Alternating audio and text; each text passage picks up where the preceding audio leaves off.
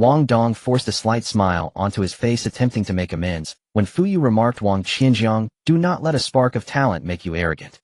Bear in mind your gift may be but a laughingstock in the eyes of others.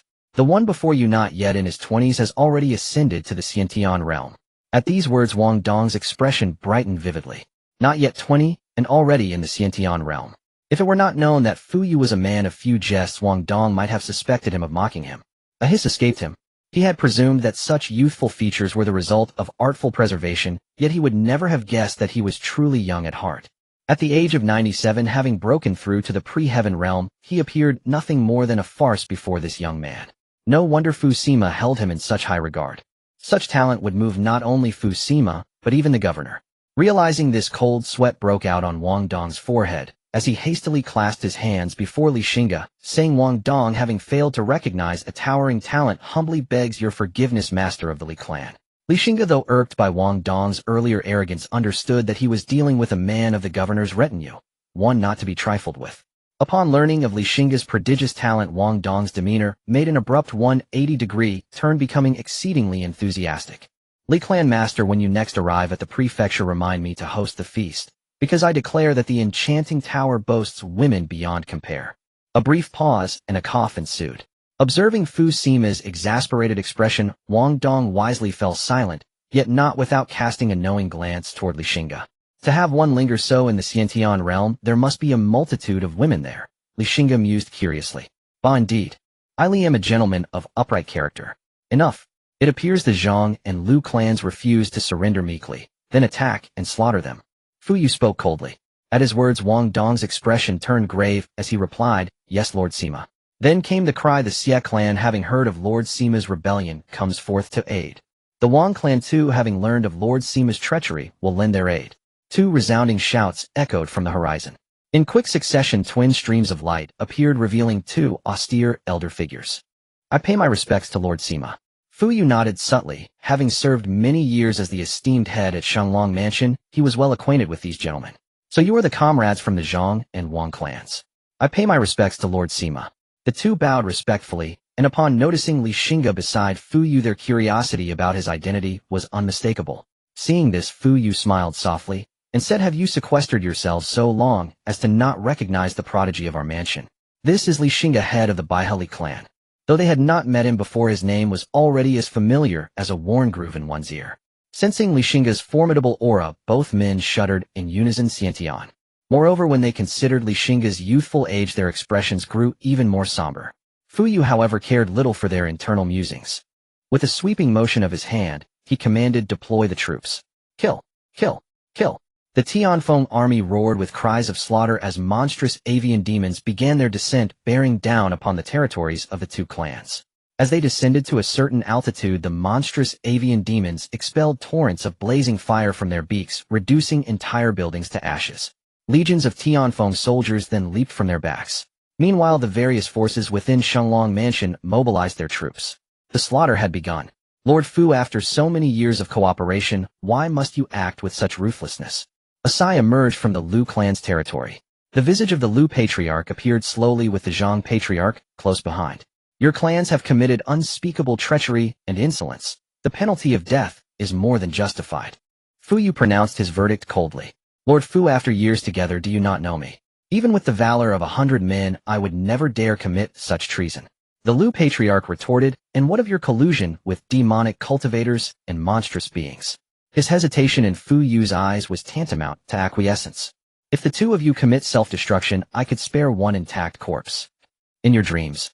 They refused without hesitation. If you choose to resist to the bitter end, do not say, I did not warn you. The prodigies of the Xie and Wang clans stepped forward and declared, Lord Sima, entrust Zhang Haozuan to our care. Agreed.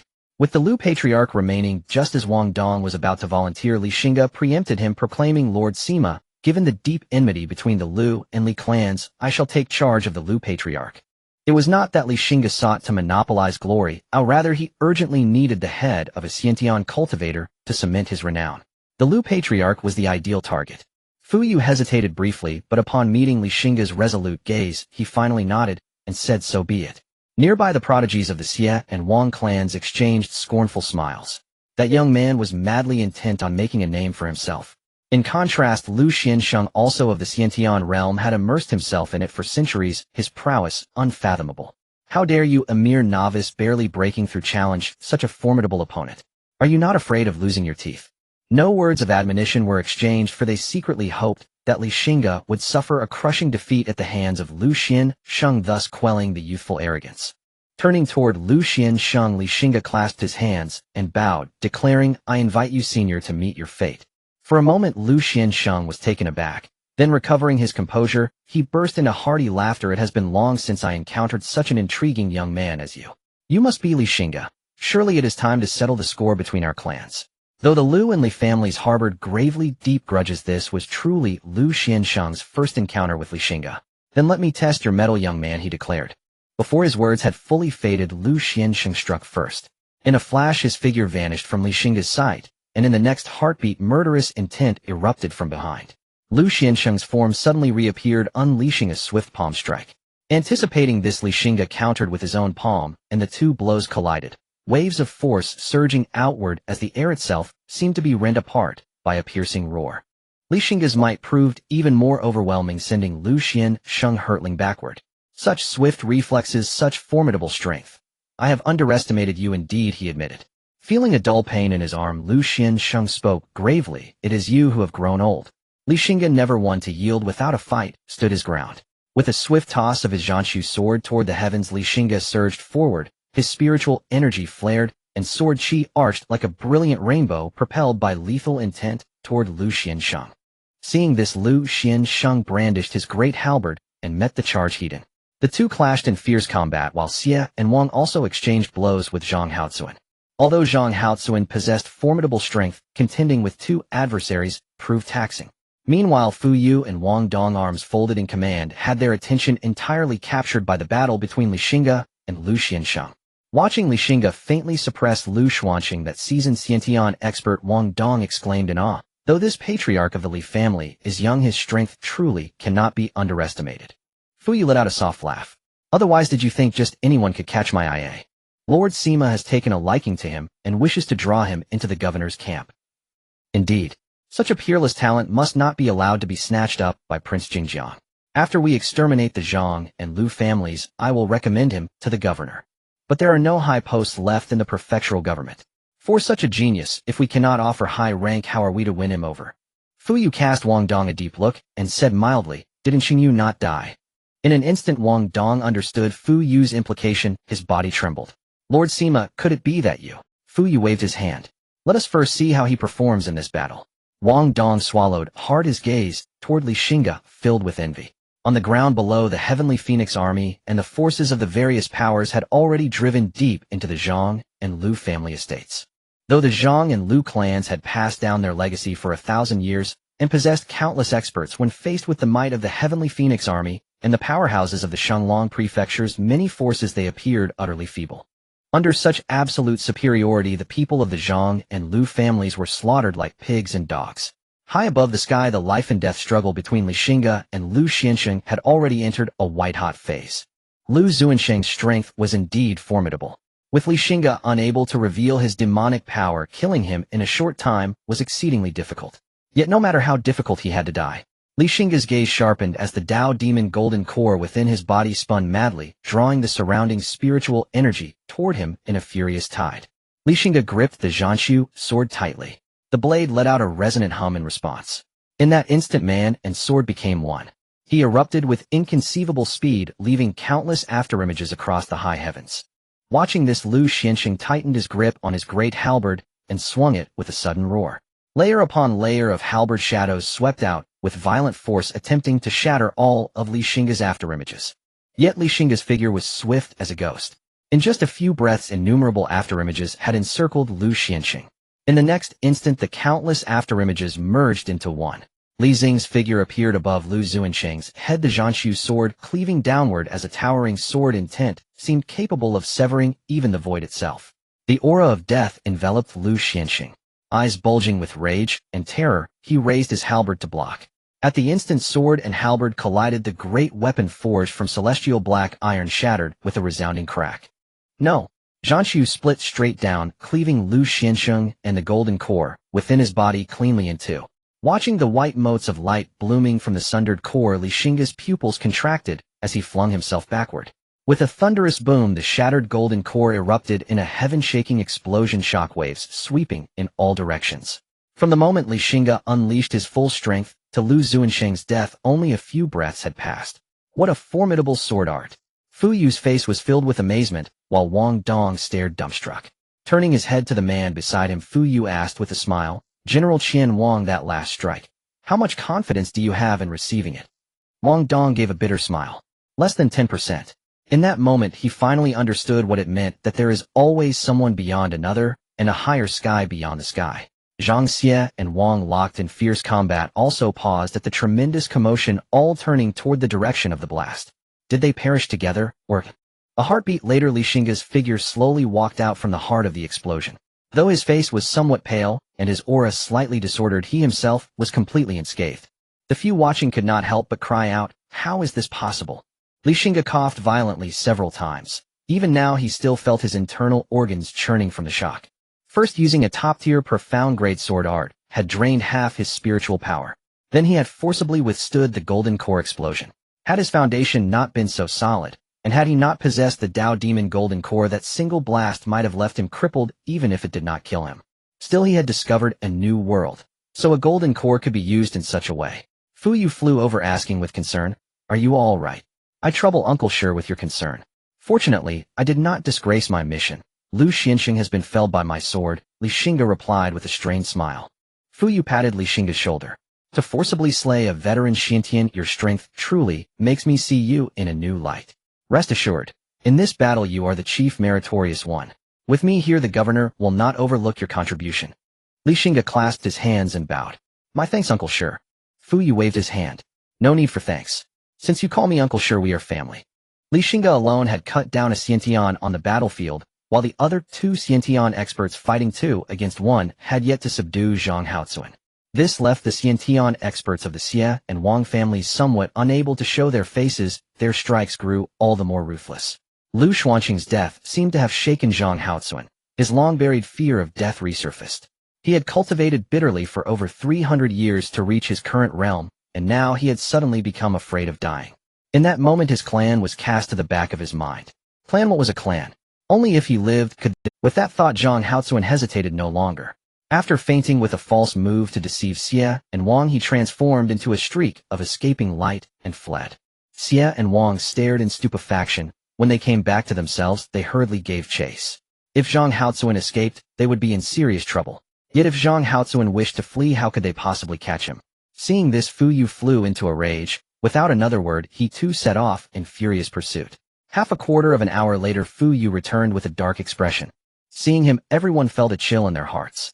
The Xie family's Xiantian expert hurried up to ask, "Lord Sima, how did it go?"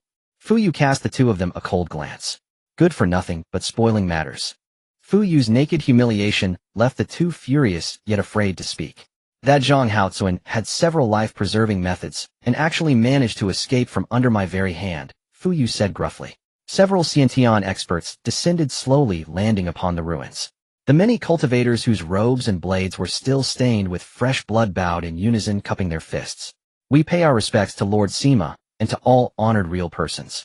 You have all taken up arms for the realm to quell rebellion. You are meritorious subjects. There is no need for such ceremony," Fu Yu said with an easy, genial expression. "Thank you, Lord Sima." At the side, Xingge quietly probed the cultivation of this group of cultivators, and could not help clicking his tongue in secret. Among them, those who had reached the blood and qi realm alone numbered more than 200.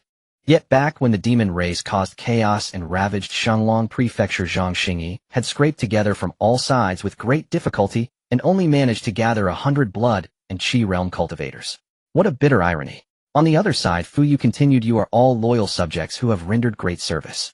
The court will not forget your merits. Once the treasuries of the two clans have been fully inventoried, half will be handed over to the provincial yamen, and the other half will be used as rewards for you all." At his words, the breathing of the gathered cultivators suddenly quickened and greed surfaced in their eyes. The treasuries of two great clans that had passed down for over 1,000 years. Ordinary folk could not even begin to imagine such accumulation. Deep within a remote mountain forest, a streak of flowing light fell from the sky into the mountains. When the radiance dissipated, a figure was revealed. It was none other than the Xingge clan's forebear Zhang Haozuan. He spat out a mouthful of fresh blood. Forcibly suppressing the injuries raging within his body, Zhang Haozuan dragged his broken frame forward with unsteady steps until he reached a stone wall. He slowly pushed aside an unremarkable large tree, and the stone wall gradually opened, revealing a dark cave entrance.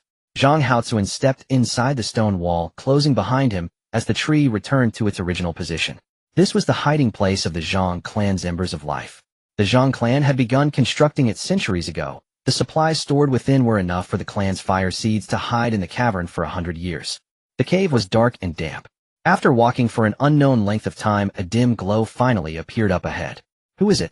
Two Xingge clan cultivators, sensing footsteps, drew their blades and advanced warily. It is I. Zhang Haozuan replied hoarsely, his expression exhausted.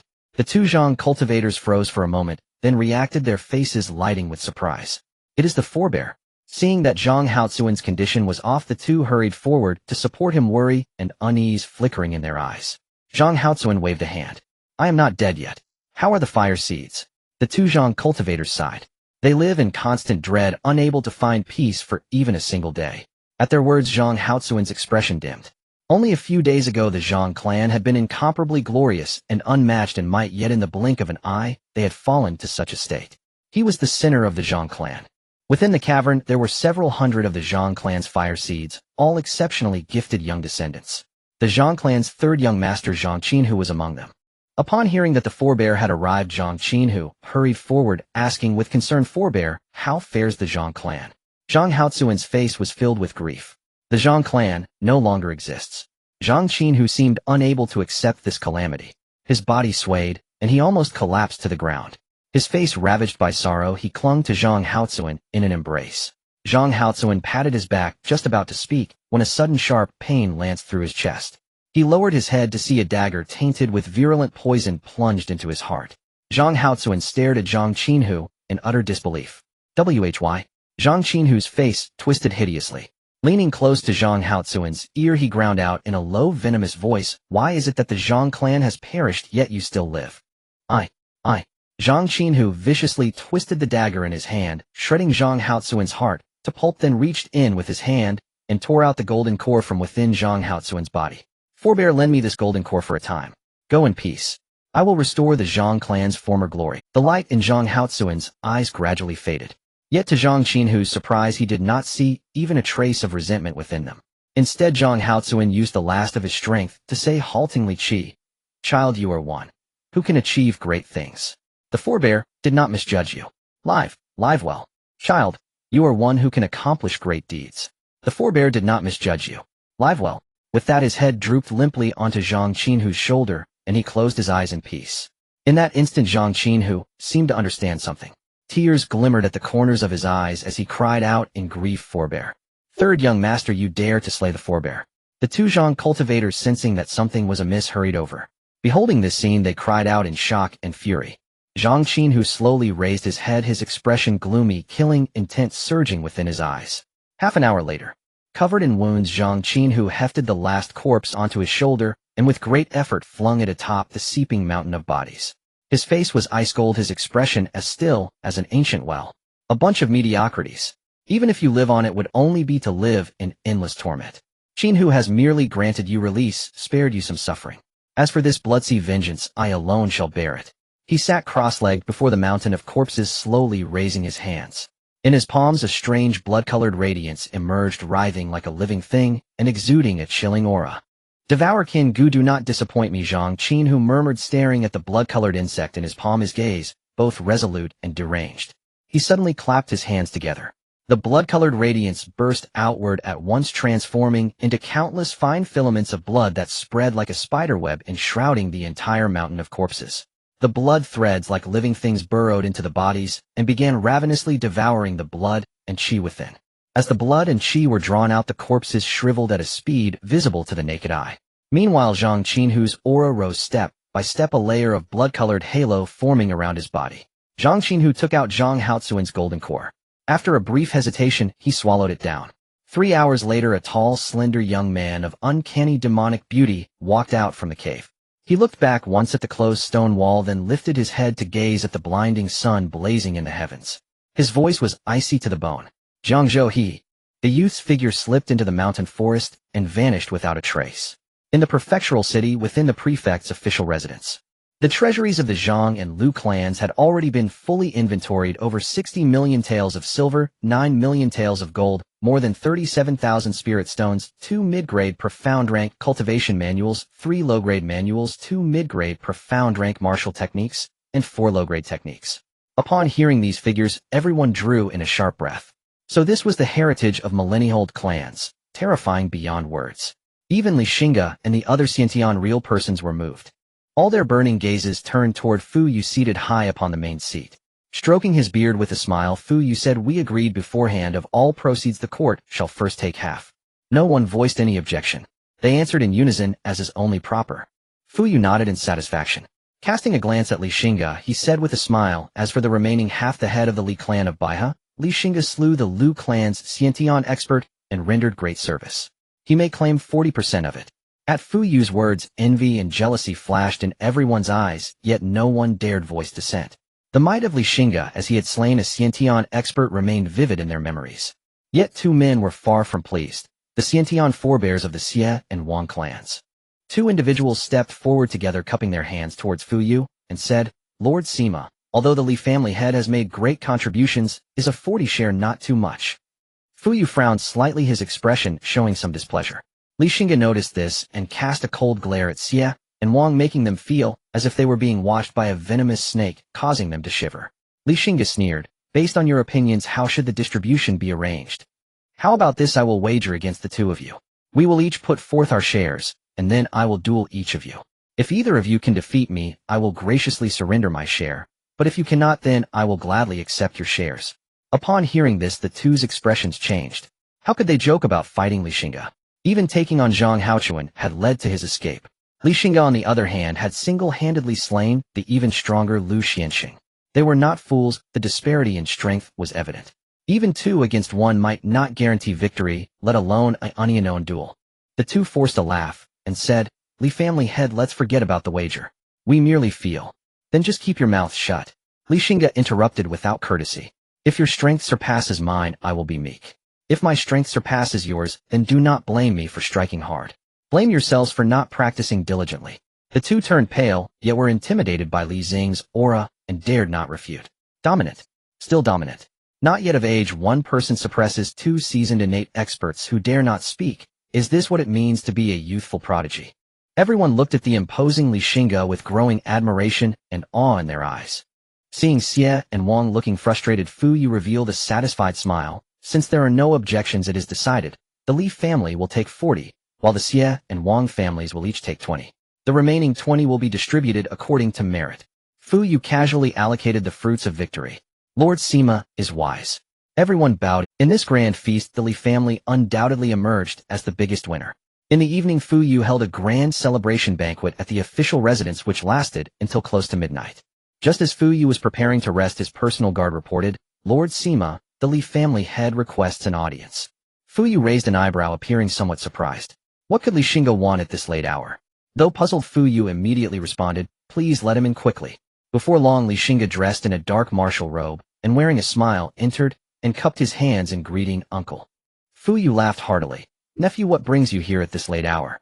Xingge smiled and said, "I have come to express my gratitude to you, uncle."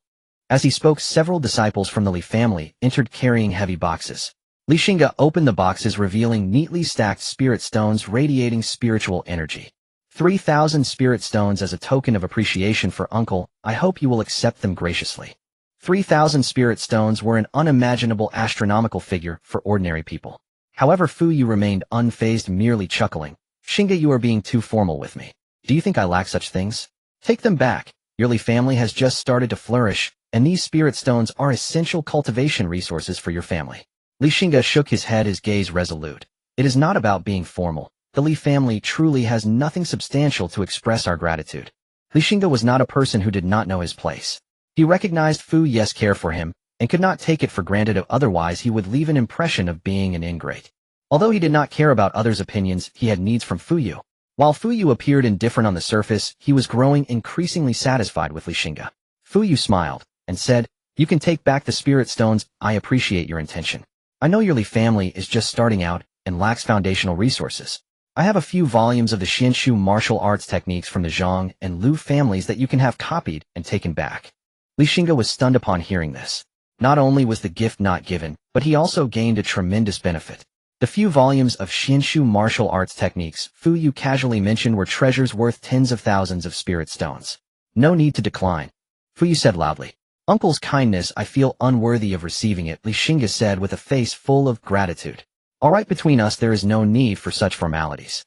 Let me ask you, after the Zhang and Lu families rebelled against the court, their entire clan was exterminated, leading to a significant power vacuum in Shenglong Prefecture. What are your thoughts on this? Fu Yu asked with a serious expression, hands clasped behind his back. Li Xingge took a deep breath, knowing that his answer would impact the future of the Li family. After a moment of contemplation, he cupped his hands and said, If Uncle does not mind, I am willing to serve in the court and assist you. Fu Yu clapped and laughed, looking pleased. Xingge, you have a heart to serve the court, which brings me great comfort.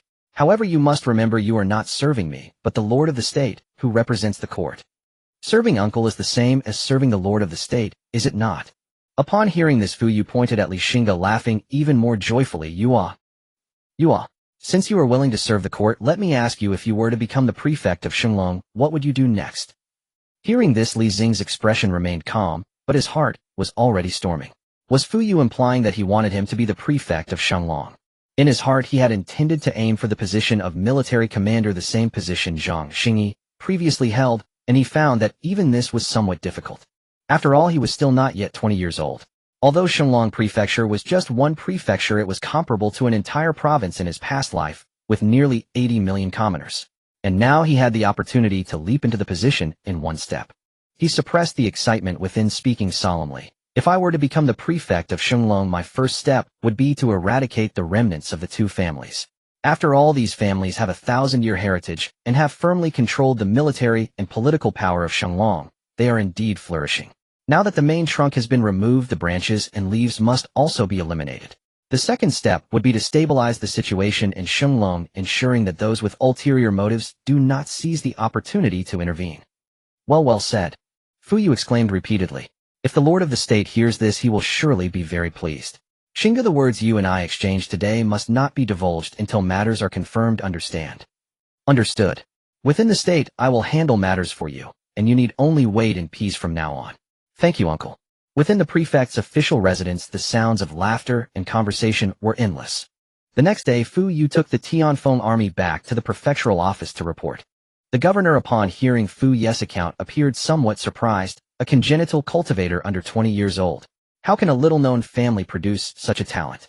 Looking at the governor's ethereal profile, Fu Yu hesitated for a moment before speaking. Governor, if such a talent is not courted for our use, it may be seized by the Xingjiang king. The governor nodded, showing agreement. You have a point. Seeing this, Fu Yu seized the opportunity. Governor, I took the liberty of courting this person for you. The governor chuckled lightly, her laugh like silver bells. With a talent like this, high-spirited and proud, it would be difficult to attract him without substantial benefits, wouldn't it? Though the governor laughed, cold sweat had begun to bead on Fu Yu's forehead as he stiffened and replied, I hinted at the position of the prefect of Shenglong Prefecture to him. The surroundings seemed to instantly turn into an ice cellar. You have quite the audacity.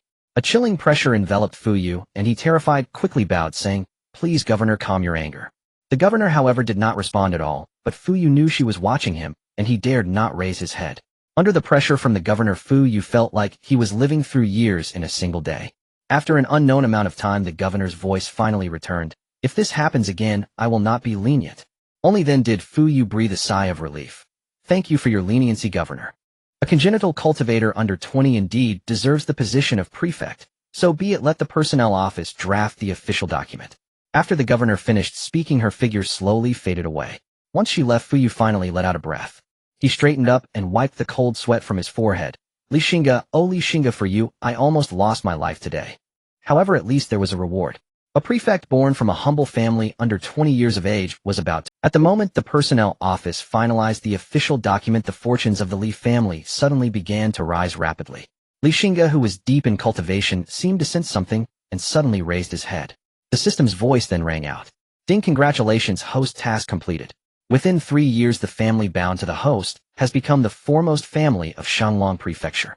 Ding, congratulations, host, you have received a reward, intermediate, earth-level secret method burning blood classic. Introduction: Burn Essence Blood to enhance strength.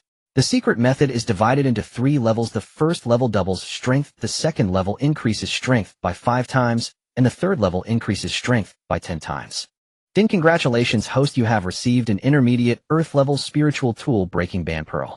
Ding! Congratulations, host, you will receive an intermediate Earth level spiritual tool, Heavenly Net, essential for exterminating clans, ensuring no one escapes. Ding! The family protective array has been upgraded to the second level, can withstand the full force of latest-stage congenital cultivators. Ding! You have gained 3 random grade 2 pill formulas: Chi Blood Pill, Strong Vein Pill, Black Jade Fragmentation Ointment. Ding! The buff for grassroots cultivators has been upgraded by 1 level. LV2 family physical realm and body refining realm cultivators training speed increased from 20 to 50. Ding! Congratulations, host, the family elderly Xuanzong has awakened a special constitution mansion constitution. Introduction: Mansion Body is a combat-type constitution. Upon activation, it grants the power of Mansion, enhancing physical strength tenfold, with further amplification. Mansion, a commendable combat constitution. The 4th Elder is indeed fortunate. Looking at the introduction of the Mansion Body, Xingge exclaimed. Once this constitution is activated, it provides the capital to fight beyond one's level, making him somewhat envious. His innate unsullied Dao body is merely a cultivation enhancement constitution, which does not significantly aid in combat strength. Moreover, the 2 intermediate Earth-level spiritual tools lean more towards functionality and are not very suitable for combat. However, the Burning Blood Classic aligns with him, providing him with another trump card. Meanwhile, deep within Qingfeng Valley, the 4th Elder Li Xuanzong, stationed in the depths of the clan's martial hall, suddenly sensed a significant change in his body, his pupils shaking in shock. He quickly entered a state of cultivation.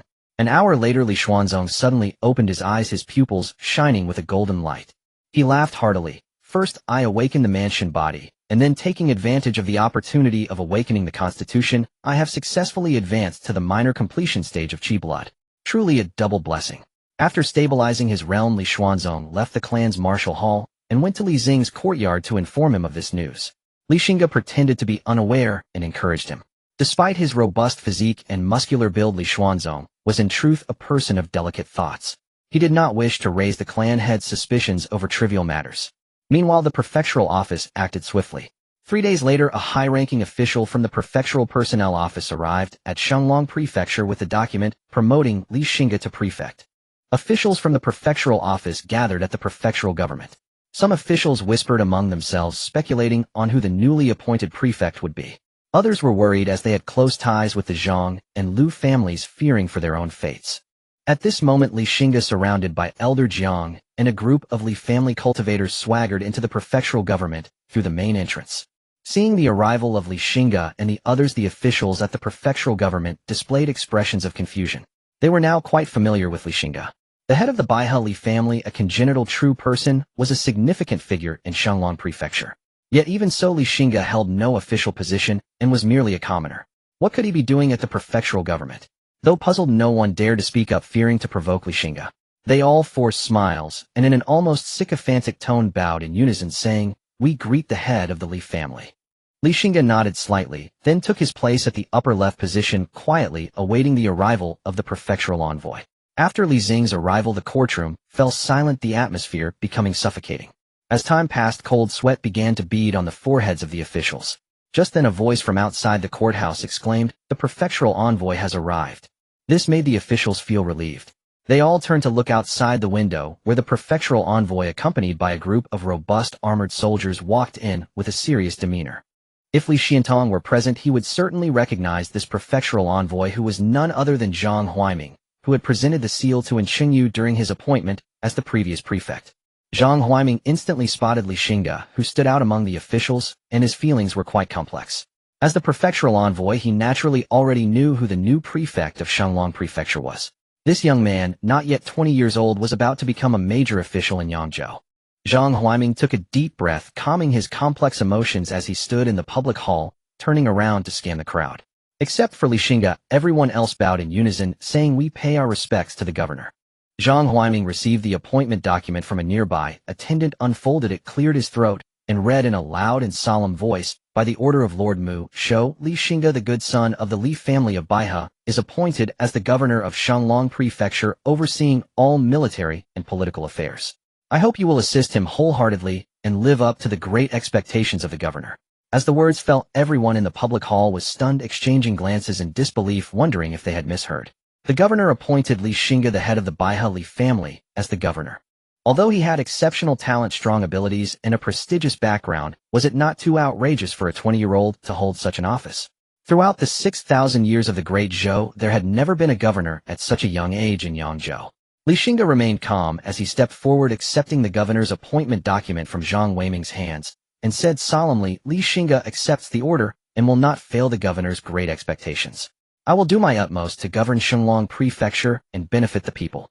Looking at the excessively youthful face, Zhang Weiming smiled and said, "Governor Li, congratulations. You are the youngest governor in history since the establishment of Yangzhou in the Great Zhou." After saying this, he stepped aside. "It is merely the governor's favor," Xingge replied politely, then strode up to the governor's seat. In the midst of the complex emotions of the officials, he lifted his robe and sat down. All the officials uniformly bent down and bowed, saying, "We pay our respects to the governor." Xingge, with an imposing demeanor, raised his hands in a gesture of dismissal, saying, "There is no need for formalities. I will rely on your support in the future." Everyone paled in fear, quickly responding, "We hope the governor will wield authority and power." Xingge nodded slightly, saying, "In terms of reason and sentiment, as a newly appointed official, I should not create a stir." After this statement, Xingge paused and looked around at everyone. Everyone's hearts sank. Would the first spark of this new official's tenure ignite so quickly? The officials from the Zhang and Lu families trembled visibly. However, the death of Governor and truly grieved me. Although he had only served for less than a year, he was diligent and loved by the people, serving as a model for this office. Yet such a virtuous official fell victim to the treacherous schemes of the Zhang and Lu families. Though they have been eliminated, they had controlled the military and political power of Shenglong Prefecture for hundreds of years, and there are countless sycophants in this office. I will not spare those who have acted as pawns just because the main culprits have been punished. Xingge slammed the wooden block on the table, commanding, "Bring them in." A squad of fierce soldiers marched. Seeing this scene, some timid officials lost their composure and collapsed to the ground. They kowtowed desperately, saying, "Governor, spare us. We were coerced by the Zhang and Lu families. We hope the governor will see the truth." Some officials, knowing that Xingge would not let them off easily, glared angrily at him. One person shouted angrily, "Xingge, stop pretending. What you are doing is clearly a purge of dissenters." Xingge narrowed his eyes, a cold glint passing through them. Next to him, Elder Jiang, who was perceptive, stepped forward and struck that official's dantian, sending him flying. The official, having his cultivation crippled, still showed no signs of surrender. He struggled to get up, but was held down by two elite soldiers. Seeing this, Xingge sneered and declared, "This person is clearly a die-hard loyalist of the Zhang and Lu families, and he certainly has a part in the governor's murder. Issue an order from this office to execute him by slow slicing and eradicate his entire clan." He waved his hand and said, "Take him away and execute immediately." Xingge, "You vile slanderer, may you not die a good death." Such insults Xingge had long since heard countless times and had become immune to them. Xingge turned to the others, a smile that was neither a smile nor a frown on his face, saying, "Do you want to end up like him?" Hearing the anguished screams from outside the hall, everyone felt cold sweat running down their foreheads. They quickly said, "We dare not, and we are willing to follow the governor's orders." As officials from the Zhang and Lu factions were imprisoned, the number of officials in the public hall was instantly halved, and those remaining did not dare to breathe.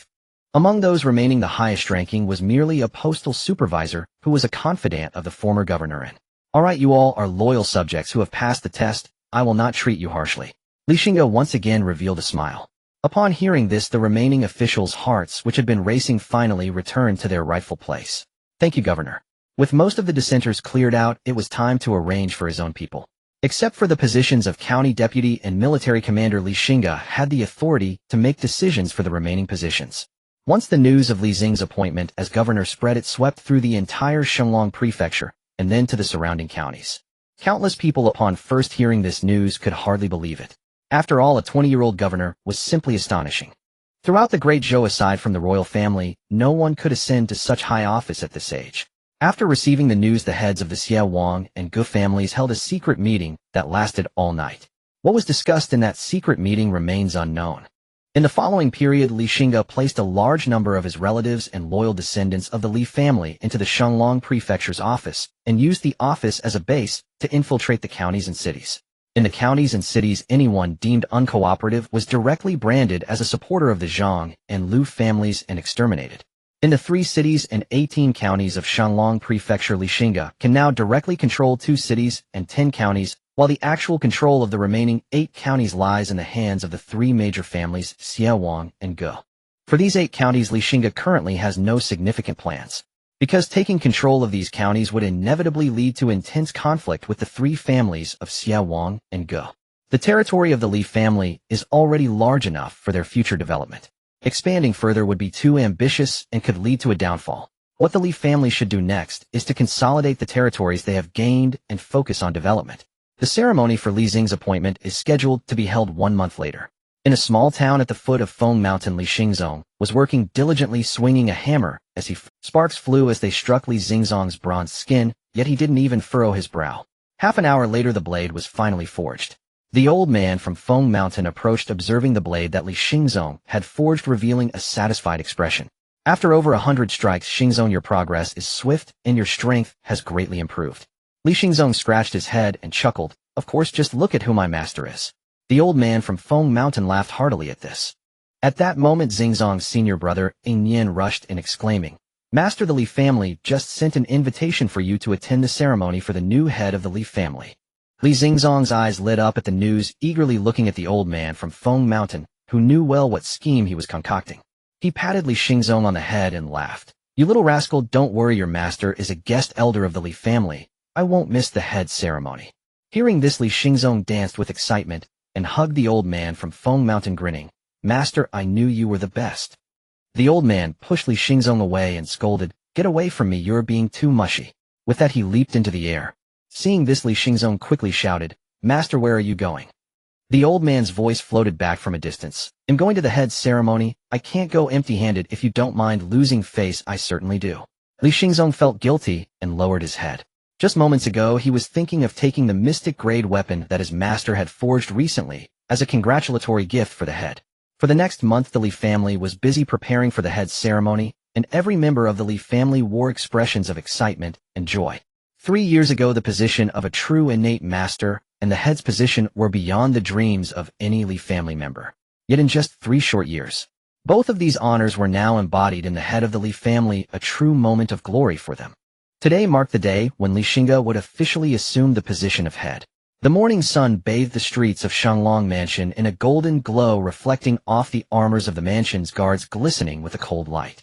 On both sides of the street, 10,000 elite guards stood solemnly, holding long halberds adorned with ribbons, swords at their waists, their gazes sharp.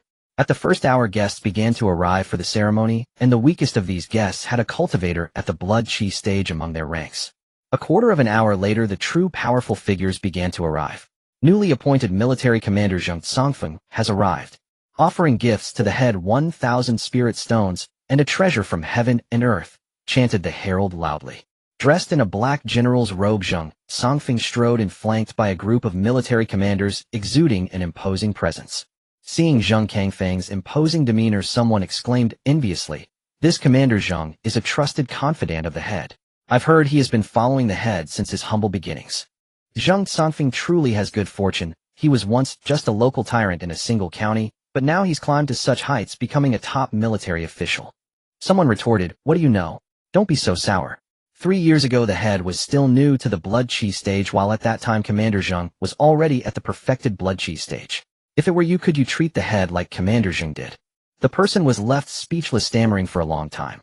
Commander Ma Jinkai has arrived, offering. Second-grade alchemist Master Pei Ming has arrived, offering gifts to the head 3 blood chi pills. Newly appointed County Magistrate Do Changing has arrived, offering gifts to the head 3,000 spirit stones and a scroll of primary mystic martial arts. While this county magistrate is truly generous. Upon hearing the gifts from Do Changing, the guests gasped in astonishment. Of course, the county magistrate is a trusted confidant of the head. With the head's new office, he must show his appreciation. Heavens, both the county magistrate and Commander Zhang are confidants of the head. Who would dare to go against the head's wishes in Shanglong Mansion? Li Fuzuan is probably the most powerful head to have held this position in Shanglong Mansion in centuries, aside from Fu Fuzuan. He is also the first head from a local noble family. Breaking through to the innate stage at 20, ascending to the head's position at 20, the head is truly a child of destiny. Who could argue with that? The Li family has truly struck gold. Why is my Zhao family not blessed with such a head? Silence, another big shot is arriving. The head of the Jin Chuan Wang family has arrived, offering to the head 3 top-grade blood chi pills and 1 third-grade marrow cleansing pill. Upon learning that the head of the Wang family had personally arrived, the new star of the Li family commander Ma Jinsai greeted him with a smile. Upon learning that the head of the Wang family had personally arrived, the new star of the Li family commander Ma Jinsai greeted him with a smile. What's there to complain about? Your background is already far superior to those at the bottom. What more could you? Brother Nin, you are right. After the Wang family members from the Xie and Gu families also arrived, sending valuable gifts as well. Just when everyone thought all the big shots had arrived, 2 figures, 1 large and 1 small, arrived late. It was none other than the old man from Feng Mountain and his disciple Li Xingzong. Li Xingzong, carrying a sword case on his back, looked at the old man from Feng Mountain, who wore a sheepish smile, and complained, "Master, it's all your fault for wanting to chat about life at the Green Willow Tower. We overslept and almost missed it." The old man from Feng Mountain, noticing the odd expressions of the crowd, quickly covered Li Xingzong's mouth, saying, "Be quiet. Last night, I had a spar with a few friends and injured my organs. I was busy healing and lost track of time." Li Xingzong, hearing this, raised his fist angrily. "Master, it was just a spar. How could you go so hard? Once I grow stronger, I'll find them for a spar to avenge you." The old man from Feng Mountain looked exasperated and waved his hand. "No need for that. Innate true master 4th grade smith Master Feng Shan has arrived, offering a mid-grade mystic sword." This announcement immediately drew gasps from the crowd. They couldn't have heard wrong, could they? A mid-grade mystic sword, worth thousands of spirit stones. Master Feng Shan's relationship with the head was so close. The grand hall of the mansion, which could accommodate over 1,000 people, was now packed to the brim. These thousands were all high-ranking officials and nobles of Shenglong Mansion. Amidst the solemn ringing of bells, drums, and flutes, Li Xingge, dressed in an appropriate head's robe with a sword at his waist, strode in with a commanding presence. Zhou government official Zhang Huiming stood in the hall, solemnly holding the county magistrate's seal. "Please present the seal to the head." Zhang Huiming descended from the hall, fastening the county magistrate's seal to Li Xing's jade belt, then stepped aside. At that moment, as the seal was fastened, Li Xingge felt a surge of fortune flooding towards him. A system voice echoed in his mind. "Congratulations, host. Your family's fortune has met the requirements for upgrading to a level 3 family. Would you like to upgrade?" "No." Li Xingge ascended the hall and sat down on the head's seat under the watchful eyes of the high-ranking officials. Everyone, including the heads of the Xie Wang and Gu families, bowed in unison, saying, "We pay our respects to the head." As he watched the crowd bow, Li Xing's ambition swelled once more. "From this day forth, I am the head of the Li family." One day he would make the innate masters and divine masters bow down beneath his feet. In the backyard of the government office, Li Xingge sat opposite Elder Fengshan, with a table between them laden with various spiritual fruits and delicacies. Why did Li Xingge not go to the front yard to entertain the guests? That was naturally because no one had the qualification to do so. Not even the heads of the 3 major families, Xie Wang and Gu, were worthy. In the front yard, Li Xingge had instructed the Grand Elder and others to attend to the guests, while he himself was hosting Elder Fengshan. The two covered their faces with their sleeves and drank the fine wine in their cups. Li Xingge placed the jade cup on the table, and the beautiful maidservant serving behind him immediately refilled it with respect. Li Xingge said, "It is truly an honor for me to have the master here, and receiving such a divine weapon from you makes me feel undeserving." Elder Fengshan laughed heartily. "Li family head, you are being too polite. Do not forget that I am still a guest elder of the Li family." After exchanging a few more pleasantries, Li Xingge suddenly dismissed the maidservants. Under Elder Fengshan's puzzled gaze, Li Xingge pondered for a moment before speaking. "Master, I have a perplexity that I would like you to help me clarify." Elder Fengshan set down his wine cup and smiled. "Please, Li family head, speak." "To be honest, my perplexity stems from my sword, which was gifted to me by the head of the Zheng family when I was still in humble beginnings. At that time, it was merely a sword sharper than ordinary blades, but over the years as I fought in battles, its rank has continuously improved. To this day, its quality has grown to be indistinguishable from a primary-level Xin-class weapon. My knowledge is limited, and I cannot fathom the intricacies within. A master having seen much may be able to enlighten me." Elder Fengshan, intrigued, replied, "Oh, such a remarkable item. May I take a look?" Li Xingge nodded and unfastened the Zhanshu sword from his waist, handing it to Elder Fengshan with both hands. Elder Fengshan carefully took the Zhanshu sword from Li Xingge and began to examine it closely. After a moment of scrutiny, a hint of surprise and confusion flashed in his eyes. He cut his fingertip, allowing a drop of his blood to drip onto the sword's surface. The Zhanshu sword trembled slightly, emitting a low hum as it absorbed that drop of blood. Witnessing this scene, Elder Fengshan's pupils contracted slightly, and with a serious expression, he said to Li Xingge, Li family head, this sword is extraordinary. If my conjecture is correct, it is not forged from ordinary iron, but is made from fallen star iron combined with some ancient secret technique. The most remarkable aspect of this sword is its ability to absorb the essence of living beings' blood, continuously refining itself and elevating its rank. This sword must have been crafted by a master of weapon forging, and I sense a trace of spirituality within it. I estimate that it once bore a spirit, and its rank should not be lower than the earth level. However, it seems this sword has suffered severe damage, causing its rank to plummet and its spirit to be nearly extinguished. I see now, Li Xingge said, coming to a sudden realization. Elder Fengshan returned the sword to Li Xingge and said, Li family head, the one who forged this sword is a predecessor whose skills surpass my own. The growth potential of this sword is far beyond what you see now, but you must cherish it well. Thank you, master. 3 days later, Li Xingge left the government mansion and returned to Qingfeng Valley. Inside the stone chamber, Li Xingge addressed the system upgrade the family level. Yes, host. Family level upgrade. After a brief silence, the cold mechanical voice of the system rang out again. Congratulations, host. The family level has been upgraded to LV3. Detected that the host level has increased to level 3. Family upgrade rewards issued. After a brief silence, the cold mechanical voice of the system rang out again.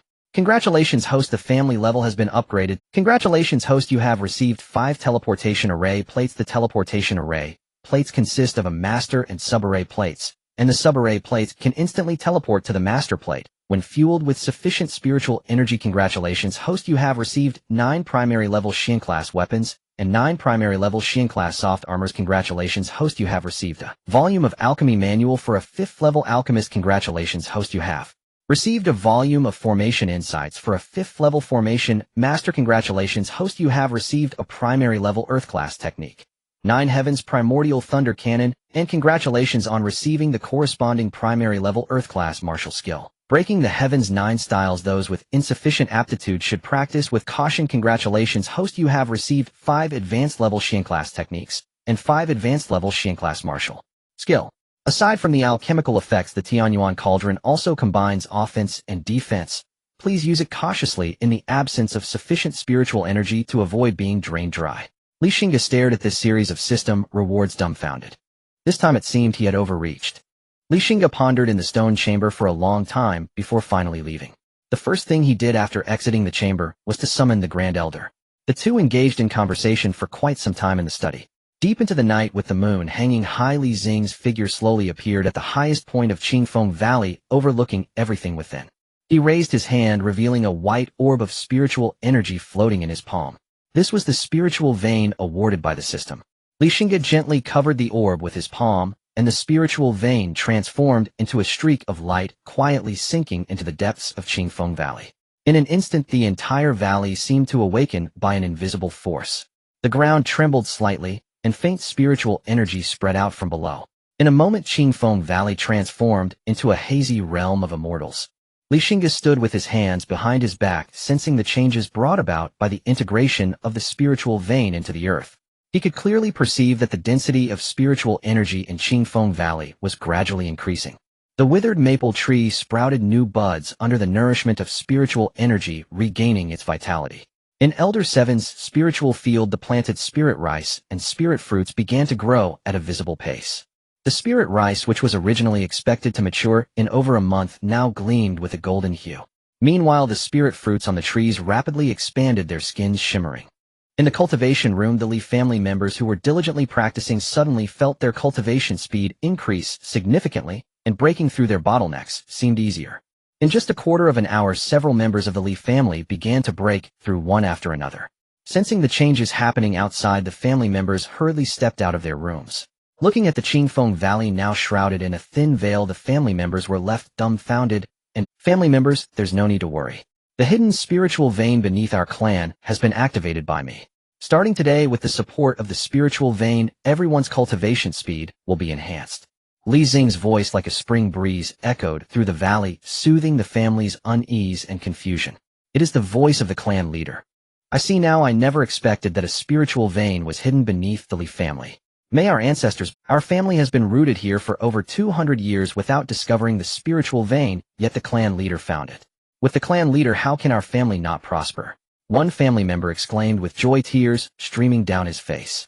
His words immediately resonated with everyone who shouted in unison, "The clan leader is wise, long live the clan leader. The clan leader is wise, long live the clan leader." The cheers echoed for a long time. Xingge arrived outside Li Hui's small courtyard. The servant waiting outside was about to bow, but Xingge gestured for silence and waved the servant away.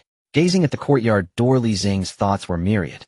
After standing outside for an unknown time, it seemed he had made a decision in his heart, and he stepped into the courtyard. Unexpectedly, as soon as he entered the courtyard, Li Hui's cool voice came from inside the house. "Uncle, you're here." Then the door opened, and Li Huio, dressed in a blue skirt with moon patterns, walked out. After not seeing her for a while, she seemed to have grown a bit taller. "You're still awake, Huio," Xingge said softly, looking at her increasingly outstanding appearance and temperament. Li Huio shook her head. "I don't want to sleep. I want to spend more time on cultivation and work hard to become stronger."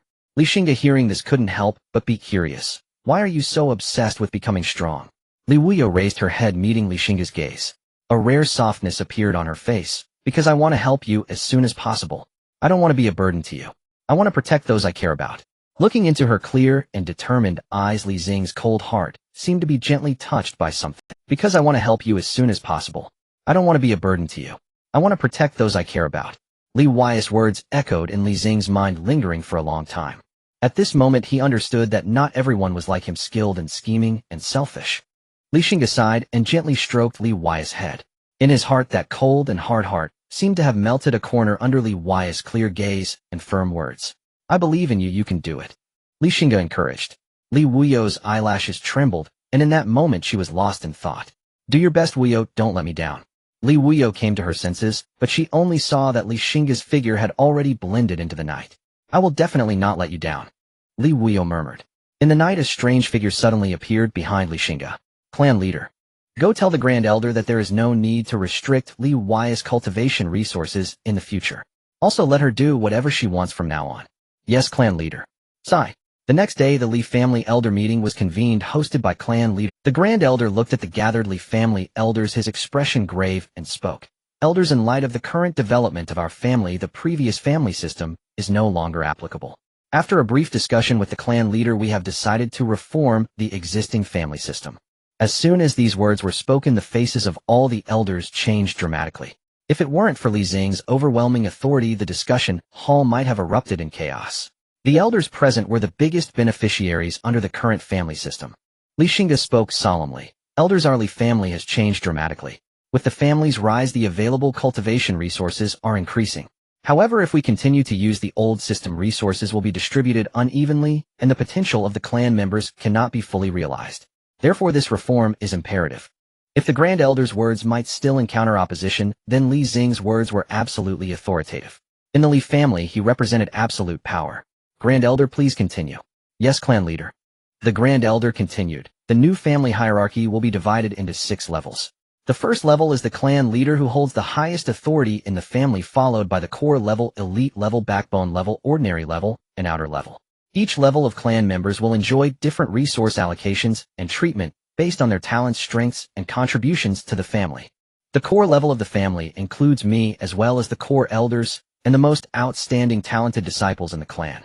They will enjoy the second highest level of resource allocation, including, but not limited to, the use of spirit gathering formations, the right to cultivate top techniques and martial arts, and priority access to pills and spirit fruits. The elite level is composed of ordinary elders and the next tier of talented disciples. They will receive relatively abundant resource allocations and have the opportunity to participate in core family affairs. The backbone level consists of the main forces in the family, such as managers, stewards, and young clan members with certain potential. They can promote their level by enhancing their strength, completing family tasks, or making significant contributions to the family. The ordinary level consists of ordinary clan members who will receive basic resource allocations. As for the outer level, it is composed of outer members and affiliated personnel of the family. After the Grand Elder finished speaking, the elders fell silent. This reform might not significantly impact them for the time being, but it did not mean their positions would not be challenged in the future. What no one expected was that the weakest and least talented third elder, Li Xuanyong, would be the first to speak in support. "The clan leader and Grand Elder have a far-sighted vision, and I am far inferior. For the long-term development of the family, I, Li Xuanyong, will be the first to support." Second elder Li Xuanyong followed suit. "I support it too." Fourth elder Li Xuanzong support. Fifth elder Li Xuanqi and sixth elder Li Yinzhao hesitated for a moment before stating, "We have no objections." Seventh elder and eighth elder exchanged glances and expressed their agreement as well. Seeing the unanimous approval, Li Xingge and the grand elder breathed a sigh of relief. If it weren't for the dire necessity, they truly did not wish to act against these elders who had stood by the family during its most difficult times. Since there are no objections, then it is decided. The division of clan member levels will be entrusted to you all. I hope everyone puts the family first and does not let personal matters interfere with public affairs. Li Xingge made a decisive statement. All the elders stood up together, clasped their hands, and bowed. The clan leader is wise. The reform had not yet officially been implemented, but the news had already leaked out. The reforms had not yet been officially implemented, yet the winds of change had already leaked out, and for a moment the entire Qingfeng Valley was in an uproar. Among them, some were excited while others were concerned. Have you heard? The family head has decided to push forth the reforms. In the future, resource allocation within the family will not only depend on strength, but also on talent and contributions made to the family. A young member of the Li family excitedly spoke to a close cousin. Indeed, this presents a great opportunity for us. Both you and I have mediocre talents, and barring any unforeseen circumstances, we would likely only reach the body realm in the future. However, with the new tier system in place, as long as we dare to fight and contribute to the family, we might enter a higher tier and gain more cultivation resources, giving us a chance to break into the blood realm. The cousin said with great excitement, "The family head is truly wise. He has given us low-ranking members a way to rise up. Yes, I must strive hard to cultivate and contribute to the family to repay the family head and the Yet there were also those who were worried. An older member of the Li family furrowed his brows and said in a low voice, "This new system sounds good, but who can guarantee fairness and justice? I have heard that the authority to classify the tiers lies in the hands of the elders. Isn't it they who decide who is high and who is low? What nonsense. We must believe in the family and the family head. Besides, I don't think the elders are that. Rest assured, I've heard through the grapevine that the family head has instructed the Night Owl Hall to monitor things in secret. Their people are everywhere. If that's truly the case, then I can relax." In the courtyard of elder Li Xuanqi, Li Yinzhang was dissatisfied and complained to Li Xuanqi, "Father, why don't you stop the family head from implementing this reform? If the tier classification is based on your standards, I doubt I would even make it into the core group." Li Xuanqi glanced at Li Yinzhang and replied irritably, "Stop. What can I use to stop it? This is a decision made by the family head and the grand elder. What use is it for me to stop it?" Li Yinzhang pouted, muttering under his breath, "The family head is too domineering and autocratic." Though his voice was low, Li Xuanqi, a practitioner of the blood realm, heard every word clearly. His expression changed instantly, and he slapped Li Yinzhang hard, sending him crashing to the ground. Li Yinzhang, filled with anger and shock, covered his swollen face and looked at Li Xuanqi in disbelief. "Dad, what are you doing?" Li Xuanqi slapped him again on the other side of his face, furious. "What do you mean? How dare you question the family? I see you don't want your life anymore." Looking at Li Xuanqi's murderous gaze, Li Yinzhang hurriedly pleaded, "Dad, I was wrong. I won't dare again." Li Xuanqi's anger eased slightly. "I have never hit you before. I hope this time serves as a lesson for you. Not everything can be said. Trouble comes from the mouth." Li Xuanqi knew well that the Night Owl Hall led by Li Yinzhang had ears and eyes everywhere, and it was possible that what Li Yinzhang had just said was already on the family head's desk. Li Yinzhang's face turned pale. After glancing around and confirming there was no one else, he lowered his voice and said, "Dad, you also possess some authority over the tier classification. Can you open a back door for me so my tier can be higher? After all, I am your son. Oh, if my tier is too low, wouldn't that bring you shame?" Slap. The sound of a loud slap resonated again. "I see you haven't learned your lesson. Keep your petty schemes to yourself. From now on, you will cultivate diligently and earnestly.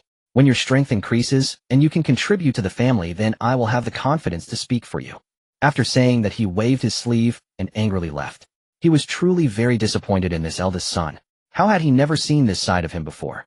Now that the tier system was implemented, his true colors were revealed. In that moment, Li Xuanqi understood the kind intentions of the family head and the grand elder. His eldest son was effectively a failure. It seemed he could only nurture his younger son and grandson. In the courtyard of the third elder, Li Xuanrong's wife was standing in front of him, glaring fiercely at Li Xuanrong. "Why did you have to be the one to stick your neck out? The other elders may not say it openly, but they might be secretly resenting you." Li Xuanrong took a sip of tea, lazily reclined on his chair, and laughed. "They are not like you, a narrow." Before he finished speaking, a scream echoed in the courtyard. "Ouch, ouch, ouch, be gentle, that hurts." His wife was twisting Li Xuanrong's ear, hands on her hips, saying, "Am I narrow-minded? My lady, I was wrong, I was wrong." Li Xuanrong repeatedly begged for mercy. His wife finally let go, and he quickly rubbed his ear, which felt fiery. His wife sat down opposite him side, and said with concern, "Old man, it's not that I'm criticizing you, but among all the elders of the Li family, you have the worst talent. Aren't you afraid that once the tier system is implemented, the rising talents in the clan will push you down?" Li Xuanrong waved his hand dismissively. If that were truly the case, it would be a great thing. It just shows that the younger generation of the family is promising and better than us old folks. I would only feel gratified. You should think not only of yourself, but also of Xingdong and Qiyu. One is young, and the other is still small. What if in the future they lose your protection? Li Xuanrong quickly interrupted his wife. Children and grandchildren will have their own fortunes. Besides, Xingdong is diligent and ambitious, and Qiye's talent is not bad. Even without me, my lineage will definitely be passed down well. His wife rolled her eyes at him. The Li family's lineage has lasted for hundreds of years, and you are the only one who has become a sage. Despite holding a powerful position in the family and managing the most significant resources of the household, his own family was poor to the point of being destitute. A broken bowl could be patched and used for over a decade. After all these years, his wife had not seen him give her a single decent gift, and his own grandson only received the meager monthly allowance from the family, not a single cent more. For someone at his level to be an elder, he was truly the first of his kind. Li Xuanrong listened to his wife's complaints, and a hint of guilt appeared in his eyes. He put down his teacup and slowly stood up, saying, "Wife, you know well that I have mediocre talent. Being appointed as the elder of the Internal Affairs Hall relies entirely on the trust of the previous two family heads. The reason they trust me is precisely because I possess a loyal and impartial heart. I cannot betray their trust for personal gain. Wife, throughout my life I have been honest and upright towards the family with no regrets. Yet I have solely let you and our daughter down, causing you both to suffer so much. Ouch, that hurts. Stop talking nonsense." 3 days later, the hierarchy was completed and announced. The family head Li Xingge was placed at the first level. The 8 elders of the Li family occupied the second level, along with 2 prodigies, Li Wuyo and Li Xingzong. Li Wuyo, as the daughter of fortune, possessed immense luck and the sacred body of the heavenly demon with an unlimited future ahead, and she had a strong allegiance to the Li family, making her deserving of the second level. As for Li Xingzong, many elders of the Li family believed that given his talent and potential, he was not yet qualified to enter the second level. However, he was specifically chosen by the family head Li Xingge. The reason Li Xingge selected him was undoubtedly due to his protagonist aura, albeit it was still a relatively weak one. Yet having this aura ensured a promising future. Moreover, he also possessed exceptional talents in alchemy and artifact forging. The third level consisted of the family's chief steward and a few younger members with 7th grade talents. Li Yinjing and Li Yinxiao, along with younger members like Li Qiyu, were among them. The 4th level included some ordinary stewards and deacons of the Li family, as well as some promising young individuals. For instance, Li Xingzong's companion Li Wu was at this level. The 5th level comprised ordinary members of the Li family. The onlooking members of the Li family gazed at the new hierarchy list, some with joy and others with furrowed brows, yet none complained of any unfairness, indicating that this hierarchy division achieved a minimum standard of fairness and justice. The new hierarchy system represented a new resource allocation rule for the Li family. 3 days later, another new system was announced. Li Xingge, as the family head, held the highest authority and possessed a veto power. Below the family head were the numbered elders, totaling 9. These 9 numbered elders formed the highest elder council of the Li family to assist the family head. When the family head is absent, the highest elder council can exercise the authority of the family head. The numbered elders wear purple robes with 8 golden cloud patterns embroidered on their sleeves to signify their identity and status.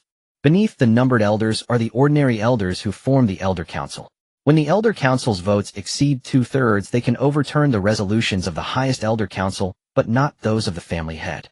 Ordinary elders wear red robes with 7 golden cloud patterns embroidered on their sleeves. Below the ordinary elders are the guardians. At the same level as the guardians are the chief stewards of some important branches of the family. Both of these wear black robes with 5 golden cloud patterns embroidered on their sleeves. Following them in order are the stewards in blue robes with 4 golden cloud patterns, the deacons in brown robes with 3 golden cloud patterns, elite family members in gray robes with 2 golden cloud patterns, and ordinary family members in gray robes with 1 golden cloud pattern.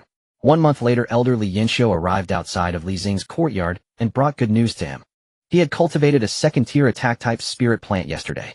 Upon hearing this, Li Xingge immediately became interested and invited the elders of the Li family to come and take a look. The group arrived at the back mountain of Qingfeng Valley. The back mountain of Qingfeng Valley was neatly arranged with plots of spiritual fields, all filled with spirit rice. On one side in the orchard, over 10 acres of fruit trees were laden with spirit fruits filled with spiritual energy. These were the hard work of Elder Li Yinxiu and his apprentices. Family had esteemed elders. The attack-type spirit plant I cultivated is right behind this orchard. Please follow me, Elder Li Yinxiu said with a smile. After saying this, he led the way. The group followed closely behind. After passing through the orchard, a uniquely shaped plant immediately captured everyone's attention. This spirit plant was entirely deep purple, with a sturdy stem, sharp-edged leaves exuding a fierce aura. The most striking feature was the clusters of fist-sized fruits at its top. The surface of the fruits was covered with dense and sharp thorns. Family had esteemed elders. This is the second-tier attack-type spirit plant I spent half a year cultivating, which I named Purple Blade Thorn. It possesses formidable combat power. Allow me to demonstrate. As soon as he finished speaking, Elder Li Yinxiu formed a peculiar hand seal, then bit his own finger, causing a drop of blood to ooze out. He suddenly pointed his finger, and the drop of blood fell onto the purple blade thorn, which instantly absorbed the blood. After absorbing the blood, the purple blade thorn seemed to come alive, beginning to sway. The sharp leaves gleamed coldly, and the thorns on the fruit stood upright, as if they were ready to shoot out at any moment. In the next instant, the purple blade thorn unleashed its killing intent, with its stem suddenly extending to dozens of meters long. Then the stem swept across, and the sharp leaves cut through dozens of trees as easily as slicing tofu. The fruits at the top exploded with a loud bang, and hundreds of thorns shot out like arrows, targeting the distant hard cliff. With a thunderous roar, the cliff was struck by the thorns and instantly shattered into countless fragments, with dust flying everywhere. Once the dust settled, everyone saw a large pit over 10 feet deep and more than 5 feet wide in the cliff. What immense power! The elders marveled at this scene. Li Xingge nodded, a smile appearing on his face. The strike from this purple blade thorn likely rivals the full power strike of a small success Qi and blood cultivator. This spirit plant is indeed extraordinary. However, he shook his head again, revealing a look of regret. The only downside is that this purple blade thorn can only be used for defense. Hearing this, Elder Li Yinxiu hurriedly said, "Family head, not at all." Li Xingge raised an eyebrow, somewhat surprised. Is it possible that this spirit plant has other secrets? Elder Li Yinxiu nodded, a hint of pride in his eyes. If that were the case, then this purple blade thorn would be too much of a burden. Saying this, he walked under the purple blade thorn. Upon seeing him, the purple blade thorn lowered its stem as if a puppy had seen its master. Elder Li Yinxiu reached out and picked a fruit, coming before everyone and saying, "I wonder which elder is willing to offer a drop of blood." Elder 4 laughed heartily, stepped forward. "I will." He bit his finger, and a drop of blood oozed out. "Drop the blood on this thorn fruit." Elder 4 did as instructed. Once the blood dropped onto the thorn fruit, Elder 4's eyes widened in shock. "How about it, Elder 4? Elder Li Yinxiu asked with a smile.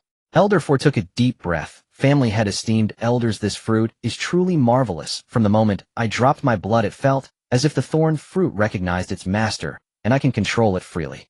Elder 3 quickly said, "Does that mean you can make it explode whenever you want?" Elder 4 nodded. "Hiss.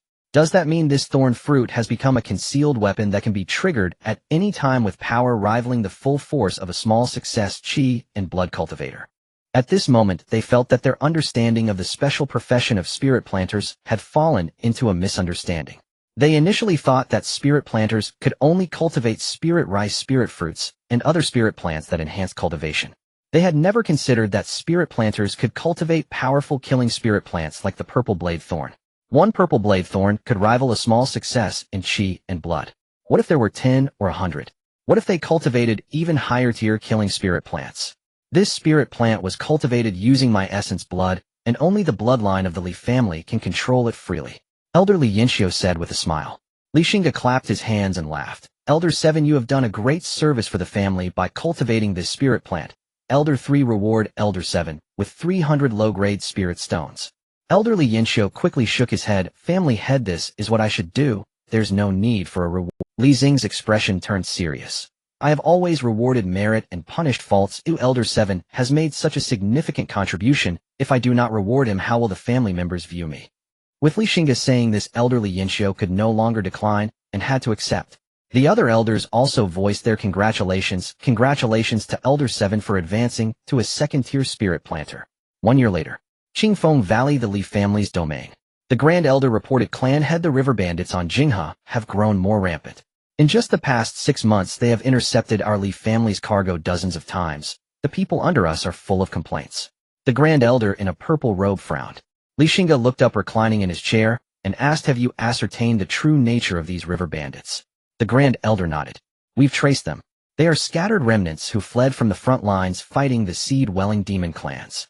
Their leader is a commander of 10,000. His cultivation has reached great perfection in the Qixue realm. There are also 4 chieftains at the Qixue realm, 1 at minor attainment and 3 at the initial stage, and roughly 40 or so cultivators in the physical body realm. Xingge snorted coldly. So they are nothing but cowardly, desperate remnants. The seed-welling demon clans are a branch of the demon race that dwell across the boundless seas. They are numerous and formidable. They often raided the coasts of the great Zhou, bringing endless suffering. Thus the Zhou emperor ordered the formation of the Xinge army entrusted solely with defense against the sea demons. The Xinge army counts over 1 million seasoned soldiers. Its commander, the Xinge Ho, is a formidable figure who has reached the Xinfu realm.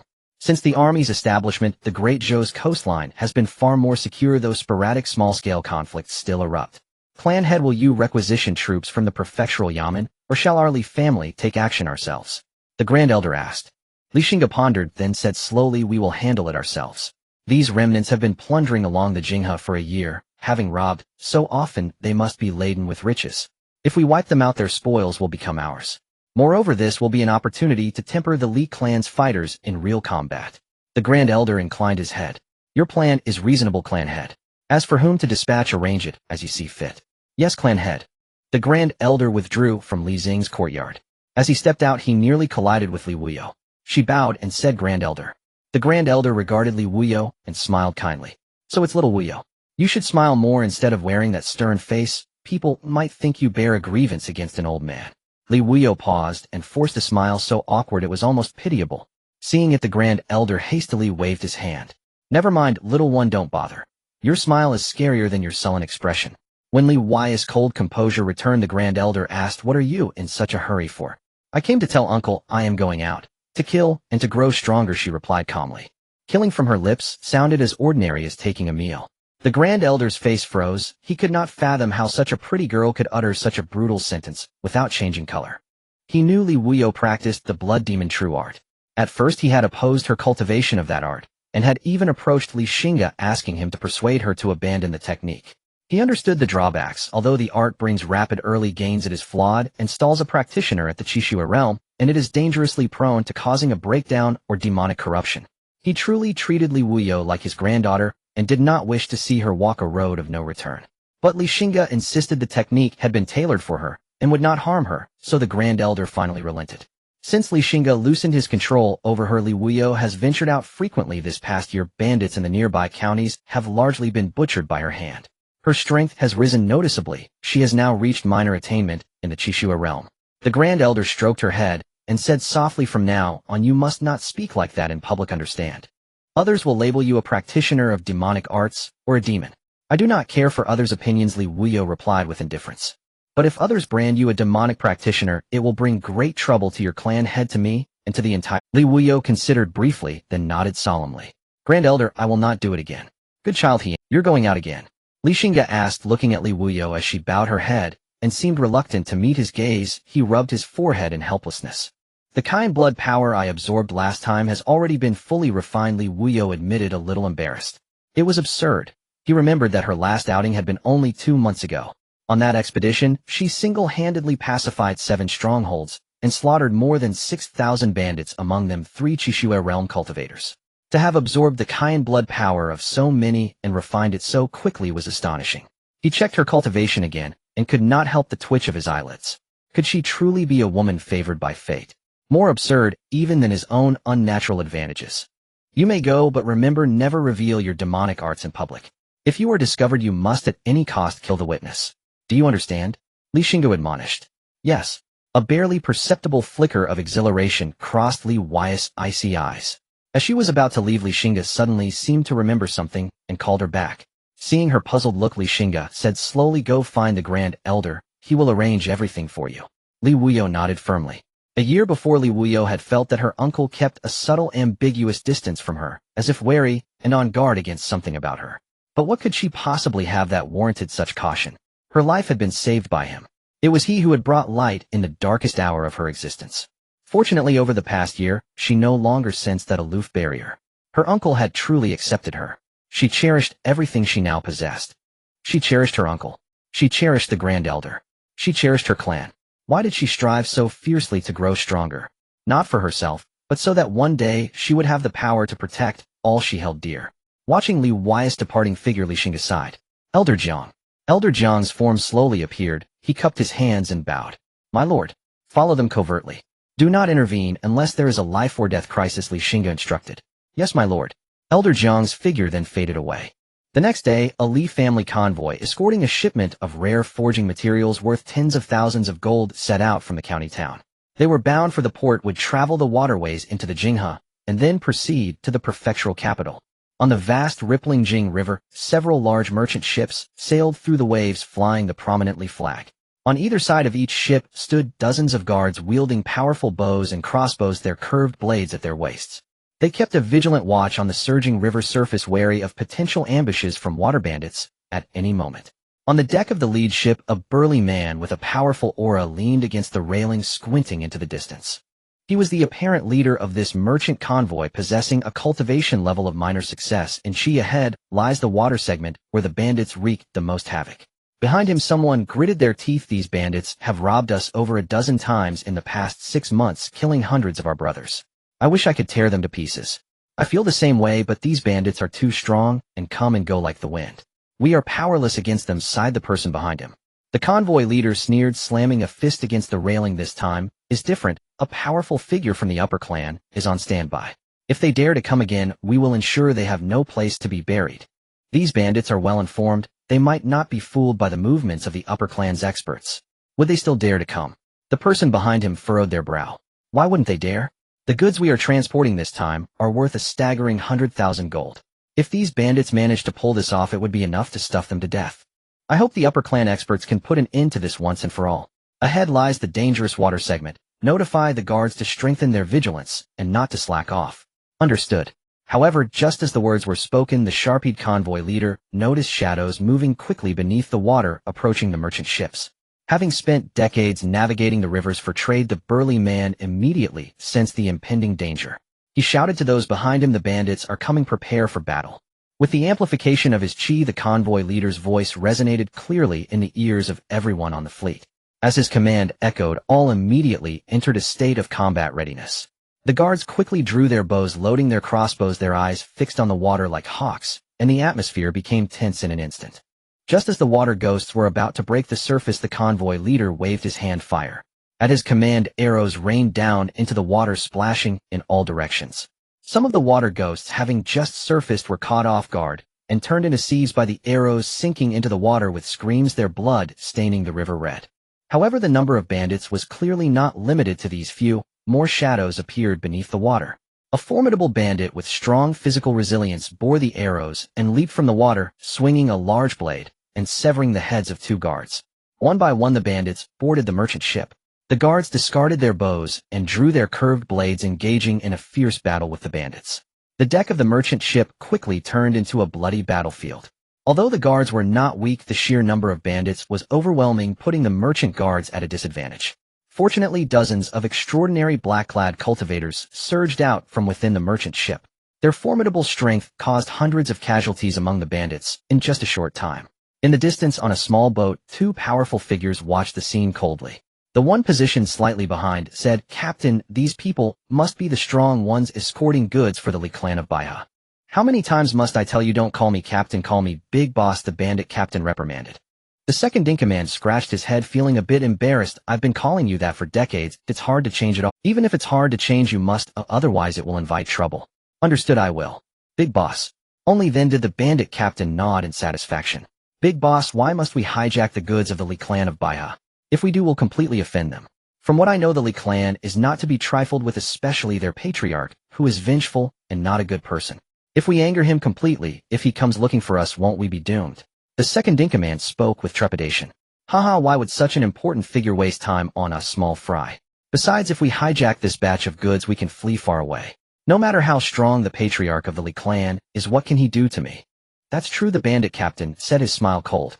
Alright, our cannon fodder has exhausted themselves. It's time for us to take action. Good. With that, the two figures leaped from the small boat, skimming across the water like dragonflies touching the surface, heading straight for the merchant ship. The convoy leader, who had just killed two bandits with a single stroke, sensed a dangerous aura and showed a look of fear, quickly retreating. A powerful blade light followed closely, cleaving a large hole in the sturdy deck. The bandit captain hoisted a broadsword onto his shoulder and sneered, "Quick on the draw, I see."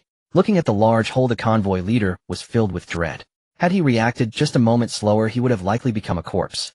The strength of this bandit captain was truly terrifying. "Do you know whose merchant ship this is? You dare to hijack it? Are you tired of living?" The convoy leader warned sternly. The bandit captain sneered, "The clan of Baiha. What do they mean to me? Is that so?" A cold voice drifted through the air. The crowd turned to follow the sound and saw a girl in a purple dress leaning against the mast. She had an oval face, her features were picturesque, her skin fairer than snow, and her dark hair flowed like a waterfall. In her hand, she played with a delicate butterfly knife. She emanated a chilling aura that seemed to repel anyone from approaching. This girl was none other than Li Wuyo, observing her dazed big boss. The second-in-command chuckled. He knew well that his big boss was quite the lecher, particularly fond of such blossoming beauties. "Big boss, allow me to take care of this little girl for you, so you can enjoy yourself." With that, he dashed forward, directly pouncing towards Li Wuyo on the mast. In his view, what strength could a girl who looked only 13 or 14 possess? With his cultivation level, dealing with such an inexperienced girl would be a piece of cake. As the second-in-command lunged towards him, Li Wuyo's eyes flashed with a glint of cold light. She twirled the butterfly knife, leaped, and instantly appeared before the second-in-command. In the latter's terrified gaze, the sharp butterfly knife sliced through the second-in-command's throat. A wisp of black mist escaped from the second-in-command's head. Li Wuyo ignited a flame of black fire at her fingertips, the heat so intense that even the air began to warp. With a flick of her finger, the flame attached itself to the black mist, bursting into flames. From within the black mist came agonized screams that sent chills down everyone's spines.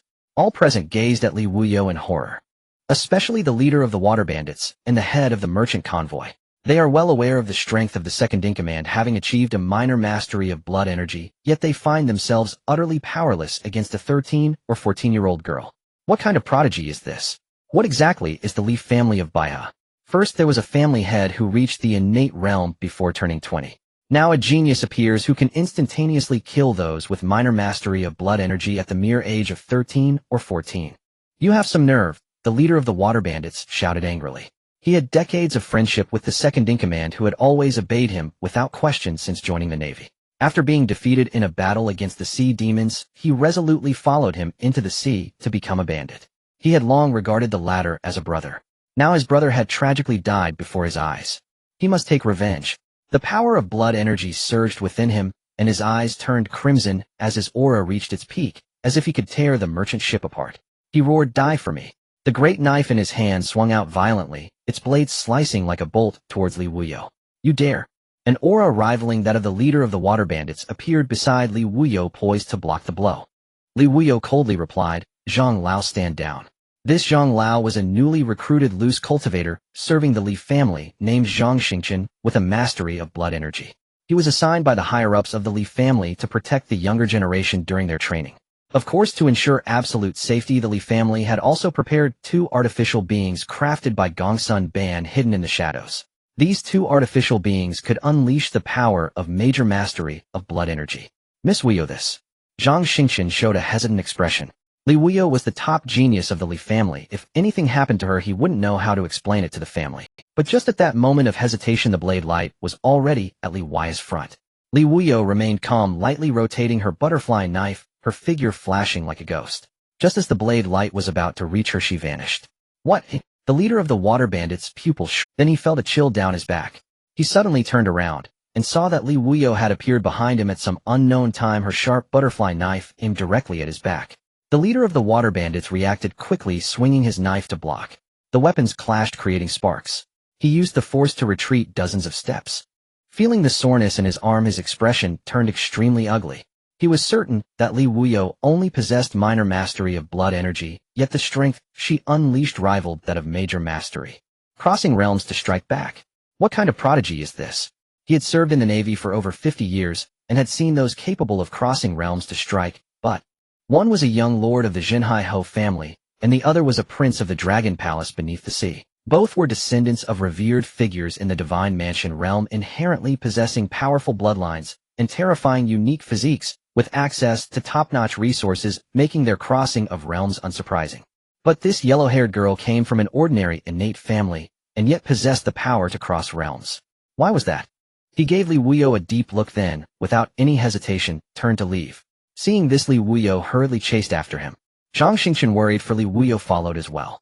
The three figures moved swiftly across the turbulent river, chasing each other.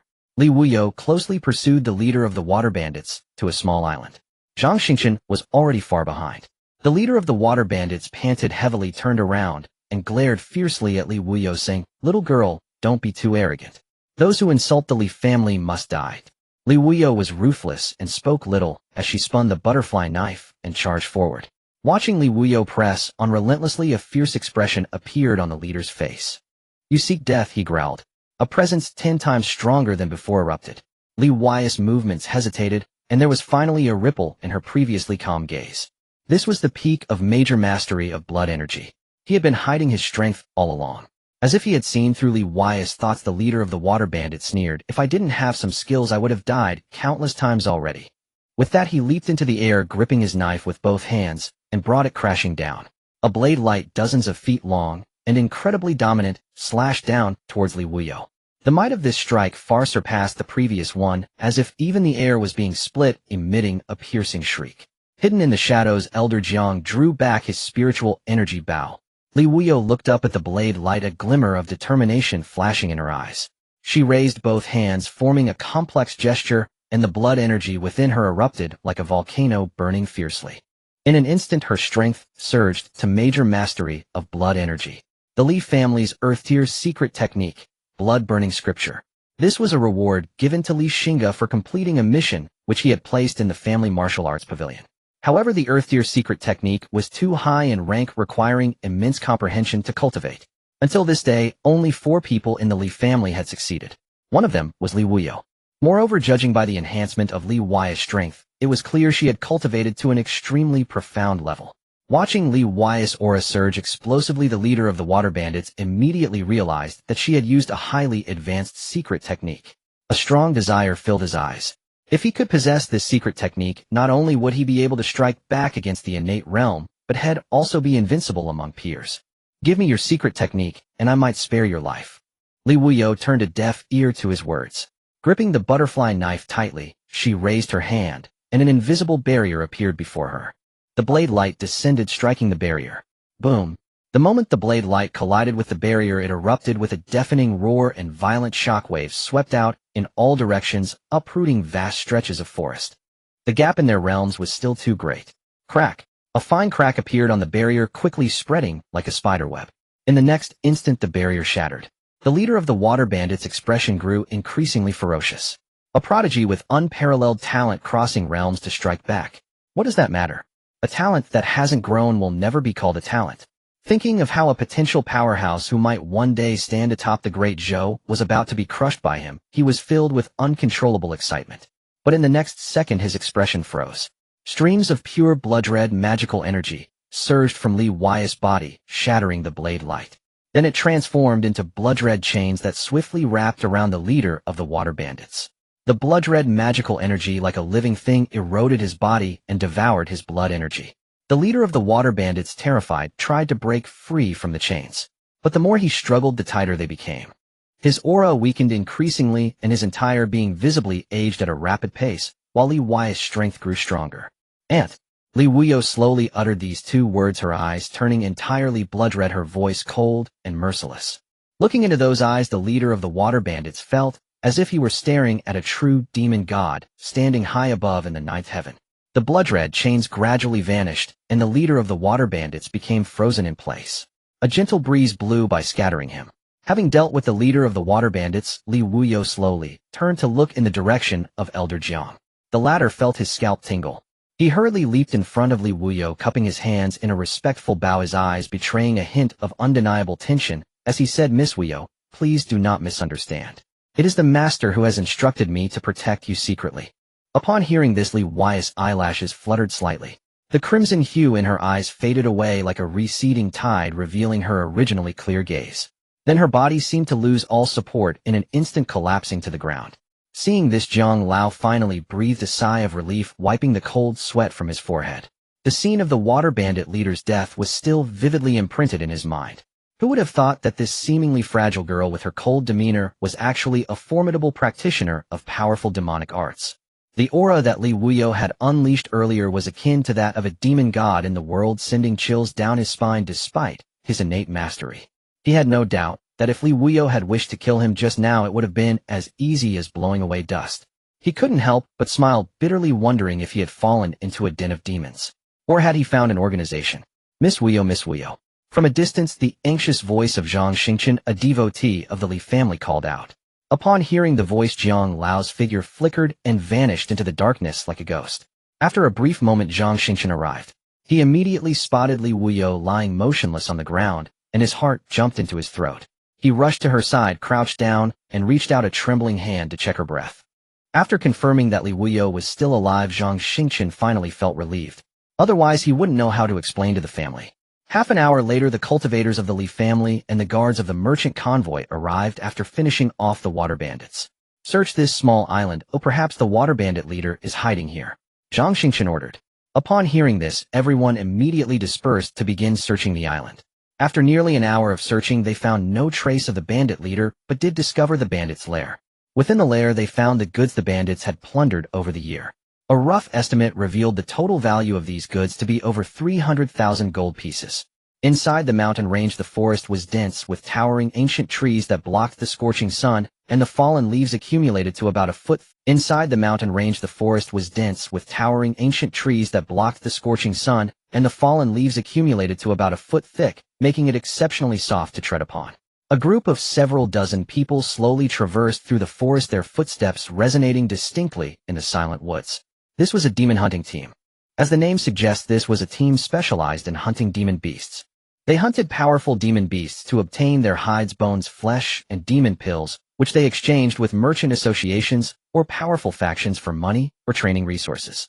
Naturally, those who could hunt demon beasts were not weak. Even the weakest among this demon hunting team had reached the physical body realm. Boss, I've caught the scent of a gale leopard. A slender middle-aged man with a prominent nose excitedly reported to the leader of the demon hunting team. His name was Chunzi, the third leader of the demon hunting team, who practiced a tracking technique, making him a key figure for the team's successful hunts.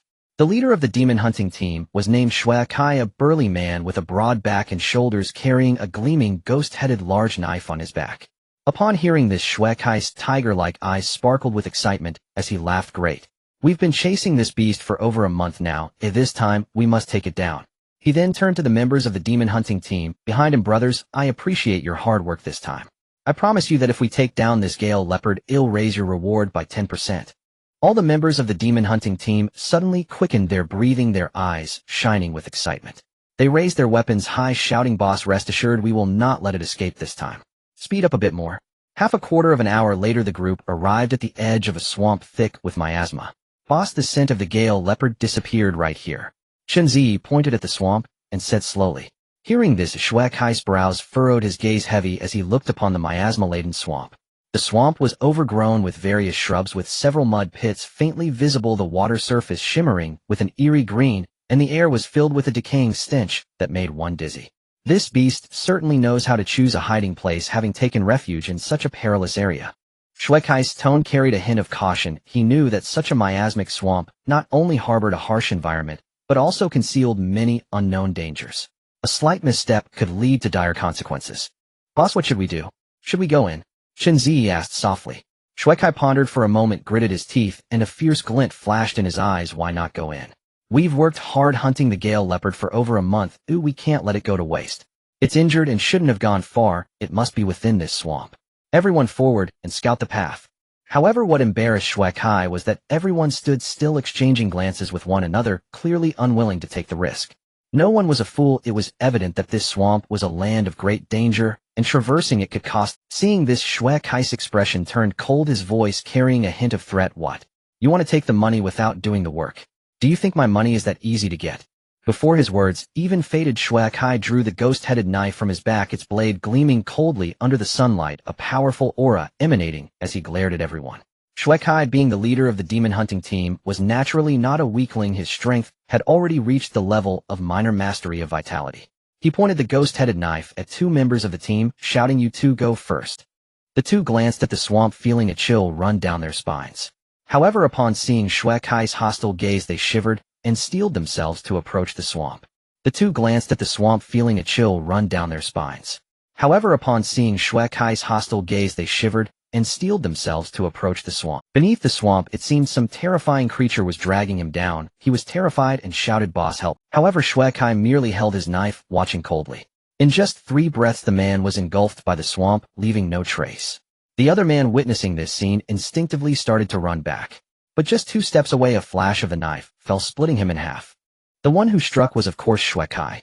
He then pointed at the remaining 2, his voice, "I see you 2 go." Though they were fearful of the swamp's dangers, they feared Shui Kai more. After walking a dozen yards, a several-foot-long poisonous snake sprang from the mud pit, biting one of the men on the thigh. Shui Kai was quick to react, slicing the snake dead with 1 stroke. However, the wound of the bitten man began to rot at a visible pace, soon turning into a pool of blood. Shui Kai was quick to react, slicing the snake dead with 1 stroke. However, the wound of the bitten man began to rot at a visible pace. Xingge spotted a deep cave not far away and pointed at it, saying to Shui Kai, "Boss, the Gale Leopard is inside that cave." "Good. Everyone follow me," Shui Kai exclaimed, his voice carrying a hint of excitement. He then led the way into the cave. The rest quickly followed, their footsteps hurried. The cave was not narrow but exceptionally damp, shrouded in darkness. As they lit torches, the flames cast flickering shadows on the cave walls as they pressed on. After an unknown period, everyone heard a dull, furious roar. "That's the sound of the Gale Leopard." Everyone immediately perked up, gripping their knives tightly and quickening their pace. Ahead, a faint glimmer of light appeared, and the cave began to widen. A rich scent of blood pervaded the air. "It's a wind-chasing leopard," Xingge said sharply, his voice tinged with tension. Without him calling out, everyone could see it. A leopard several meters long was crouched at the end of the cave, its fur a pale blue, with long, powerful limbs and well-defined muscles. Its body was covered in wounds, blood seeping from its injuries and staining the ground red. Yet even so, the aura it emitted made it clear that no one dared to act rashly. An adult wind-chasing leopard possesses the strength of someone at the initial stage of the blood chi realm. This one was clearly a top-tier leopard, having reached a small accomplishment in blood chi. The wind-chasing leopard's eyes, glowing with an eerie green light, fixed intently on the intruders in the cave, emitting a low growl from its throat, as if warning them not to approach. "Finally found you." Shui Kai licked his dry lips, his eyes filled with greed. He tightened his grip on the knife, his voice low, "Charge with me." Aside from Shui Kai, the second and third leaders of the demon-hunting team, Xingge and another, were both powerhouses at the initial stage of blood chi, and the rest were no weaklings. Even though the wind-chasing leopard was formidable, after being besieged by the group, it let out a mournful cry and collapsed heavily to the ground, its eyes losing their sparkle. Shui Kai directly used his exceptionally sharp ghost blade to cut open its belly, retrieving the beast's demon core. Looking at the core, Shui Kai was beside himself with excitement. A second-tier blacksmith had offered a hefty reward just to obtain the wind-chasing leopard's demon core. "Boss, come look at this thing." A member of the demon-hunting team suddenly shouted loudly at Shui Kai. Shui Kai carefully placed the demon core into a sandalwood box and walked over. As he walked, he remarked, "What's the fuss about?" The others came over curiously.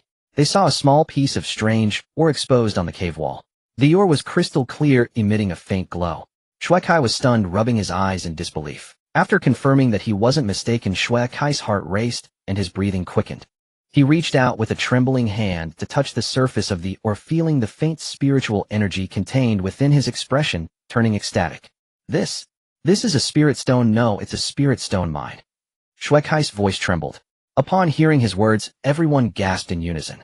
Spirit stones. Spirit stones are the cultivation resources for advanced cultivators. To break through the innate realm after reaching the peak of blood chi, one needs to absorb spiritual energy, converting the power of blood chi within into spiritual power. The easiest way to absorb spiritual energy is from the energy contained in spirit stones. Moreover, cultivators above the blood chi realm require spirit stones to accelerate their cultivation speed. However, spirit stones are monopolized by the court and powerful factions. A typical low-grade spirit stone can fetch an exorbitant price of around 100 gold. "Boss, we struck it rich." A member of the demon-hunting team swallowed hard, his expression extremely excited. Yes, we hit the jackpot. Shuekai chuckled coldly, a glint of coldness flashing in his eyes. He exchanged a knowing glance with Xingge. Brothers, discovering this spirit stone vein was no small feat. You'll all be heavily rewarded when we return.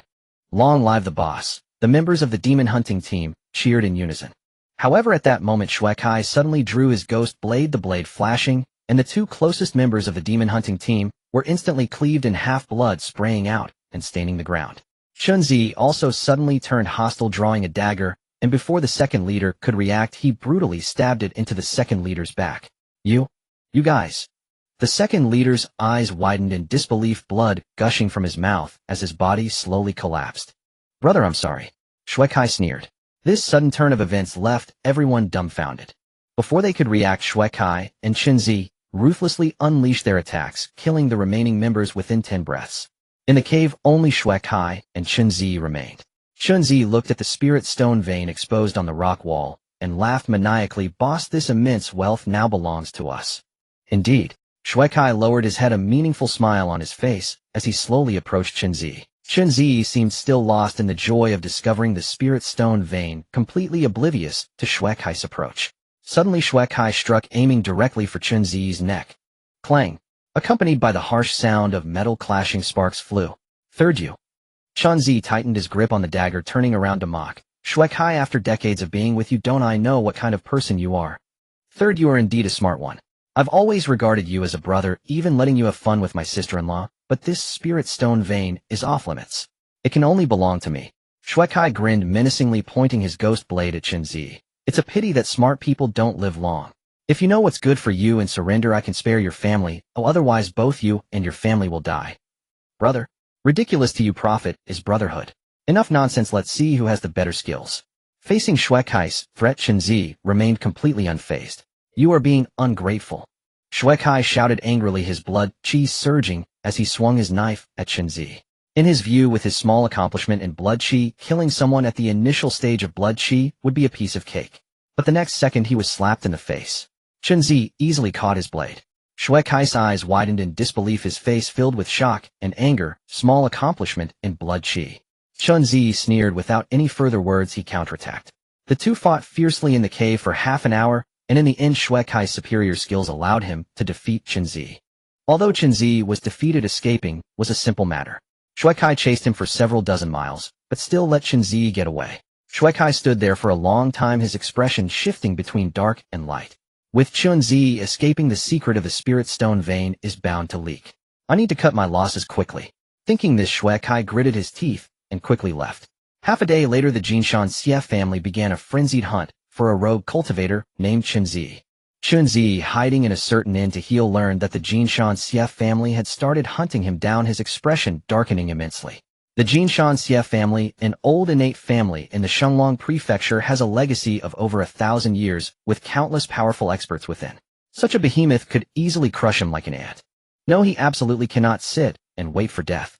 Although the Xie family is strong, there are those in Shenglong prefecture who can contend with them or even surpass them. If you are unkind, don't blame me for being unjust. Xingge lowered his head, his fingers unconsciously tracing the rim of his teacup. The Xie clan's relentless pursuit of him could only mean one thing, that treacherous Shuekai had betrayed the secret of the spirit stone vein, and the Xie clan, fearing the news would leak, had moved to silence him permanently. After all, a spirit stone vein was an incalculably precious treasure. Were word to spread, the entire Shenglong prefecture would tremble. Especially the 5 great innate clans. Each would descend upon the site, like vultures vying fiercely for dominion over the vein. At this thought, Xingge realized his sole path to survival lay in deliberately leaking the vein's location. But to whom? His first choice was the Baihe clan. Rumors had recently circulated naming the new 5 great clans of Shenglong prefecture: the Baihe clan, the Jinshuan Wang clan, the Jinshan Xie clan, the Lanshan Ge clan, and the Yuhado clan. The Baihe clan stood strongest among them. Their patriarch also served as prefectural governor of Shenglong. Yet they were too distant. Before Xingge could even reach Baihe County or the prefectural capital, the Jinshan Xie clan would surely intercept and slay him. Thus his only viable choice became the Jinshuan Wang clan, closest of all, situated just across. The Jinshuan Wang clan was an ancient, innate clan, its power even surpassing that of the Jinshan Xie clan. This superiority stemmed from their possession of Shenglong prefecture's sole third-rank alchemist. Their influence and authority were beyond measure. Xingge, a man of decisive action, immediately altered his appearance once more and departed the setting course for Jinshuan County. 3 days later, the Jinshuan Wang clan assembled a host of elite cultivators led by their patriarch and marched toward Jinshan County. Upon hearing the news, the Xie clan's elder patriarch reportedly overturned their dining table in fury. The two clans' forces met at the outer fringes of the Lingdang Mountains. After half an hour of clandestine negotiation, both patriarchs entered the mountains together. This highly irregular convergence swiftly drew the attention of vigilant observers. A spirit eagle flapped its wings and sped toward Baihe County with breathtaking swiftness. Senior Elder, urgent dispatch from Jinshan County. With a subtle lift of his brow, the senior elder accepted the sealed report from elite clan cultivator responsible for tending the spirit eagle. He unrolled the missive and read its contents, his brow furrowing faintly. What within the Lingdang Mountains could possibly warrant the personal presence of both patriarchs? Clearly something was amiss in the Lingdang Mountains. With quiet gravity, the senior elder commanded, dispatch Nidal Hall once more. Spare no cost, uncover why the Xie and Wang clans have entered the Lingdang Mountains. Yes, senior elder. 2 days later, Nidal Hall's agents returned with fresh intelligence. The Xie and Wang clans had jointly sealed off the Lingdang Mountains, forbidding entry to anyone outside their two families. Where anomaly arises, demons follow.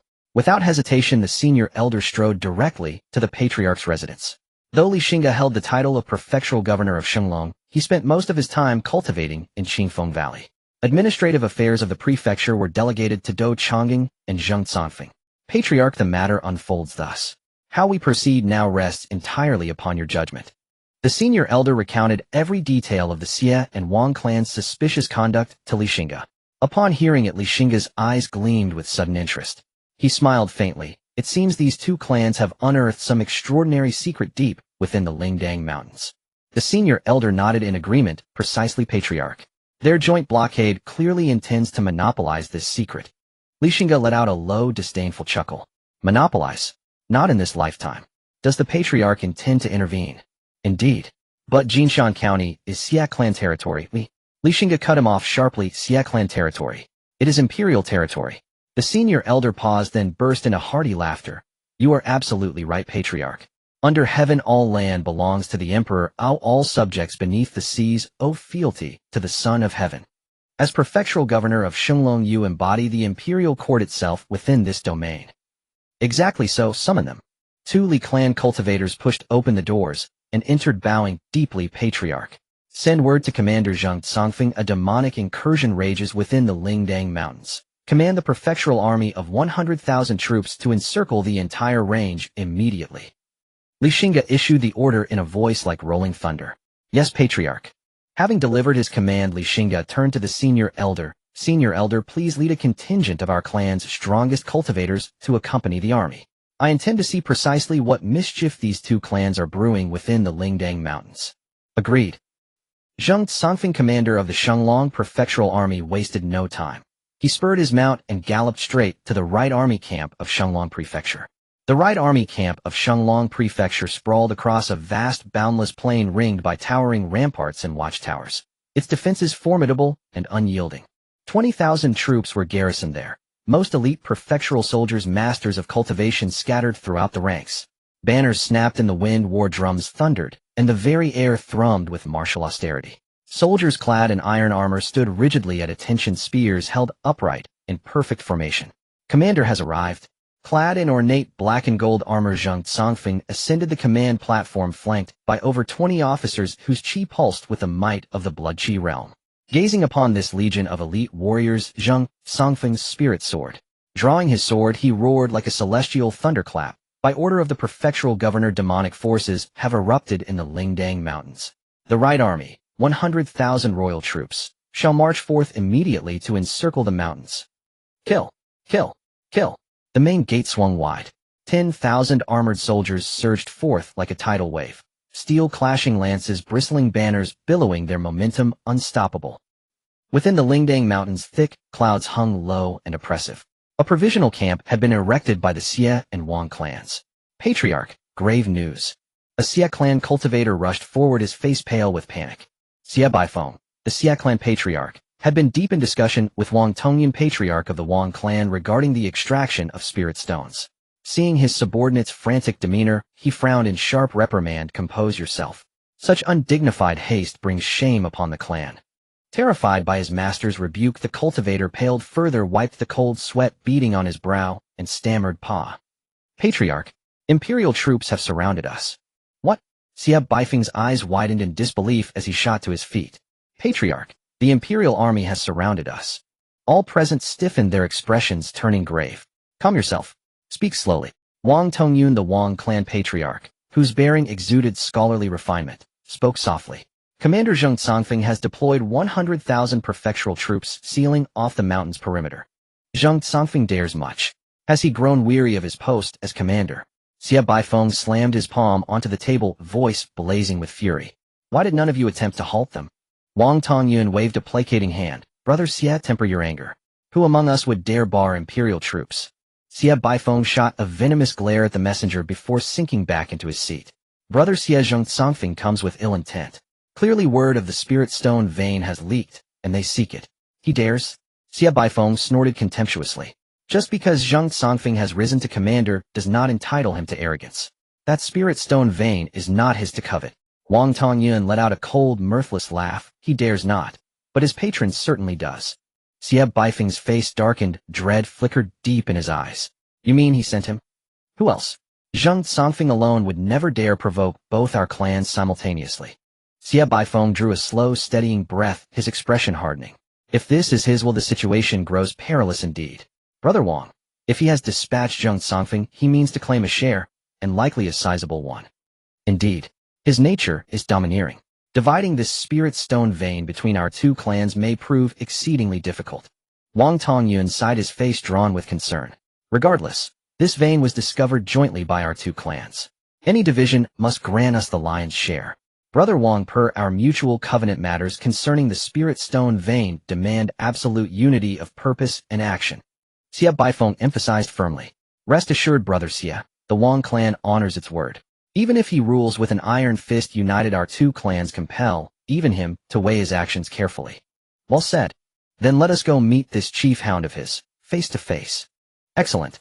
With that, the patriarchs of both clans, accompanied by their most formidable cultivators, swiftly hastened toward the outer periphery of Lingdang Mountain. By the time they arrived, the elite cultivators deployed by the two families at the mountain's fringes were already buckling under the overwhelming pressure exerted by Zheng Songfeng and Li family senior elder. Upon witnessing the dire situation, Xie Baifeng, the patriarch of the Xie clan, leapt forward in a single bound, landing squarely before Zheng Songfeng and Li Xiantong. Wang Tongyun followed closely behind. Glaring furiously at Zheng Songfeng, Xie Baifeng thundered, Zheng Songfeng, how audacious you are! Jingxian County is sovereign Xie territory. Dare you flaunt such brazen arrogance? Do you truly hold the Xie clan in such contempt? In times past, even though both men had attained the pinnacle of qi cultivation, perfect qi circulation, Zheng Songfeng would have been compelled to bow low before this scion of an ancient innate clan lineage. But now, how dare you address me thus, without first glancing behind me? Standing there is none other than Li family's patriarch, the prefect of Shenglong Prefecture, Shenglong's mightiest innate-level cultivator. Today I shall blunt your arrogance once and for all. Patriarch Xie, Jingxian County lies within the sacred borders of the great Zhou dynasty. Since when did it become your domain? Or do you intend to rebel? Zheng Songfeng narrowed his eyes and sneered coldly. Hearing this, Xie Baifeng's heart lurched. He instantly realized he had spoken rashly. Commander Zheng speaks too harshly. This was merely a slip of the tongue. Jingxian County is of course sovereign Zhou territory. The Xie clan has served the Zhou dynasty loyally for generations. How could we harbor even a sliver of disloyalty? Oh, is that so? Zheng Songfeng gestured casually toward the Xie and Wang cultivators currently locked in standoff with Imperial troops, then smiled faintly. Yet your actions suggest otherwise. Can true subjects of the great Zhou dare defy the Imperial army? A cold sweat instantly beaded upon Xie Baifeng's brow. Flustered, he stammered incoherently. Wang Tongyun beside him shook his head in quiet dismay. How precisely had this fool ascended to the patriarchship of the Xie clan? Was it perhaps due solely to exceptional innate talent? Wang Tongyun knew he must intervene, lest this blundering patriarch escalate matters beyond. Thus he bowed respectfully toward Zheng Songfeng and said, Commander Zheng, please do not misunderstand. We sealed off Lingdang Mountain only after hearing rumors of a monstrous Yao beast rampaging within. We feared its emergence would bring calamity upon the local populace. As for resisting imperial forces, it was nothing more than a regrettable miscommunication. I see, how fortuitous. I too bear the prefect's direct mandate to purge the mountain of this Yao beast. Kindly instruct your people to clear the path, so the imperial host may enter and fulfill its duty. He chose not to press Xie by foam on his earlier gaffe, knowing full well that the prefect standing behind him held no desire for open confrontation with the Xie and Wang clans. But the Yao beast has already been eradicated by our joint efforts. Commander Xingge may now withdraw his troops and report success to His Excellency the Prefect. Indeed, the beast is truly slain. Zheng Songfeng's expression turned sardonic. Master Wang, do you swear this is truth? If the Yao beast were truly vanquished, why then do you persist in sealing Lingdang Mountain, even at the cost of defying the imperial army? Could it be that something unspeakable lies hidden deep within its peaks? Both Xie Baifeng and Wang Tongyun tensed inwardly, yet maintained outward composure. Commander Xingge overthinks this matter. We maintain the blockade solely to prevent any surviving Yao beasts from escaping, and deny the imperial army entry precisely to shield them from unnecessary casualties. Master Wang speaks falsely. The imperial army draws its sustenance from the Son of Heaven, and bears his burdens in turn. How could it ever fear sacrifice? Enough discourse, patriarchs. Step aside immediately and grant the army passage into the mountain. Otherwise I shall be compelled to suspect you harbor treasonous designs within those slopes. Zheng Songfeng's laughter rang sharp and icy. Commander Zheng, you slander without cause. Unable to endure further provocation, Xie Baifeng finally erupted. His face livid, he roared, Zheng Songfeng, do not push us too far. The Xie clan has stood for 1,000 years. How dare you besmirch its honor so recklessly? Zheng Songfeng's gaze hardened, his voice dropping to a venomous whisper. Purging the mountain is the prefect's command, and I act solely as his instrument. Your repeated obstruction, does it signify defiance against His Excellency himself? Those words struck Xie Baifeng mute, his countenance darkened further. To oppose Li Xingge, he lacked the courage, even if granted 100 lifetimes. Nor would even his clan's own innate-level ancestor dare weigh such a choice lightly. Zheng Songfeng scoffed, since you dare not defy him, then step aside. Without awaiting reply, he raised his arm and commanded in ringing tones, all troops, advance. Purge the mountain of Yao beasts. Fists clenched, Xie Baifeng bristled, only to be restrained by Wang Tongyun's firm grip and silent shake of the head. With a heavy sigh, he waved his hand, signaling the Xie and Wang cultivators to part the path. Within half a day, the spiritstone vein was uncovered, thanks to the vast mining camp erected in plain sight. Concealment had been impossible. As reports poured in, Zheng Songfeng and Li Xiantong exchanged a glance, both eyes alight with exhilaration and awe. They had never imagined Lingdang Mountain's secret would prove so monumental. A spiritstone vein, and one of substantial yield. No wonder the Xie and Wang clans had gone to such lengths to bar the army's entry. Zheng Songfeng fixed the two patriarchs, faces now grim. With a frost-laced smile, Patriarchs Xie and Wang, you possess astonishing gall to conceal a spiritstone vein from the throne. At the zenith of its power, the great Zhou dynasty reigned unchallenged across the realm, its edict declaring all spiritual veins and celestial terrestrial meridians within its borders the sole property of the crown. Though that decree now lay largely ignored amid the dynasty's decline, Zheng Songfeng wielded it mercilessly, pressuring Xie Baifeng and Wang Tongyun alike. Xie Baifeng let out a scornful laugh. Zheng Songfeng, spare us your theatrics. All know Shenglong Prefecture is now ruled entirely by the man behind you. Is not the crown's will simply his will? Let us speak plainly. You serve only your master's ambition. This is no imperial mandate, but a veiled land grab cloaked in royal authority. Zheng Songfeng's expression darkened. Yet before he could retort, Li Xiantong, who had stood silent for some time, stepped forward. Meeting their puzzled gazes, Li Xiantong smiled gently. Patriarch, Xie possesses admirable candor. And who might you be? He bowed deeply. Li Xiantong, senior elder of the Baihali clan. It is my honor to greet both patriarchs. Their eyes widened in sudden recognition. Ah, the senior elder of the Li clan. What wisdom do you impart? Li Xuantong smile deepened. Wisdom? I dare not claim such. I come bearing my patriarch's solemn commission. Hearing this, their voices instinctively softened with reverence. What guidance does His Excellency the Prefect offer?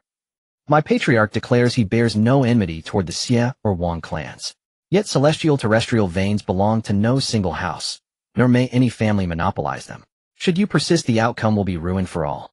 They sighed, nodding slowly. His Excellency speaks wisely. Li Xuantong's smile broadened. But should you consent to share this vein with the Li clan, the outcome transforms entirely. Xie Baifeng and Wang Tongyun understood the Li clan had already discovered the vein. Exclusive control was now utterly futile. Senior elderly speaks justly, but what share does the Li clan demand? Wang Tongyun asked. 50%. The senior elder declared it without hesitation. They blinked, then burst into bitter, incredulous laughter. We discovered this vein first. Yet you arrive mouth agape, demanding half. Such greed disgraces even the basest of predators. The senior elder shook his head. Not 50% for the Li clan alone, but 50% shared between the Li clan and Magistrate Fu.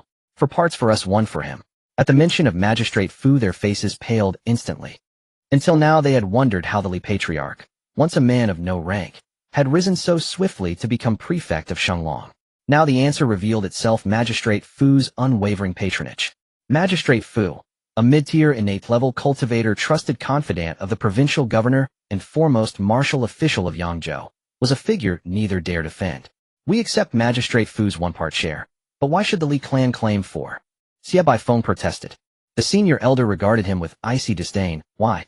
Because the Li clan surpasses both your houses in strength. Is that reason not sufficient? They opened their mouths to protest, then recalled the day Zhang and Lu clans fell, and how the Li patriarch had cleaved Lu's innate elder in two with a single sword stroke. The words died unspoken. Recalling their own ancestral elder's cautionary counsel, they wisely resolved not to invite disaster upon their elders' heads. Exchanging a long silent look, they seemed to reach a mutual understanding. Does Senior Elder Li's word carry the prefect's full authority? The senior elder chuckled softly. Before departing, my patriarch vested me with absolute discretion. They drew slow, deep breaths. Then after a prolonged silence spoke in unison. Then we consent. Reluctant though they were, refusal held no practical recourse. For behind the Li clan stood Magistrate Fu. Should the Li clan report the vein's discovery to him, the Xie and Wang clans would likely not claim even a single spirit stone. Watching their surrender, Li Xuantong's face softened into a satisfied smile. He had feared precisely such stubborn resistance, fearing, as he himself warned, that all would end in mutual ruin. After careful investigation, it was confirmed that this spirit stone mine was a low-grade spirit stone mine with an estimated reserve of about 200,000 low-grade spirit stones, along with a small amount of medium and high-grade spirit stones. The spirit stone veins cannot be mined by mere mortals. It requires cultivators with a certain level of cultivation. Mortals cannot properly control their power, and any slight mistake may lead to the loss of the spiritual energy within the spirit stones, rendering them useless. After discussions among several families, it was ultimately decided that the Xie and Wang families would each send 500 cultivators, while the Li family would send 200 cultivators and additionally purchase 1,000 cultivators for mining the spirit stones. To ensure the safety of the spirit stone veins, the right army of Shenglong Mansion would be stationed at the Lingdang mountain range until the spirit stones were fully mined. Jinshan County is the traditional territory of the Xie family, and naturally they opposed the presence of the court's military. However, with the agreement of the Li and Wang families, the Xie family's objections were rendered ineffective, and they could only begrudgingly accept. After arranging everything, the Grand Elder left a portion of the Li family's cultivators to guard the spirit stone mine before returning to Qingfeng Valley with the remaining members. In the main courtyard of Qingfeng Valley, the Grand Elder came to report back to Li Xingge.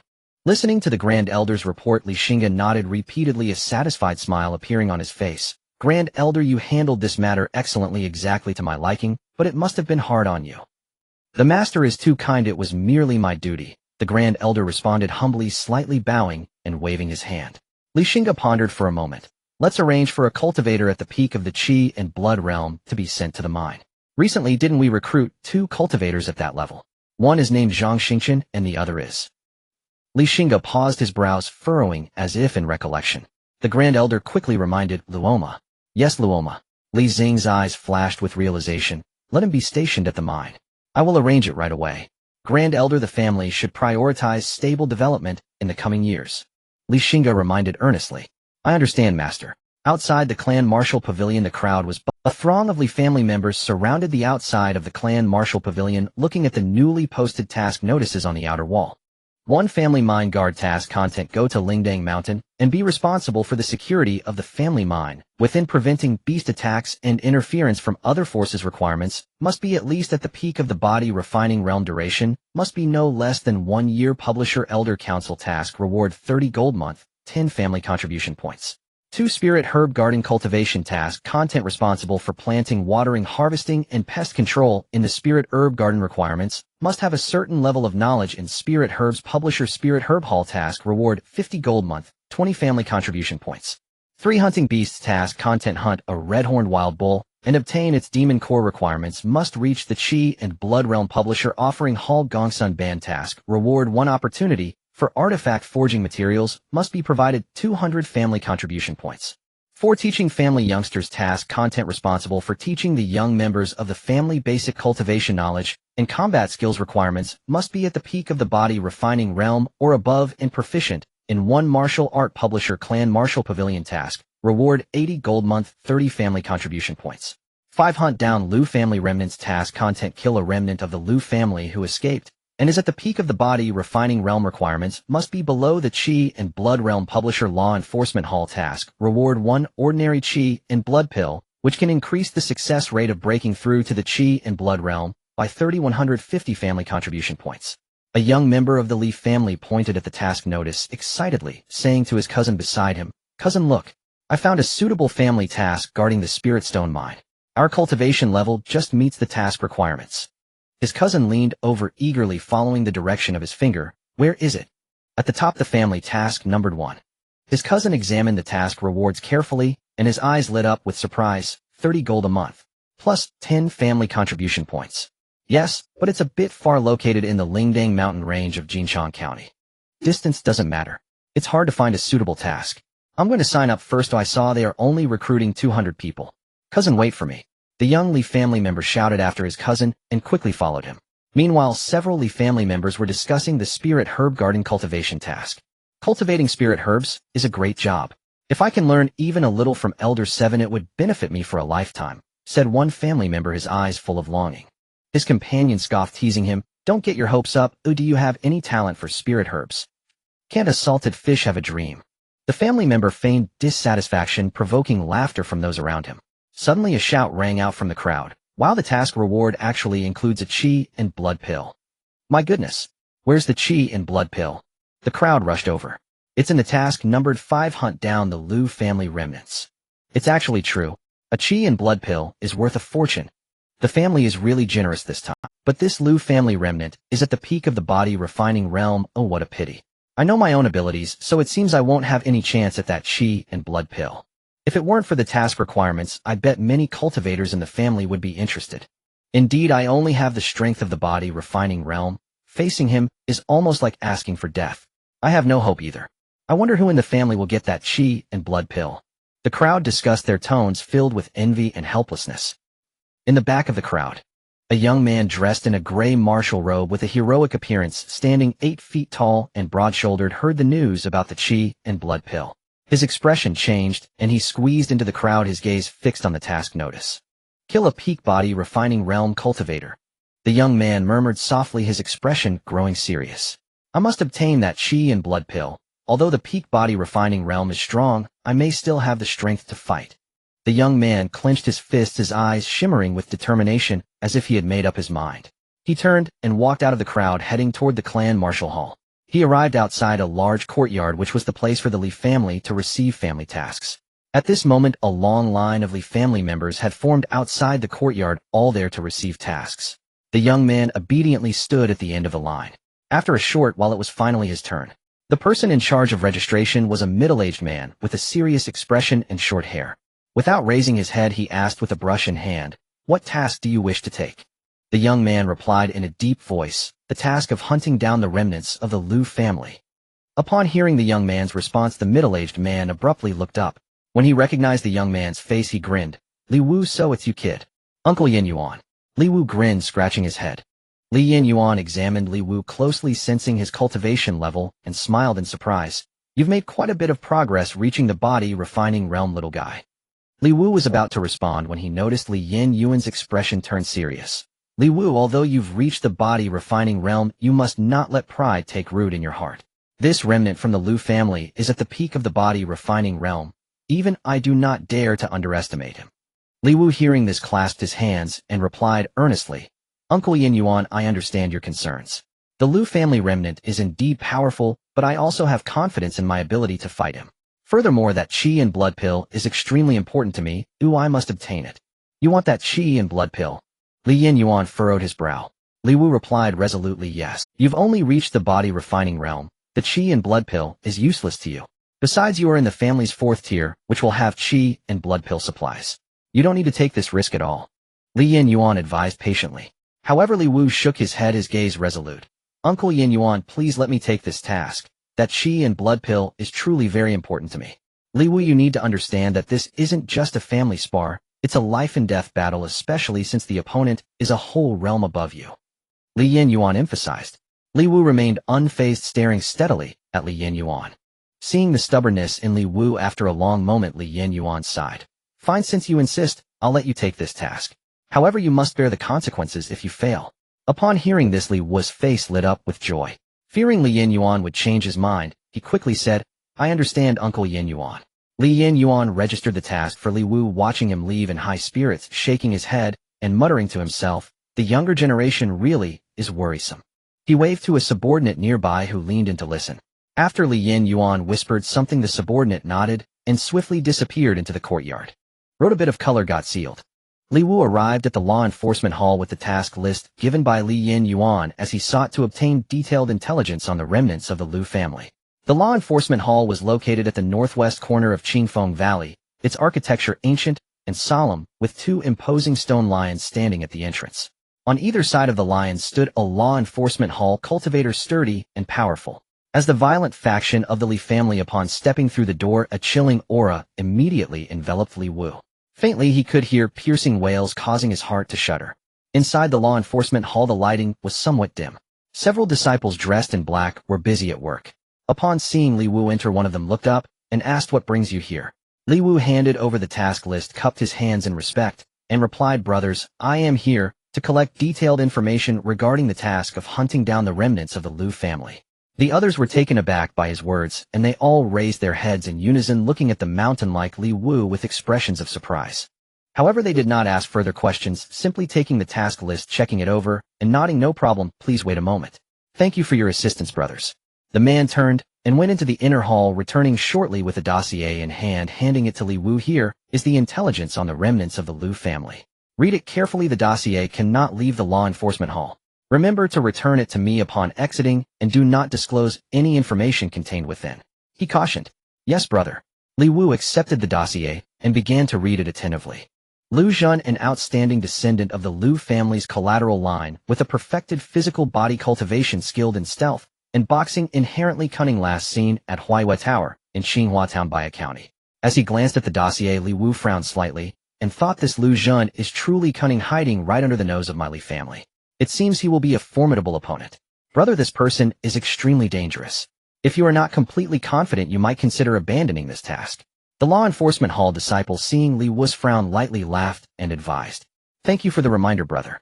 I will be cautious. He returned the dossier and turned to leave the law enforcement hall.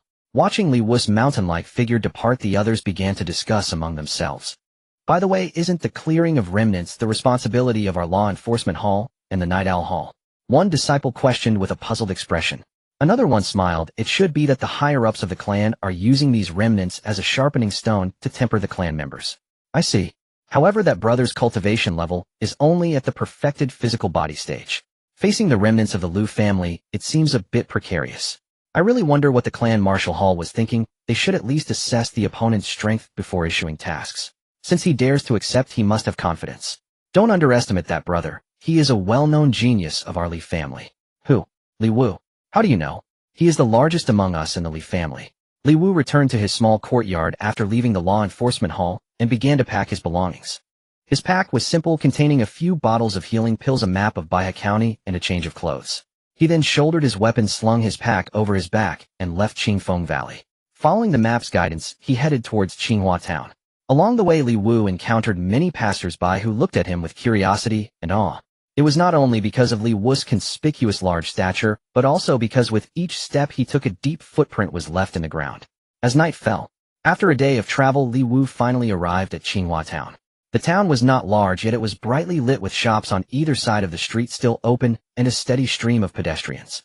Li Wu had a clear purpose, heading straight for Huaihua Tower. Huaihua Tower was the best restaurant in Xinghua Town. Even though it was late, the Huayue Tower was still packed. Upon arriving at the entrance of Huayue Tower, the welcoming attendant cheerfully came out. "Honored guest, please come inside." The attendant's voice abruptly halted as he noticed the cracked blue bricks on the ground, and his eyelids twitched. What is going on? Why haven't the guests been let in for so long? A scolding voice of the manager echoed through the bustling restaurant. The attendant gritted his teeth. "Honored guest, please." Li Wu nodded and followed the attendant into Huayue. As his mountain-like body entered, it attracted the attention of many patrons in the restaurant, who turned their heads and began to whisper. The manager was about to reprimand the attendant, but upon seeing the cracked floor tiles, felt as if knives were stabbing at his heart. He forced a smile. "Honored guest, are you here to dine?" Li Wu was a glutton and a food lover. The aroma of the food wafting through the restaurant made it hard for him to control his appetite.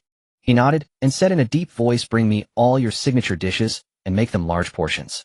Also a barrel of good wine." "A barrel?" The manager was incredulous. "Indeed, I want skimp on this amount of money." He patted his chest, and then pulled out a gold ingot from his sleeve, tossing it to the manager. The manager held the tinted gold ingot, his eyes sparkling. "Is this enough?" He hurriedly nodded. "Enough, and that's good." As for the rest of the money, Li Wu laughed heartily under the manager's expectant gaze. "Remember to give it to me after the meal. I'm a bit poor." "Tightwad." The manager cursed inwardly. How could someone who could take out 10 taels of gold have the nerve to call himself poor? If it were any other time, he would have surely taken advantage of this opportunity to swindle this man. But looking at Li Wu's physique, the manager quickly dismissed that suicidal thought. He was greedy, but he was even more afraid of death. "Honored guest, please this way." The manager led Li Wu to an empty table by the window. The other diners instinctively distanced themselves from Li Wu. Li Wu sat down on the chair, but just as he did, the chair cracked and collapsed. Li Wu inwardly cursed his luck. Why were the chairs outside so flimsy? Fortunately, the manager quickly had 2 attendants bring a new chair. Although it still felt a bit unsteady, it should suffice for the time being. As Li Wu waited for the delicious dishes to arrive, he was unaware that a pair of fiery eyes were fixated on him from behind. "Little brother, am I beautiful?" A seductive voice rang in Li Wu's ear. Startled, he stood up suddenly, looking around, but could not find the owner of the voice. "Look down," the alluring voice said, somewhat irritated. Li Wu lowered his head, nearly causing his... Before him stood a stunning woman, dressed revealingly, her beauty enchanting, gazing at him with flirtatious eyes, hands on her hips. Li Wu quickly turned his head away. "So you are just a pure-hearted little brother." Seeing Li Wu's reaction, the beautiful woman covered her mouth and giggled. She looked at the towering Li Wu, her heart racing. Hiss. She couldn't even imagine how exhilarating it would be. "Little brother, am I beautiful? If you are willing, I can be yours tonight." The beautiful woman spoke seductively. She was confident that no one could resist her charm. The onlookers cast envious and sympathetic glances. Li Wu's face darkened upon hearing this. With a palm as large as a fan raised high amidst the astonished gazes of the crowd, he slapped the beautiful woman across the face with a resounding smack. The terrifying force spun the beautiful woman around 360 degrees on the spot. "You think you can deceive my innocent self? Not a chance." Li Wu retracted his hand, his face filled with pride. The patrons in the restaurant immediately began to discuss among themselves. "That kid is in trouble. Don't be deceived by the delicate and charming looks of Yunyang. She has quite the skill. Last time a dozen hooligans tried to take advantage of her, and she sent them all away with bruised faces. Since then I haven't seen those rascals again." "Not necessarily. That kid looks as strong as a bull. He doesn't seem like an ordinary character. This will be quite the spectacle." Someone immediately retorted. Yet to everyone's astonishment, after regaining her composure, Yunyang's eyes became dazed, her steps unsteady, and she said dreamily, "So good, little brother, can you do it again?" Li Wu's eyes widened. What, is there really someone so unreasonable in this world? He immediately obliged her. Half an hour later, panting and sprawled on the table, he pleaded, "Sister, spare me. I know I was wrong." Yunyang, caressing her fair face, sparkled with excitement in her eyes. "Little brother, you are the most powerful man I've ever met." "I'm not a man," Li Wu emphasized loudly. Yunyang was taken aback. "I'm only 11 years old," Li Wu whispered. Yunyang's mouth dropped open. "Oh, 11 years old, and he looked like this." The manager, who had been observing for a long time, finally saw the two stop. Feeling disinterested, he swept the sunflower seed shells in his hand into a basket and instructed the attendant to bring out the dishes. When the exhausted Li Wu saw a hunchbacked attendant bringing out dishes from the kitchen, his pupils constricted. Though the waiter kept his head bowed, deliberately concealing his face, his hands, knuckles thick with calluses, betrayed a lifetime of fist cultivation. Instantly, Li Wu recalled intelligence reports on Lu Jun, a master of concealment and martial fists, cunning by nature. His suspicion crystallized. He was confronting none other than Lu Jun, the last surviving scion of the fallen Lu clan. As the waiter, presumed to be Lu Jun, drew near Li Wu, suddenly barked, "Lu Zhan." Though the man strained to appear composed, Li Wu unmistakably caught the fleeting rigidity that seized his frame.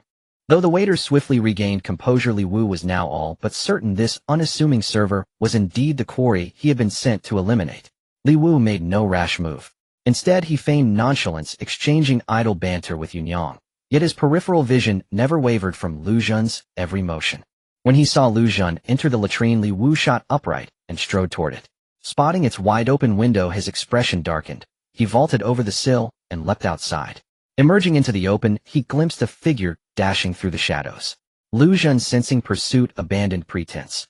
Unleashing his lightness art, he soared onto rooftops, flitting across eaves like a spectral wraith.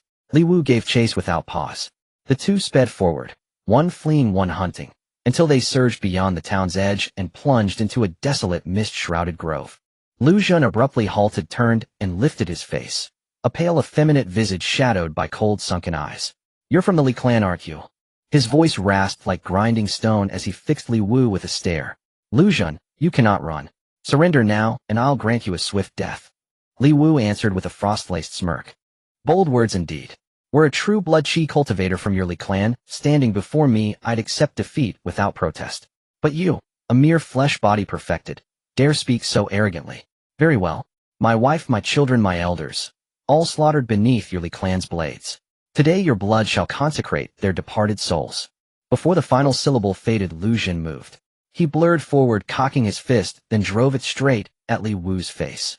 A gale of lethal force roaring toward his brow.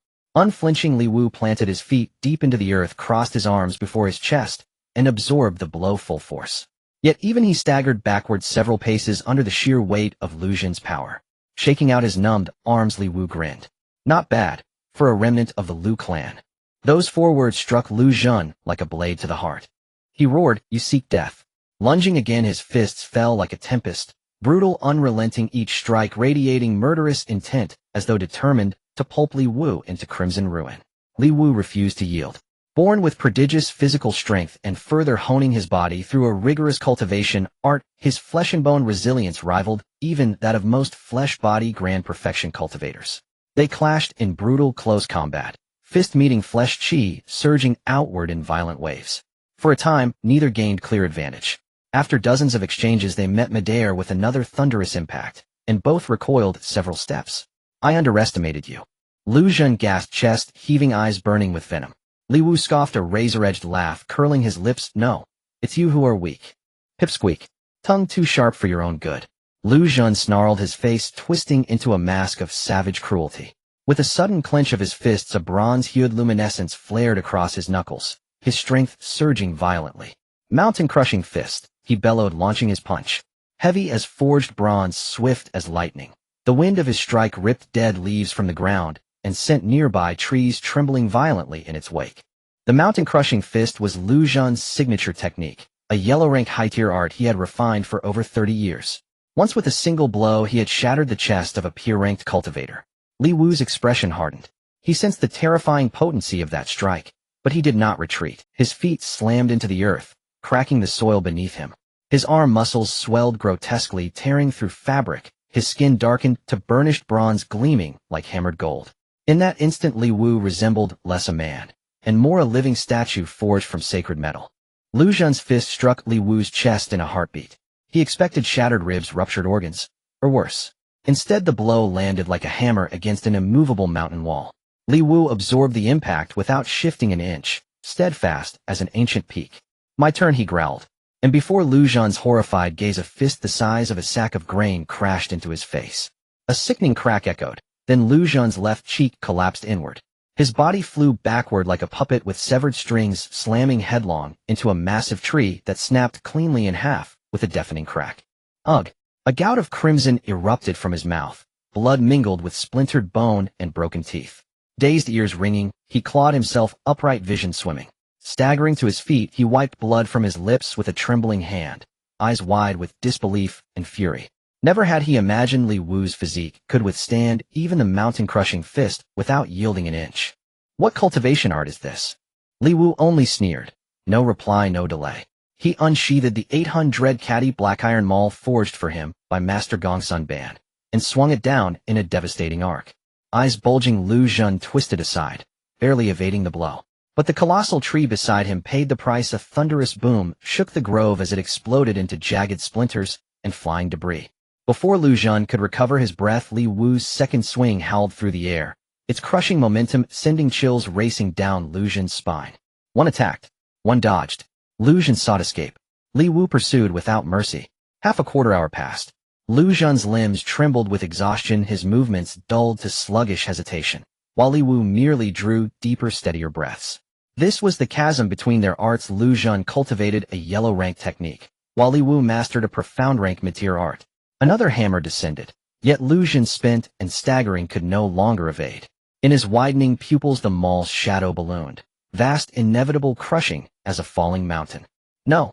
A final raw cry of despair tore from his throat. Then the black iron Maul struck.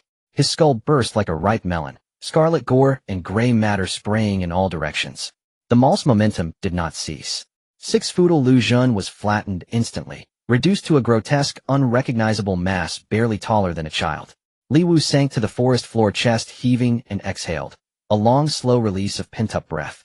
The gap between realms is indeed vast. Had he not cultivated a profound tier skill and profound tier martial arts, he would surely have met his demise today. Little brother's strength has truly surprised me. A tinkling laughter suddenly echoed through the silent. Li Wu's heart jolted, and he suddenly stood up, gripping the mysterious iron hammer tightly, scanning his surroundings with a wary expression, yet seeing no one who. Look above your head. Li Wu quickly looked up to see the enchanting Yunyang smiling down at him from the branches of a large tree, playing with a strand of her green hair, her snow-white legs swaying back and forth. Looking at Yunyang, Li Wu felt overwhelmed. He helplessly said, "What exactly do you want?" "I want to have some fun with you, little brother." Li Wu's expression darkened, ignoring this somewhat deranged woman. After finding a token that represented his identity from Lu Xun, he shouldered his iron hammer and left without looking back.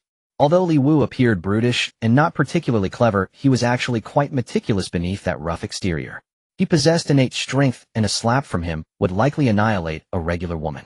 Yet this madwoman, despite taking so many hits from him, still bounced back to life. This indicated that she was no ordinary person.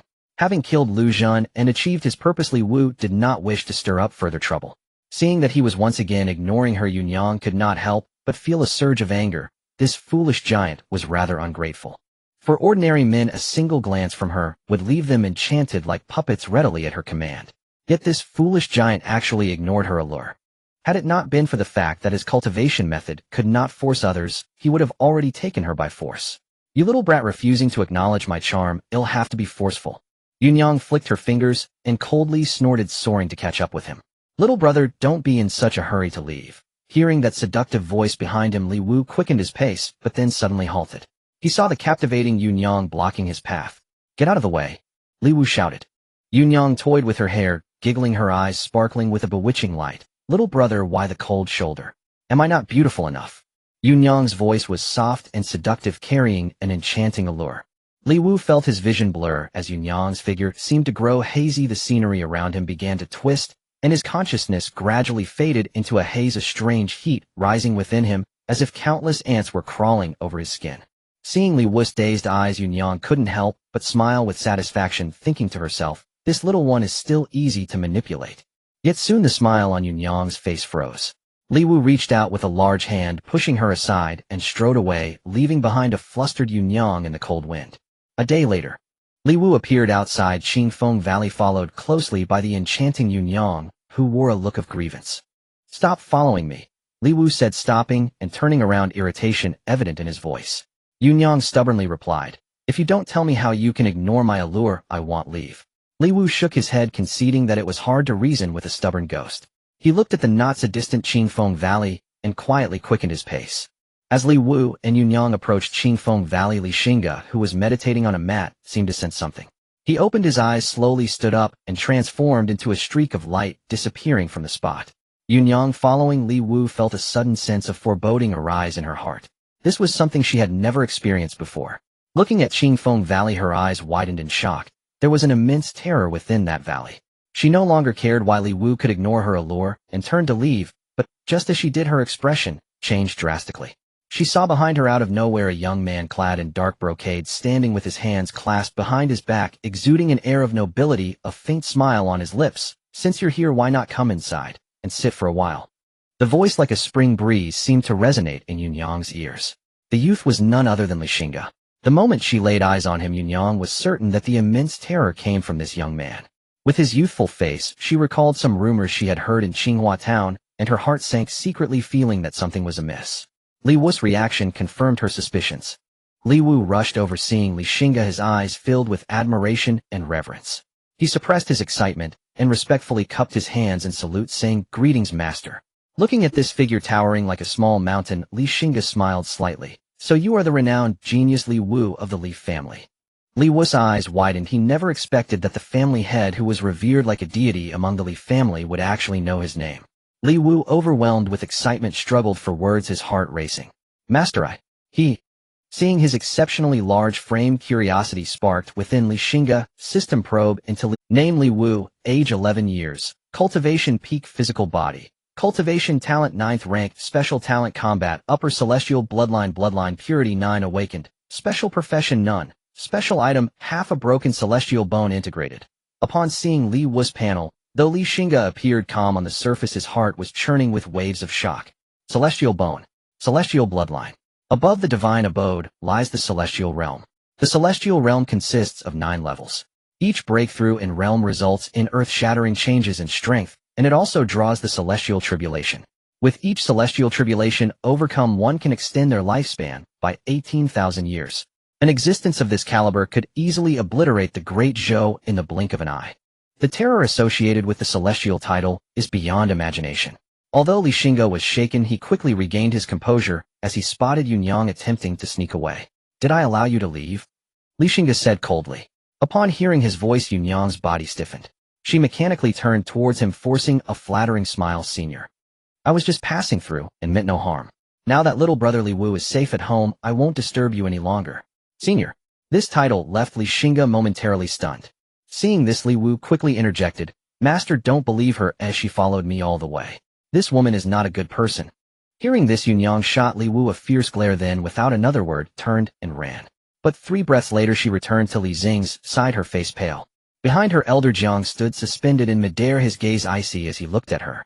"A preeminent expert." "Master," Elder Jiang said respectfully. Yunyang, however, stared wide-eyed. She couldn't have heard him wrong. A preeminent expert actually addressed this Li family head as master. Since when had a high-ranking preeminent expert fallen to the level of a servant? Li family head. A strange red light flickered in Yunyang's eyes, radiating an alluring aura. Smack! A resounding slap sent Yunyang flying, her tender face, which could be pinched to extract water, rapidly swelling red. "In front of this family head, put away your trivial tricks." Xingge withdrew his hand, speaking indifferently. Yunyang covered her face, looking at Xingge, her eyes filled with terror. "State your origins." Yunyang's eyes conveyed a hint of hesitation. Observing this, Xingge showed no mercy and slapped her again. This slap left Yunyang seeing stars, her head spinning. "If you dare to deceive me, this family head will make you wish you were never born." A wisp of ominous black flame flickered between his fingers, exuding a chilling aura that sent shivers down one's spine. Yunyang gazed at the black flame as if she had encountered something exceedingly terrifying, her body trembling uncontrollably, her voice quivering. "I am a core disciple of the Illusion Valley." Illusion Valley? Li Xingge's brow furrowed slightly. Elder Jiang, seeing this, spoke to explain to Xingge, "Master, Illusion Valley is a hidden demonic sect of the Zhaodian mansion, famed for its alluring and illusionary arts. Its disciples are all women skilled in enchanting hearts and manipulating others. They operate secretly, often using their beauty as bait to lure men and drain their essence to aid their cultivation." Li Xingge's eyes revealed a look of realization. But how did someone from Zhaodian Mansion end up in his Shenglong Mansion? Shenglong Mansion is located at the southernmost tip of Yangzhou, while Zhaodian Mansion is situated at the northernmost point. Even a practitioner of the Bloodqi realm would need several months of travel at full speed. He looked at Yunyang and coldly asked, "Illusion Valley is far in Zhaodian Mansion, and Zhaodian Mansion is more than 1,000 miles away from my Shenglong Mansion. What is your purpose in coming so far?" Looking into Li Xingge's icy gaze, Yunyang dared not conceal anything. "I fled to Shenglong Mansion to escape the pursuit of Illusion Valley." Xingge questioned, "If you are a core disciple, why would Illusion Valley pursue you?" Yunyang lowered her head, feeling a bit embarrassed, "Because they discovered that I am a man in disguise." The air around them seemed to freeze instantly. After a long pause, Xingge sighed, pulling out a small vial from his sleeve. and tossing it to the ground. 7 poison heart-piercing pill, you choose whether to live or die. After saying that, he transformed into a streak of light and vanished from the spot. Seeing Elder Jiang's unfriendly gaze, Yunyang hurriedly scrambled to pick up the vial from the ground, pouring out a black pill. Without a moment's hesitation, she swallowed it. Watching Yunyang take the pill, Elder Jiang smiled and said, "The 7 poison heart-piercing pill is made from 7 types of the most toxic substances. Without an antidote, after 14 days you will suffer a painful death. Only a 4th-rank alchemist can resolve this poison." Yunyang's face turned ashen. "Your allure has some use to the master. Serve him well in the future." After Elder Jiang finished speaking, he too transformed into a streak of light, following Xingge, leaving behind a despondent Yunyang sitting on the ground, her face filled with despair. Li Wu shook his head, ignoring Yunyang, and strode towards Qingfeng Valley. Upon entering Qingfeng Valley, he headed straight for the law enforcement hall. His footsteps were heavy, and as soon as he stepped into the hall, he attracted the attention of many disciples. It was the same disciple from the last time who had spoken to Li Wu first. His gaze swept over Li Wu, a hint of surprise flashing in his eyes. "Cousin, was your trip successful?" Li Wu chuckled and patted his chest. "Thanks for your concern, cousin. That remnant of the Lu family has met its end under my mysterious iron hammer." After finishing his sentence, Li Wu took out the token that represented Lu Zhan's identity from his bosom and handed it to the disciple. "This is the token of that remnant of the Lu family." A hush fell over the law enforcement hall, all eyes focusing on the bloodstained and somewhat deformed token. The disciple took the token and examined it carefully. After confirming its authenticity, a look of shock appeared on his face. He looked up at Li Wu, his tone filled with admiration. "Cousin, you are truly remarkable. As a genius of the Li family, you managed to slay a foe at the peak of physical cultivation with your own great success in physical body cultivation." His words instantly caused a gasp of disbelief throughout the hall. Li Wu at the peak of physical body cultivation truly killed Lu Zhan, who was at the pinnacle of physical realm. Killing a Lu Zhan was not surprising. A small portion of people in the law enforcement hall could do it. But crossing realms to fight back was a different story. It is well known that there is a significant gap between each minor realm. The higher the realm, the more pronounced it is. Currently, among the younger generation of the Li family, aside from that prodigy, only Li Wu has the ability to cross realms in battle. Li Wu grinned, exposing his large white teeth. "It was merely luck. That remnant of the Lu family underestimated me." Although Li Wu said this, no one believed him. After today, Li Wu's name will undoubtedly echo throughout the entire Qingfeng Li clan. With such impressive achievements, he will surely attract the attention of the higher-ups in the family, thus entering a higher tier and receiving more training. This child Li Wu has an unlimited future ahead of him. Half an hour later, Li Wu came to the clan martial pavilion with the task order stamped with the seal of the law enforcement hall. It was the familiar face of Li Yin Yuan. Regarding Li Wu's slaying of Lu Zhan, Li Yin Yuan did not appear too surprised, but promptly stamped the clan's seal on the document. After stamping, Li Yin Yuan smiled and said, "You did it, kid. Impressive." Li Wu scratched his head. "Isn't it thanks to Uncle Yin Yuan's guidance? That golden body child technique is truly tailored for me. Once the golden body is activated, that remnant of the Lu family was like a tickling to me." Li Yin Yuan's expression darkened upon hearing this. He glanced around and somewhat impatiently waved his hand at Li Wu.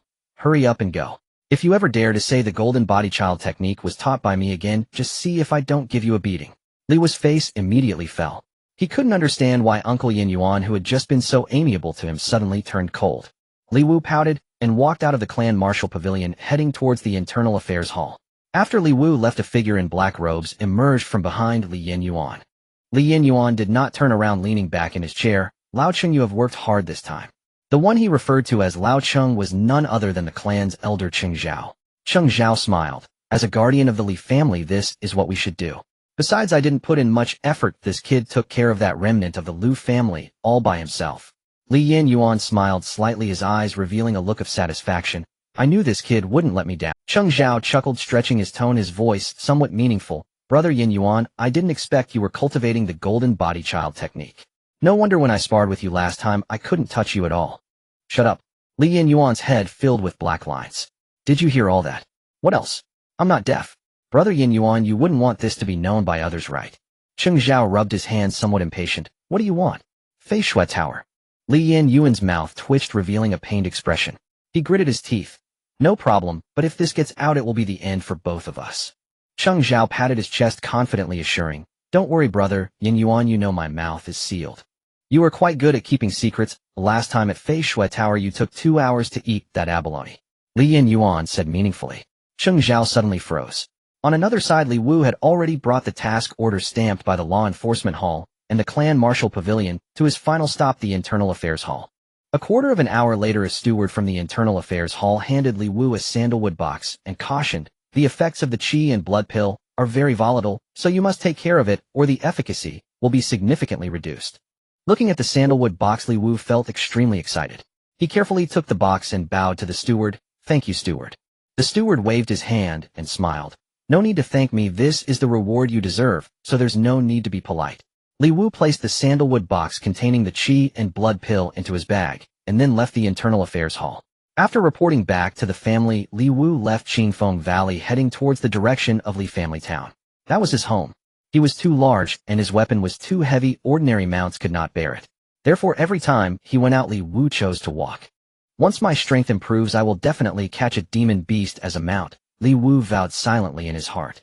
It had been 3 years since he last returned to Li Family Town after the new blood selection conference 3 years ago. The journey from Qingfeng Valley to Li Family Town took Li Wu a full day. Li Wu looked up at the sky. The sunset had already set, and the horizon was painted with a layer of splendid twilight, the outline of Li Family Town faintly visible in the distance. "Finally, it's almost here." Li Wu quickened his pace. A quarter of an hour later, he appeared at the town's entrance. Although it was already dusk, there were still many people queuing to enter the town. Li Wu's appearance instantly caught the attention of many. After all, his 8-foot-tall stature was like a moving mountain, truly hard to ignore. Once inside the town, Li Wu headed straight for the direction he remembered. Walking down the streets of Li Family Town, the shops on both sides were still bustling, the air filled with the aroma of food, the sounds of children's laughter and vendors' shouts intermingled, forming a lively market scene. On his journey, Li Wu encountered many acquaintances, greeting them with warmth. Li Wu had been away from home for nearly 4 years, and he had changed significantly, causing his uncles and aunts to fail to recognize him at first. Observing his imposing figure, a villager from Li Family Town wondered, "Who is this? He looks truly tall and mighty. This child, doesn't he resemble the mayor's son?" "Not only resembles, this child is indeed the mayor's son, Li Wu." Someone recognized Li Wu and exclaimed, "It really is Li Wu. I nearly didn't recognize him. He's changed so much since childhood. This kid has really made a name for himself." 3 years ago at the New Blood Conference, he was tested with a 9th grade talent, and then taken back to Qingfeng Valley by the main clan. Since then, the mayor has been all smiles every day. Who wouldn't be happy? Our roots as Li Family Town residents lie there. Indeed, Li Wu has truly brought honor to the mayor. A villager sighed, a hint of regret in his tone. "Unfortunately, my son has poor talent and couldn't be chosen by the main clan to bring glory to our family. There's nothing to be done, as some things are destined from birth." The villager retorted defiantly. "Who says? My fate is determined by me, not by heaven. I'm going back to find my wife and have 7 or 8 more children." The crowd burst into laughter at his words, with joyful sounds echoing all around. Hearing the laughter behind him, Li Wu couldn't help but smile slightly. Finally reaching the end of the street, he arrived at his doorstep, gazing at the familiar vermilion door adorned with a brass knocker, which still bore the scratches he made in his childhood. He had received quite a few beatings from his father for those scratches. As the saying goes, nostalgia brings anxiety. Now that he was at the door, Li Wu felt a bit apprehensive. Standing at the door, Li Wu took a deep breath, raised his hand to the knocker, and gently knocked on the door. "Who is it?" An elderly voice came from inside the yard. The door opened, and an elderly man in simple clothing with a weathered face stepped out. Looking at this somewhat unfamiliar face, the old man, slightly squinting, asked, "Young man, who are you?" Li Wu felt a pang in his nose. "Uncle Li, it's me, Xiao Wu." Uncle Li was the old servant of the Li family. During his childhood, when his father was busy with town affairs, and his mother was managing household matters, Li Wu had spent most of his childhood accompanied by Uncle Li. "Young master," Uncle Li exclaimed. He stepped closer, squinting to carefully examine Li Wu, and gradually surprise emerged in his murky eyes. "Young master, it really is you. After years apart, you've grown so tall, I hardly recognized you." Li Wu's voice was slightly choked. "Uncle Li, it's me, I've returned." Uncle Li's hands trembled with excitement as he directly took Li Wu's hand, leading him into the yard, while loudly calling, "Master, madam, the young master has returned." Before he finished speaking, a woman in her 30s wearing a yellow skirt and with a beautiful face rushed out. Looking at Li Wu, she covered her mouth, unable to believe her eyes. "Mother!" Li Wu's eyes turned red as he gazed at the woman. "It's Xiao Wu." The woman dashed over, embracing Li Wu tightly, her voice choked. "Xiao Wu, you finally came back. I've missed you so much." "Mother, I'm back, I missed you too." Li Wu hugged his mother tightly. "My son has grown taller and has matured." Ahem. Ahem. A light cough came from behind the two. Li Wu and his mother released their embrace and looked towards the source of the sound. There stood a tall, imposing middle-aged man, his face stern, quietly watching Li Wu. He was Li Wu's father, Li Jinshan, the mayor of Li family town. Father, Li Wu called out, his voice tinged with a hint of nervousness and expectation. In his memory, his father had always been the strictest with him. Why aren't you practicing properly in the clan's territory? Why have you returned home? As expected, Li Jinshan questioned in a deep voice. For a moment, Li Wu felt somewhat at a loss. Seeing this, the woman quickly walked over and tugged at Li Zinshan's sleeve, gently saying, Dear Xiao Wu left home at 8. Now that he has finally returned, don't keep a stern face. Then she turned to Li Wu. Xiao Wu, don't take your father too seriously, you know how he is. Always like this. Li Zinshan's eyes widened, seemingly wanting to refute, but upon seeing his wife's mildly reproachful gaze, he ultimately swallowed his words. He cleared his throat, and his tone softened a bit. Since you're back, rest for a few days. However, don't slack on your training. In a few days you need to return to the clan for your cultivation. Seeing his father's attitude soften, Li Wu sighed in relief and quickly nodded in agreement. I understand, father. Li Jinshan nodded in satisfaction, a trace of unnoticeable relief showing in his eyes. The woman pulled Li Wu into the house. After they left, Li Jinshan could no longer hide the smile on his face. Master, Uncle Li, go bring out that bear paw I hunted a while ago for the servants to braise, and also add more spice to the deer meat I pickled. Xiao Wu loves those flavors. Li Jinshan said in a lowered voice. Yes, master. Uncle Li replied with a smile, turning to head quickly toward the kitchen, his face full of joy. He knew that although the master appeared strict towards the young master, he actually cared for his son more than anyone. Li Wu was pulled into the house by his mother sitting on the familiar wooden chair. He looked around and noticed that the furnishings in the house had hardly changed. His mother sat beside him, holding his hand with love in her eyes. Xiao Wu, how have the past few years been at Qingfeng Valley? Have you faced any hardships? Are the clan members treating you well? Li Wu chuckled. Mother, don't worry, I've been doing very well at Qingfeng Valley. Not only have I made many new friends, but the elders in the clan also care for me greatly, and I've learned a lot of skills. Hearing this, his mother showed a satisfied smile, gently patting the back of Li Wu's hand. That's good, I knew you would do well.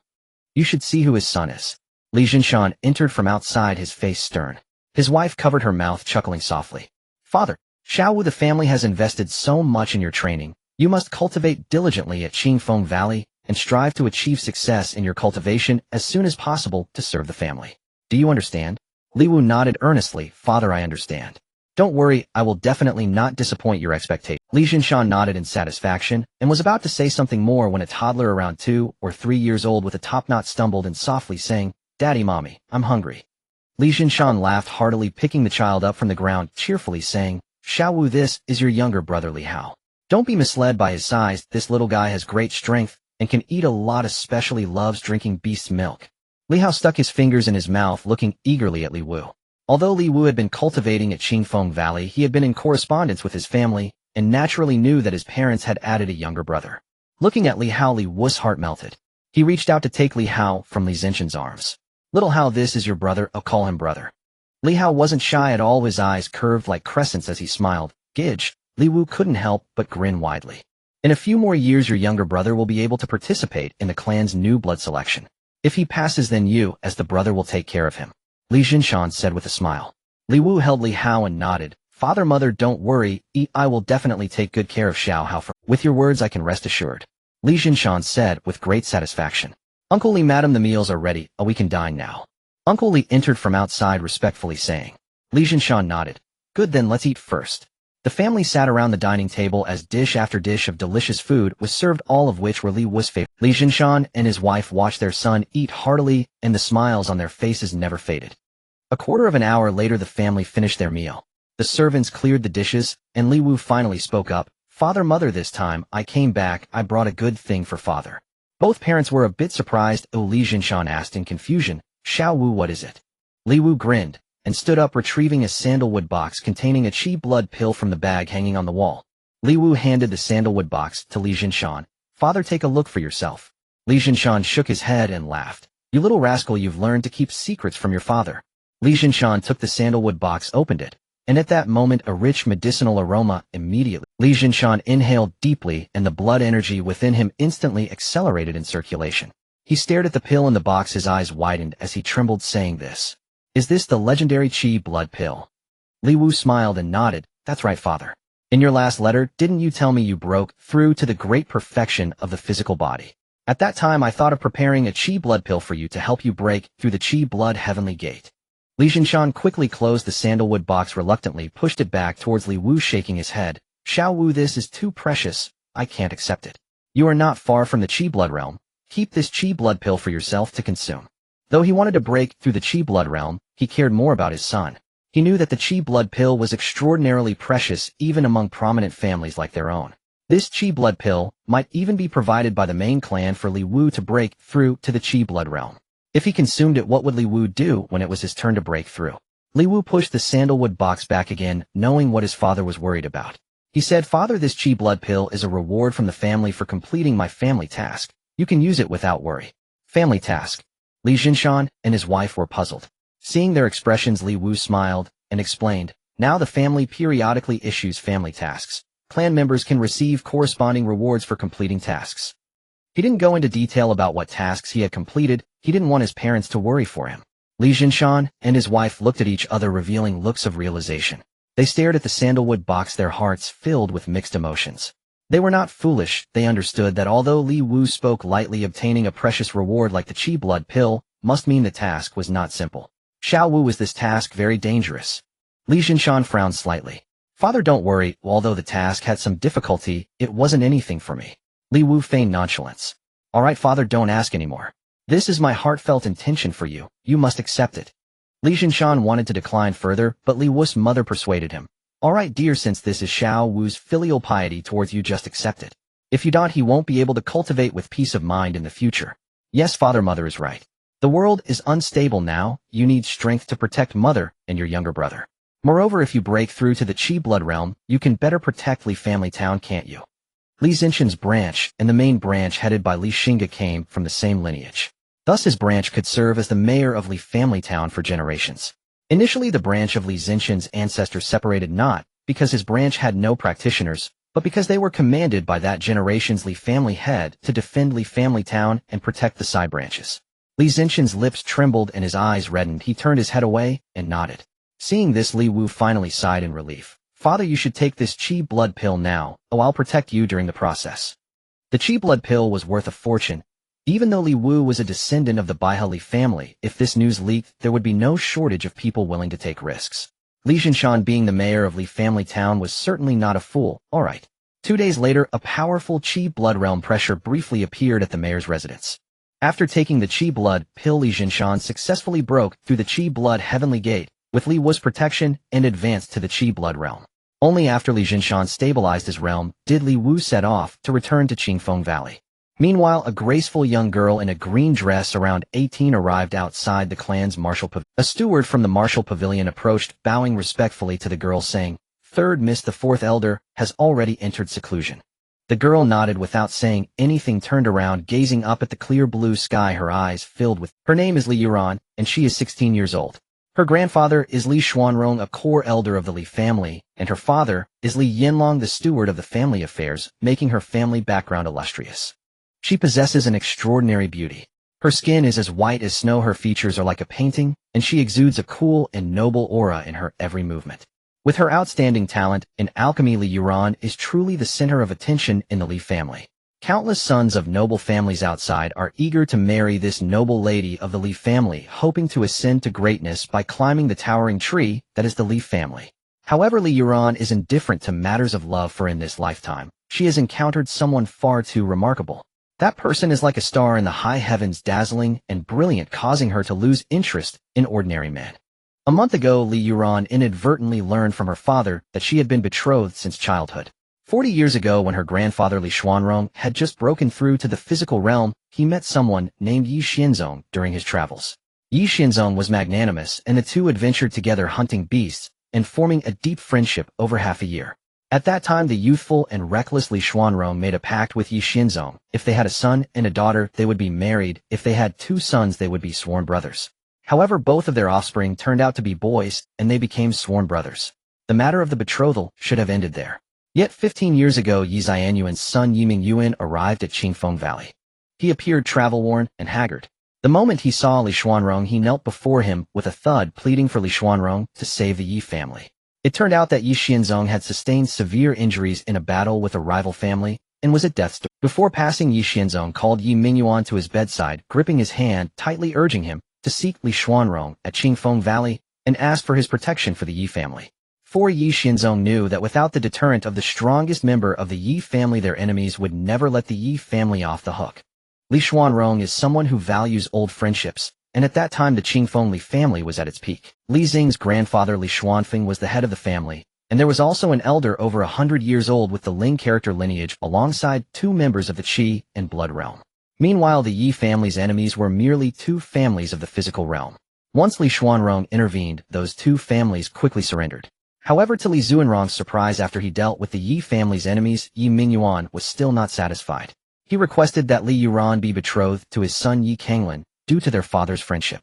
Though Li Xuanrong wished to refuse, he ultimately could not bring himself to do so. After all, an old friend had just passed, and reluctantly, he had to accept the matter. With Li Xuanrong as a relative, the Yi family gradually established a foothold in the area after Yi Xianzong's death. As the Li family rose under Li Xing's leadership, they thrived in recent years. The mere mention of my son is the son-in-law of the 4th elder of the White River Li family has made countless people bow their heads before the Yi family. If absolutely necessary for the sake of her family, Li Yuran would resign herself to sacrificing her marriage to ally with other great families. After all, she knows that she has gained much since her birth, but she must inevitably lose something as well. But what is a small family, without even a single member in the Qi and Blood realm, worth for her a legitimate daughter of the Li family to marry into? Just because of her grandfather's casual remark, Li Yuran is unwilling. She must withdraw from the engagement. Of course, Li Yuran is not an unreasonable person. She understands that her decision to withdraw from the engagement is indeed unjust. She will do her utmost to give the Yi family a satisfactory explanation. With that thought in mind, Li Yuran returned home. Her father Li Yinlong happened to be at home, sitting in the study frowning as he flipped through the accounts of the family. Hearing footsteps, Li Yinlang looked up and smiled slightly upon seeing Li Yuran. She is his most outstanding daughter, one he takes great pride in, even more so than his sons. Li Yinlang is aware of Li Yuran's thoughts and supports her. In his view, a daughter's lifelong happiness should indeed consider the match of families. Although the Yi family has donned the tiger skin of the White River Li family and has improved over the years in the eyes of the Li family, they are no different from ants. He naturally cannot bear to marry off his most outstanding daughter to a family like the Yi family, which doesn't even have a seat at the Li family's table. However, within the family, Li Xuanrong's word is law. Even if he has the heart, he dares not act.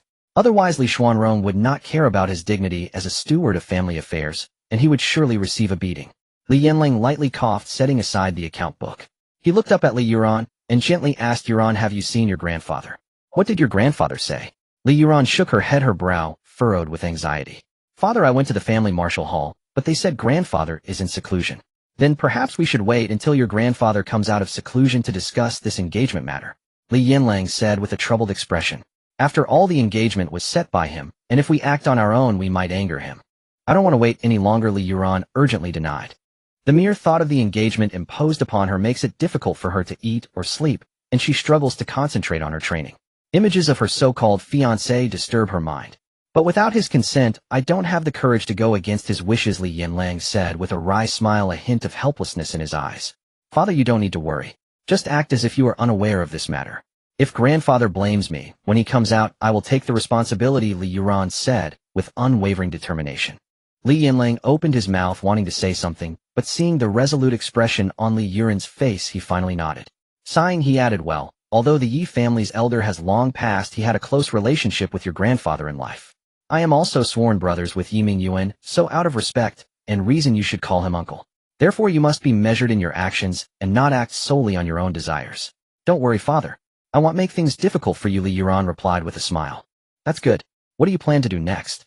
Li Yinlang asked. Li Yuran pondered for a moment, and then said, I want to visit my master first. Hearing about Li Yuran's master, Li Yinlang's eyes lit up. That's good. Your master holds a high position, and his words will surely be taken seriously by your grandfather.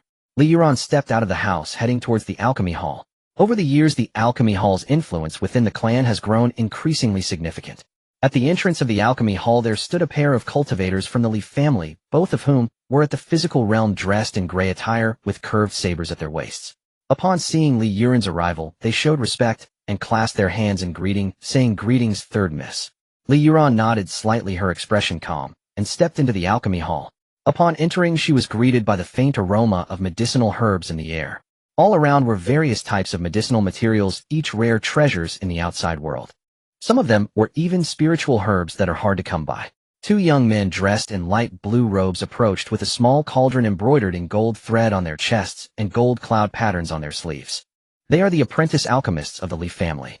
Apprentice alchemists are not official alchemists. They can only concoct basic medicines for injuries, but cannot refine higher-tier elixirs. The two young men, upon seeing Li Yuran, immediately perked up, striding forward with respect and bowing their hands in greeting, saying, "Greetings, senior sister." Although they tried their best to conceal it, the affection in their eyes could not be hidden. Their gazes lingered on Li Yuran for a moment before quickly lowering their heads, fearing detection. "Where's Master?" Li Yuran asked, her tone calm, yet carrying a hint of authority. "Master is refining pills in the alchemy room." Li Yuran nodded slightly and walked towards the alchemy room. Watching the graceful silhouette of Li Yuran until she vanished from sight, the two young men reluctantly withdrew their gazes. One of them sighed, a touch of melancholy in his voice. "I really wonder what kind of man will be fortunate enough to marry a woman like Senior Sister in the future. Not only does Senior Sister have a powerful background, but her talent in alchemy is also beyond our reach. At just 16 years old, she is already one of the two official alchemists of the Li family. Whoever marries her will truly ascend to greatness." "Indeed," the other replied wistfully. "Anyway, you and I have no hope. With so many people pursuing Senior Sister, including many young heroes, yet she remains unmoved. What kind of person could possibly catch her eye? Am not a worm in Senior Sister's belly, how would I know? But I do know who it is." He immediately became interested, his face showing curiosity. "Who?" That person glanced around mysteriously, confirming no one was nearby, before leaning in and whispering, "The family head." He widened his eyes in shock, gasping in disbelief. How could that be possible?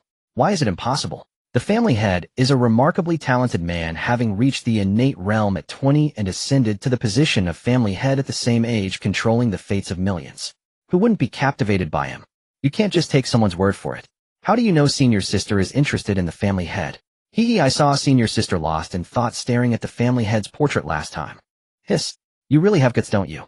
Aren't you afraid Senior Sister will find out and take your head? I just told you. If Senior Sister finds out, I will take your head before she gets to mine. However, if that's the case, everything makes sense. If Senior Sister is interested in the family head, then it's normal for her to disregard others. That's right. Meanwhile, Li Yuran had already arrived outside her master's alchemy room. Her master is Li Yinming, the 8th elder of the Li family and a second-tier alchemist.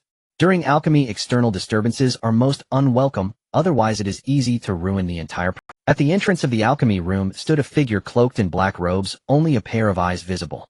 His gaze appeared dull, devoid of any spirit, like an emotionless puppet. But Li Yuran knew that if she dared to approach at this moment, the figure in black would not hesitate to strike her. This is the protector sent by the Li family to guard Li Yinming, preventing any disturbances. Inside the alchemy room, Elder Li Yinming was sitting cross-legged on a mat, fully focused on refining pills. In front of him stood a bronze alchemy furnace, flames roaring brightly, the fire a light blue, obviously ignited by special spiritual wood. Li Yinming was refining a batch of qi blood pills, and the value of the alchemy materials alone reached 20,000 gold, totaling about 200 spirit stones. The flames illuminated Li Yinming's face a bright red, and the temperature in the alchemy room was extraordinarily high. Beads of sweat had already formed on his forehead, but he was too focused to care, because he had reached the most critical step of alchemy, forming the pills. The materials in the furnace were transformed into pure qi blood energy through the fire's refinement, slowly merging, taking on the shape of the qi blood pill. Next, as long as he controlled the heat properly and did not blow up the pills, this batch of qi blood pills would be successfully refined. Half an hour later, the flames gradually extinguished and the lid of the alchemy furnace slowly opened. Suddenly, a rich fragrance of pills wafted out from the furnace. Li Yinming let out a long breath, a satisfied smile appearing on his face. He turned his head to look outside the window, and slowly said, "Yuran, come in." Li Yinming's voice came from within the alchemy room, tinged with a hint of fatigue. Hearing her master's words, Li Yuran walked to the door of the alchemy room under the watch of the figure in black, pushing the door open. Upon entering, she saw Li Yinming sitting cross-legged on the mat, utterly exhausted. She respectfully bowed to Li Yinming, saying, "Master." Li Yinming nodded slightly, then pointed to the alchemy furnace, his voice a bit hoarse, as he said, "Since you are here, don't just stand idle. Help me take out the qi blood pills from the furnace." "Yes, master." Li Yuran responded, and moved into action, gazing at the qi blood pills in the furnace, each one round and full, emitting a faint red glow. Li Yuran skillfully took one chi blood pill after another from the furnace and placed them into a jade bottle. After retrieving the pills, Li Yuran's face lit up as she said to Li Yinming, "Master, your alchemy skills have improved again. This time we have 8 pills, and one of them has even reached mid-grade quality." Upon hearing this, Li Yinming showed a look of surprise on his face. "That's good. This time the alchemy process indeed went much smoother than before. However, the mid-grade chi blood pill is a bit beyond my expectations." Li Yuran smiled slightly. "Master's alchemy skills have reached the pinnacle, so it is only natural to refine a mid-grade chi blood pill." Li Yinming laughed heartily, pointing at Li Yuran and shaking his head. "You little girl, when did you start flattering? That's not like you. I know my own capabilities, so tell me, what matters do you have for me?" Li Yuran bit her lip, hesitating for a moment, but finally mustered the courage to say, "Master, I came today to ask for your assistance with something." Li Yinming, seeing Li Yuran's serious demeanor, straightened his posture and said solemnly, "Speak, what is it?" Li Yuran took a deep breath, a glint of determination in her eyes. "Master, I want to withdraw from the engagement." Li Yinming was taken aback for a moment, pondering before asking, "Withdraw from the engagement? Are you referring to your engagement with that Yi family?" Li Yuran nodded, kneeling in front of Li Yinming with a firm expression. "Master, I do not wish to marry outside the family. I am a Li family member in life, and a Li family ghost in death. I do not want to be bound by this ridiculous engagement, which would restrict my future." Li Yinming remained silent for a moment before nodding. "Very well, since you do not wish it, then let's withdraw. I will negotiate with your grandfather on your behalf." Upon hearing this, Li Yuran abruptly raised her head, her eyes filled with surprise, seemingly not expecting Li Yinming to agree so readily. She deeply bowed to Li Yinming, her voice choked with emotion. "Disciple, thanks, master." Li Yinming stood up, helping Li Yuran to her feet, his tone tinged with a mix of helplessness and affection. "Between us, as master and disciple, no need for such formality. That Yi family is of a small stature, though they have shown some improvement in recent years. It is still thanks to the influence of my Li family. They are ultimately not a good match. However, the old patriarch of the Yi family is a close friend of your grandfather, so you must leave them some face. Hence, when you go to the Yi family, do not make a big fuss. Just discuss things privately with them." Without waiting for Li Yuran to respond, Li Yinming took another jade bottle containing the freshly refined chi blood pill. He placed it into her hands amidst her astonished gaze. "Take this chi blood pill with you. I heard from your grandfather that the head of the Yi family has been stagnating at the perfected body realm for several years. Presenting him this chi blood pill as a token for withdrawing from the engagement will surely make him agree."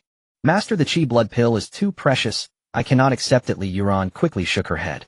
"Compared to your happiness, a mere chi blood pill is nothing. Yuran, under the leadership of the family head, my Li family has undergone tremendous changes. Not to mention a chi blood pill, even 100 can be produced. If you want to successfully withdraw from the engagement, you must accept this chi blood pill." Li Yuran wanted to refuse, but upon hearing Li Yinming mention the family head, she gritted her teeth, and, "That's right. I see you've been troubled by this engagement for quite some time now. Not only has your alchemy suffered, but your cultivation has also lagged behind. Since you've decided to withdraw from the engagement, there is no time to waste. Depart as soon as possible. The Yi family is in Dongning County, and traveling alone can be unsafe." Li Yinming pondered for a moment, then said with concern, "Go to the offering hall and find Zhang Xingchen to accompany you on your journey." "I understand, master. After the engagement is withdrawn, you must focus your heart on the right path. If you continue to be like this for another month, I will punish you severely," Li Yinming said with a smile, his tone teasing.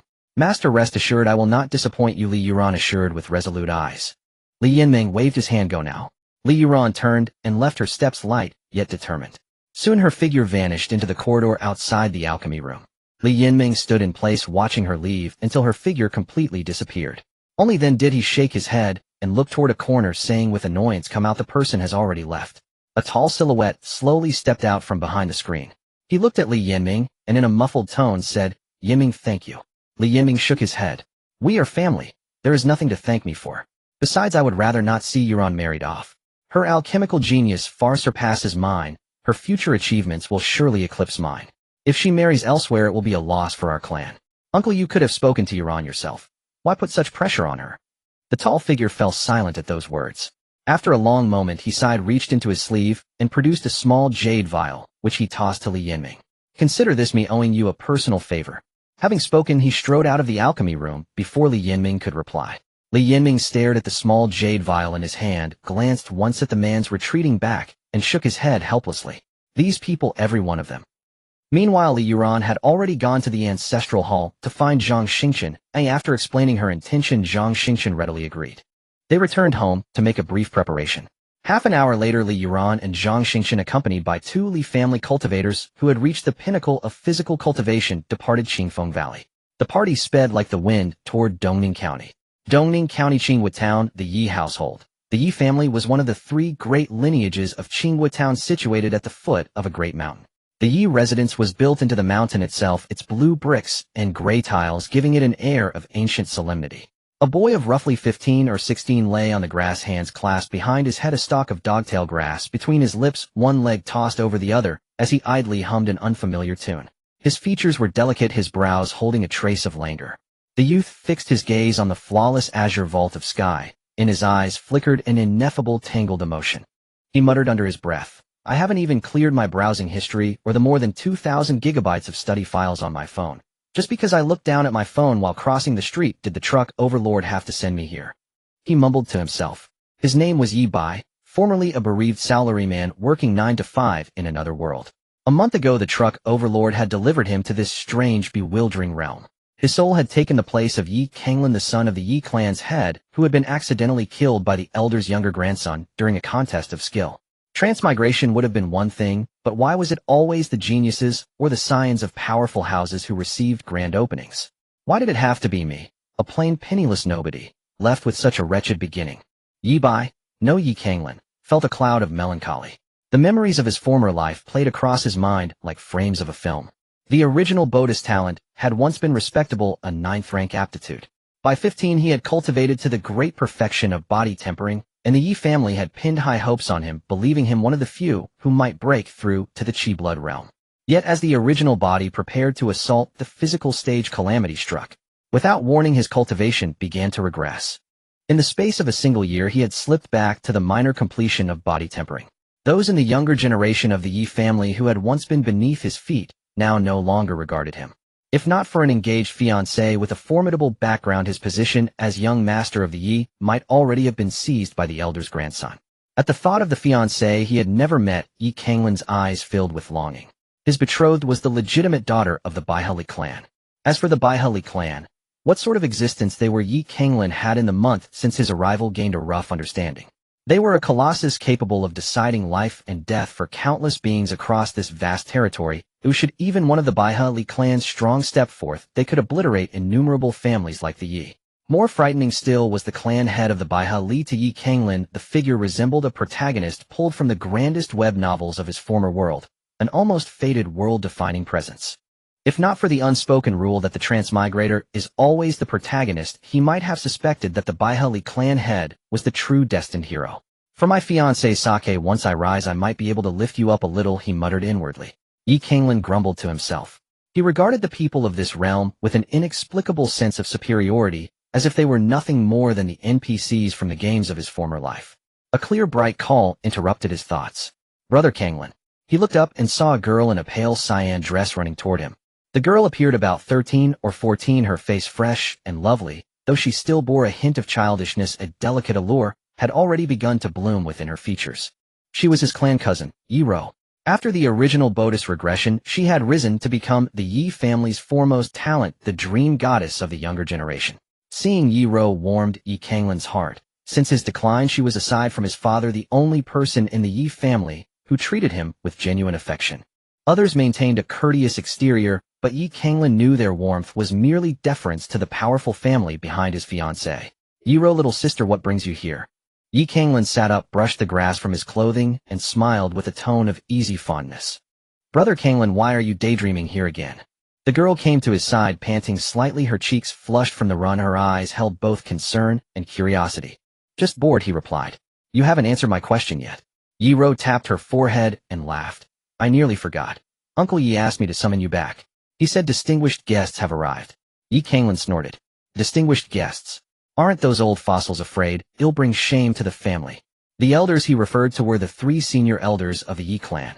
Despite his words, he rose. "Who has come?" "Some of the clan brothers say it seems to be people from the Baihali clan," Yi Ro answered. Yi Kanglin's eyes brightened, his breathing quickened, and his steps silently hastened. Seeing him pick up the pace, Yi Ro hurried to follow, calling between breaths, "Brother Kanglin, slow down. Wait for me." A quarter of an hour later, Yi Kanglin and Yi Ro arrived outside the reception hall. From a distance, they could already hear the laughter of those old men, tones thick with obsequiousness and flattery. The reception hall's doors stood open, and several Yi guards were posted at the entrance. Seeing the two approach, the guards immediately saluted, "Young Master Miss Yi Ro." Yi Kanglan nodded slightly as the two entered the hall together.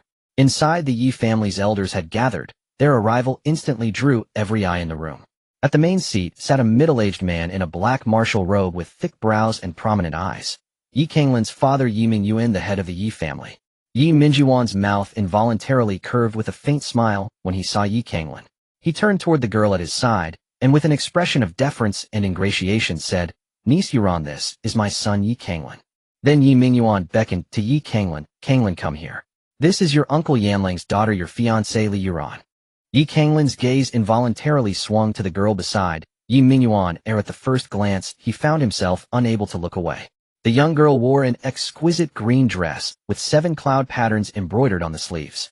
She had an oval face, breathtakingly beautiful, her demeanor cold and noble, as if she were a lotus blooming atop a snow-capped mountain, evoking a sense of reverence. So this is his fiancée. Truly a great catch.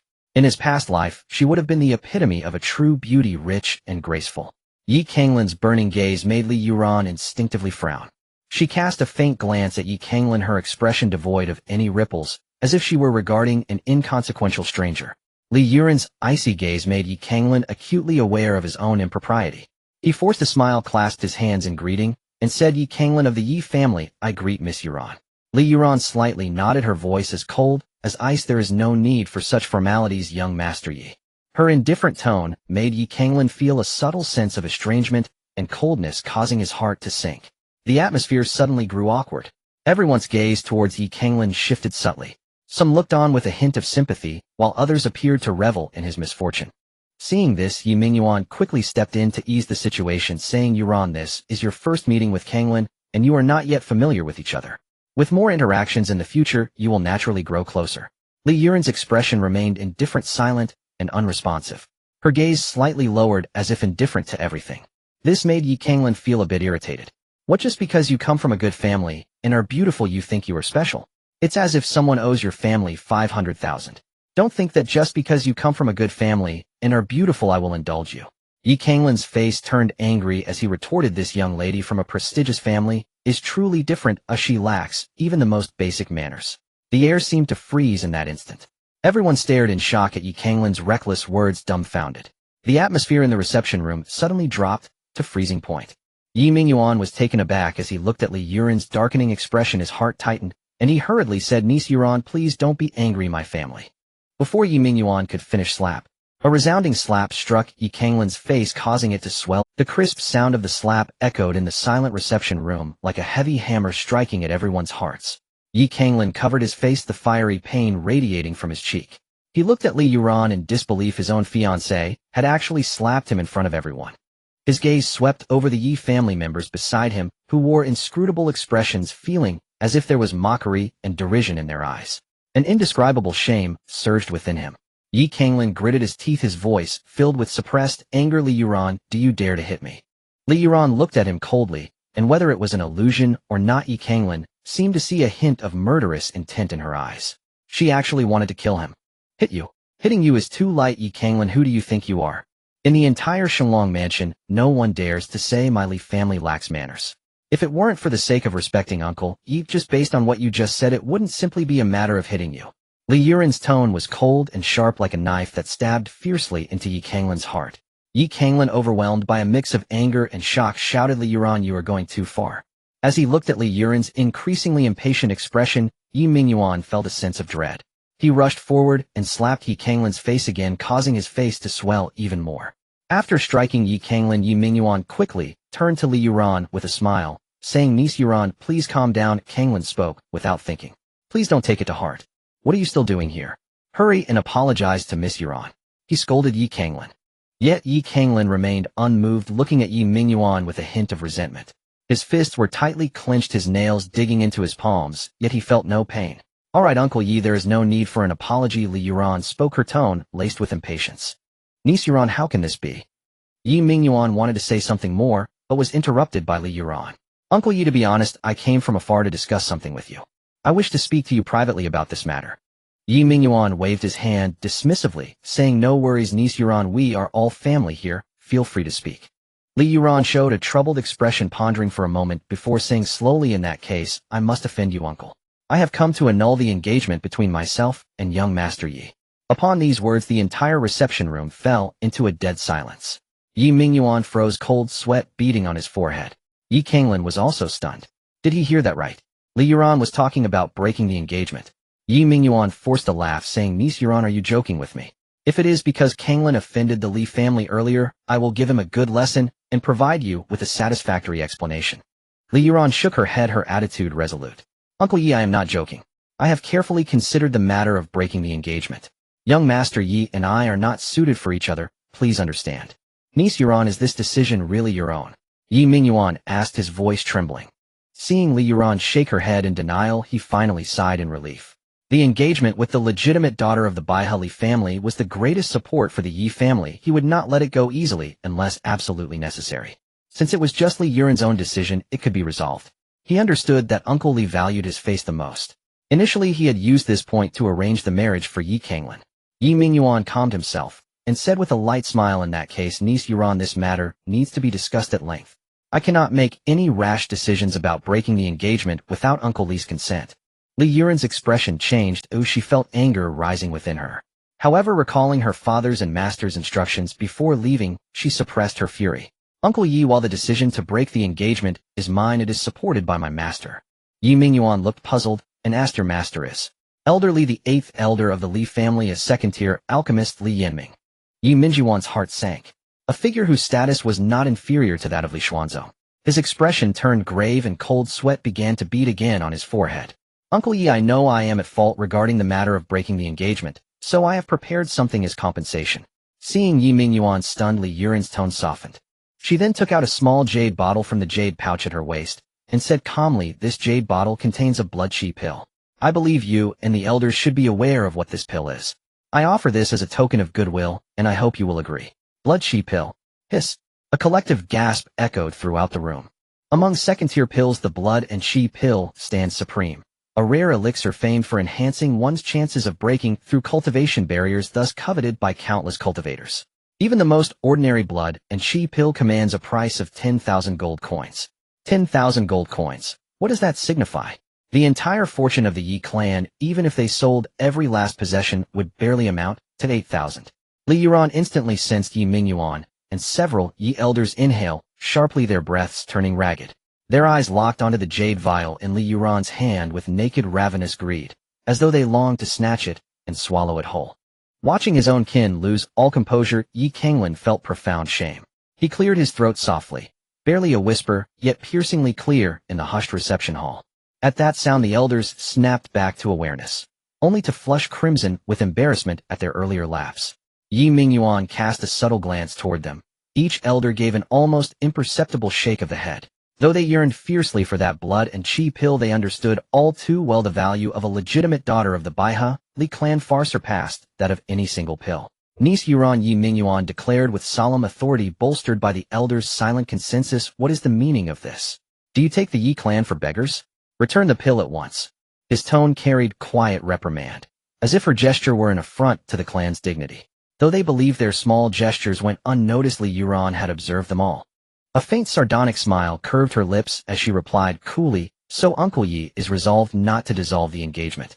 It is not that I refuse, but such a matter must first receive Lord Li's consent." Yi Mingyuan forced the words out, meeting Li Yuran's increasingly frost-laced gaze. "Uncle Yi, let me be clear. I am informing you, not negotiating." Her patience had finally run dry. Her voice dropped glacial and absolute. Li Yuran's unyielding declaration ignited Yi Mingyuan's fury. His expression hardened into icy severity, his voice trembling with suppressed rage. "Niece Yuran, is this how you address your elders?" Before the final syllable left his mouth, the crushing aura of his body perfection realm erupted, bearing down upon Li Yuran like a collapsing mountain. Yet she remained utterly unruffled, calm, and poised. A thunderous roar split the air behind her, shattering silence like lightning. "Dare you? A mere clan master of the Yi family dares bare fangs before our young mistress." Zhang Xingchen, silent until now, stepped forward, placing himself squarely before Li Yuran. In that instant, the overwhelming pressure of his blood and chi perfection realm descended upon the entire hall. That oppressive force weighed like an ancient peak, crushing Yi Mingyuan and every Yi clansman beneath its sheer suffocating mass. Around Zhang Xingchen, crimson chi surged and coalesced midair into a colossal blood-tinged greatsword. He seized the blade, his presence sharpening into lethal intensity. Their faces paled, terror flooded their eyes as they stared at him. Yi Mingyuan gasped a loud blood and chi manifestation, the mark of a true blood and chi realm expert. And not just any expert, this was a sovereign among them. They had never imagined that the elderly man who had stood so quietly behind Li Yuran, like a humble retainer, was a being of such terrifying might. Was this the true power of the Baihali clan? Master Zhang, stand down. Li Yuran commanded, her voice serene and unwavering. Zhang Xingchen let out a low, contemptuous snort. With a slow, deliberate sweep of his gaze across the Yi clan, he retracted that apocalyptic pressure, its dissipation leaving the hall's chi gradually stilling. As the weight lifted, the Yi clan exhaled in collective relief, yet sweat glistened cold upon every brow. Uncle Yi, if there is a next time, do not blame me for disregarding familial courtesy. Li Yuran's warning cut like a blade. Yi Mingyuan's face twisted in bitter dismay and lingering dread. Miss Yuran, I understand. Though the Baihali clan wields great strength, arrogance has its limits. Remember, beyond every peak lies another, and above every sky stretches a higher heaven. A young woman in pale green robes stepped forth, chin raised high, her voice crisp and laced with haughty defiance, as though Li Yuran's dominance offended her very soul. Li Yuran arched a delicate brow, her gaze sweeping over the girl with glacial disdain. And who are you?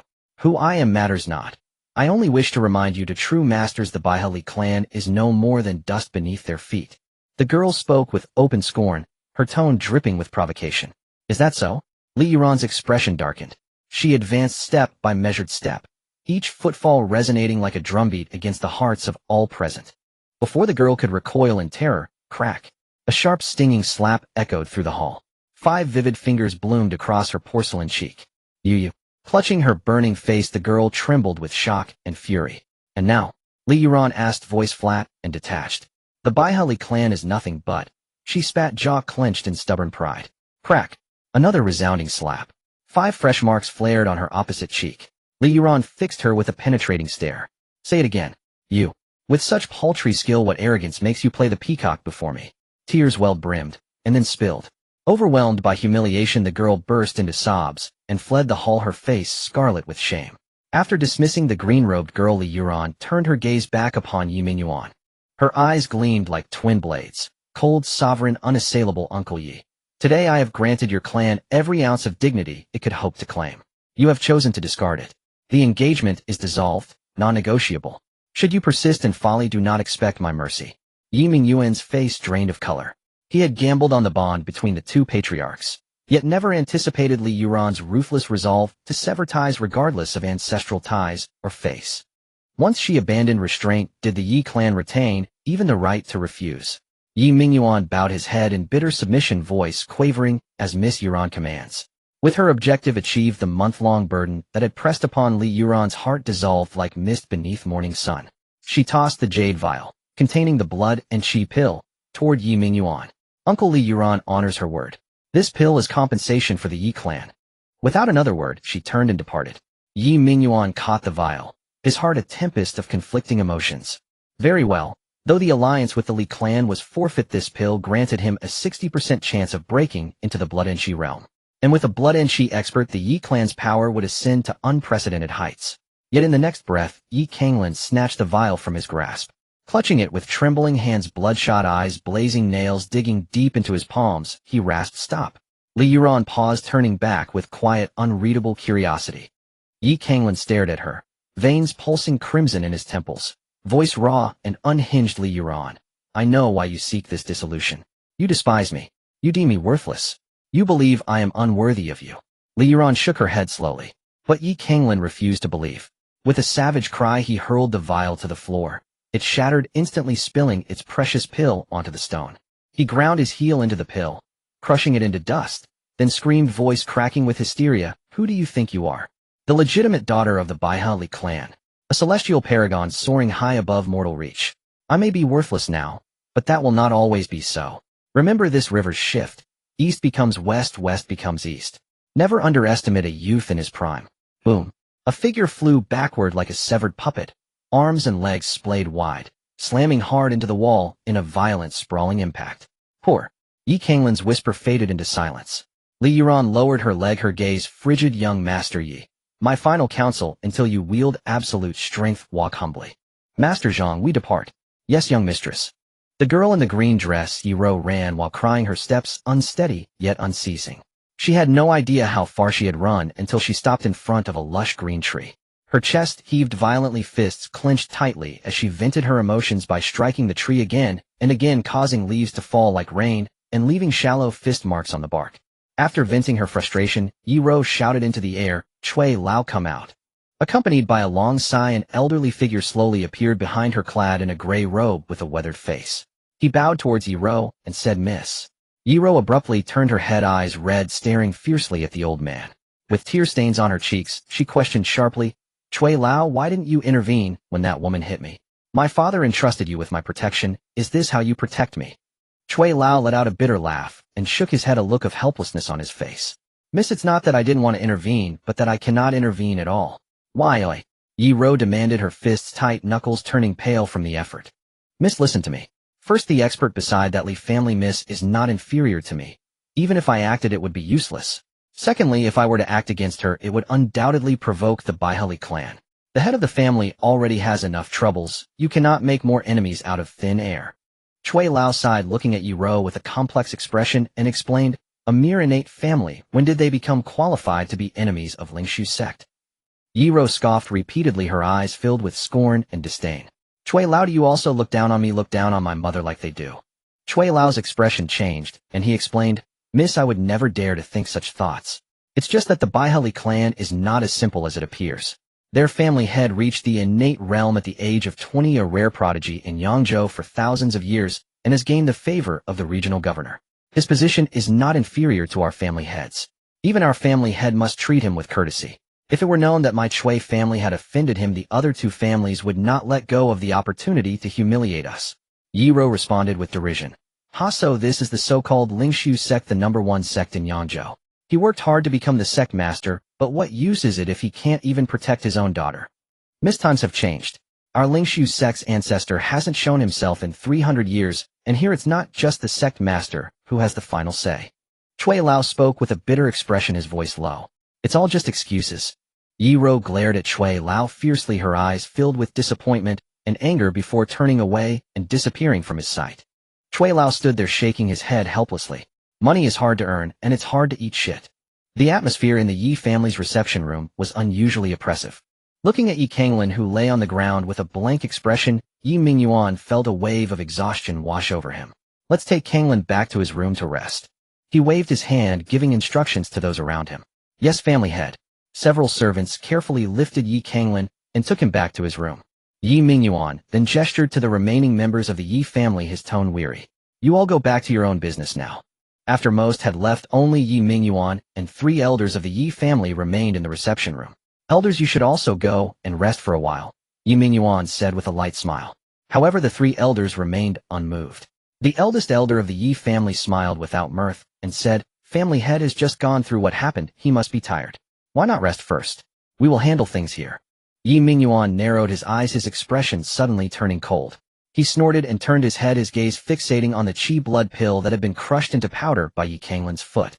Yi Mingyuan couldn't help but lick his dry lips. The other elders of the Yi family shared his sentiment. After a short, while they looked at the gleaming floor, feeling the rich blood energy within their bodies, and smiles of satisfaction appeared on their faces. In Yi Kanglin's room, the air seemed to solidify, heavy enough to make one struggle to breathe.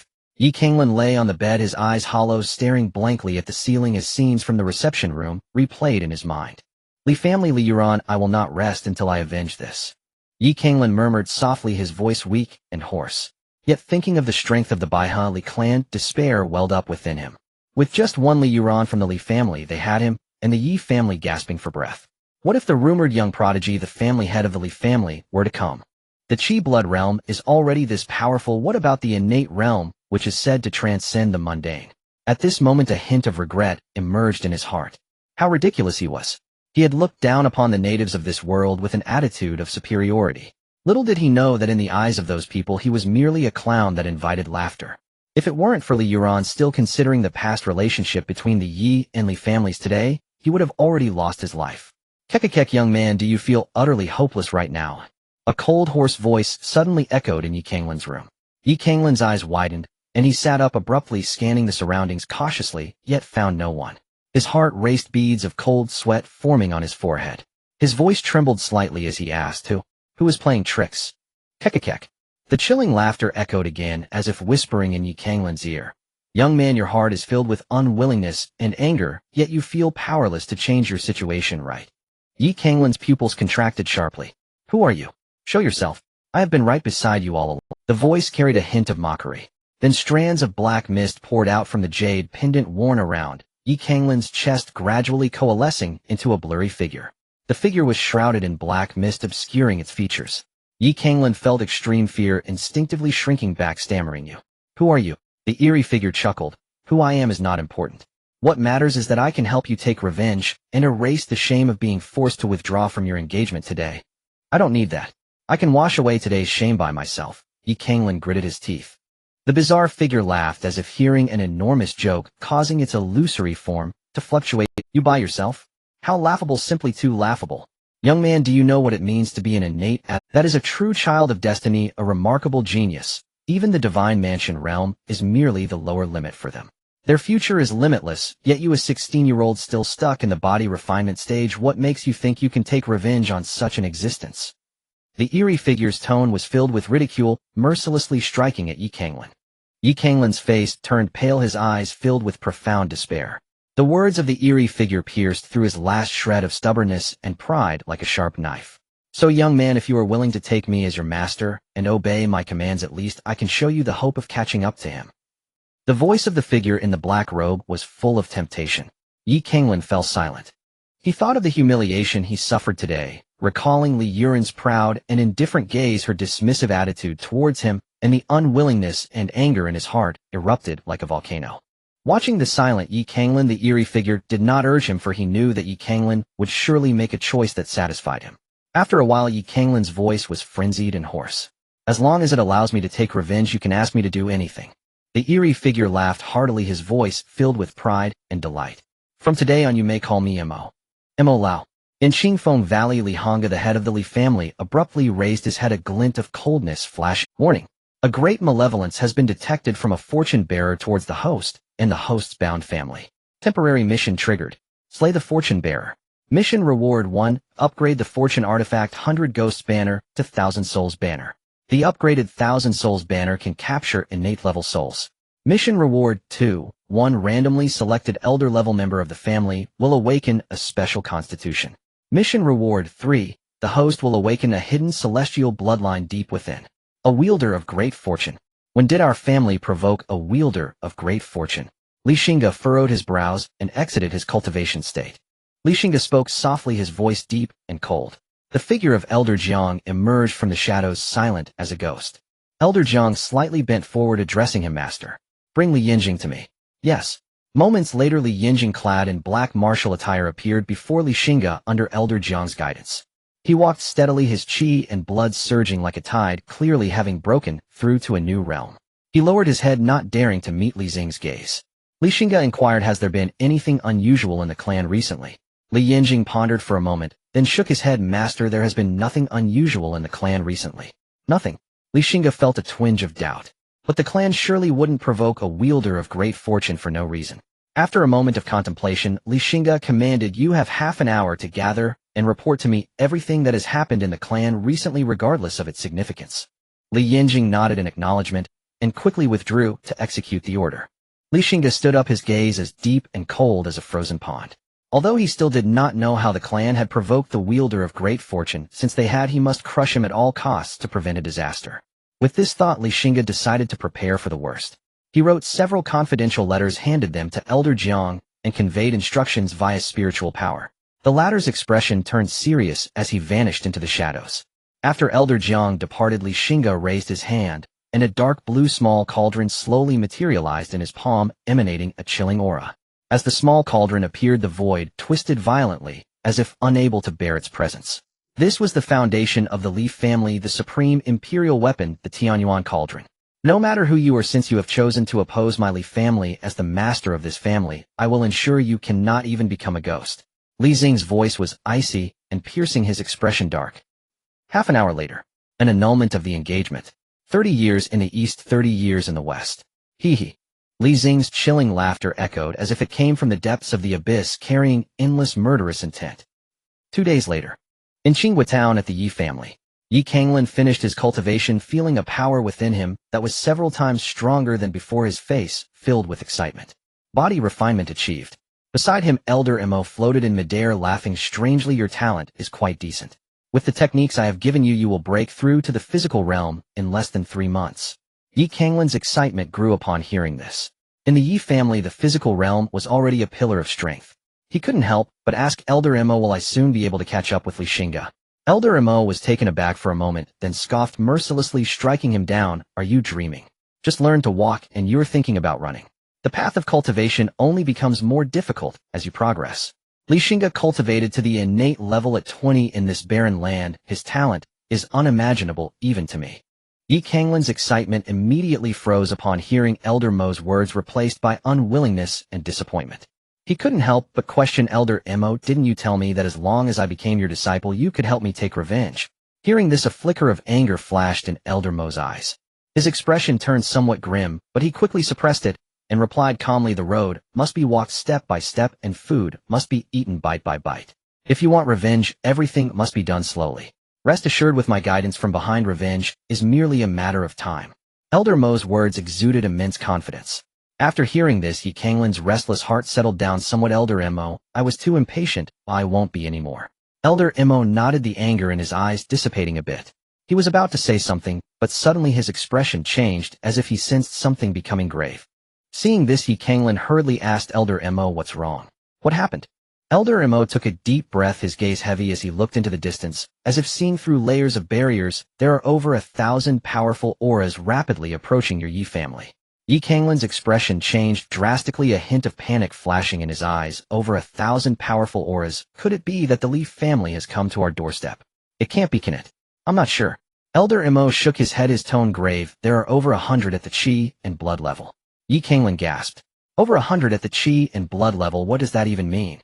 2 days ago, Li Yuran only brought 1 at the Qi and blood level and completely suppressed the Yi family without any chance to resist. And now over 100 have come. They can't be coming for us, can they? Yi Kanglin said, his voice trembling slightly. According to the tropes of previous web novels, as a transmigrator and the destined protagonist, shouldn't the antagonist send some low-level minions to gain experience before targeting him? Who would come out in full force to target the protagonist right from the start? They must just be passing by, Yi Kanglin thought, desperately trying to reassure himself. Elder Mo's expression became increasingly serious, non-committal to Yi Kanglin's words. On a high mountain, 10 or more powerful figures stood at the summit. They looked down coldly at the distant Yi family estate, their auras deep and vast, seemingly merging with heaven and earth, clearly cultivators of exceptional strength. The leader wore a purple robe, his gaze profound, long-haired, dancing in the mountain winds. He stood with his hands behind his back and lightly chuckled. Everyone ahead is the Yi family. This person was of course Li Xingge. Beside him, Zheng Songfeng, dressed in a black martial robe, slightly bowed and said respectfully, with a smile, Lord, this Yi family, a clan without even a Qi and blood level cultivator. With a single word from you, I can easily wipe them out. Why trouble yourself to come in person? Li Xingge shook his head, sneering, you do not understand. Although Zheng Songfeng was puzzled, he did not dare question Li Xing's words. Li Xingge turned to his family's elder Li Xuantong and commanded, Elder, set up the heavenly net. Yes, Matt, Li Xuantong responded in a deep voice. He raised his hand, and an ancient array plate floated in his palm. The plate was engraved with intricate and obscure runes emitting a faint light. A wisp of Qi and blood power was infused into the array plate, causing it to burst forth with brilliant light. Li Xuantong suddenly hurled the array plate into the air, softly uttering, rise. A tremor echoed through the heavens and earth. The array plate rapidly expanded in the air, creating waves of spatial ripples that bound the entire void. The array plate then transformed into a massive light curtain enveloping the entire Yi family estate. Countless runes flickered, resembling a gigantic net that firmly ensnared the Yi family. Beside him, Zheng Songfeng and Do Changjin were taken aback by the scene before them. Zheng Songfeng couldn't help but ask, Elder, what is this? The elder stroked his beard with a smile, revealing a look of pride as he unabashedly declared, this is the earth-ranked spiritual weapon of the Li family, known as the Celestial Net. Once the celestial net is set, even a divine palace realm cultivator cannot escape in a short time.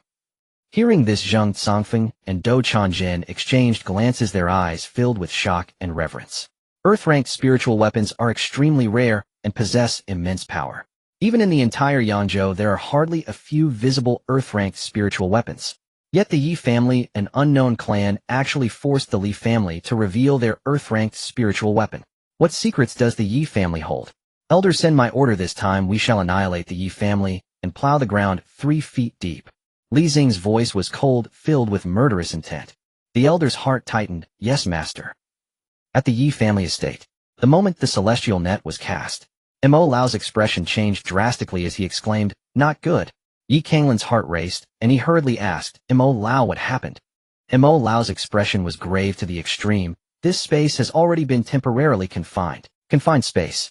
Yi Kanglin's mouth fell open in surprise. This was an extremely formidable technique. Mo Lao, what should we do now? Recovering from his shock, Yi Kanglin asked anxiously. Mo Lao fell silent for a moment. At this point we can only observe the changes. Over 100 Qi blood realm cultivators and more than 1,000 flesh realm cultivators had surrounded the Yi family estate. They awaited a command to crush the Yi family into dust. The huge commotion quickly attracted the attention of the other 2 major families in Xingge town. They didn't dare approach, merely standing at a distance and watching from afar. Tisk, brother Feng, these people seem to be up to no good, the head of the Bai family remarked, looking at the Li family's encirclement of the Yi family, a smug expression on his face. Indeed, what kind of enemy has the Yi family provoked? The head of the Feng family couldn't suppress the grin on his face. Over the years the Yi family had bullied them while wearing the tiger skin of the Li family. I don't know, but their strength is truly terrifying. So far I haven't seen a single person whose strength is below the flesh realm. Hiss. This display only the major innate families in Shanglong Prefecture could muster right. For years the Yi family has been rampaging under the protection of the Li family, looking down on everyone. I suspect the Yi family has become too arrogant and provoked someone they shouldn't have, the head of the Feng family speculated. That should be the case. Today we shall see how the Yi family ends. The head of the Feng family wore. At this moment, sensing the huge commotion outside, the members of the Yi family rushed out from all directions. They looked up, gazing at the radiant celestial net shimmering in the sky, their expressions filled with confusion. The head of the Yi family and several elders flew out, and upon seeing the multitude of cultivators surrounding the Yi family, their hearts instantly sank. Yi Mingyuan swallowed hard, forcing a smile onto his face. May I ask who the esteemed guests are? The numerous cultivators coldly stared at Yi Mingyuan, but no one responded. Yi Mingyuan felt a prickling sensation on his scalp. Everyone, if we have offended you, I hope you can forgive us. My Yi family is related by marriage to the Baihali family. I hope you will show some respect for the Baihali family. Before he could finish speaking, a figure moving as swiftly as a ghost appeared before Yi Mingyan, delivering a punch to his chest. The powerful force sent Yi Mingyuan flying dozens of feet away, crashing through several walls, before finally coming to a stop. Yi Mingyuan, you have some nerve, still daring to flaunt the Li family's name for personal gain.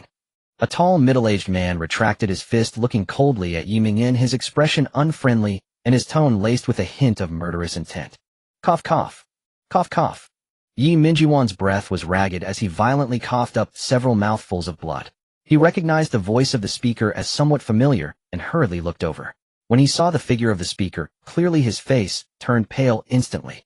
In disbelief he stammered, Li Shibwa, I can't accept such a title from you. The assailant was none other than Li Xian, the 4th elder of the Li family. Shibwa, please let me explain. Explain what? 30 years in the east, 30 years in the west. No, Shibwa. Shut up. Whatever you have to say, go to the underworld and discuss it with your father.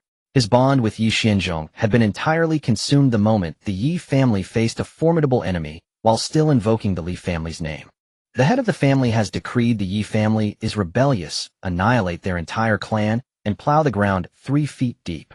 A mighty voice reverberated across the Yi family's estate. Thousands of cultivators shouted in unison, kill, kill, kill. Hundreds of Qi blood realm cultivators acted without any hesitation. In an instant the sky above the Yi family estate was engulfed in a sea of blood, Qi turning the entire heavens crimson, filled with murderous intent. Just as the storm of slaughter was about to descend, an angry and anxious voice rang out. I dare you to try. A slender figure stood before the members of the Yi family. This figure was Yi Ro.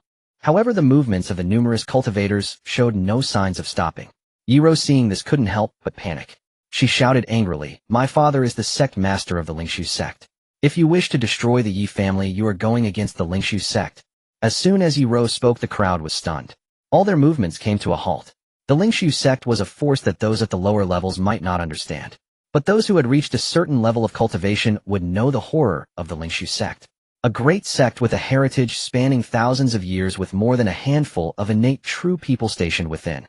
Seeing that the crowd dared not act recklessly, a hint of pride appeared on Yi Rou's face. She held her head high, resembling a proud little peacock. "If you don't want to offend the Lingshu sect, you should leave immediately." The crowd exchanged glances, and just as they were in a dilemma, a light laugh echoed throughout Xingge. Since when can a little yellow-haired girl represent the Lingshu sect? Everyone's heart sank, and they looked up in unison, their pupils instantly narrowing to pinpricks. In the skies above, a young figure stood with hands behind his back. The young man was clad in a purple robe, his garments fluttering, as if he were an immortal descending to the mortal realm. His appearance was handsome, exuding an otherworldly aura. Not a hint of pressure emanated from him, as though he had merged with the heavens and earth. His presence even made the heavens and earth lose their colors. He stepped forward from the sky, and wherever his feet touched, the void ripples would spread outwards, dissipating only when he appeared hundreds of feet away. In just a few breaths, he had appeared above the Yi family estate from a great distance. "Skywalking innate true person," someone exclaimed in disbelief. "The Yi family, what kind of disaster have they caused to attract the arrival of a true innate being?" At the moment Xingge appeared, over 1,000 cultivators bowed in unison, saying, "We pay our respects to the family head lord of the residence." The sound of mountain-like cheers shook the entire Xingge town, resonating endlessly, startling the birds in the forest into flight, and causing beasts to flee in all directions. It was as if heaven and earth trembled at the arrival of this true innate being. Looking up at the imposing figure in the sky, akin to a divine being, Yi Rou's delicate little face instantly turned pale. "Little girl, move aside, and I might spare you a death." Xingge, with his hands behind his back, looked down at Yi Rou from the high heavens, his tone indifferent. His lofty attitude instantly provoked Yi Rou's anger. Though Yi Rou was terrified, the stubbornness and pride ingrained in her made her unwilling to show weakness in front of Xingge. She was the daughter of the esteemed sect master of Lingshu sect, and she did not believe that Xingge truly dared to do anything to her. With her head held high, she forced back her fear and shouted angrily, "Impossible. Xingge, if you wish to annihilate the Yi family, you must first step over my dead body." Li Xing's face instantly darkened. "Do you want to give me face and then act ungratefully? Is there truly such an unreasonable demand in this world? Do you really think a Lingshu sect can intimidate me? If I cannot slay a great fortune bearer, then even if that respected elder from Lingshu sect comes, he must pay a price, or else he will be laid to rest in a coffin. Since you seek death, then I shall grant it." Xingge said with a cold indifference, his voice as frigid as ice. He slowly raised his hand, gathering a strand of spiritual light between his fingers.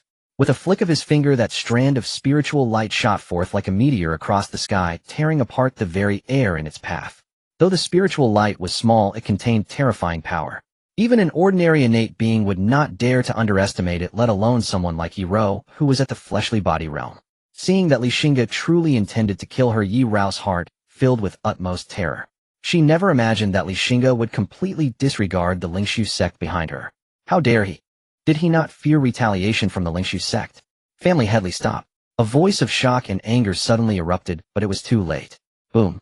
The spiritual light exploded, unleashing a deafening roar, as if heaven and earth were collapsing at that moment. A frightening force swept outward, annihilating everything, and in an instant the Yi family estate turned into ruins. Dust filled the sky, blotting out the sun. Everyone was horrified and shaken by this scene. Is this the power of a true innate being? The head of the Bai family wore a face of fear, murmuring in a daze, beads of cold sweat forming on his forehead. In the presence of such an existence, we are less than ants. The head of the Feng family spoke with bitterness, his eyes filled with helplessness and despair. The strength of an innate being is no longer that of a mere mortal. Someone sighed softly, their voice laden with endless reverence. Just when everyone thought that the Yi family had turned to ashes from Li Xing's casual strike up in the sky, Xingge furrowed his brows slightly. As the dust began to settle, the crowd was astonished to find that although the Yi family had turned into ruins, the people of the Yi family had not suffered significant casualties. Amidst the ruins, a faint glimmer of light flickered. It seemed there was an invisible barrier protecting the members of the Yi family. Yi Rou looked down at the jade talisman hanging on her chest, which was already covered in cracks. When that faint glimmer of light finally extinguished, the jade talisman shattered, instantly turning into specks of dust that scattered in the wind. Her eyes were filled with lingering fear, her face as pale as paper. This was the protective charm her father had given her, capable of withstanding an innate strike. If it were not for this jade talisman, she would have likely perished. A protective talisman, is it? Quite interesting. Xingge sneered. It can save you once, but can it save you a second time?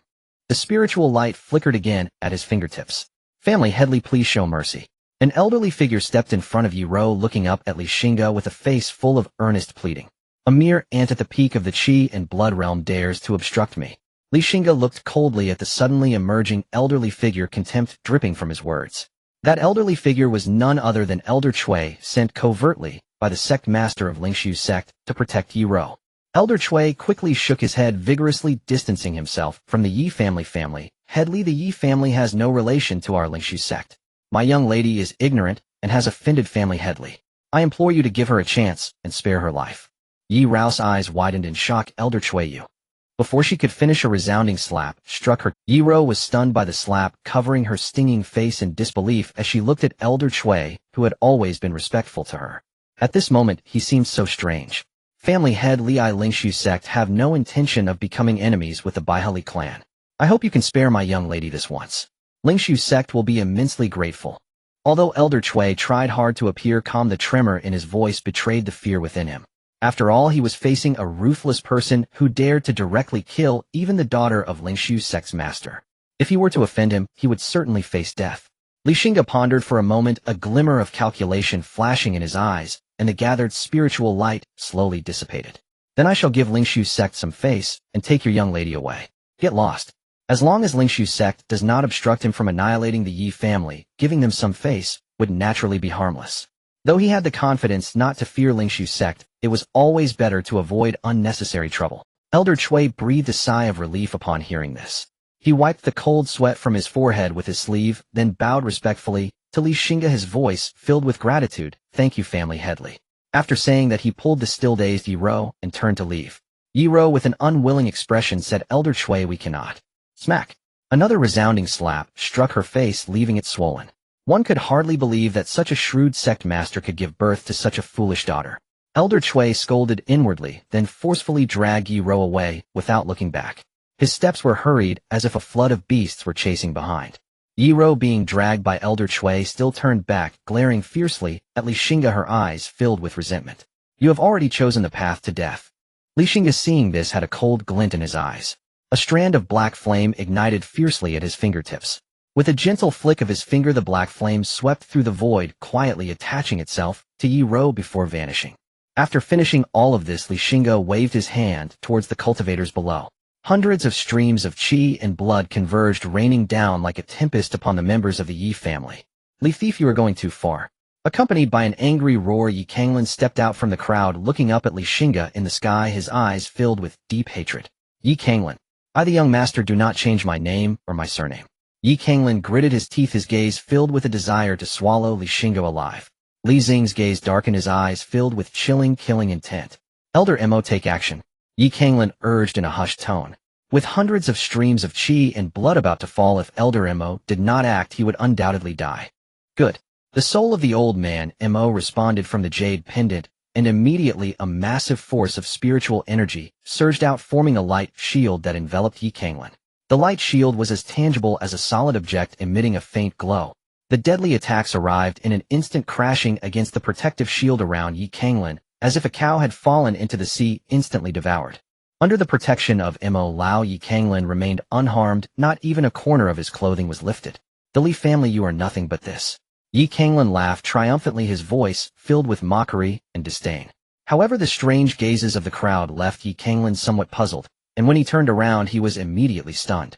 He was unscathed, but his clansmen were left with not even a shred of flesh, directly reduced to dust, and the air was thick with the smell of blood.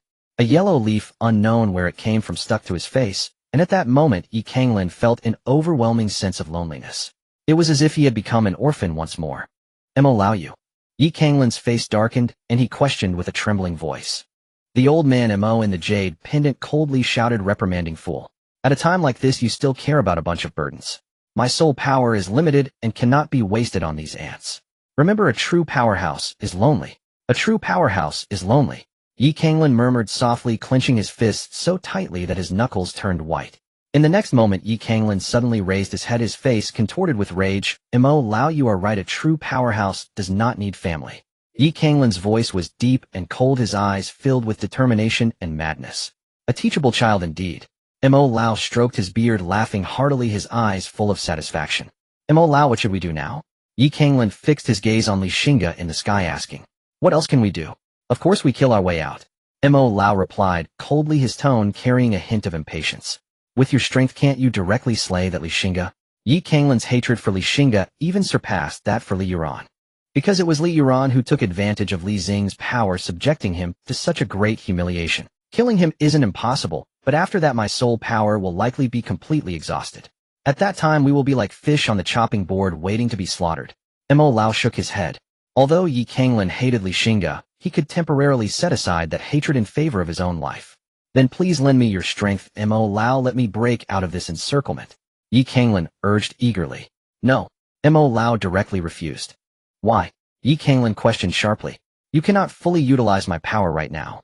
If I lend you 10% of my strength, you can at most exert 50%. Then how do we break out? Yi Kanglin's expression was quite grim. Mo Lao spoke solemnly. You must lend your body to me, let me control it. Only then will we have a slim chance of survival. Yi Kanglin hesitated upon hearing this. Although he had taken Mo Lao as his master, he still felt a lack of trust in him. His sixth sense told him that this Mo Lao did not seem like a good person. What are you still hesitating for? If you hesitate any longer, we will both die. Mo Lao's voice was urgent and angry. Only then did Yi Kanglin realize that the second wave of attacks from the hundreds of Qi and Blood Realm warriors had already descended like meteors, carrying a terrifying power of destruction heading straight for him. There was no time to think about anything else. Yi Kanglin gritted his teeth, made up his mind, and shouted, come on, Mo Lao. Seeing Yi Kanglin agree to his request, a hint of barely noticeable joy appeared in Mo Lao's eyes. He urgently said, you must immediately open your mind. Yi Kanglin nodded and released his mind. A vast force of spiritual energy surged from the jade pendant into Yi Kanglin's body.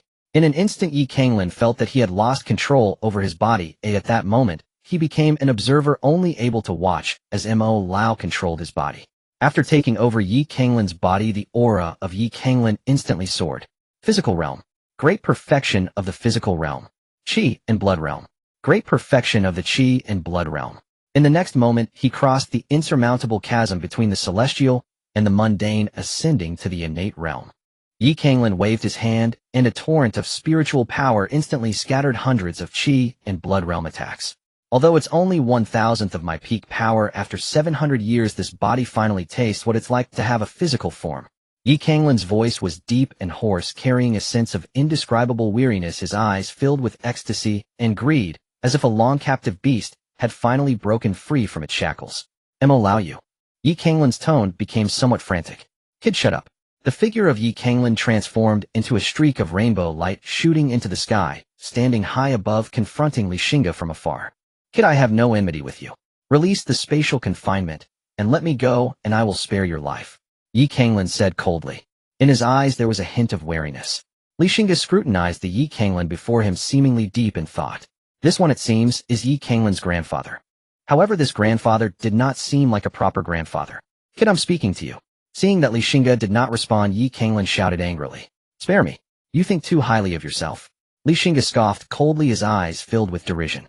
He dared to come to kill Yi Kanglin. Naturally, he was thoroughly prepared. Everyone reveal yourselves. Xingge chuckled lightly. Upon hearing this, Yi Kanglin immediately darkened his expression. Ha ha, Master Li, it's been a long time. Before the person arrived, the voice came first. A hearty laughter echoed down from the high heavens. A streak of light fell behind Yi Kanglin, illuminating his face. It was none other than the innate being Elder Fengshan. Master Li, I have come. Another streak of light crossed, revealing a figure clad in armor wielding a massive spear.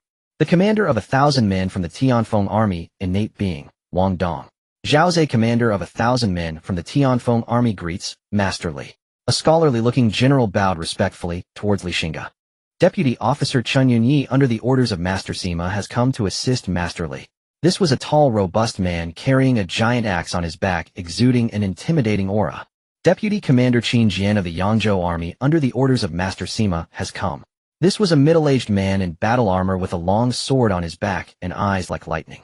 Behind Xingge, the figure of Elder Jiang quietly appeared. 7 innate powerhouses stood in the air like great suns shining down, completely surrounding Xingge, their innate auras unleashed, without reservation, instantly changing the weather. The pressure from the 7 innate beings felt like 7 towering mountains, making it hard to breathe, filling one with despair. Old senior, what do you think? Xingge, with his hands behind his back, smiled slightly. You think he has been idle these past few days? Of course he has been gathering people. Xingge, after all, is well connected. Although Xingge tried hard to appear calm, he was already cursing inwardly. Had he broken the heavenly rules or offended his ancestors? Old senior, don't be so serious. I prefer the way you were just now, so unruly. Xingge chuckled, his tone carrying a hint of mockery. Good, you are very good. Xingge laughed in anger. Xingge, what skill is it to bully the few with the many? If you have the guts, fight me unknown. If I lose, I will let you do as you please. Xingge, upon hearing this, seemed to have heard the biggest joke, and laughed, saying, Old senior, you must be hundreds, or even 1,000 years old, yet you are still so naive. If we can fight in a group, why bother with the unknown? Now please go to your death. Xingge clasped his hands in salute. As soon as his words fell, his sword drew out of its sheath, and the light of the blade shot, like a rainbow, toward Xingge. The other 6 innate beings also rushed in, surrounding Xingge. Xingge faced the siege of 7 innate giants, his expression dark as he realized that he was at the brink of life and death. If he did not exert all his strength now, he would surely perish here. The 7 innate attacks arrived in an instant. Xingge found himself surrounded with no way to evade, and could only brace himself to withstand the assault. Streams of black, demonic energy surged from Xingge's body, rapidly coalescing in the sky into a towering phantom of a demon god hundreds of feet high, with a fierce visage and 6 arms. Each hand gripped a terrifying artifact surrounded by an endless swirl of demonic energy. Roar! The demon god's phantom let out a thunderous roar, shaking the heavens, as all 6 arms swung simultaneously toward the 7 innate giants. Boom!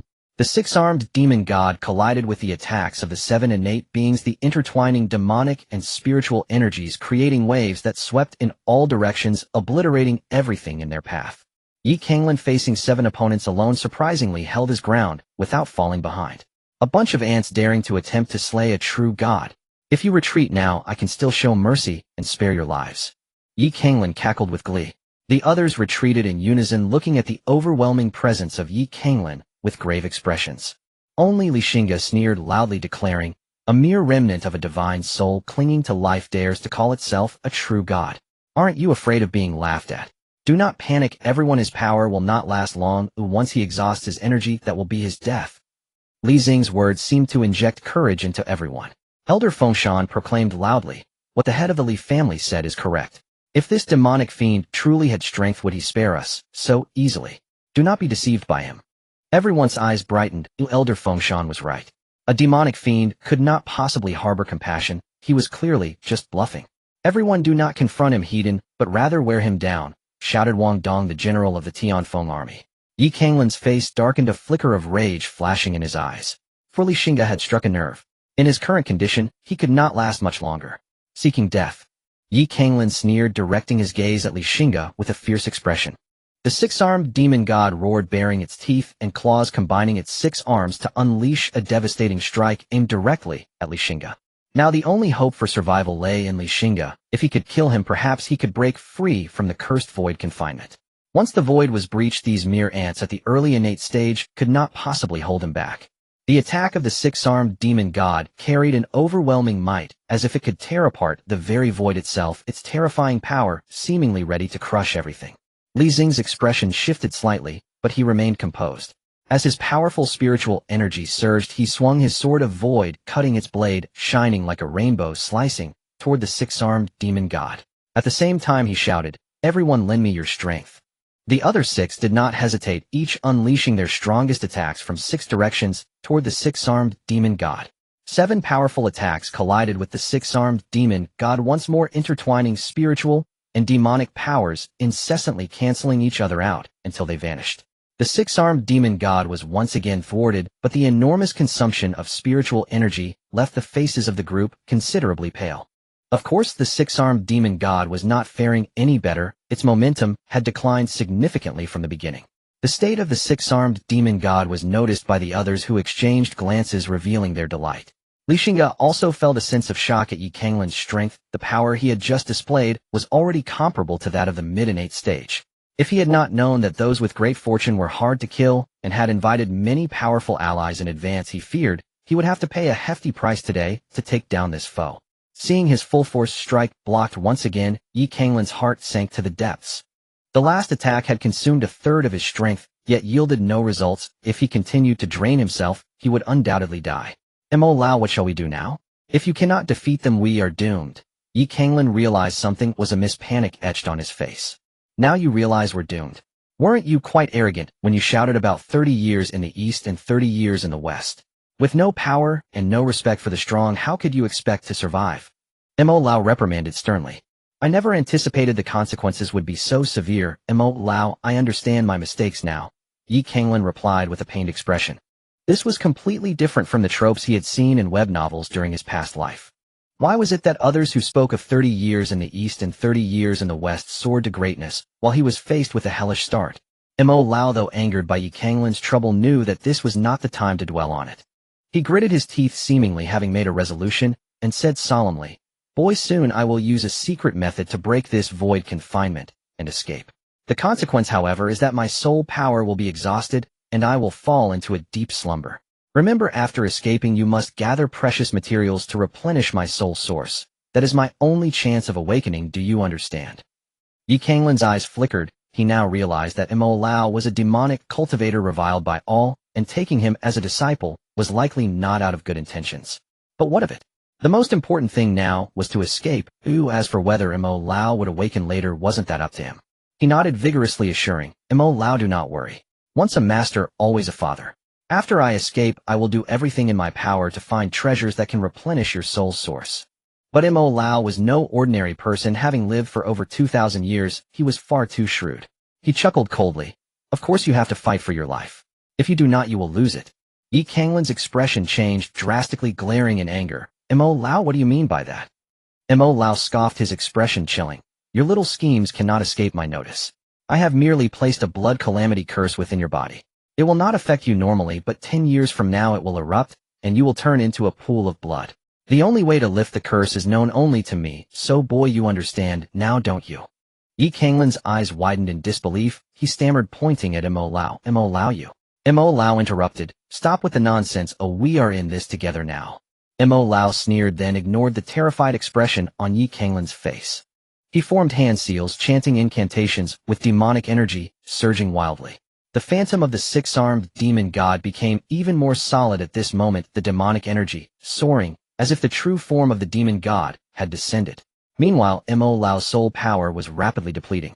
Void split slash, he bellowed. The six-armed demon god's phantom let out a deep roar, its overwhelming demonic energy igniting into flames. It suddenly tilted its head back, gazing at the heavenly net above, 6 hands raised high, merging the 6 artifacts into a 100-foot demonic blade.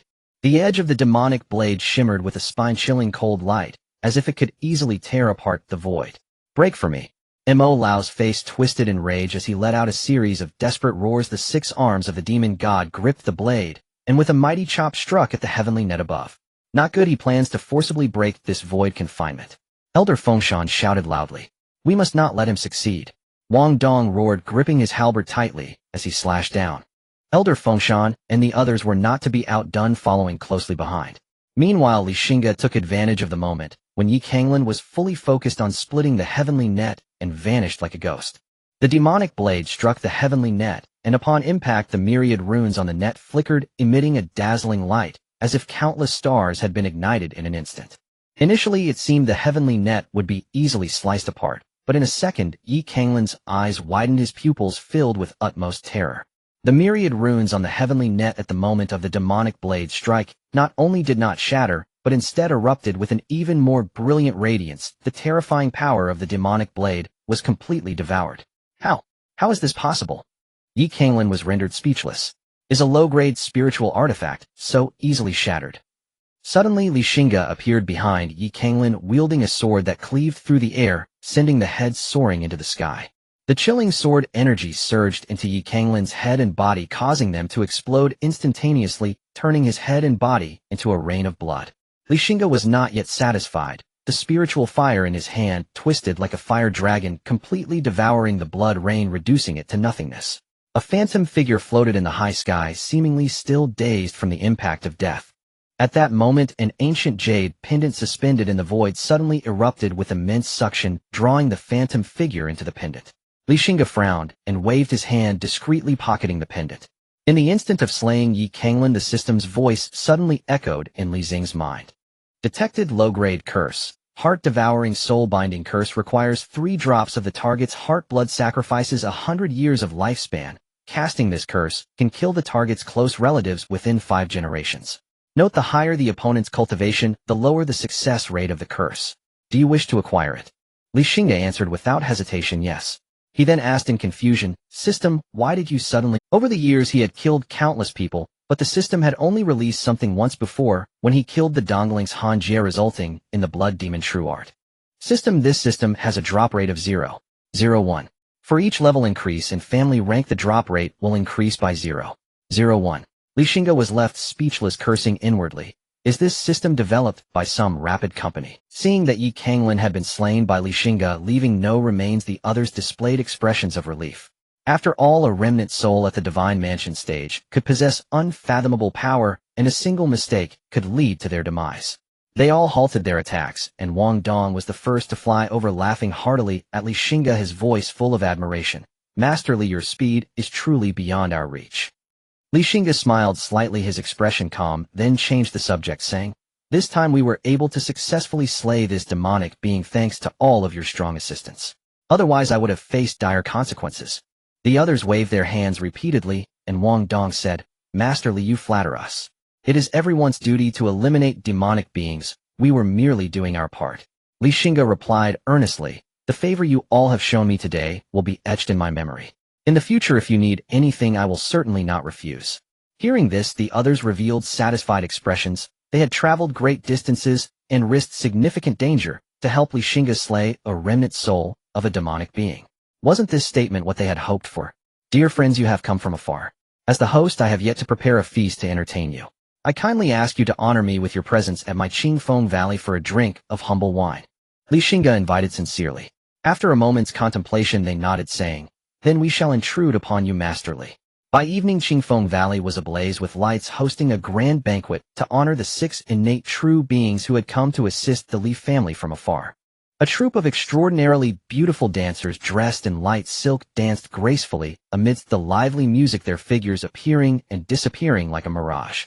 Xingge accompanied many elders of the Li family. The hosts and guests enjoyed themselves, the atmosphere lively, filled with laughter and joy.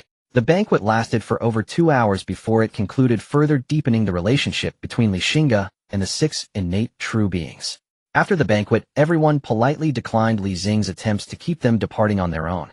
As they left, Xingge prepared generous gifts for all, which made their smiles even brighter.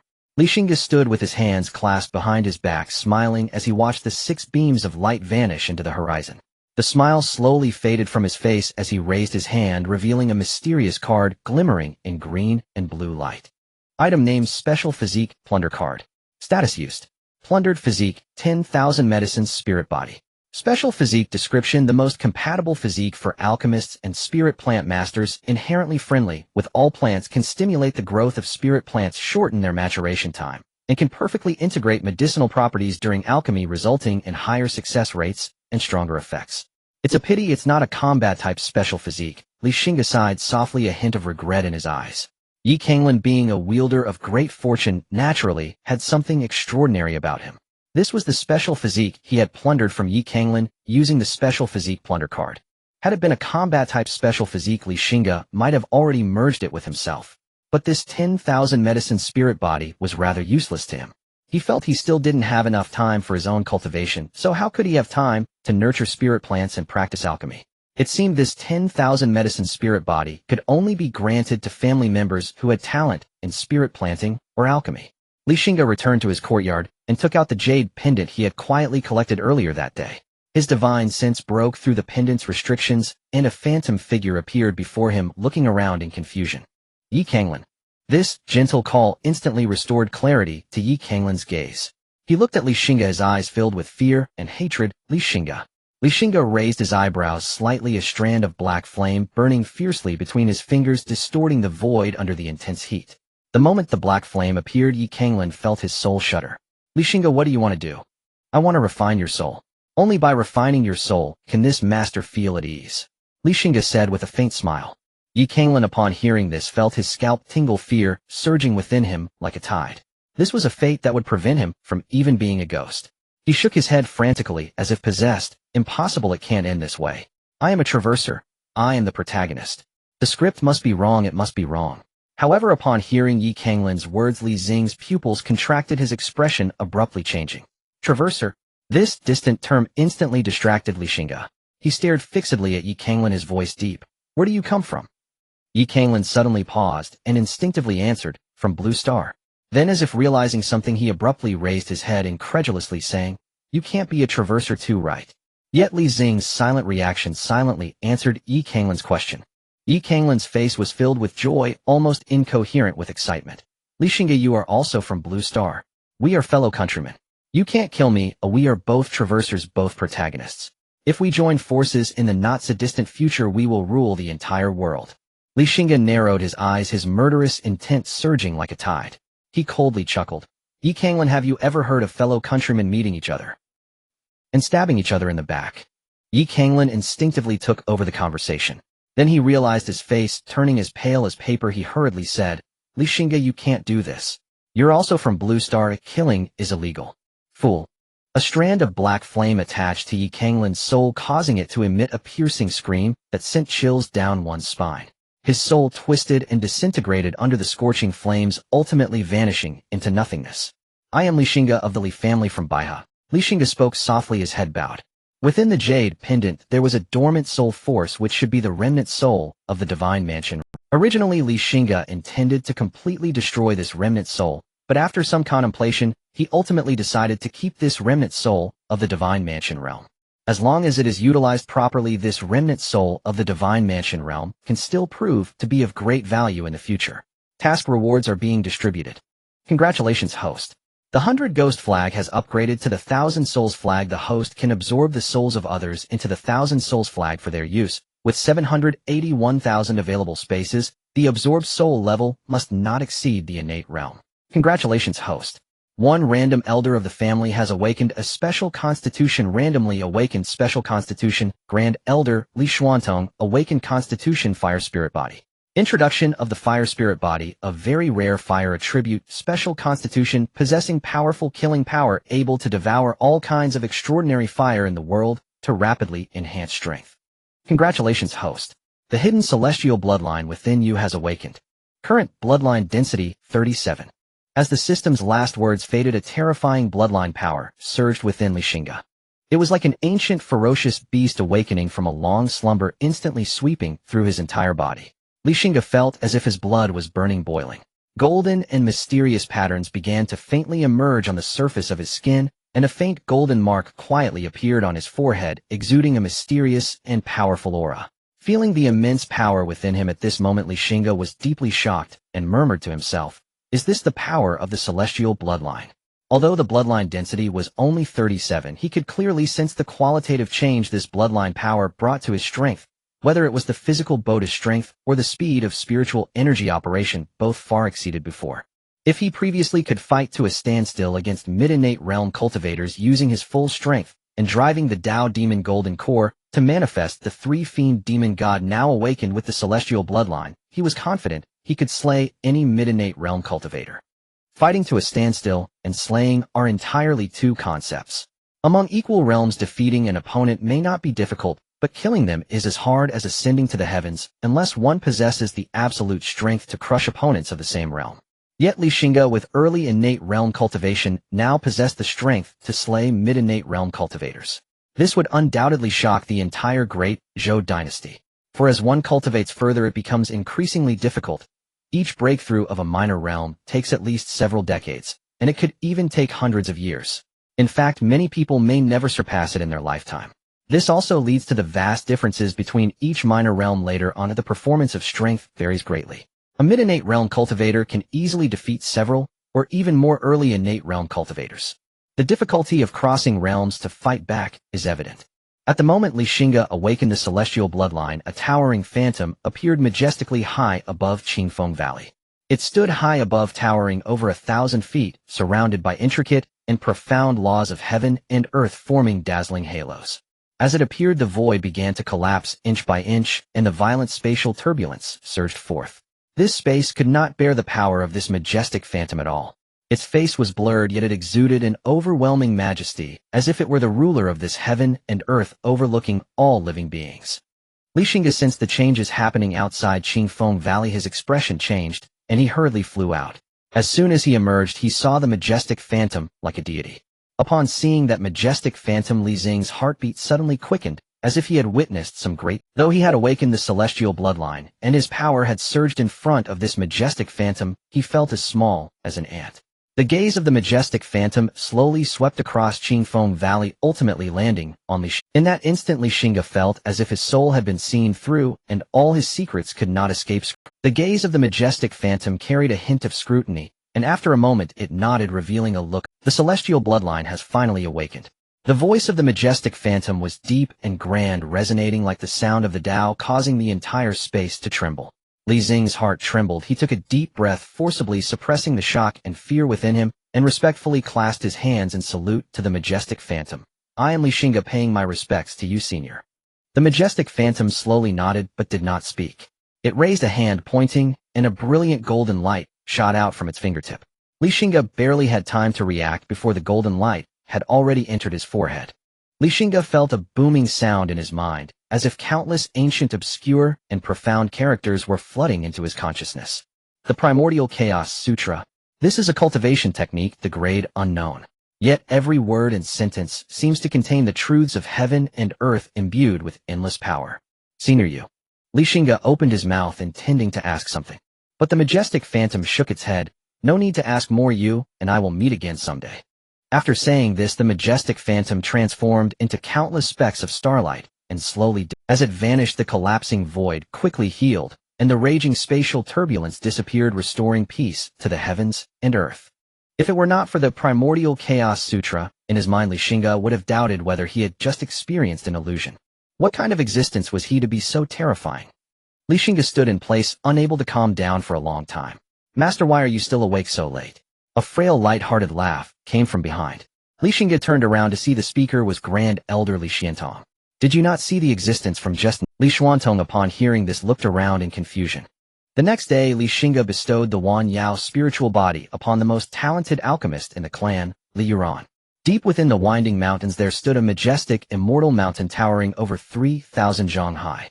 This mountain soared into the clouds, connecting heaven and earth, shrouded in mist and suffused with spiritual energy. Atop the mountain, a grand complex of buildings flickered in and out of sight amidst the clouds. Immortal cranes soared, spiritual beasts frolicked, and occasionally a streak of colorful light would sweep by, resembling a paradise on earth. This mountain is known as Lingshu Mountain. Atop Lingshu Mountain lies the entrance of the renowned first sect of Yangzhou, the Lingshu sect. The Lingshu sect has a legacy of over 5,000 years, having existed for only 1,000 years less than the Great Zhou, which has been around for 6,000 years. The founder of the Lingshu sect was the Lingshu Xuanzang, whose cultivation level reached the mid-stage of the divine mansion, capable of reaching the heavens and the earth. Yet even at his level, when the time of demise approached, he could not escape death. 2,500 years ago, Lingshu Xuanzang quietly passed away, passing the position of headmaster to his disciple Jingkong Xuanzang. Jingkong Xuanzang presided over the Lingshu sect for 202 years, also facing the imminent approach of his end. In search of a glimmer of hope, he entered secluded meditation, bestowing the position of headmaster to his eldest disciple, Haoran Jinren. Haoran Jinren led the Lingshu sect for 300 years, during which the sect gradually showed signs of. On the cold main seat sat a middle-aged man of about 40, dressed in a purple robe with a square face and long beard, exuding an imposing demeanor. His aura was deep as the sea, and his eyes shone like stars, as if he could see through everything. He was the current headmaster of the Lingshu sect, Haoran Jinren.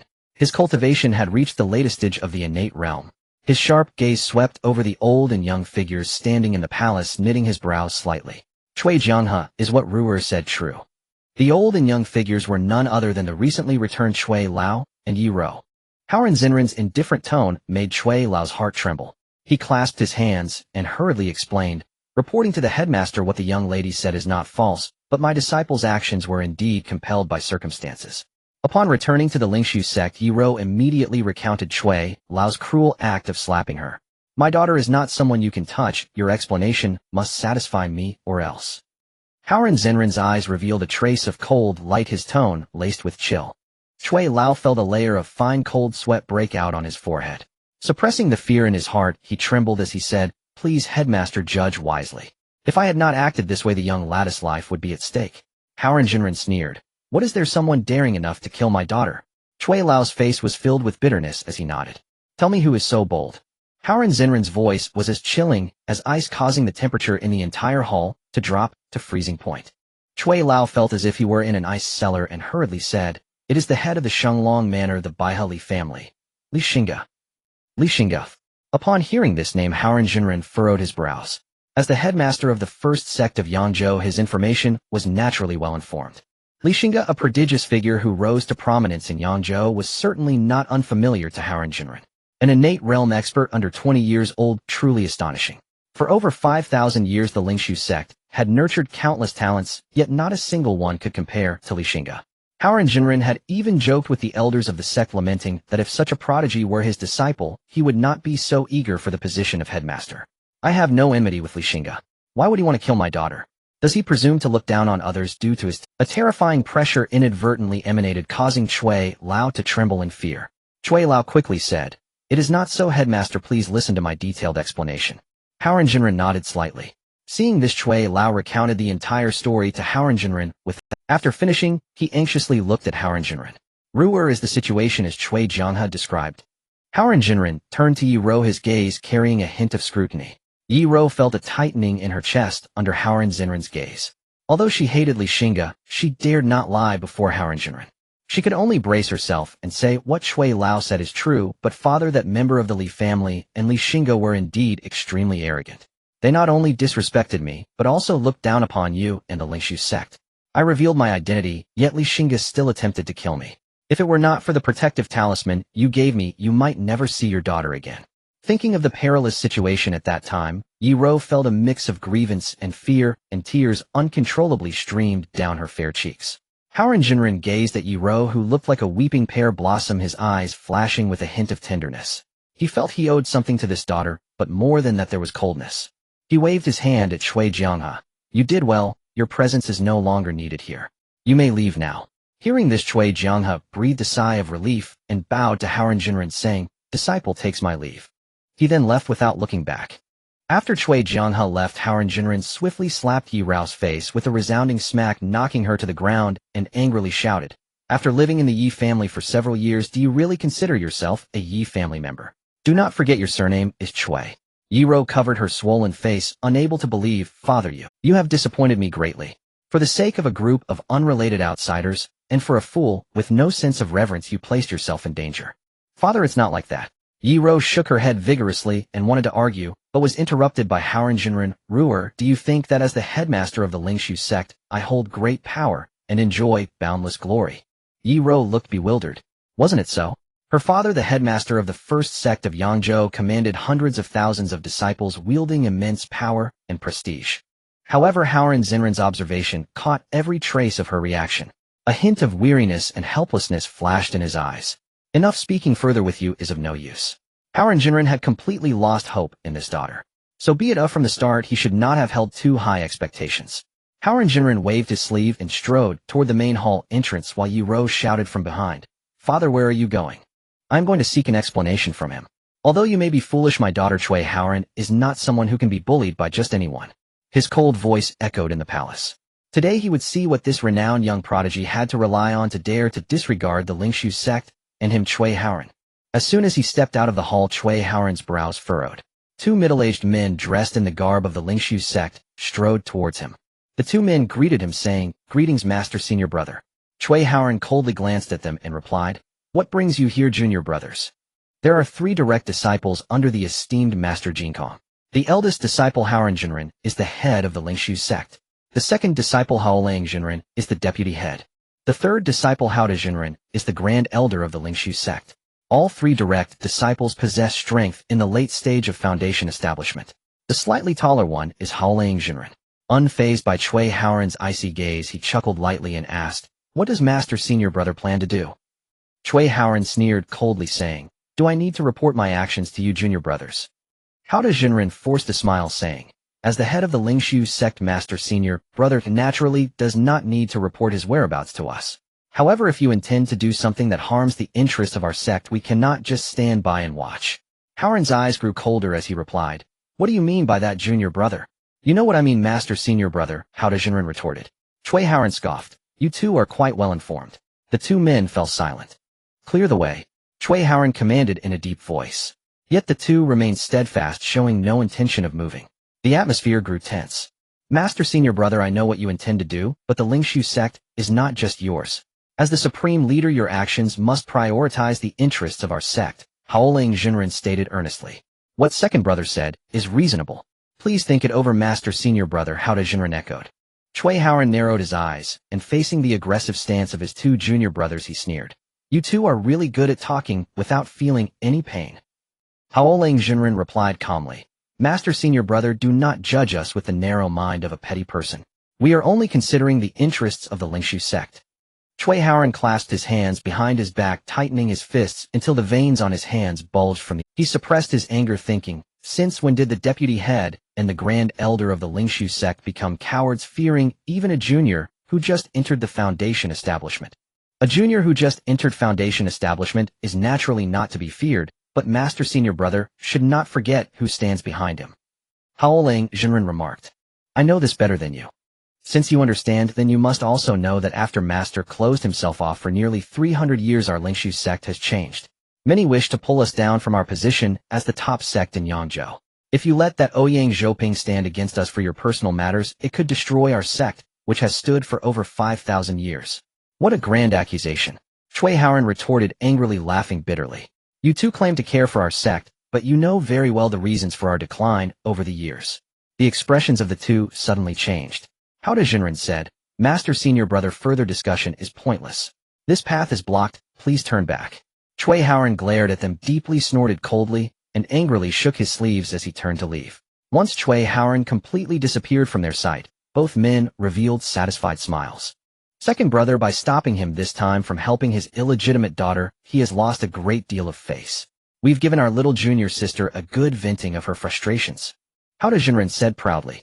Haolang Jinren shook his head, saying, "Do you think I did this purely to vent her frustrations? If not that, then what?" Haolang Jinren shot Hao Jinren a look, and then said seriously, "What do you think of Li?" Hao Jinren pondered for a moment before replying, "A foundation establishment genius, under 20 with prospects for the Divine Palace."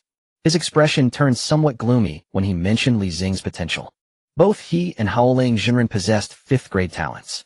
While 5th-grade talent is considered top tier in Yangzhou, reaching the Divine Palace realm is as difficult as ascending to the heavens. Prospects for the Divine Palace is still too conservative. You overlook his background. He comes from a humble family and can only access limited cultivation resources, yet he still reached foundation establishment before 20. That shows how high his talent is. I suspect his talent may be upper 3rd grade, Haolang Jinren analyzed. Upper 3rd grade. Hao Jinren's eyes widened in shock as he exclaimed, "Does that mean it is certain that Li Xingge will break into the Divine Palace realm?" "Indeed." Haolang Jinren nodded slightly, saying, "Upper 3rd grade talent is extraordinary. It would be unwise to make an enemy of him. If we do not eliminate such a prodigy within a century, he will become a nightmare for our Lingshu sect. Moreover, with Ouyang Zhouping's protection, we cannot touch him. So why create such a powerful enemy over mere pride?" "I see now." Hao Jinren understood. "I hope Master Senior Brother can comprehend your good intentions." Haolang Jinren sighed. "I hope so. It's a pity that such a prodigy is not a disciple of our Lingshu sect, otherwise he could surely restore the glory of our founding ancestor." A month later, one day a spiritual crane landed at Li Xing's window and spoke. "The state governor's decree requires all county governors to arrive at the governor's mansion within 3 days, without fail." After speaking, the spiritual crane turned into a shower of starlight and vanished. Li Xing's heart sank. The governor was his greatest support, and he naturally had to obey her orders. He immediately called for the Grand Elder Li Xuantong, who had successfully broken through to the peak of Qi and Blood, great accomplishment, half a month ago. With decades added to his lifespan, he appeared much younger, transforming from an old man into a middle-aged figure.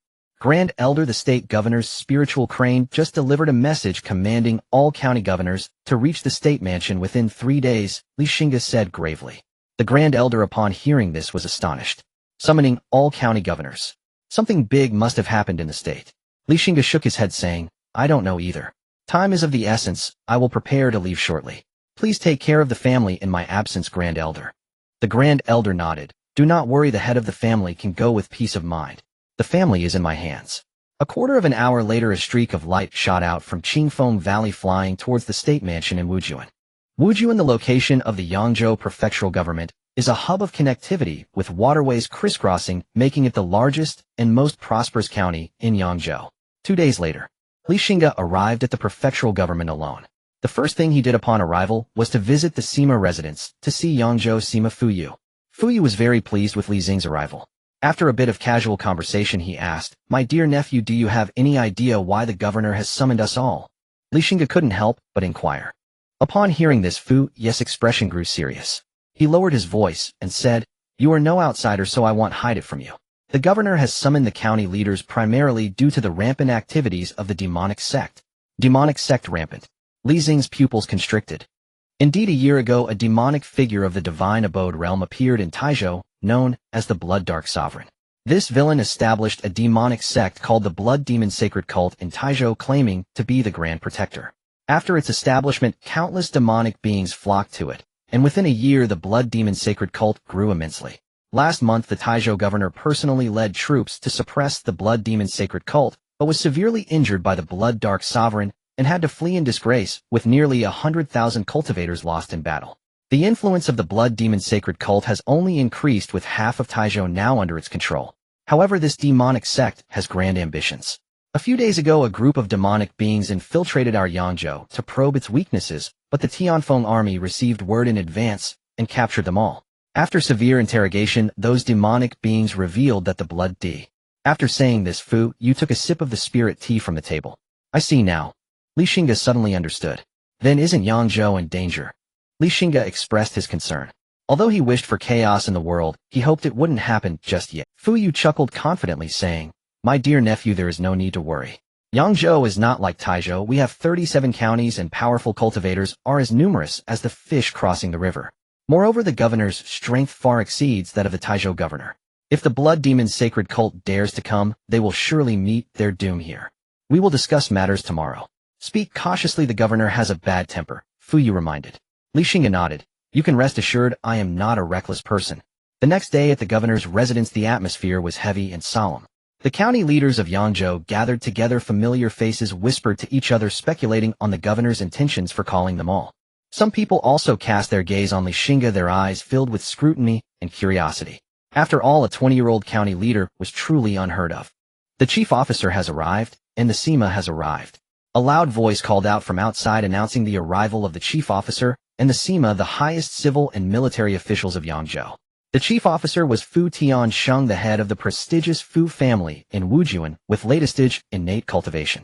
The two took their seats at the upper sides. After waiting for a brief moment, suddenly a faint starlight appeared in the empty main seat, coalescing into a vague figure. As the starlight dissipated, an exquisitely beautiful and cold face was revealed.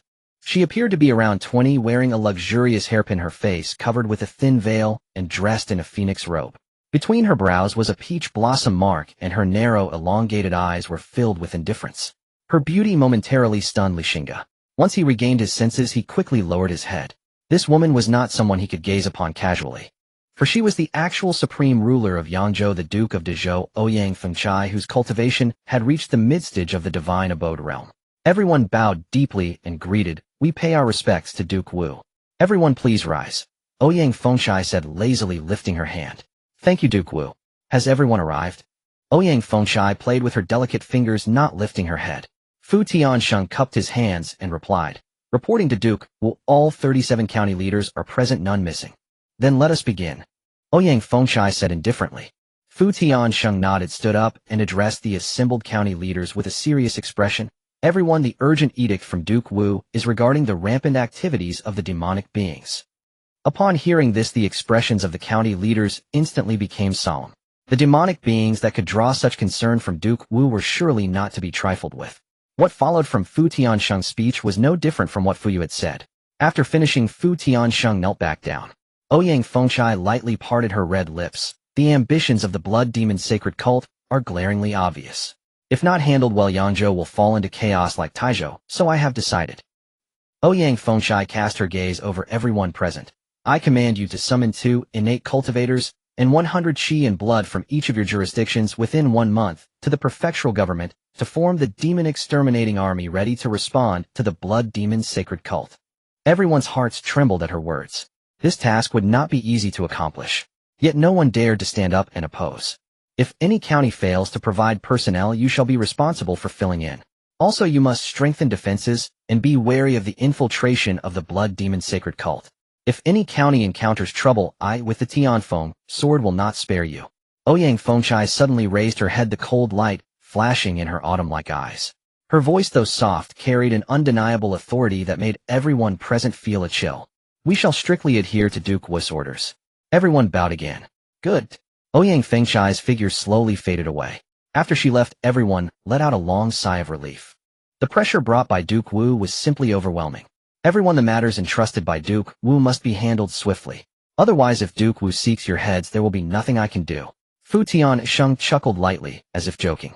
The others forced smiles, but the worry beneath their smiles was impossible to hide. One by one the crowd exited. As Li Xingge prepared to return to Qingfeng Valley, he was stopped by Fu Yu, who gave him a knowing look, and Li Xingge understood. After leaving the governor's residence, Li Xingge headed toward the Sima residence. Fu Yu had already prepared hot tea and was waiting for him. Li Xingge was not polite and directly sat across from Fu Yu, smiling. My dear uncle, is there anything else you would like to instruct me on? Fu Yu smiled faintly. I have a good thing for you, which is why I kept you here. Li Xing's eyes lit up. Fu Yu lowered his voice. Regarding the task assigned by Duke Wu, I have negotiated on your behalf. Considering you have just assumed your position and your prestige is not yet established, you only need to provide 1 innate cultivator and 50 qi and blood from the Shenglong mansion. However, to Fu Ye's surprise, Li Xingge showed no signs of joy and instead shook his head. Li Xingge wore a dignified expression. My dear uncle, there is no need for that. Doing so will only make others look down on me, and it will reflect poorly on you as well, which is something I do not wish to see. Fu Yu was taken aback. My dear nephew, this task is not easy to handle. Even if it is difficult, it must be done. You can rest assured, uncle, I will handle this beautifully for you. Li Xingge promised. Fu Yu looked at Li Xingge with suspicion, secretly thinking, perhaps it's just youthful pride and a desire to compete. In that case, my dear nephew, do not disappoint Duke Wu.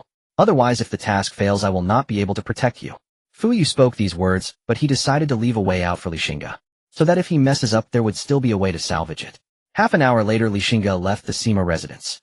As soon as he stepped out, the smile on his face could no longer be contained. Heaven is truly helping me. Li Xingge did not waste time in the prefecture and headed straight back to Qingfeng Valley. Upon hearing the news of Li Xing's return, the elder rushed over and asked, Master, has something major happened in the prefecture? Li Xingge nodded, and the elder's heart tightened immediately as he hurriedly inquired, What has happened? The blood demon sect from Taizhou is about to invade Yangzhou. What? The elder exclaimed in shock, striking his palm with his fist. What should we do about this? Li Xingge waved his hand and said softly, Elder, there's no need to worry. Even if the sky falls, there will be someone tall to hold it up. Though he said that the worry on the elder's brow could not be dispelled. The reputation of the demonic path was indeed too foul. Seeing this, Li Xingge chuckled lightly. Elder, the invasion of the demonic path is actually a great opportunity for my Li family. The elder's eyes widened immediately at this statement. How could an invasion by the demonic path be considered a good thing? In response to the elder's puzzled expression, Li Xingge slowly explained, the governor has decided to summon 2 innate experts and 100 qi blood warriors from each county to form the demon-slaying army to deal with the blood demon sect. This statement caused the elder to gasp in shock.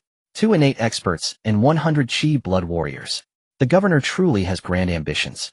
The qi blood realm is not for the weak. Those who can establish a sect in a county are formidable individuals.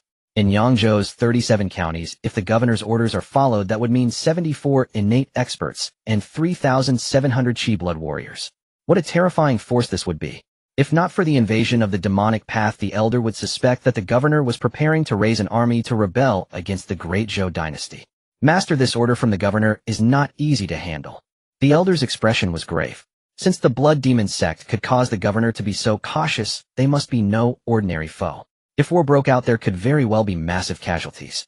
Both innate experts and chi blood warriors are the backbone of all major factions, who would be willing to risk their own pillars for something that offers no benefit. Xingge laughed heartily. Elder, rest assured, the governor's order aligns perfectly with my intentions. The elder was no fool. After a moment of thought, he reacted, his eyes lighting up. Master, do you mean? It can only be understood, but not conveyed in words. In an instant the room was filled with the jubilant laughter of the elder and the youth. The next day, Xingge hurried to the prefectural city to summon the civil and military officials of Shanglong Prefecture for a discussion.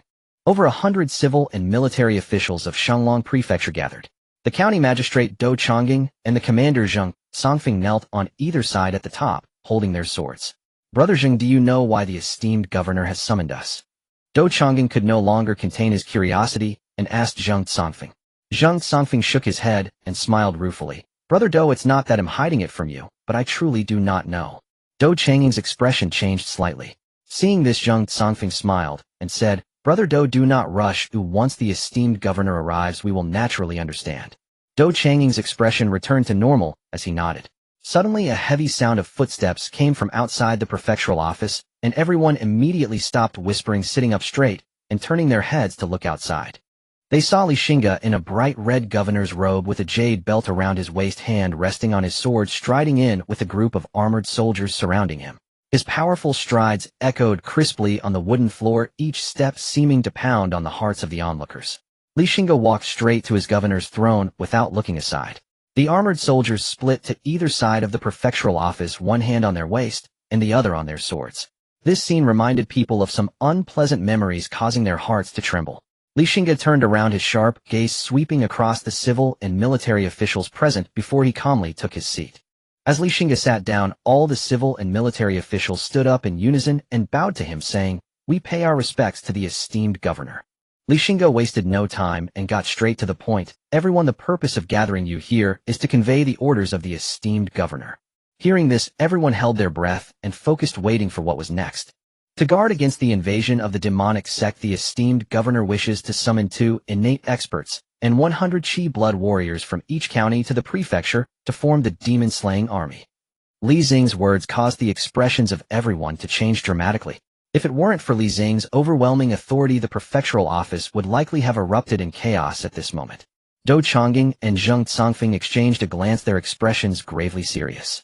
2 innate experts and 100 chi blood warriors. They feared they could not gather this even if they sold everything they owned. For a moment, the prefectural office fell into an eerie silence. Xingge was unhurried, leaning slightly back as he scrutinized everyone.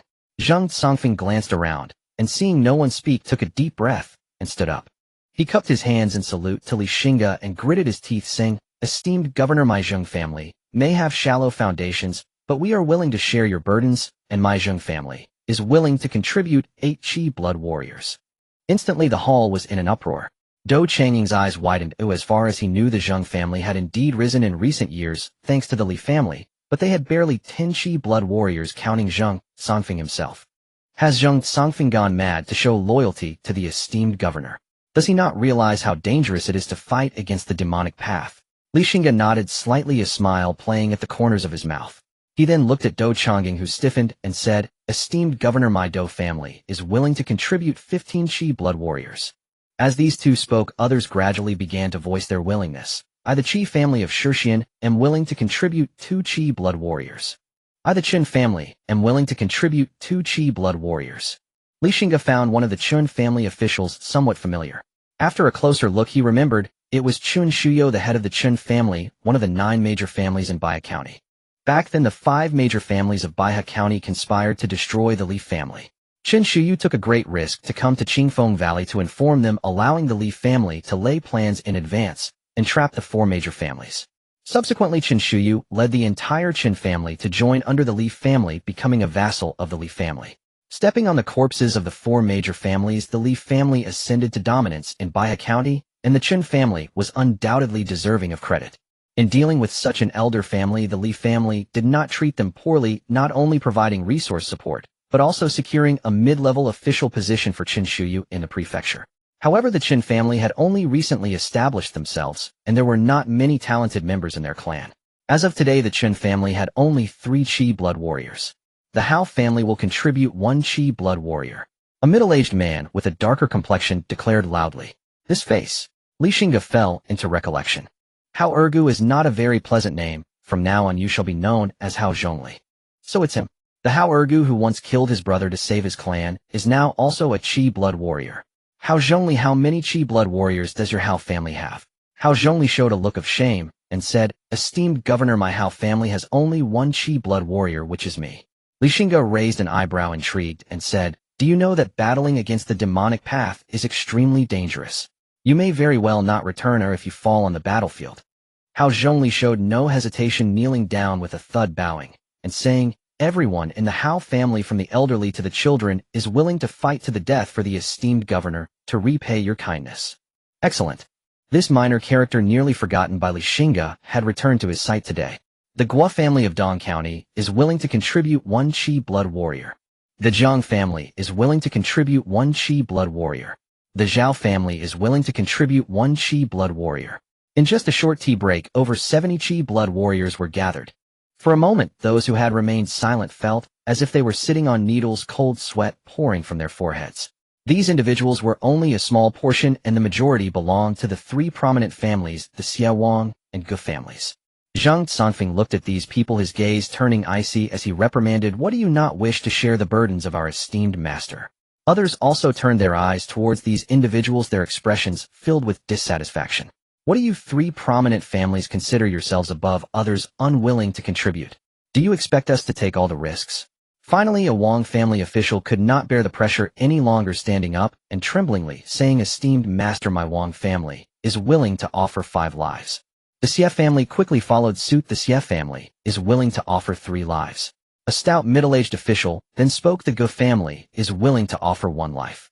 This individual was not actually from the Ge family, but his sister was married to the heir of the Ge family. Through this connection, he secured a mid-level official position in the government office, becoming the Ge family spokesperson in the Shanglong government. With these 3 prominent families making their declarations, the faces of everyone, including Li Xingge, turned extremely grim. Each family had dozens of lives available. Yet combined, they could barely muster 10 lives. Especially the Ge family, who only offered 1 person. Oh, wasn't that a blatant slap in the face to the esteemed master? Zhang Sanfeng was the first to strike, narrowing his eyes as he coldly said, Lord Zhu, I recall the Ge family has over 30 lives available. Is it acceptable to only offer 1? Zhu Sha, the Ge family's representative in the Shanglong government, chuckled awkwardly. The Ge family's lives are mostly tied up in closed-door cultivation. We simply cannot spare anyone. Besides, aren't we almost at the required number? It doesn't really matter if the Ge family contributes a little less. Once these words were spoken, officials from the Xie and Wang families instinctively distanced themselves from Zhu Sha. Li Xingge let out a cold laugh, a glint of frost appearing in his eyes as he said, But this government is precisely lacking that little contribution from your Ge family. I hereby decree that your Ge family must provide 30 lives and 50,000 gold to fund the military. At these words, everyone cast gloating glances at Zhu Sha. Zhu Sha was left dumbfounded. 30 lives. 50,000 gold. The Ge family's total lives barely exceeded 30, and 50,000 gold would cripple them. If the Ge family found out, he couldn't imagine how disastrous it would be for him. He shook his head fervently, exclaiming, Esteemed master, this is absolutely unacceptable. Are you not forcing us into a corner? He did not understand why the master was targeting his Ge family. After all, the Wang and Xie families each offered 5 and 3 lives respectively. So what was wrong with his family offering just 1? Why was the esteemed master so determined to oppose him? Li Xingge responded, placing a hand on his sword, Am I forcing you into a corner? Huh. The affairs of Shanglong are in my hands. I will act for them. Who dares to disobey? Everyone shivered in unison and hurriedly bowed. We beseech the esteemed master to wield your power. Li Xingge sighed, inwardly wondering where the extraordinary talents of Lord Yuan had gone. Zhu Sha stood there dazed, unsure of what to do. I give the Ge family 5 days to provide 30 lives and 50,000 gold. Otherwise, do not blame me for being merciless. Zhu Sha snapped back to reality, his face turning red with anger, but at this point, he didn't have the luxury of hesitation. If what Li Xingge said were true, returning to the Ge family would likely lead to his death. He straightened his neck and said, Li Xingge, why do you specifically target my Ge family? Do you think my Ge family is easy to bully? Do not forget our Ge family's legitimate daughter is the matriarch of the powerful Shao family of the province. Everyone instinctively moved further away from him, looking at him as if he were a dead man. Are you using the so-called powerful provincial family to pressure me? Xingge raised his gaze slightly, his fingers rubbing the hilt of his sword. Zhu Sha calmed down, realizing what he had just said. Sweat dripped down his forehead as his face turned pale, and he stammered, "I would not dare." Xingge ignored Zhu Sha and turned to Do Chang'an County Magistrate Do. According to the laws of the Great Zhou, what should be done if one directly addresses a superior by name and defies them? Do Changjin clasped his hands respectfully and replied, "Beheading is the punishment. Come here," Xingge called in a deep voice. Four heavily armored soldiers ran in from outside the government office. "Drag Zhu Sha out and behead him." The four soldiers looked at Zhu Sha, their eyes icy, and without a word they seized him and dragged him out. Zhu Sha was stunned. Xingge really intended to kill him. Panic surged within him as he hurriedly begged for mercy. "Esteemed master, spare me. I was just anxious for a moment, please let this slide." But in response he was met with Li Xing's cold, unyielding gaze. Seeing that Xingge was unmoved, Zhu Sha, realizing his fate was sealed, couldn't help but curse Xingge. "May you not die a good death. You abuse your power for personal gain, simply seeking to weaken our aristocratic families through the imperial hand. You may kill me and silence me, but can you silence the voices of the world? You tyrant, even if you kill my entire clan, I will still speak out." Xingge doubted if he had misheard, uncertainly confirming with Do Chang'an County Magistrate Do. "What did he just say?" Do Chang'an's lips twitched as he replied, "Honestly, he said that even if you kill his entire clan, he will still speak out." Xingge laughed out of anger. In this world, how could there be such unreasonable demands? You want to kill an entire clan, huh? Fine, I shall grant your wish. Issue my order. Zhu Sha's treachery is akin to rebellion, a crime unforgivable. According to the laws of the Great Zhou, seize and execute his entire clan. Xingge coldly declared. Zhu Sha, who had not yet been dragged far, heard Li Xing's words and blacked out. The officials, both civil and military, fell silent, as if struck by a chill.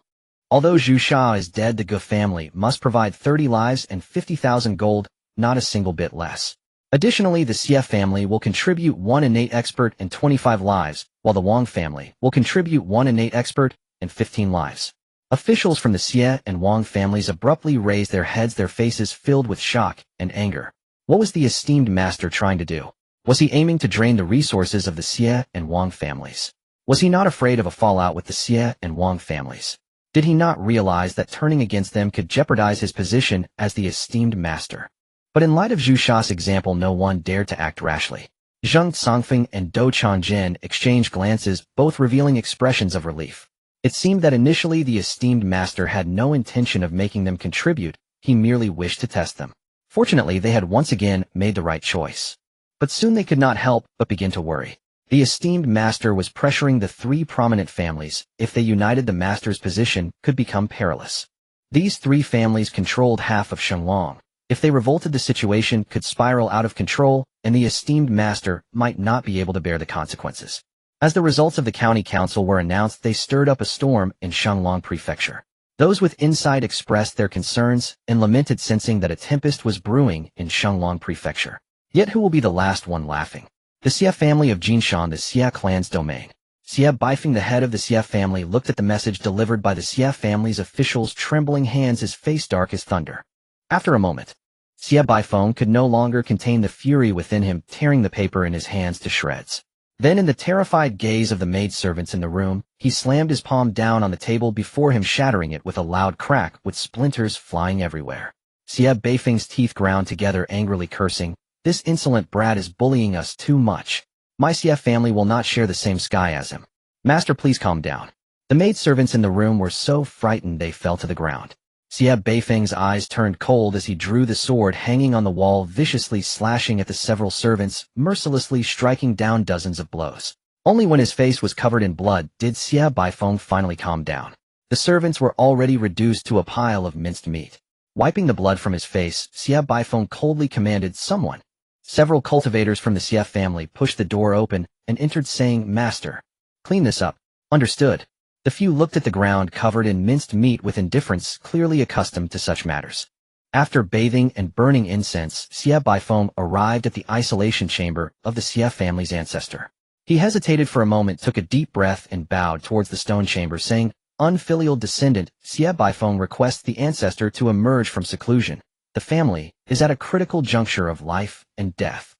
However, he waited half a day without receiving a response.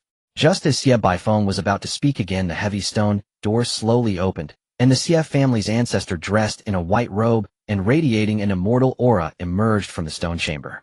Looking at Xie Baifeng, the ancestor's expression was somewhat displeased as he said, "How long have I been in seclusion, and the family is already at the brink of life and death?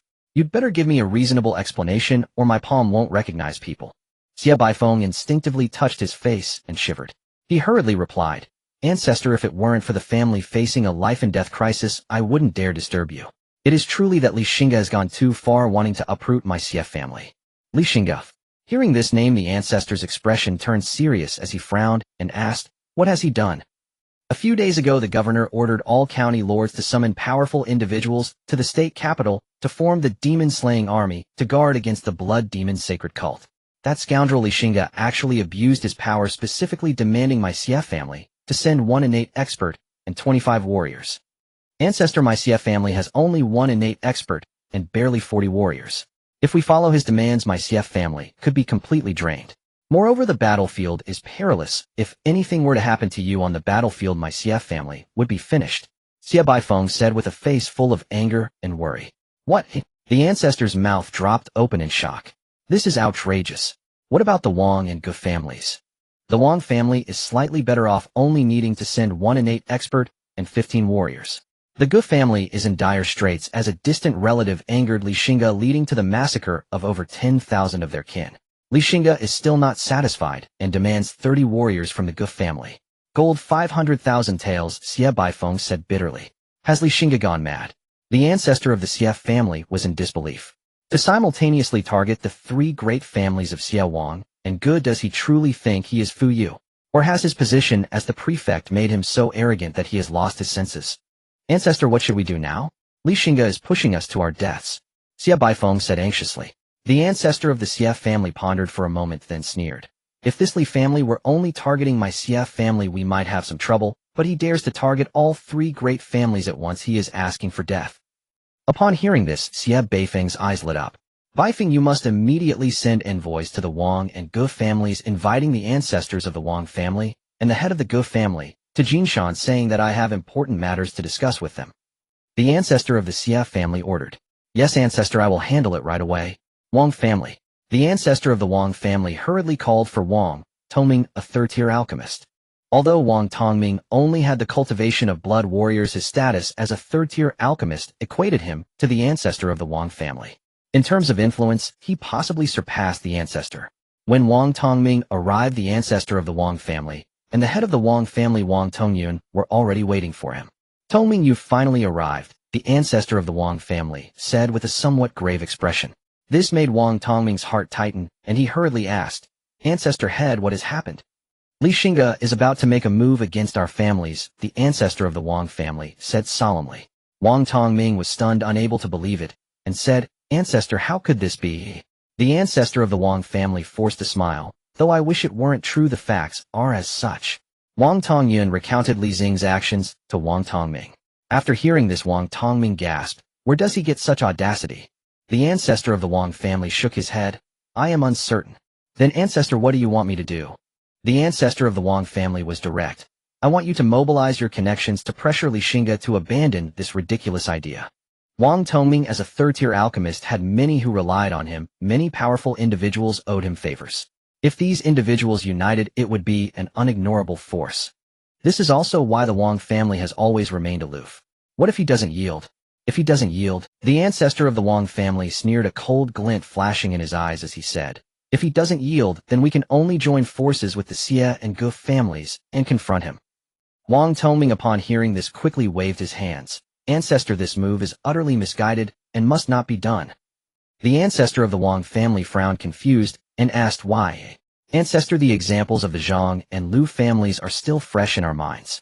Going against him means going against the court," Wang Tongming said with a bitter smile. The ancestor of the Wang family was stunned. "The Zhang and Lu families were exterminated because they killed the prefect, but I do not intend to kill him. I just want to give him a little warning." Wang Tongming still shook his head. "Ancestor, it is not so simple.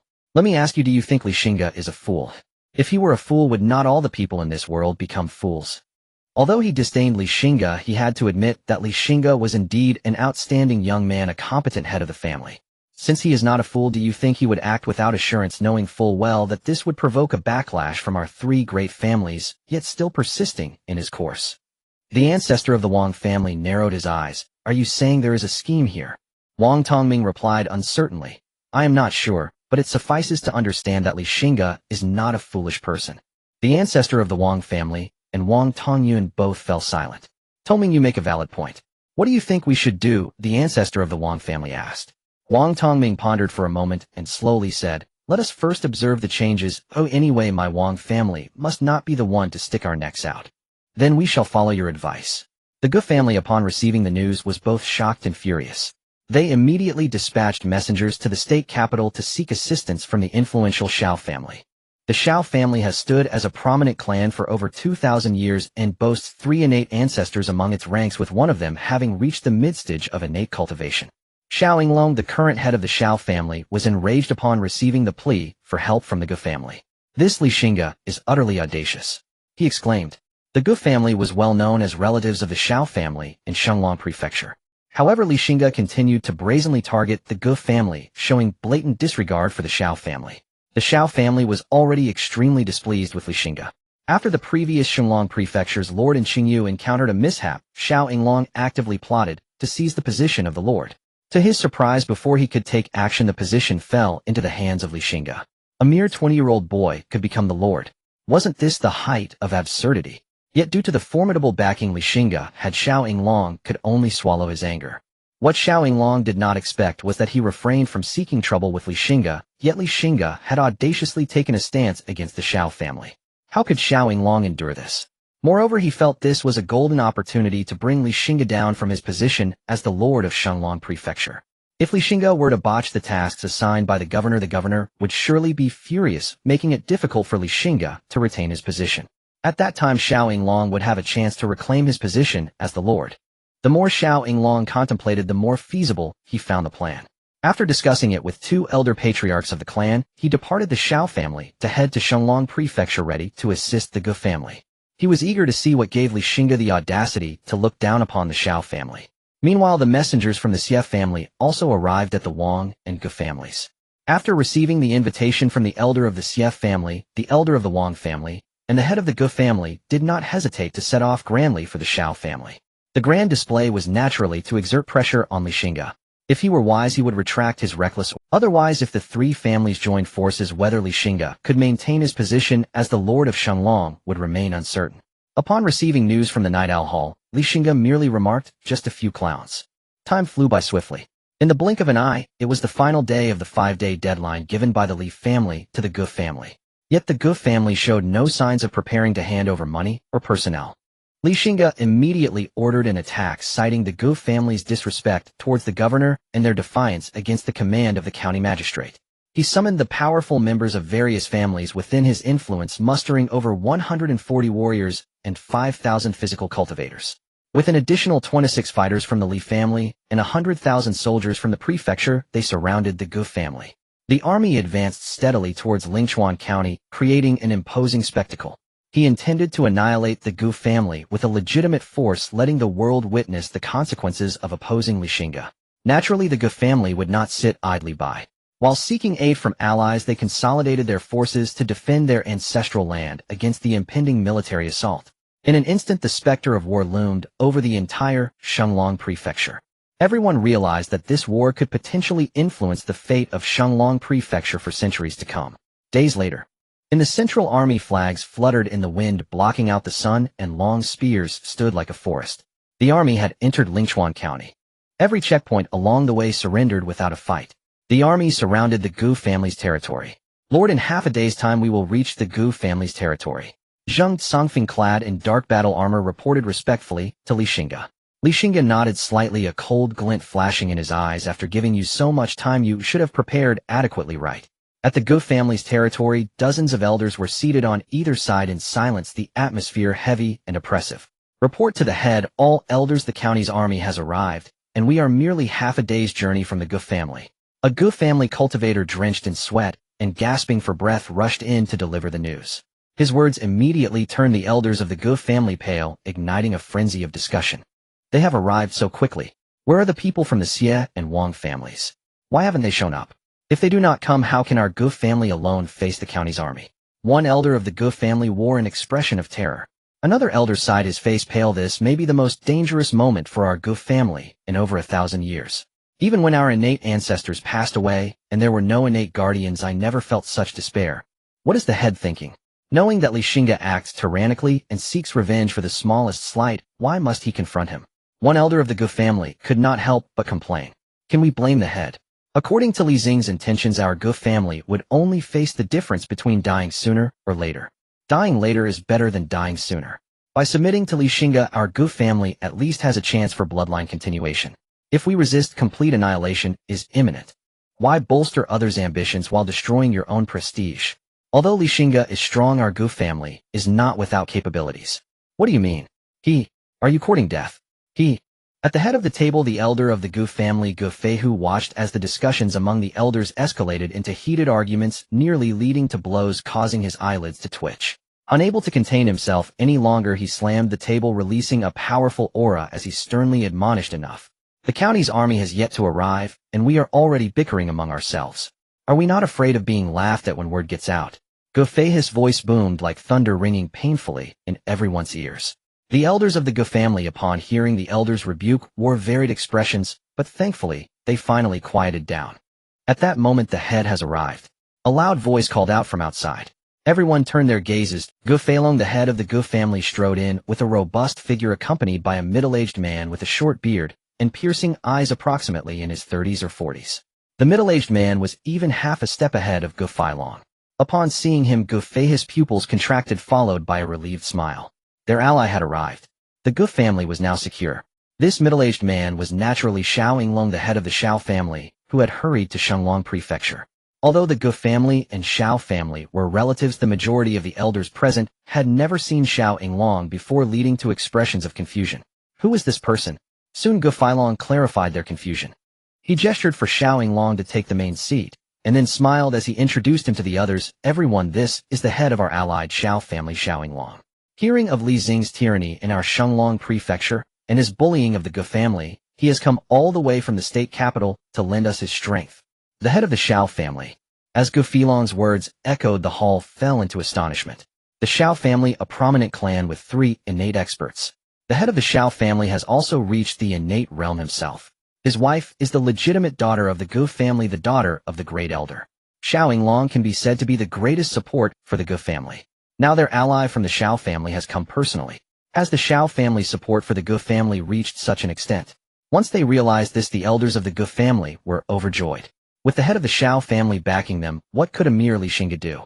The elders all bowed in unison to Xiao Yinglong, saying, "We pay our respects to the head of the Xiao family." A hint of disdain flashed in Xiao Yinglong's eyes, but he concealed it well. He slowly spoke, his voice warm and gentle like that of a modest gentleman. "You are all family, no need for excessive courtesy." His words made the elders of the Gu family feel as if they were floating in the air. Beside him, Gu Feilong smiled faintly and revealed another piece of uplifting news to the Gu family. Not only has the head of the Xiao family come, but the innate masters from the Xie and Wang families have also arrived. They are lurking in the shadows, and as soon as that Li Xingge dares to show up, he won't escape unscathed. Gu Feilong's confidence inspired the members of the Gu family. They had 3 innate experts while Li Xingge was all alone. This time the advantage was on their side. After half a day's time, the army of the county arrived as scheduled. They set up their formation at the foot of the Gu family's mountain with a vast number of over 10,000, an endless sea of troops stretching to the horizon.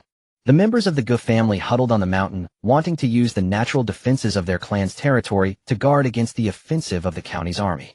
Zhang Songfeng glanced at Li Xingge, who nodded gently. Seeing this, Zhang Songfeng waved his hand. Dozens of crossbow carts were slowly pushed out. These were not ordinary crossbow carts, but deadly weapons known as mountain-crushing crossbow carts, engraved with runes by weaponsmiths to unleash tremendous power. The main body was made from the bones of great blood monsters, and the bowstrings were crafted from the tendons of these monsters. The arrows, meticulously refined by weaponsmiths, could unleash power comparable to a full-force strike from an early stage of blood cultivation. The mountain-crushing crossbow carts lined up in a row with the bowstrings fully drawn, the shimmering runic arrows aimed at the Gu family's territory. Zhang Songfeng shouted in a deep voice, "Fire!" With the command given, dozens of crossbow carts fired simultaneously, the runic arrows streaking through the air like meteors directly targeting the Gu family's territory.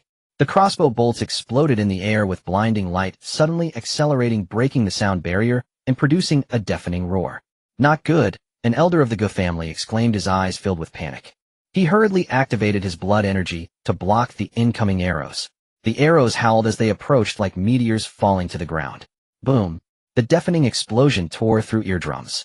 Rocks shattered, walls collapsed, and flesh was splattered everywhere. That overconfident elder of the Gu family, who was in the early stage of blood cultivation, was directly blown to a pile of minced meat. In the first wave of arrows, hundreds of people from the Gu family were either dead or injured, including several at the blood cultivation stage. Meanwhile, the second wave of mountain-crushing crossbow carts had finished charging. Again, dozens of meteors shot out. Xingge stood with his hands behind his back watching this scene. Although his face was calm, his heart was filled with amazement. The mountain-crushing crossbow carts truly opened his eyes. Their power could already be compared to some small missiles from his past life. And this was only the work of a low-level weaponsmith. If a fourth-tier weaponsmith like Elder Fengshan were to intervene, the arrows crafted by him would unleash a force Xingge could hardly imagine. No wonder the great ancestor of the Dazhou dynasty could break one ancient sect after another with merely 300,000 elite troops, transforming this land from an era ruled by sects into a dynasty of singular dominion. Gu Feilong looked at the incoming runic arrows with eyes filled with rage. If these arrows were allowed to explode a few more times, the low-level members of the Gu family could be wiped out. Gu Feilong shouted in anger, a vast surge of blood energy erupting from him, coalescing into powerful attacks. He then pushed both hands forward, sending dozens of attacks racing toward the runic arrows. Boom, boom, boom. In midair, Gu Feilong's blood energy attacks violently collided with the runic arrows, producing deafening sounds bursting forth like fireworks. However, despite the might of Gu Feilong's attacks, the sheer number of runic arrows was overwhelming. Even with all his strength, he could only block a portion of them, while dozens still fell upon the Gu family's territory, causing death and injury. The third wave of runic arrows was launched in an instant. Head of the Shao family, if you don't make a move, the Gu family will be utterly annihilated. Gu Feilong screamed in desperation. A cold snort echoed above the Gu family's territory. Xiao Yinglong, clad in a blue robe, stood in the air looking at the incoming runic arrows with a hint of coldness in his eyes. A powerful surge of spiritual energy erupted from Xiao Yinglong's body. He swiftly formed seals with his hands, and the vast spiritual energy transformed into a massive barrier, enveloping the entire Gu family's territory. The runic arrows howled as they approached, but upon coming into contact with the spiritual barrier, they were suddenly halted, suspended in midair. Xiao Yinglong chuckled coldly, gently pushing his palm. The dozens of suspended runic arrows were unexpectedly controlled by him, with spiritual energy abruptly changing direction and reflecting back towards the county's army. Gu Feilong, at the pinnacle of blood cultivation, could only block a small portion of the runic arrows with all his might. Yet Xiao Yinglong, with just a slight intervention, instantly turned the tide. This is the gap between innate and blood cultivation. Watching the returning runic arrows, Xingge chuckled softly. Now that's some skill. Xingge shot up into the sky, his large hand grasping at the void. A gigantic hand of spiritual energy, under the awed gazes of everyone, gathered the dozens of runic arrows together, then flipped his hand to fling them back with astonishing speed. Xiao Yinglong displayed a look of disdain, employing the same trick again.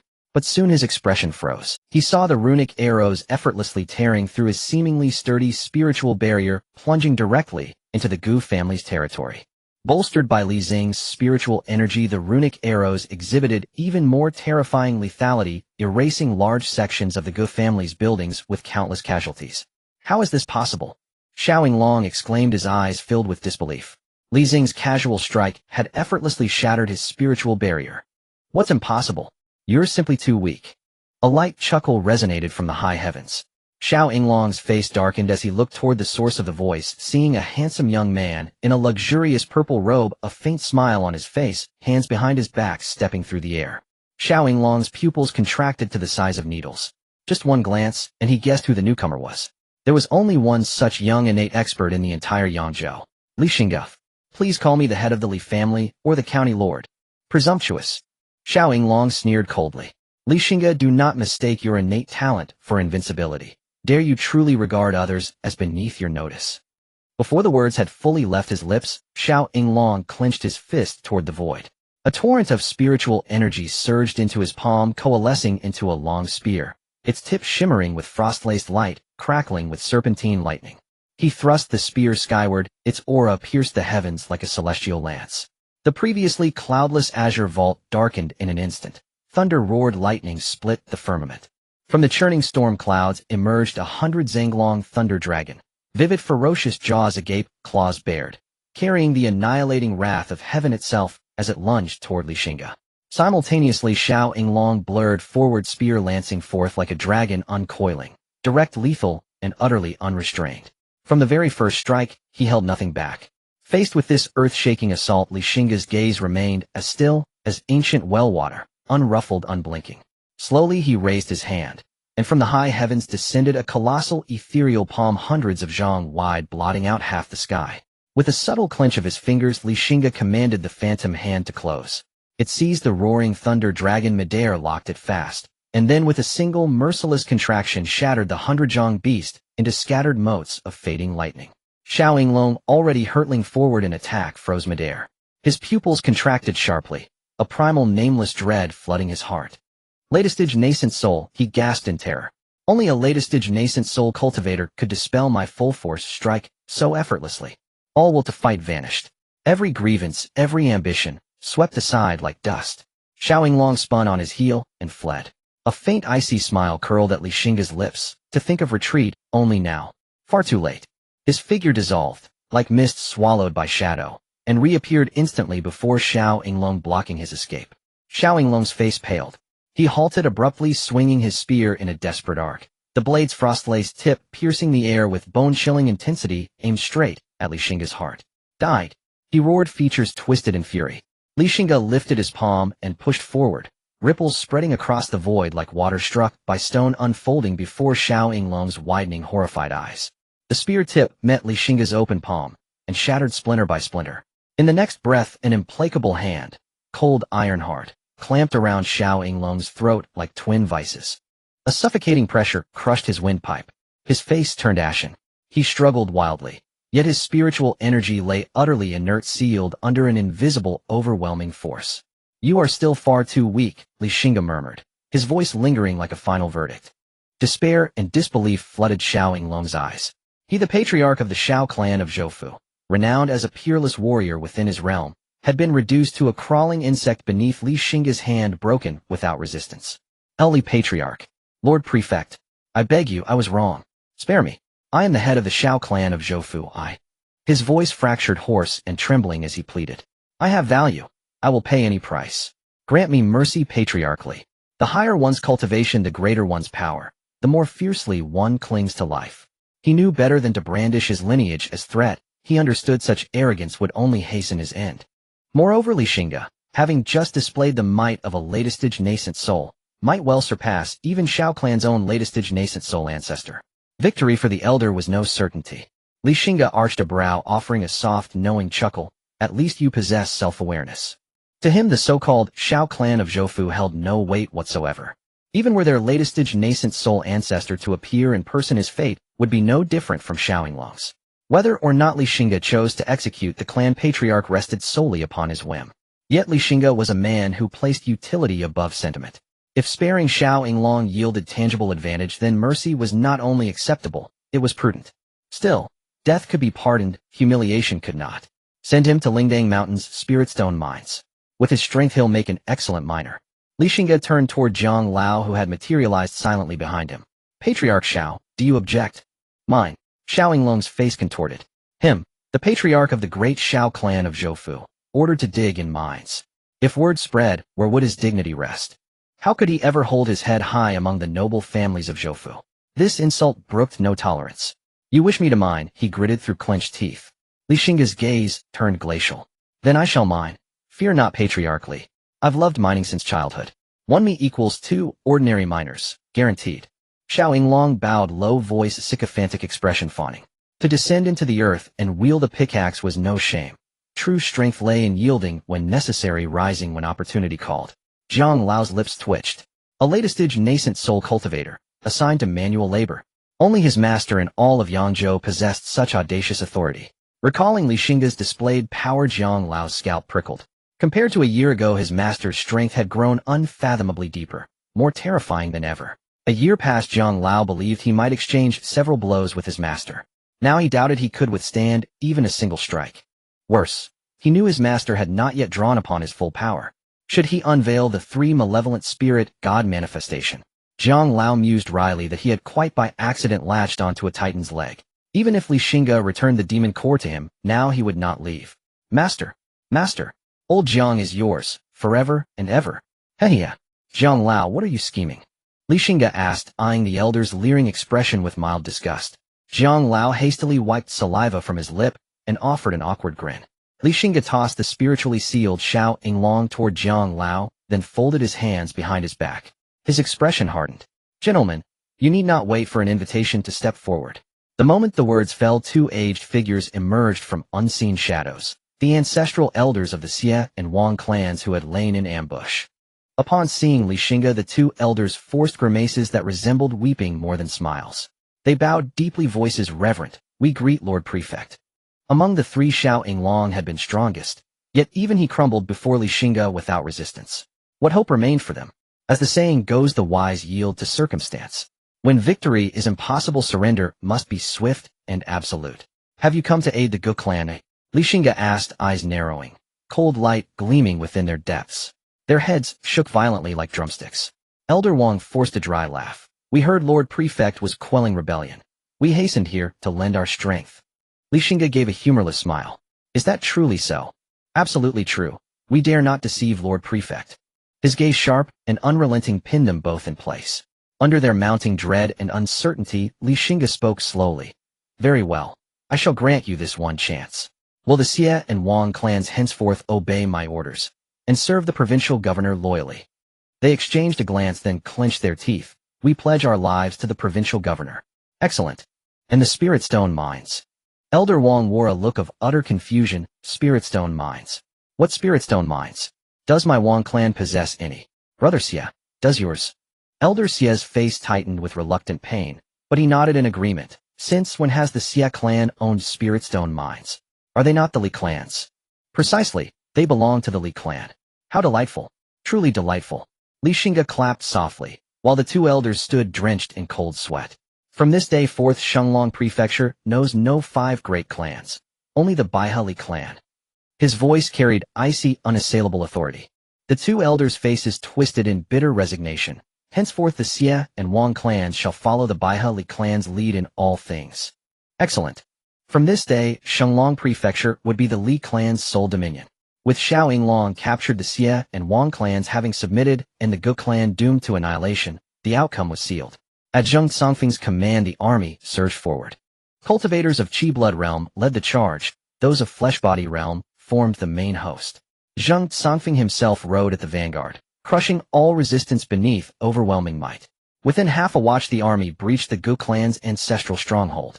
The Gu clan patriarch and senior elder fell one after another, surrounded and slain. Their disciples fought to the death and perished without exception. Most of the Gu clan's vassal clans knelt in surrender. This time Li Xingge showed clemency, sparing their lives. Not from compassion, but necessity. His Spirit Stone mines required laborers. These surrendered cultivators made ideal candidates. In the following days, Li Xingge reclaimed all the territories held by the Xie, Wang, and Gu families.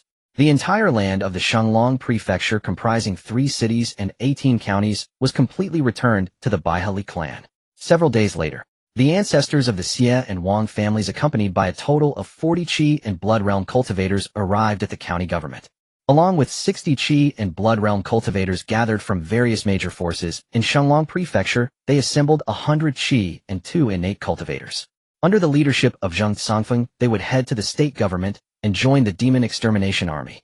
After waking up from a deep sleep, Li Yuran suddenly realized that she could always hear some strange sounds. I haven't had water for 3 days. I'm about to die of thirst. There's a bug crawling on me. It's so itchy, and it's gnawing at me. It has leaves that are too big, blocking my sunlight. The soil is too hard. I can't get out.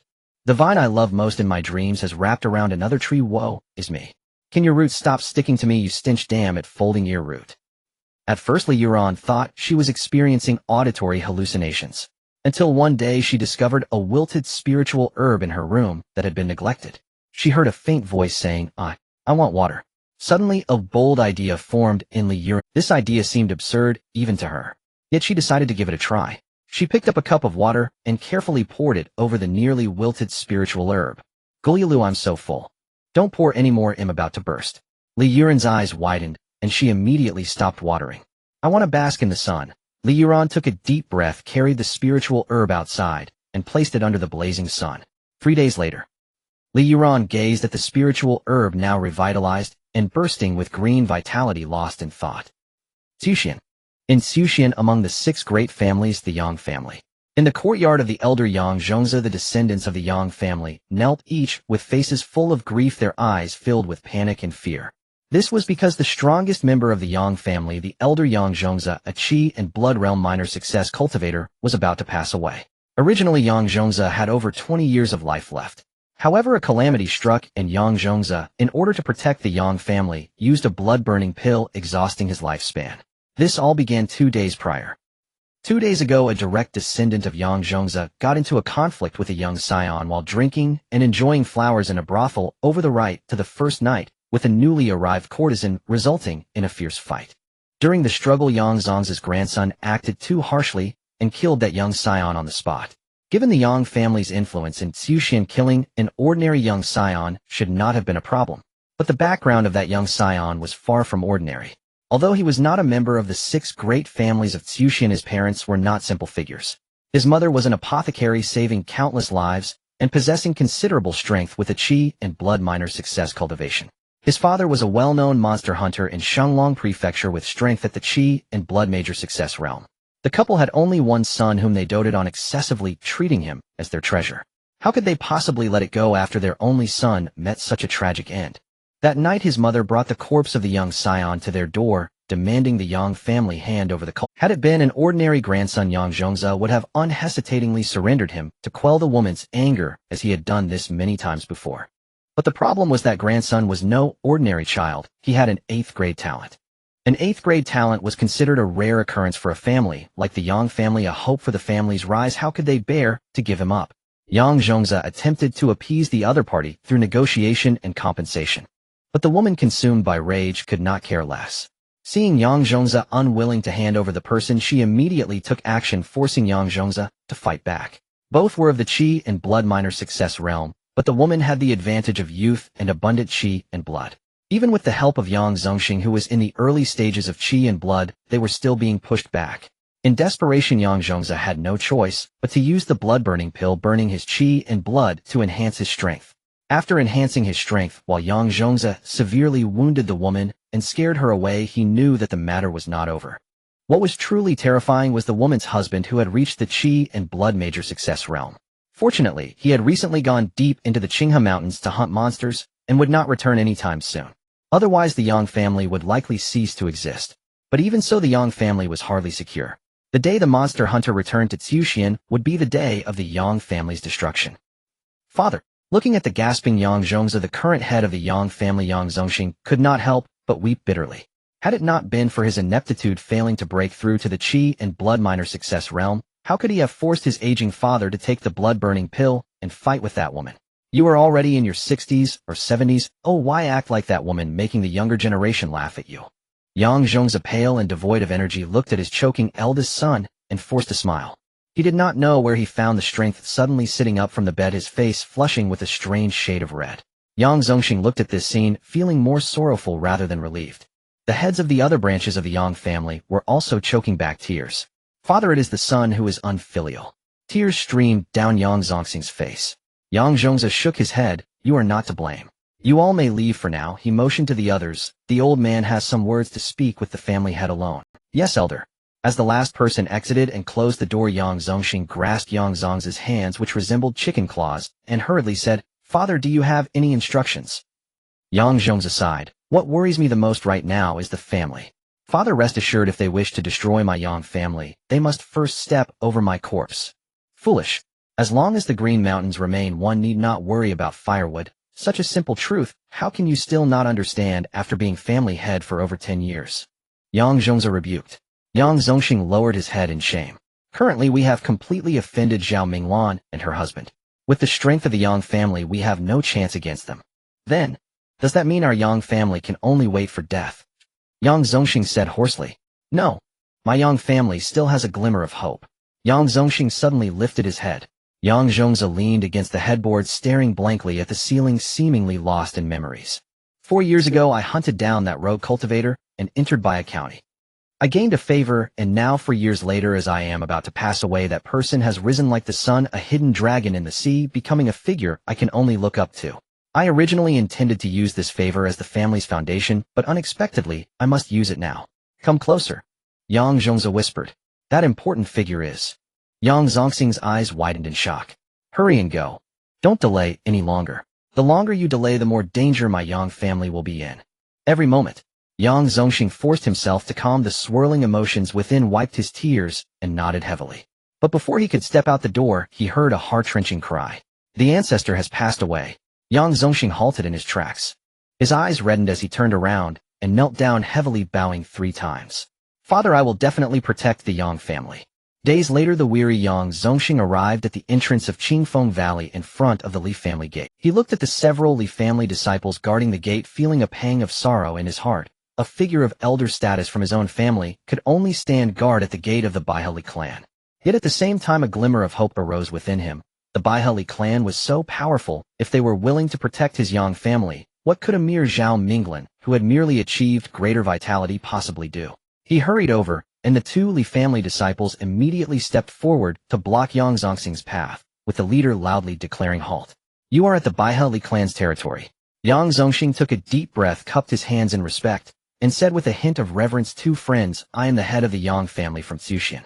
My father had past connections with your clan's head. I have urgent matters to discuss, and wish to meet your clan's head. I hope you will convey my request. The 2 Li family disciples exchanged glances and frowned. What is it about? How ridiculous! Their clan head was a figure of such stature that a nameless individual could not simply request to meet him. Yang Zongxing forced a bitter smile. This matter can only be discussed in front of your clan's head. I have a token from your clan's head to serve as proof. With that, he carefully took out a small jade token from his sleeve and presented it with both hands. The token bore an intricately carved character Li. The leader took the token and examined the carved Li character closely, his expression changing drastically. A smile broke through his previously cold demeanor, and his tone softened. Please wait a moment, I will report that. Yang Zongxing was astonished at the speed of the change in the man's demeanor, but he expressed his gratitude, saying thank you for your trouble. After a brief moment, a middle-aged man dressed in a red robe adorned with 7 gold cloud patterns on his sleeves strode out of the gate. As he drew closer, Yang Zongxing's heart tightened. This middle-aged man was a practitioner of great vitality, and judging by his attire, he was evidently an elder of the Li family. He quickly stepped forward and bowed deeply to the middle-aged man, saying, I am Yang Zongxing, the head of the Yang family from Xuxian. I pay my respects to Elder Li. The middle-aged man let out a hearty laugh and helped Yang Zongxing back up, saying, no need for such formality, Yang family head. You can just call me Dao Friendly. I have been sent by the great elder to welcome you. Although Dao Friendly invited Yang Zongxing to refer to him as such, Yang Zongxing did not dare to take it lightly. Though both were at the initial stage of vitality, their statuses were worlds apart. Under the guidance of Dao Friendly, Yang Zongxing entered Qingfeng Valley. Upon entering Qingfeng Valley, he was immediately met with many members of the Li family. The unfamiliar face personally brought in by Elder Yanwu drew curious looks from the Li clan members. As Yang Zongxing sensed the auras of these Li family members, he could not help but gasp in astonishment. The majority of these Li family members were at the physical realm, and they appeared quite young. Though the Yang family was one of the 6 great families of Xuxian, they only had 17 members at the physical realm. Yet in the brief span of time he spent in the Li clan, he had encountered at least 100 at the physical realm. Is this truly the Baihali clan, renowned as the #1 family in Shenglong Prefecture? It was indeed terrifying. After a quarter of an hour, the 2 stopped in front of a large courtyard. Li Yanwu smiled at Yang Zongxing and said, Yang family head, our great elder is waiting for you in the courtyard. Yang Zongxing nodded, looking at the courtyard door, his heart uncontrollably pounding.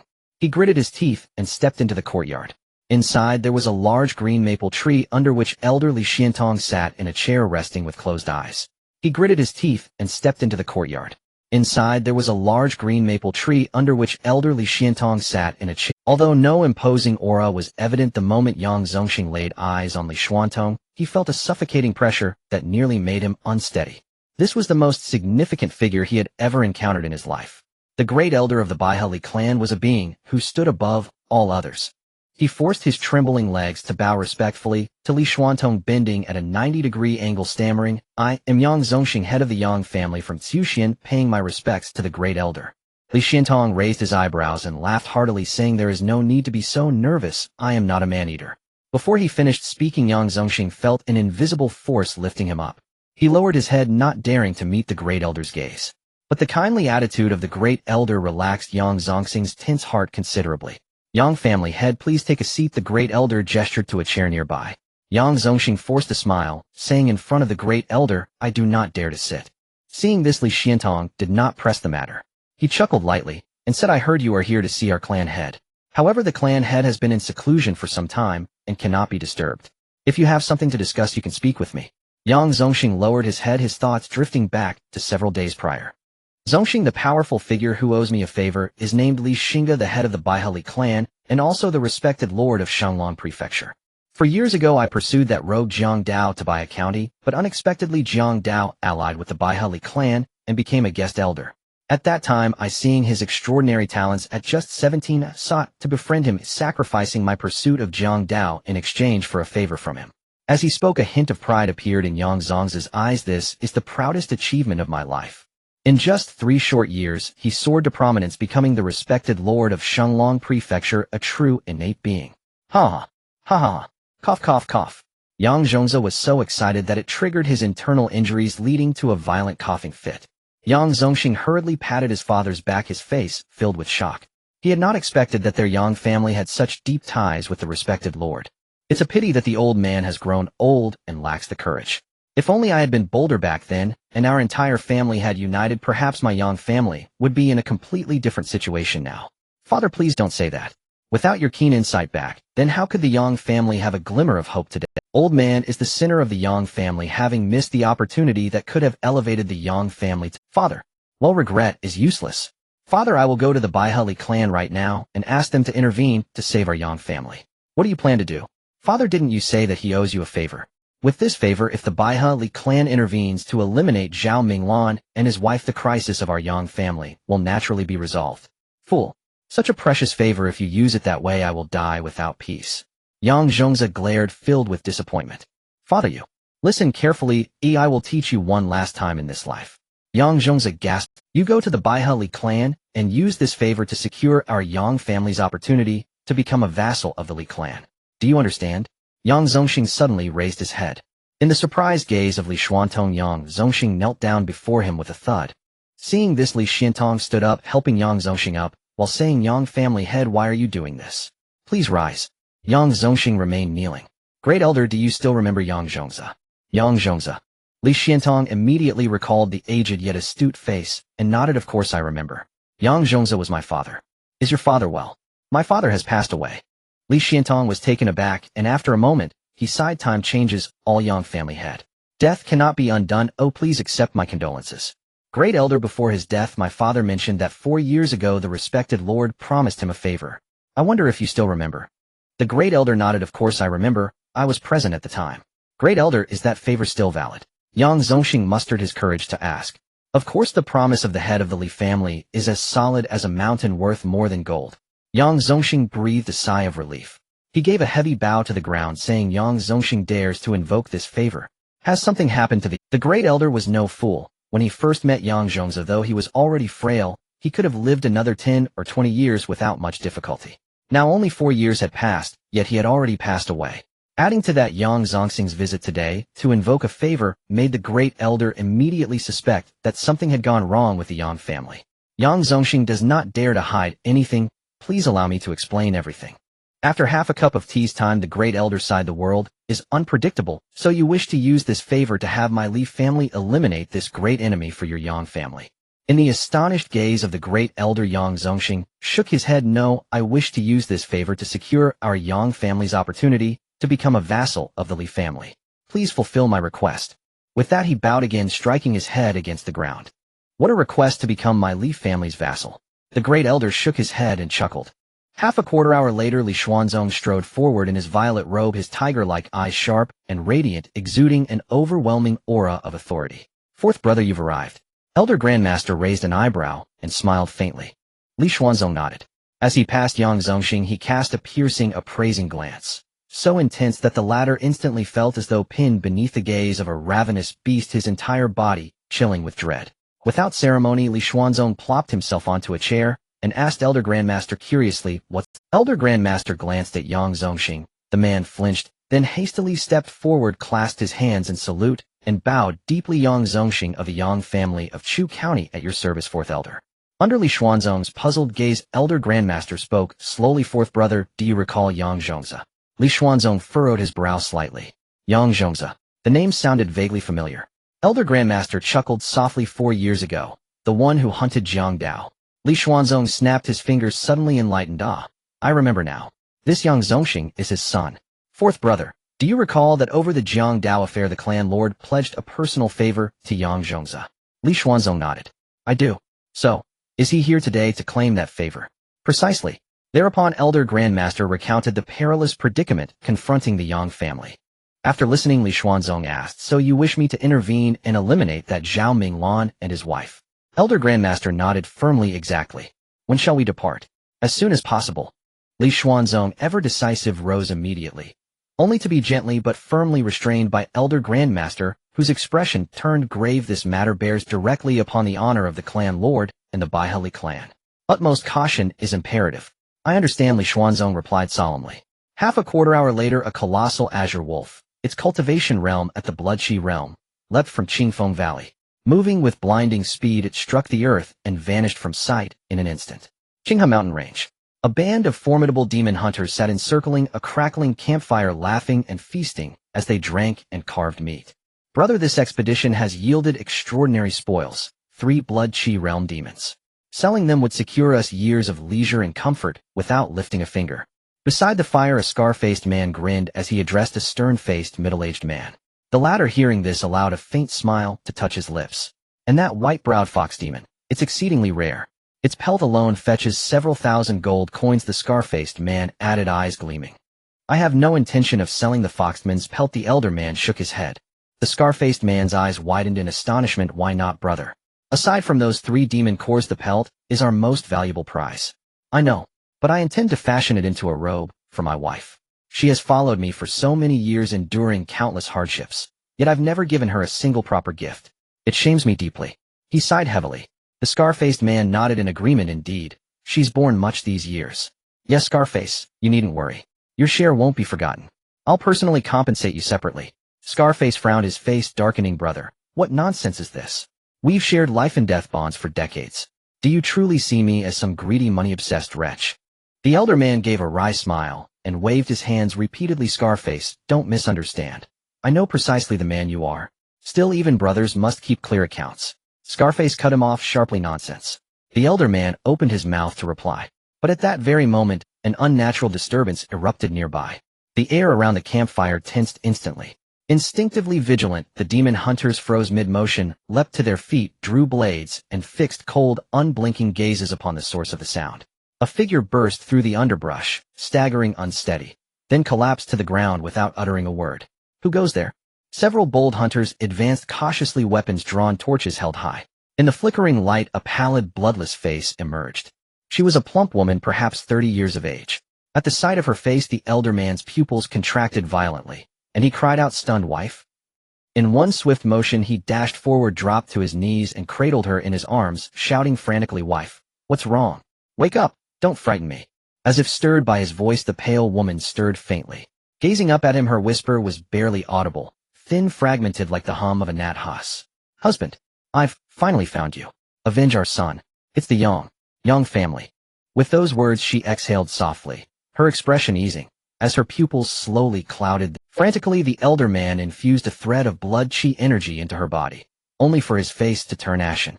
Her internal organs were shattered beyond repair. He could scarcely fathom how she had crawled all this way, grievously wounded as she was. "Wife." Tears spilled uncontrollably down his cheeks as he stared at her lifeless form. A torrent of terrifying aura erupted, so fierce that the surrounding hunters staggered backward and the campfire trembled violently, nearly snuffed out. Clutching his wife's still warm corpse, the elder man's eyes burned crimson, unleashing boundless fury and grief. "Yang family, I will make you pay in blood for blood." He roared skyward, the deafening shockwave blasting outward in every direction. Cradling his wife's body, he rose and walked silently down the mountain. "Brother." He paused, but did not turn back. Scarface hurried after him and said gravely, "Brother, don't forget you still have brothers. My true brother." Touched, the elder man placed a firm, heartfelt hand on Scarface's shoulder. "We swear eternal loyalty to Lord Zhao." Dozens of powerful demon hunters behind them shouted in unison. 2 days later, the hunting party entered Chu County.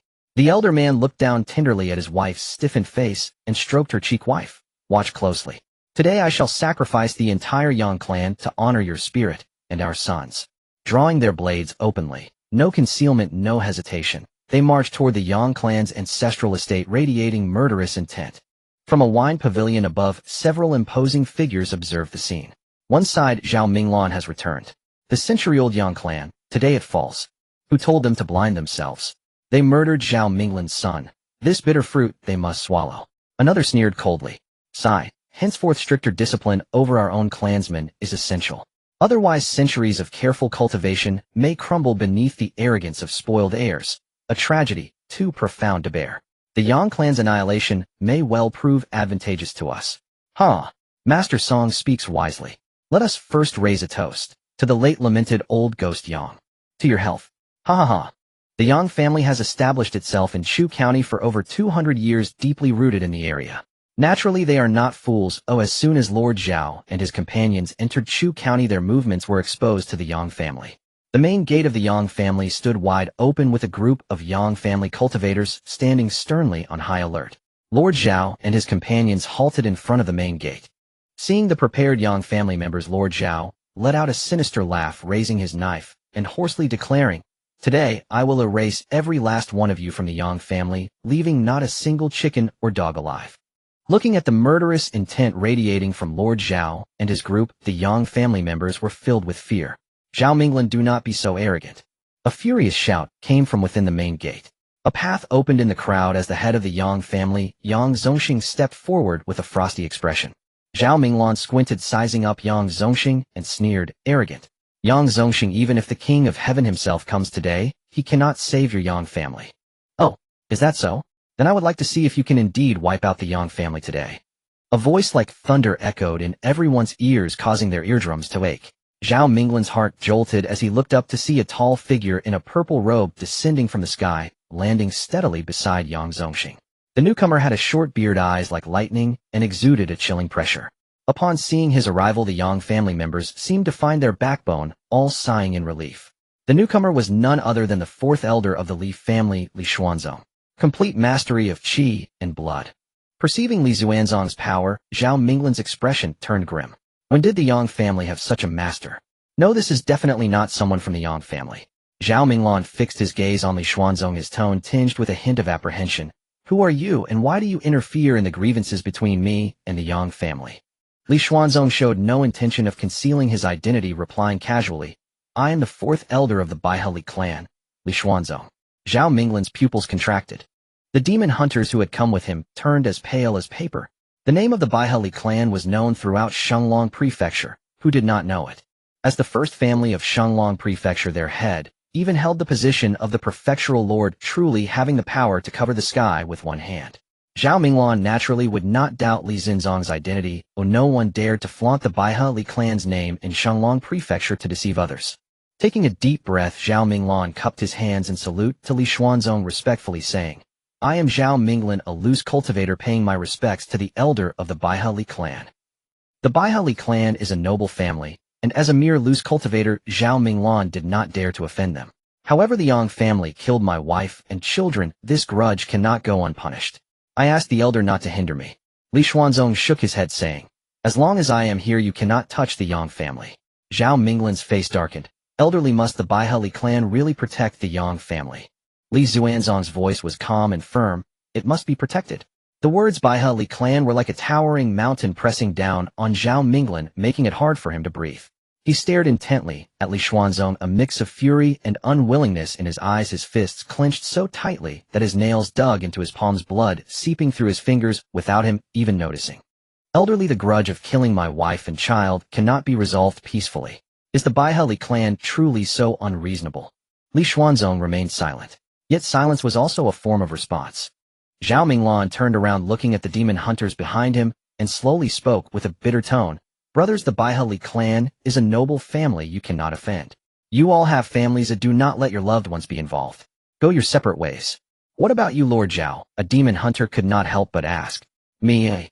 Zhao Minglan let out a bitter laugh. My wife and children have died at the hands of the Yang family. If I cannot take revenge for them, I Zhao Minglan am unworthy to be a husband, unworthy to be a father.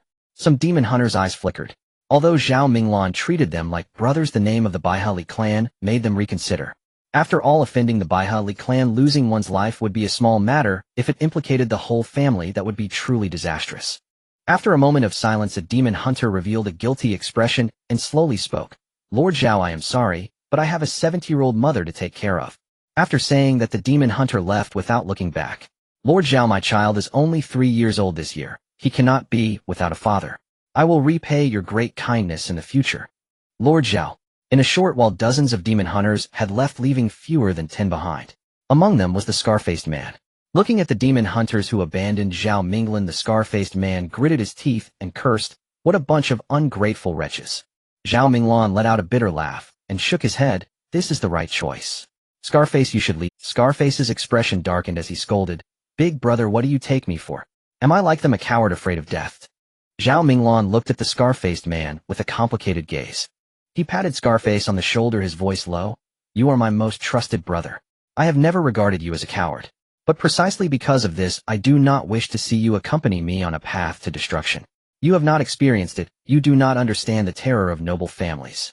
Scarface grinned. If a man dies, he dies. If not, he lives 1,000 years. I am all alone, unencumbered by anything. What is there to fear? Scarface is right. We are also unencumbered with nothing to lose. Even if we stake our lives today, we must let this self-proclaimed noble family understand what it means for an ordinary man to rage, blood spilling 3 feet. The remaining demon hunters echoed, their eyes ablaze with fighting spirit. Looking at these righteous men, Zhao Minglan's eyes grew moist, and he laughed heartily. Good, good, good. With you good brothers, even if I Zhao Minglan die, I have no regrets. After saying that, Zhao Minglan drew the knife from his back, turned around, licked his dry lips, and pointed the knife at Li Xuanzong. Today let us commoners experience the might of a noble elder. Kill. Zhao Minglan roared in anger, swinging his large knife, with overwhelming killing intent, charging at Li Xuanzong, followed closely by Scarface, and the remaining demon hunters, each wielding their weapons with a fierce momentum. Li Xuanzong remained expressionless, but a complex emotion flashed in his eyes, soon cast aside. He slowly raised his hand, forming a fist as his qi and blood surged. Facing Zhao Minglan's powerful strike, Li Xuanzong's fist shot out like lightning, crashing into Zhao Minglan's blade. Clang! With flesh and blood colliding against the sharp steel blade, sparks flew, emitting a clear metallic clashing sound. The terrifying force actually sent Zhao Minglan staggering back over 10 steps. He steadied himself, his hand gripping the knife, trembling slightly, his tiger's mouth visibly torn, blood dripping down the handle. He looked up at Li Xuanzong, his eyes filled with disbelief. How is this possible? Your fist is even harder than my knife. Li Xuanzong sneered, not answering Zhao Minglan's question, but shifting his gaze to the scar-faced man attacking from the other side. Li Xuanzong unleashed another punch, sending Scarface reeling back. The two exchanged glances, their years of hunting demons together, giving them an extraordinary synergy. Li Xuanzong unleashed another punch, sending Scarface reeling back. The two exchanged glances, their years of hunting demons together, giving them an extraordinary. Having dodged one blade, another followed closely. This time there was no escaping. Li Xuanzong raised his hand to block the knife slashing against his arm. Clang! The extremely sharp knife nearly tore through his clothing, leaving a white mark on Li Xuanzong. Li Xuanzong practiced a mid-level mystical body refinement skill, and it seemed he had exceptional talent in this area, having cultivated it to a highly profound level in a short time. His physical strength was comparable to a mystical-grade treasure. Ordinary weapons could hardly harm him at all. Zhao Minglan and Scarface were greatly alarmed. Although they knew that powerful figures from noble families were not weak, they never expected their physical bodies could be so formidable. But this did not intimidate them. In their eyes there was only determination. They understood that to face a powerful figure like Li Xuanzong, they must fight with all their might. Both men let out a low growl simultaneously, their vital energy surging violently within them as crimson light radiated from their blades as if they were ablaze. Kill! Zhao Minglan roared, his figure leaping forward like a ferocious tiger, the blade energy shooting forth like a rainbow. The scar-faced man flanked him, his blade sweeping horizontally, directly threatening Li Xuanzong's waist. Both Zhao Minglan and the scar-faced man were powerful warriors at the peak of their vitality, and even Li Xuanzong dared not underestimate them when they unleashed their full strength. The blade energy tore through the ground, creating deep ravines with shattered stones flying and dust swirling. Amidst the swirling dust, the two men swiftly closed in on Li Xuanzong. In the raging wind, Li Xuanzong, clad in a purple robe that fluttered loudly, felt his dragon-like vital energy erupting completely. Zhao Minglan swung his blade downward, the cutting energy seemingly capable of cleaving through anything rushed towards Li Xuanzong's face. Li Xuanzong did not dodge. He threw a punch accompanied by a deafening roar. The wind from his fist tore through the air, creating a visible shockwave. The collision of fist and blade energy shattered the latter, sending shockwaves that caused the walls of the Yang family estate to collapse, with stones raining down like a storm. Taking advantage of the chaos, the scar-faced man charged forward, his sharp blade aimed to cleave Li Xuanzong in half. Li Xuanzong met the blade with his bare hands, resulting in a loud clang and sparks flying. With another punch like a flash of lightning, Li Xuanzong struck the scar-faced man in the chest.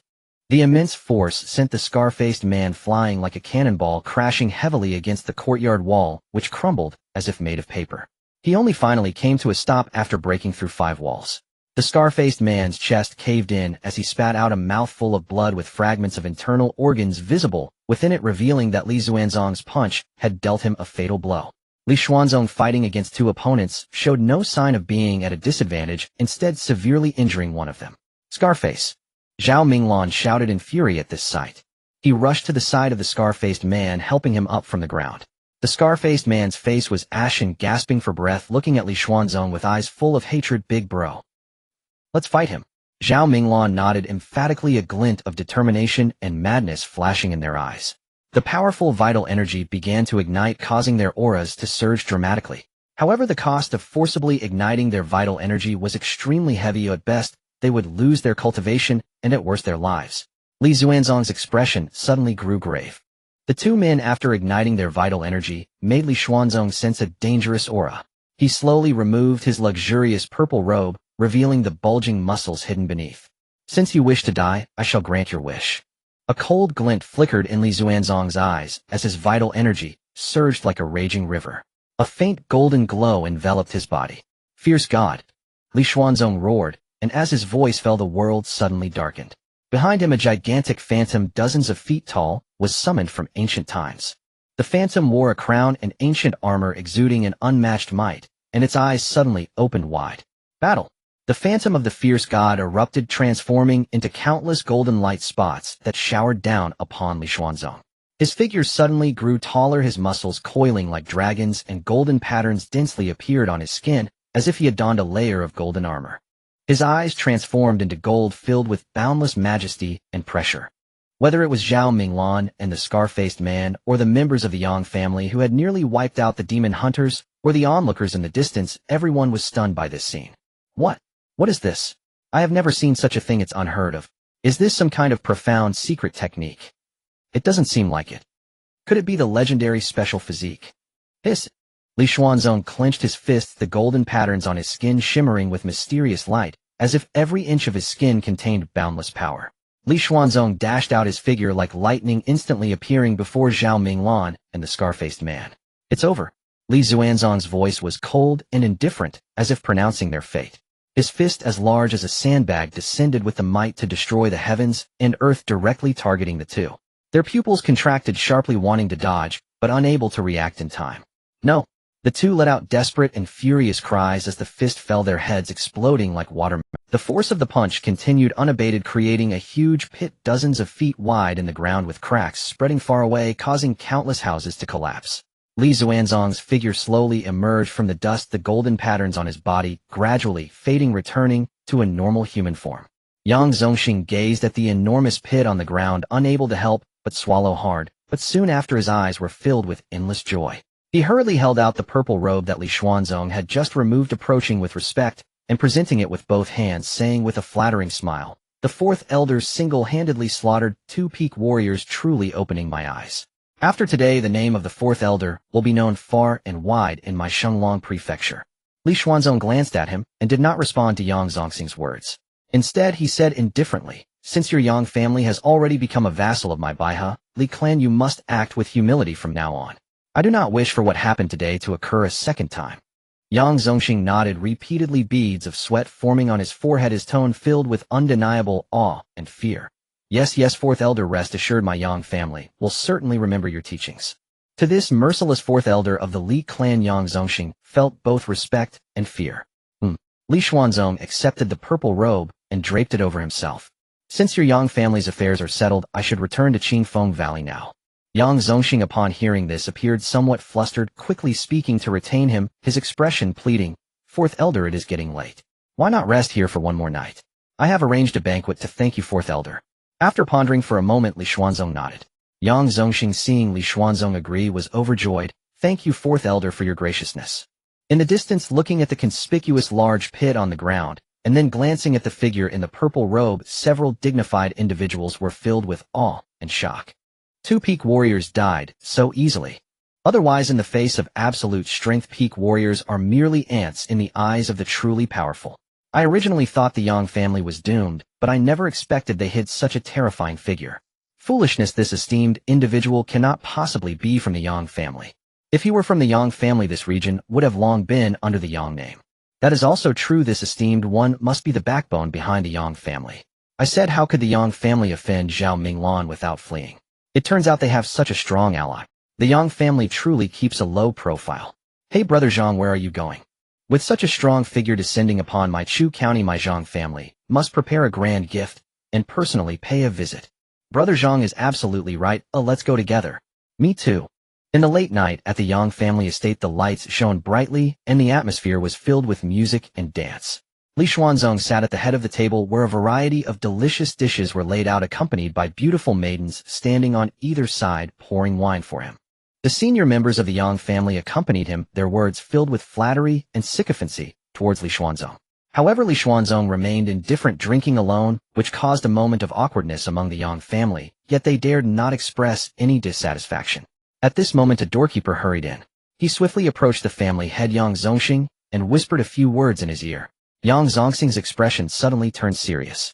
He looked at Li Xuanzong and cupped his hands from a distance, saying, Elder Fourth, the heads of the other 5 prominent families in Chu County have arrived wishing to pay their respects. Would you like to meet them? Li Xuanzong pondered for a moment and nodded. Let them all come in. Quickly invite the family heads in. Understood, family head. After some time, the heads of the 5 prominent families of Chu County entered in a row. They gazed at Li Xuanzong, who sat alone drinking at the main seat, their eyes flashing with awe.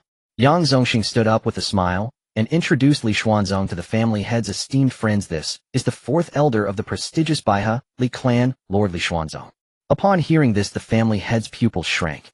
Although they had guessed that this purple-robed powerhouse was formidable and of noble status, they did not expect him to be the 4th elder of the Baiha Li clan, so distinguished. The Baiha Li clan, the foremost family in Shanglong Prefecture, is a force that dominates the region. Even the 2 innate families, the Xie and Wang families, must avoid the brilliance of the Baiha Li clan. The family heads did not dare to slack off, and all bowed respectfully to Li Xuanzong, saying in unison, We pay our respects to Elder Xuanzong.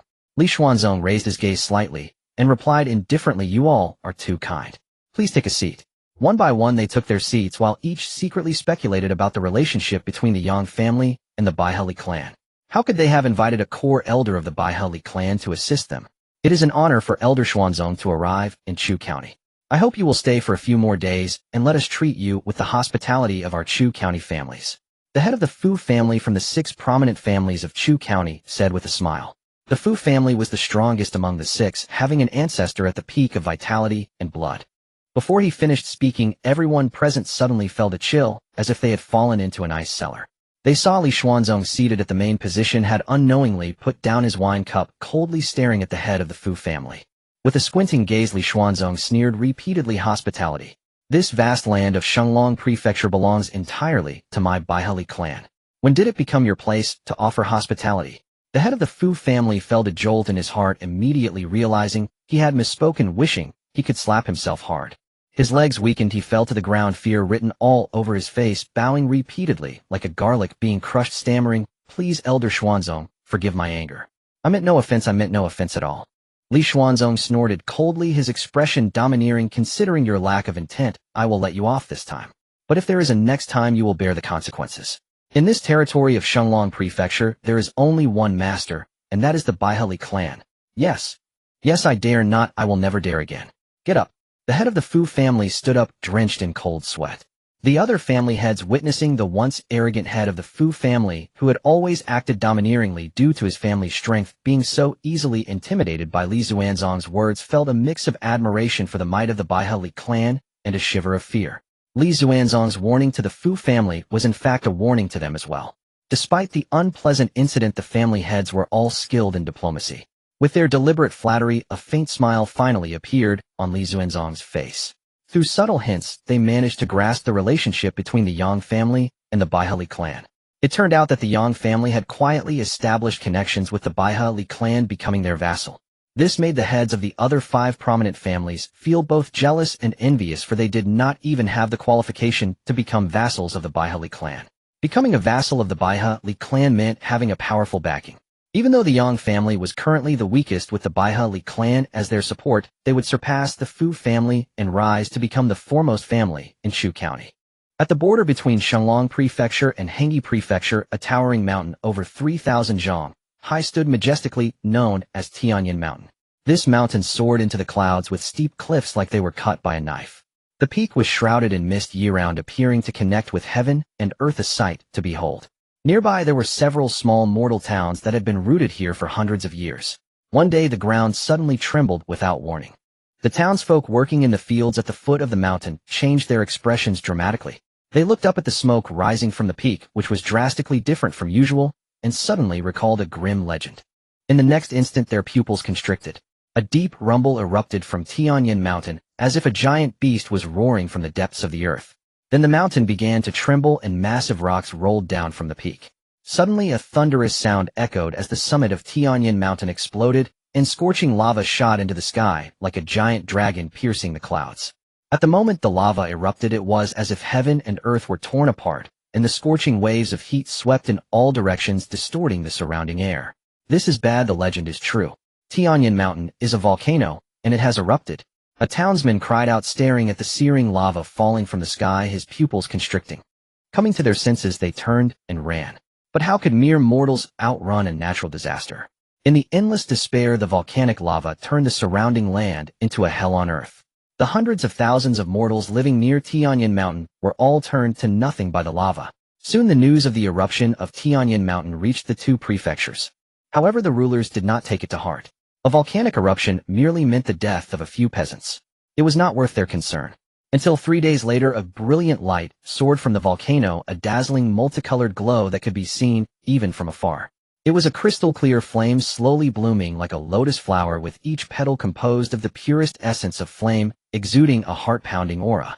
The first to witness this phenomenon were the cultivators, who instantly realized that this eruption of Tianyin Mountain was not simple. It was highly likely that some rare treasures of heaven and earth had emerged. Heavenly treasures are a grand opportunity. Thinking of this, the cultivators could no longer sit still and flocked towards Tianyin Mountain. Naturally, their actions did not escape the notice of the rulers of the 2 prefectures. Soon news of the suspected emergence of heavenly treasures from Tianyin Mountain appeared on the desks of the major powers. Investigate at once. The Baihali clan was no exception. Upon receiving news of a potential celestial treasure emerging from Tianyin Mountain, they promptly dispatched powerful practitioners to the site. This group consisted of only 11 members, all of whom were at the Bloodqi realm. The Grand Elder Li Xintong personally led them, followed by the 4th Elder Li Xuanzong. Although their cultivation was merely at the peak of the Bloodqi realm, by exerting their full strength, they could unleash the power of the perfected Bloodqi realm. In the absence of innate abilities, the perfected Bloodqi realm was nearly invincible. At the foot of Tianyin Mountain, the number of gathered cultivators continued to swell, reaching no less than 100,000. However, the vast majority could only stand 100 miles away, unable to advance. This was because Tianyin Mountain was still erupting. Those with low cultivation would be reduced to ashes by the scalding lava if they ventured too close. Everyone gazed longingly at the colorful light emanating from the volcano's mouth. On a barren, lifeless rocky peak, dozens of powerful figures watched the distant colorful glow, eager to make their move. An elderly man dressed in a moon-white robe held an ancient tome in his hands, moistening his fingers with saliva as he hurriedly flipped through the pages. When his gaze fixed on a particular page, his pupils suddenly dilated. After glancing at the otherworldly phenomena in the distance, he seemed to be confirming something, and his breathing quickened.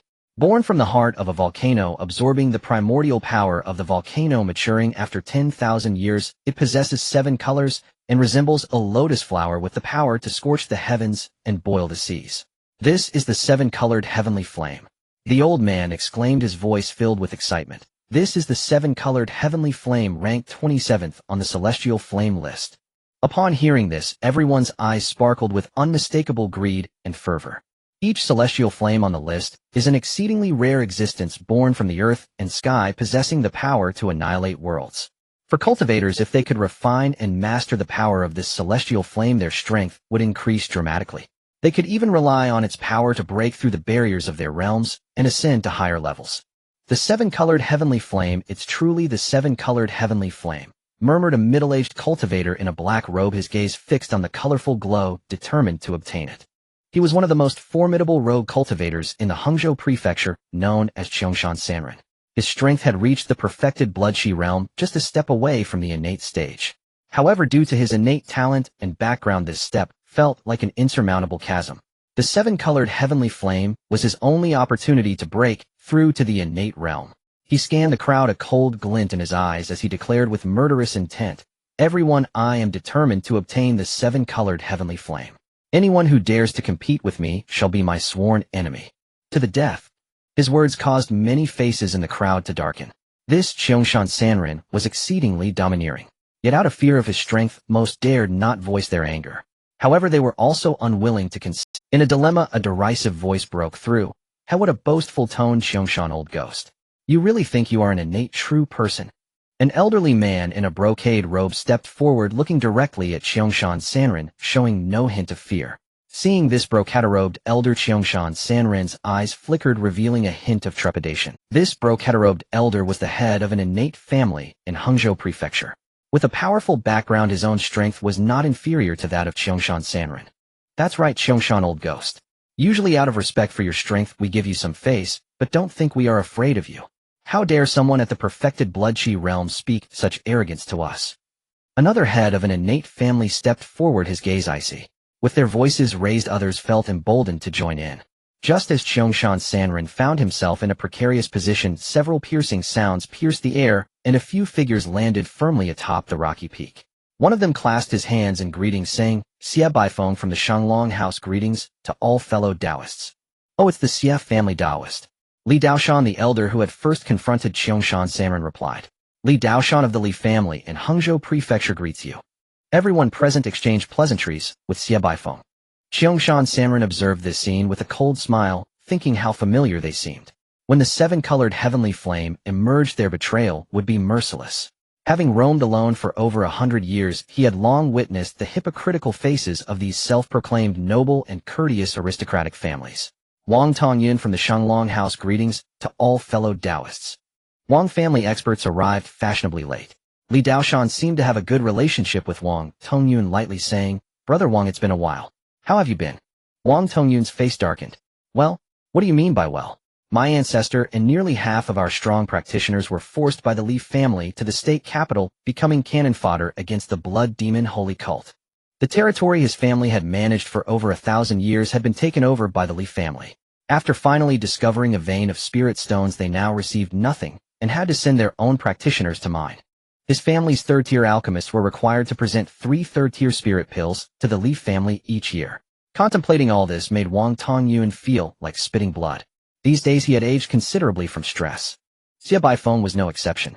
The Xie family was even worse than the Wang family, having lost 25 practitioners of blood chi to Li Xingge. Now in their family, the remaining could be counted on 2 hands, including himself. "Things are fine," Wang Tongyun forced a smile. Even though he had grievances with that person, he dared not voice them. Otherwise, if it reached that person's ears, the consequences for the Wang family would be even worse. Seeing Wang Tongyun's insincere words, Li Daoshan frowned, but since the man was unwilling to elaborate, he did not press further. Following this, dozens of powerful figures arrived one after another, many of whom had hurried over from nearby prefectures upon receiving news. To this, the people from Shanglong House and Xingge Prefecture were dissatisfied, but could not voice their objection. More than a dozen figures soared through the air, and upon seeing the newcomers, Xie Baifeng and Wang Tongyun forced smiles and approached them. Daoist Xuantong, you have arrived. The newcomers were members of the Li family. Li Xiantong nodded slightly, acknowledging the two men. Li Xiantong stepped forward, gazing at the distant colorful glow, a glimmer of brilliance flashing in his eyes. Xie Baifeng and Wang Tongyun instinctively stepped back behind him. This scene left others speechless. If they were not mistaken, this newcomer only possessed the strength of the perfected blood qi realm, which was not weak by any means. But what merits allowed him to be flanked by two perfected blood qi cultivators?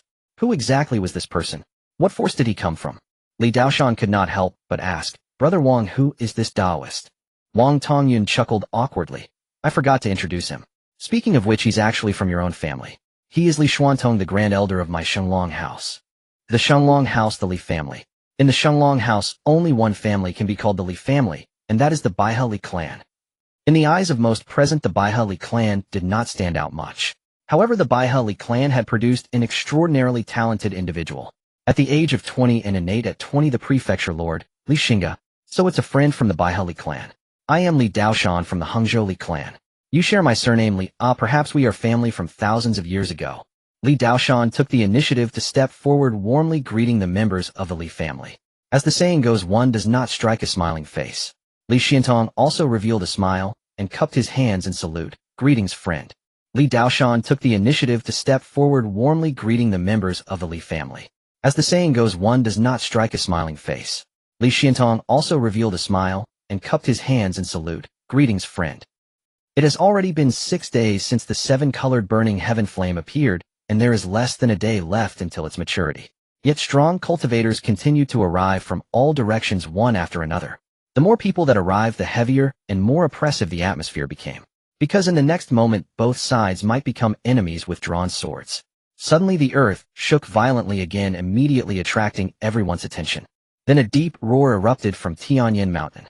Countless streams of lava burst forth like fountains, reaching heights of over 1,000 zhang. As the lava cascaded down from high above, some low-level cultivators looked at this scene with wide eyes, their faces filled with terror. Not good run. But it was too late. The sky was filled with lava falling like shooting stars, devouring one life after another. On the stone peak, numerous cultivators at the blood qi stage exerted their strength together, using their vital energy to create a massive barrier that enveloped the entire stone peak.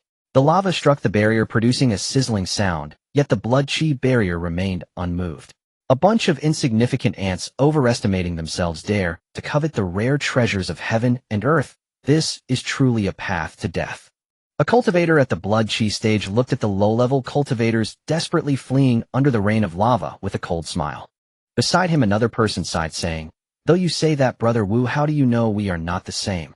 That cultivator's eyes glowed, fiercely, speaking with determination. "So what? Even if there's only a slim chance, I will fight to the death. Why must you ridicule them, Brother Wu?" The cultivator fell silent. Indeed, how much stronger could he be than them? The 7-colored burning heaven flame is about to mature, someone shouted loudly. Everyone's gaze refocused on the volcano's mouth, where the 7-colored rays of light grew increasingly dazzling, as if to dye the entire sky in 7 colors, while the magma at the volcano's mouth erupted even more violently, seemingly celebrating the birth of the flame monarch. Li Xiantong's expression turned serious as he spoke softly to Li Xuanzong and the others behind him. "Once the 7-colored burning heaven flame matures, it will undoubtedly cause a bloody storm. You must be extra cautious." Li Xuanzong and the others nodded solemnly. Just then the 7-colored rays of light from the volcano's mouth suddenly contracted, plunging Tianyin Mountain into a momentary silence. Following this, a brilliant 7-colored pillar of light shot up into the sky, piercing the clouds, as if connecting heaven and earth. "The 7-colored burning heaven flame has matured," someone shouted excitedly. Suddenly, everyone's breathing became rapid. "Charge!" It was unclear who shouted, but in the next moment figures shot out like arrows loosed from bows, rushing toward Tianyin Mountain. Li Xuanzong was just about to move, but was stopped by Li Xiantong. In response to the latter's confused gaze, Li Xiantong sneered, "Do you really think the 7-colored burning heaven flame is that easy to obtain?" Li Xuanzong paused, glancing around, and noticing that none of the true powerhouses had moved. They all stood with their arms crossed, coldly watching those rushing forward, their gazes akin to watching a clown. Li Xuanzong's heart sank. "I was impulsive." Li Xiantong had his hands crossed behind his back, smiling faintly, his gaze still fixed on the 7-colored pillar of light. "Those who rushed up first are merely cannon fodder for death. The true struggle has yet to begin." In just the time it took to brew a cup of tea, someone rushed to the mountaintop. This was a cultivator at the blood chi great completion stage, and he gazed at the seven-colored burning heaven flame within reach, unable to conceal the ecstasy in his eyes. He laughed maniacally. The seven-colored burning heaven flame is mine. But in the next moment the smile on his face suddenly froze and terror filled his eyes. The seven-colored lotus suddenly blossomed, and a fiery serpent surged forth, instantly engulfing that cultivator. In less than a breath, he transformed into nothingness. This scene instantly awakened those who had been blinded by the rare treasures of heaven and earth. The cultivators at the front now retreated, their eyes filled with fear as they looked at the seven-colored burning heaven flame. But it was too late to retreat. The seven-colored burning heaven flame continued to spew forth fiery serpents, which devoured cultivators ruthlessly like hungry beasts. Yet even so, the incoming cultivators still rushed toward the seven-colored burning heaven flame like moths to a flame, disregarding everything. Li Xuanzong stood atop the stone peak, witnessing those cultivators rushing to their deaths, a chill rising in his heart as he shook his head and sighed. Why bother? Li Xiantong chuckled softly and said, "Old Fourth, this is the essence of competition, the true meaning of cultivation, to strive for destiny, to seize opportunities. Even if there's only a glimmer of possibility, one must fight." He continued with a sense of emotion in his tone. "Without the clan head, you and I would merely be one of the—" After the seven-colored burning heaven flame had killed thousands of cultivators, its brilliance dimmed. Finally, someone could no longer sit still. The figure of the Qiangshan rogue transformed into a bolt of lightning, flying towards the mountain's peak. His movement seemed to ignite a fuse, causing many strong cultivators to flash out in succession, heading straight for the summit. "When do we strike?" Li Xuanzong asked in a low voice, frowning. Li Xiantong remained calm and unhurried. "No rush, we only need to observe and wait for the best opportunity." On the other side, the Qiangshan rogue had reached the mountain's peak. He formed seals with his hands, and the power of blood chi surged, transforming into a massive blood-colored hand that reached directly for the seven-colored burning heaven flame. However, at the moment the blood-colored hand touched the seven-colored burning heaven flame, the seven-colored lotus suddenly trembled, and a blazing fiery serpent shot out, heading straight for the Qiangshan rogue. The Qiangshan rogue's expression changed, and as he rapidly retreated, he manifested a barrier before him using blood chi. At the moment of collision between the fiery serpent and the blood chi barrier, the barrier was torn apart by the fiery serpent. The Qiangshan rogue was caught off guard as a flame ignited on his arm, instantly setting it aflame. Despite the Qiangshan rogue using all his means, the flame could not be extinguished. Moreover, the fire clung to him like a parasite, burning toward his body. The Qiangshan rogue made a decisive choice. He gritted his teeth and struck his knife against the ignited arm. With a scream, his arm fell to the ground, and in the next moment that severed arm was completely devoured by the flames. The scream of the Qiangshan rogue echoed on the mountaintop, blood gushing from the severed arm, and his face turned as pale as paper. Yet he cared not for the pain, turning to flee, his eyes filled with horror and unwillingness. This scene caused the following strong cultivators to halt, a flicker of dread crossing their eyes. Even a renowned cultivator at the blood chi great completion stage like the Qiangshan rogue had ended up with a severed arm, truly proving the fearsome reputation of the seven-colored burning heaven flame. While fearing the seven-colored burning heaven flame, their desire to obtain it grew stronger. If they could refine this domineering flame, their strength would reach an unimaginable level. "Let us act together to drain the power of the seven-colored burning heaven flame. Otherwise none of us will get it," a cultivator at the blood chi great completion stage urgently shouted.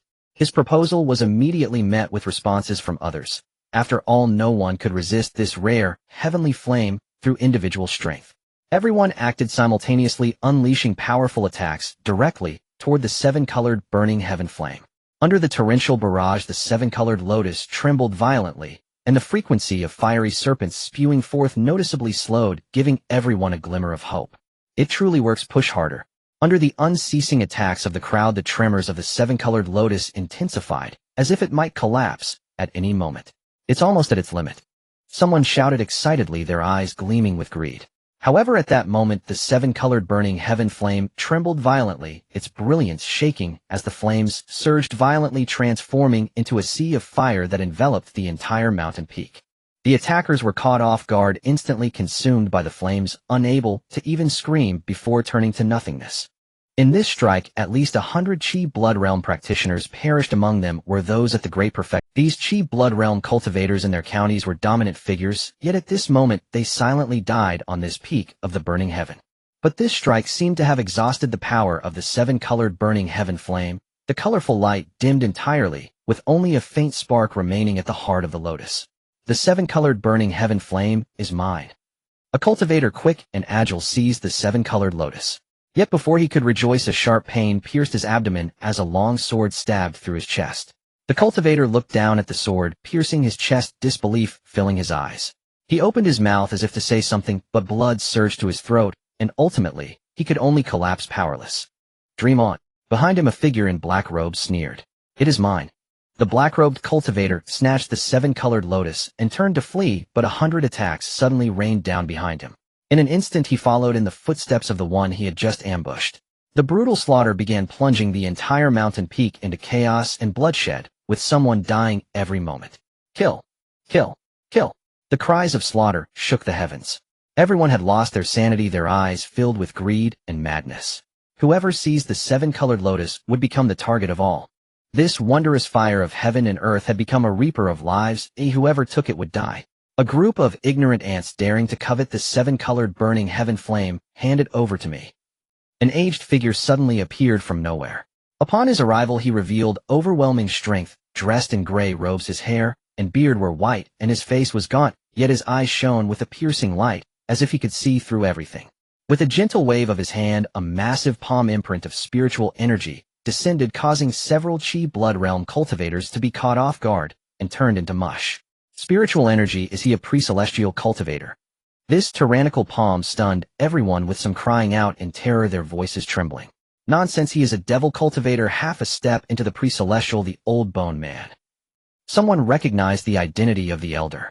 Just half a step into the pre-celestial, he can still be killed. Let's all attack him first, then fight for the seven-colored burning heaven flame. A Chi blood great perfection cultivator coldly commanded. That's right, kill him first. The old bone man saw that his palm did not intimidate the crowd, but instead drew their hatred, his expression darkening. Though he was strong, there were hundreds of Chi blood realm cultivators present. Many were also at the great perfection. Although he was half a step into the pre-celestial, he was still just half a step. If he were to be besieged by so many Chi blood cultivators, he would have no choice but to perish. A hint of panic flashed in the old bone man's eyes. He gritted his teeth and said in a deep voice, "What's the rush? A group of fearless ants, I can still give you what you want." With that he unhesitatingly threw away the seven-colored lotus he had just obtained. Seeing the seven-colored lotus thrown out, the many cultivators who had just united to kill the old bone man instantly shifted their target. A quarter of an hour later, atop the burning heaven mountain, the ground was littered with corpses. Of the hundreds of Chi blood realm cultivators, less than half remained, yet the struggle for the seven-colored lotus had grown even fiercer, as the weak had mostly already fallen. Old four, we should make our move, Li Xiantong said gravely. Li Xuanzong nodded. Li Xiantong patted Li Xuanzong's shoulder. Though the seven-colored burning heaven flame is precious, protecting ourselves must be our priority. Li Xuanzong laughed heartily, his tone filled with determination. You know my strength, don't you? Rest assured, the seven-colored burning heaven flame will belong to the Leaf family of Baiha. The two laughed heartily, and then soared into the air, with the other members of the Leaf family quickly following. Watching the Leaf family's figures disappear into the distance, a master of a pre-celestial family on the stone peak sneered. Two Chi blood great perfection cultivators dare to speak such bravado. I wonder who gave them the courage. The words of the pre-celestial family master were filled with mockery and disdain, and upon hearing them, everyone burst into laughter. Since they've moved, we should also take action. Then let's see who will claim the seven-colored burning heaven flame today. On the mountain peak, the seven-colored lotus, after much struggle, landed in the hands of a Chi blood great perfection cultivator. He practiced a high-level body technique, and after seizing the seven-colored lotus, he utilized this technique to break through the crowd and dash down the mountain. Seeing the Chi blood great perfection cultivator escape with the seven-colored lotus, everyone panicked, shouting angrily as they pursued. He stole the seven-colored burning heaven flame. Stop him, don't let him escape. The seven-colored burning heaven flame is mine. Who dares to steal it? I will kill them. Kill him. The desperate Chi blood great perfection cultivator felt his heart tremble at the furious shouts from behind and quickened his pace. A bunch of fools fighting to the death in the end. They are just making me a wedding dress. Well said, you fool. An aged figure burst forth like a specter, delivering a powerful palm strike to the chest of the Chi blood great perfection cultivator. Caught off guard, the Chi blood great perfection cultivator spat blood from the strike, his body flying backward like a broken kite, heavily crashing to the ground. The seven-colored lotus in his hand slipped away, floating in midair, slowly rotating, stunningly beautiful. A hand resembling a chicken's claw caught the seven-colored lotus. Watching this scene, the Chi blood great perfection cultivator's eyes widened in fury as he let out a reluctant roar. No. Once I break through to the pre-celestial, I won't forget your contribution. Haha. The one who launched the surprise attack was none other than the old bone man. He did not delay in the slightest, seizing the seven-colored lotus and preparing to leave. However, just a few steps later he abruptly halted. In front of him, pairs of cold eyes were fixated on him. It was Li Xiantong and his group. Hand over the seven-colored burning heaven flame, and I may spare your life. The old bone man's eyes widened in disbelief.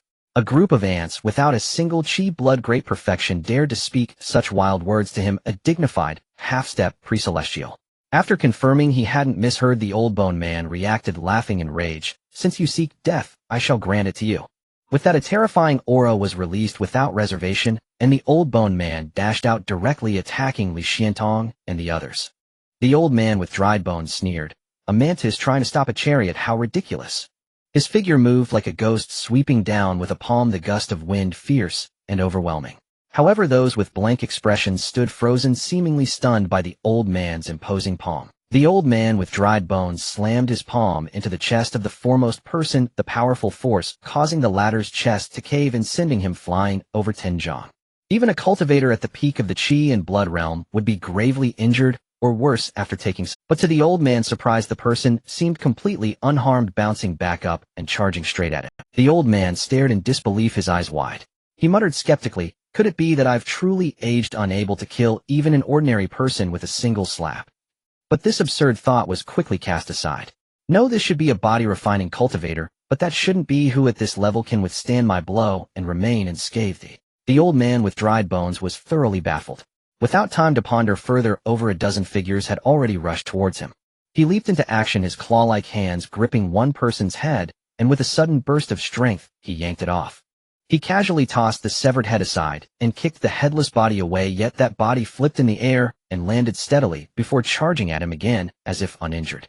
This bizarre scene made the old man with dried bones change color in shock. Even a cultivator at the Chi and blood realm would certainly die after having their head twisted off. And yet this strange entity could still move vigorously after having its head removed. Having traversed the cultivation world for so many years, he had never encountered such a peculiar situation. Could these beings be reanimated corpses that had consumed some forbidden drug? But what force could be so audacious as to send out over 10 high-tier Chi and blood reanimated corpses at once? Though shocked within, he maintained an outward calm. As a loose cultivator who had come this far, he had seen many storms and would not easily be intimidated. Holding a seven-colored lotus in one hand, the old man unleashed a torrent of spiritual energy, transforming it into countless palm seals aimed at the dozen strange figures. Yet these strange figures showed no inclination to evade, allowing the palm seals to strike them without a sound, as if they felt no pain and feared neither life nor death. With their physical bodies bracing against the attack of the spiritual palm seals, the figures closed in on the old man, surrounding him and wielding various weapons aimed at his vital points. The old man could not escape. Gritting his teeth, he used his spiritual energy to protect himself against the attacks of these strange beings. Yet he knew he was only half a step into the innate realm, not truly innate, and his internal spiritual energy was limited. If this continued, he would be drained of his spiritual energy by these reckless individuals. Once his energy was exhausted, not only would he be unable to advance to the innate realm, but even his life would be in jeopardy. Anxious within, a fierce look flashed in the old man's eyes. Dried bone demon technique. He roared, black, demonic energy surging from his body. Chanting incantations, the old man directed the black, demonic energy, which swept outwards like venomous snakes. Wherever the black energy passed, everything was corroded. One strange figure, unable to dodge, was enveloped by the black, demonic energy. The moment its body touched the energy, it began to decompose rapidly, turning into a pile of eerie white bones within moments. However, to the old man's astonishment, that pile of bones began to wave its bony claws and pounced at him again, sending chills down his spine. But being seasoned, the old man quickly realized the abnormality of that skeleton. He keenly noticed that various obscure runes were engraved on it, faintly glowing on the bone structure. A chill ran through the old man's heart as he seemingly uncovered the truth in that moment. These strange figures were not reanimated corpses, but rather human-shaped weapons. No wonder they showed no fear of pain or death. Hiss! He suddenly looked at Li Xiantong and the other two waves of shock surging within him. What kind of demonic sect is this so sinister and deranged that they would forge living beings into what? The old man immediately felt a surge of respect. Kicking the skeleton away, he said, "Friends, we are all practitioners of the demonic path. Why must we slaughter each other here, giving the so-called righteous men a reason to laugh at us?" Hearing this, Li Xuanzong erupted in anger, shouting, "You are talking nonsense." Li Xiantong sneered, saying, "You, a demon of the demonic path, dare to call us friends? As I said, hand over the seven-colored burning heaven flame, and I shall spare your life." The disdainful tone of the two completely enraged the old man with dried bones. He laughed coldly, saying, "I am a demon of the demonic path, but how are you any better than me? I only killed to cultivate. What about you? You refine people into tools, such a heinous act. In nearly 200 years of life, I've never encountered anything like this. I see you as the true demons of the demonic path." Finishing his words, the old man did not wait for Li Xiantong and the other two to react, sending one attacking figure flying with a palm, then turning his gaze to Li Xiantong and the other two. Since these strange beings were weapons, they must be under someone's control. And who that was obvious. As long as he dealt with the one controlling these human-shaped weapons, his current crisis would naturally be resolved. But saying it was easier than doing it. He found it impossible to break through the encirclement of the figures. Even as he used the dried bone demon technique to turn them into white bones, those bones could still fight. The old man was firmly held back, his internal spiritual energy and blood quickly depleting. After exploding 9 human-shaped weapons, his energy finally ran dry. Kneeling on one knee, panting heavily, the old man's face was pale, yet one hand still clutched the seven-colored lotus tightly. Watching the human-shaped weapons closing in on him once more, he felt utterly powerless, roaring in despair, "I am unwilling." He never dreamed he would die in such a humiliating manner. Just as the bony claws were about to descend, the runes engraved on the white bones suddenly dimmed, and the skeleton's movements halted, as if it had lost all power. The claws suspended above the old man's head, unable to fall. What's going on? The withered old man's gaze was filled with uncertainty as he prepared himself for death. Li Xuanzong also cast a puzzled look at Li Xiantong. Li Xiantong let out a bitter smile. It should be that the spiritual energy of the spirit stones driving the human weapon has been exhausted, but it doesn't matter, this guy won't cause any more trouble. Li Xuanzong looked at the withered old man, a hint of killing intent flashing in his eyes. "I'll go kill him." 12 human weapons, 2 at the peak of chi and blood and 10 at full maturity. These were the masterpieces painstakingly crafted by the Li family's weapon refiner Gongsun Ban, and now they were all essentially ruined in this battle. This was a tremendous loss for the Li family. How could Li Xuanzong not feel hatred? He quickly stepped forward, raising his fist ready to smash the withered old man's head, but was pulled back by Li Xuantong, who had followed him. "Why won't you let me kill him?" Li Xuanzong turned to Li Xuantong, looking confused. Li Xiantong sneered, "Basically, all the human weapons we brought are ruined. Have you thought about how to report back to Master Gongsun?" Li Xuanzong was taken aback and shook his head. Thinking of that mad old man, his expression darkened. With him around, won't he just block Master Gongsun's mouth? Li Xiantong glanced at the bewildered, withered old man and sneered. Hearing this, Li Xuanzong's eyes lit up, a half-step into the innate realm, and still alive. Master Gongsun would surely prefer him. The two exchanged glances and then burst into hearty laughter. The withered old man felt a chill rising in his heart upon hearing their conversation. Though he did not know who Gongsun Ban was, he sensed from their tone that if he fell into that person's hands, it would likely be worse than death. "What do you want from me?" the withered old man asked, panic-stricken. Li Xuanzong patted his shoulder, smiling. Li Xiantong snatched the seven-colored lotus from the withered old man's hand. "Damn it, that's mine." The withered old man looked at the seven-colored lotus being taken away by Li Xuantong, furious and shouting with strength. He didn't know where it came from. "Shut up." Li Xuanzong slapped the top of the withered old man's head, causing him to faint immediately. Li Xiantong held the seven-colored lotus, gazing at the small flame flickering atop the lotus, which emitted a heart-stopping aura. He was overjoyed. "Old four, we've got it. It's definitely the seven-color burning heaven flame." Li Xuantong's expression also showed joy, but then changed abruptly. "Not good, they have caught up." He heard the sounds of shouting and killing approaching from afar. "Let's go quickly," Li Xiantong urged decisively. Li Xuanzong lifted the withered old man, as if he were a small chick, and in just a few leaps the two vanished from the spot. Moments later, looking at the ground littered with bones and the chaos, the group of cultivators exchanged glances. "It seems like a great battle just happened here," one cultivator said solemnly. "Could it be that someone ambushed the withered old man here?" "Unclear. The withered old man is a half-step innate cultivator. How could it be that easy to take the seven-color burning heaven flame from him? Why bother with that?" Just continue the pursuit. We've already lost so many people, we absolutely cannot let others benefit. That's a good point. Chase. Everyone resumed their pursuit. Only a middle-aged man stood frozen in place, staring unblinkingly at a certain spot, as if he had turned to stone. Following his gaze, one could see not far ahead a gruesome human head. That head was the one that the withered old man had just forcibly ripped off. The middle-aged man rubbed his eyes, confirming he wasn't mistaken, and exclaimed in shock, "Ancestor." Li Xiantong and Li Xuanzong were racing through the mountains and forests at high speed. They knew very well that only by returning to Qingfeng Valley could they fully secure the seven-color burning heaven flame. "Old for faster," Li Xiantong urged anxiously. Li Xuanzong gritted his teeth, increasing his speed once more. After running for over 100 miles, the two suddenly came to a halt. Ahead, an old man in a brocade robe blocked their path, looking at them with a smiling face. "Fellow Taoists, why are you in such a rush?" The brocade-robed old man said cheerfully.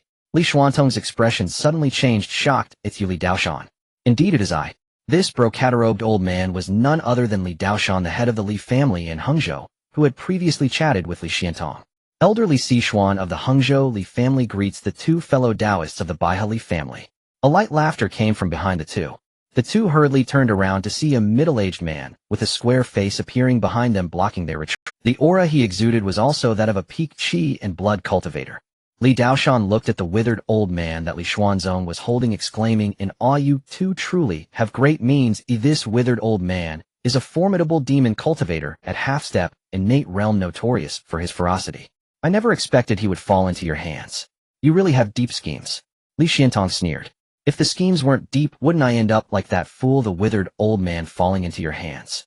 Li Daoshan laughed heartily, and then marveled who would have thought that the highest combat power among you appeared to be mere qi and blood completion, yet could capture a half-step, innate realm withered old man, and seize the seven-color burning heaven flame from him.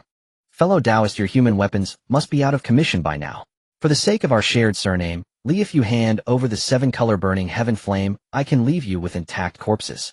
Li Xiantong laughed. "I thought you would say hand over the seven-color burning heaven flame and spare our lives." Li Daoshan shook his head. "No, no, no. That one from your Li family is notorious for being ruthless and vengeful. If he finds out I seize the seven-color burning heaven flame from you, the Hangzhou Li family will be in big trouble. Thus I can only invite you both to your deaths. You don't think you have us at your mercy, do you?" Li Xiantong scoffed. Li Daoshan laughed heartily. "What else? Do you still have trump cards?" Li Xiantong did not answer Li Daoshan's question, but coldly said, "Li Daoshan, step aside. I can pretend today's events never happened, and in the future the Baihe Li family and Hangzhou Li family can go their separate ways." Li Daoshan sneered. "How ridiculous. Do you really think this family head is a 3-year-old child? I am several decades older than you. Since you don't willingly hand over the seven-color burning heaven flame, don't blame us for being ruthless. Elder, let's attack together and kill them." "Good," Li Sixuan responded. The two grinned, their qi and blood completion aura overwhelming, pressing down toward the two. In their eyes, without that human weapon, Li Xiantong and Li Xuanzong, both only at qi and blood completion, were nothing more than playthings for them. Today this heavenly treasure should rightly belong to the Hangzhou Li family. "Hold, for we cannot hold back. Let's end this quickly." Faced with the joint attack of two peak qi and blood cultivators, Li Xiantong's expression remained unchanged. "I've never killed a peak qi and blood cultivator before. Today let me experience the might of a peak qi and blood cultivator." Li Xuanzong shook his head from side to side, his bones cracking. Before his words fell, Li Xuanzong shouted in a deep voice, "Barbarian god." A towering phantom of the barbarian god appeared, transforming into golden light points that sprinkled down. Li Xuanzong was empowered by the barbarian god's might, becoming a golden-armored war god.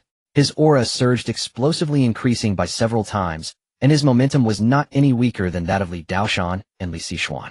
Seeing this scene, Li Daoshan and Li Sixuan stiffened, drawing in a cold breath, exclaiming, "This is a special physique."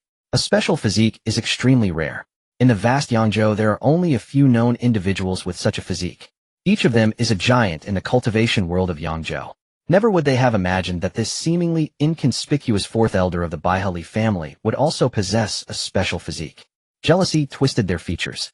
Li Daoshan's face turned grim. "So what if it's a special physique? In the end, you are merely at qi and blood completion. Facing the two of us combined, you will only meet your end. Is that so?" Li Xiantong coldly laughed, flames burning fiercely in his pupils. Suddenly, a crimson flame surged around his body. Those flames transformed into pieces of red armor woven together to form a fiery war suit.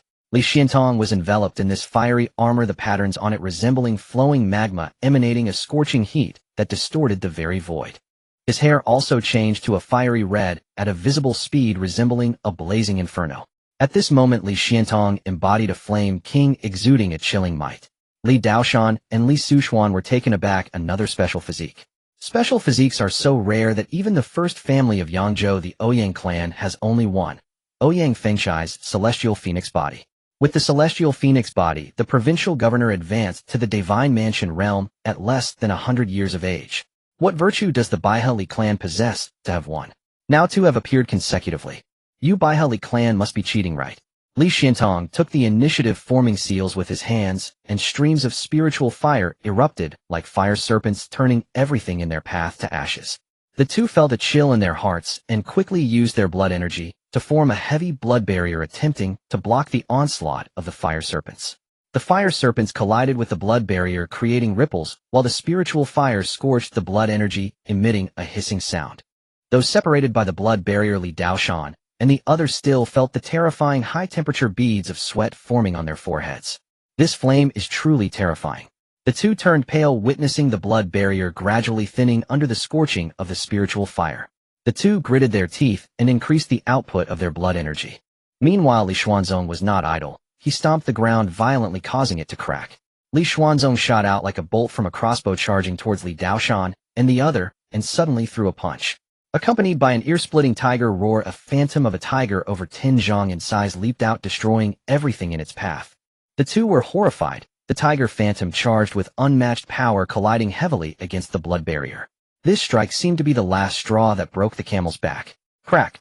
The blood barrier finally couldn't hold under the impact of this punch, emitting a crisp sound before the remaining force slammed into the chests of the two, causing them to vomit blood and fly backward like kites, with severed strings crashing through towering ancient trees until they violently smashed against the stone wall, shattering it into pieces before coming to a stop.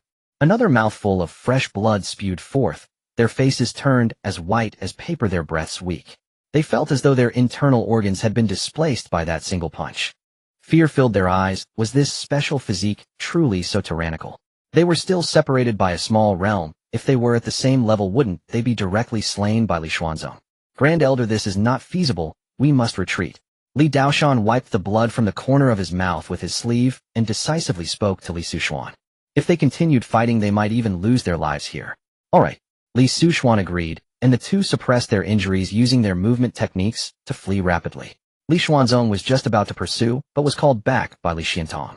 Under Li Xuanzong's puzzled gaze, Li Xiantong slowly said forth, "Brother, do not pursue the desperate. The urgent task is to bring the seven-colored burning heaven flame back to the clan."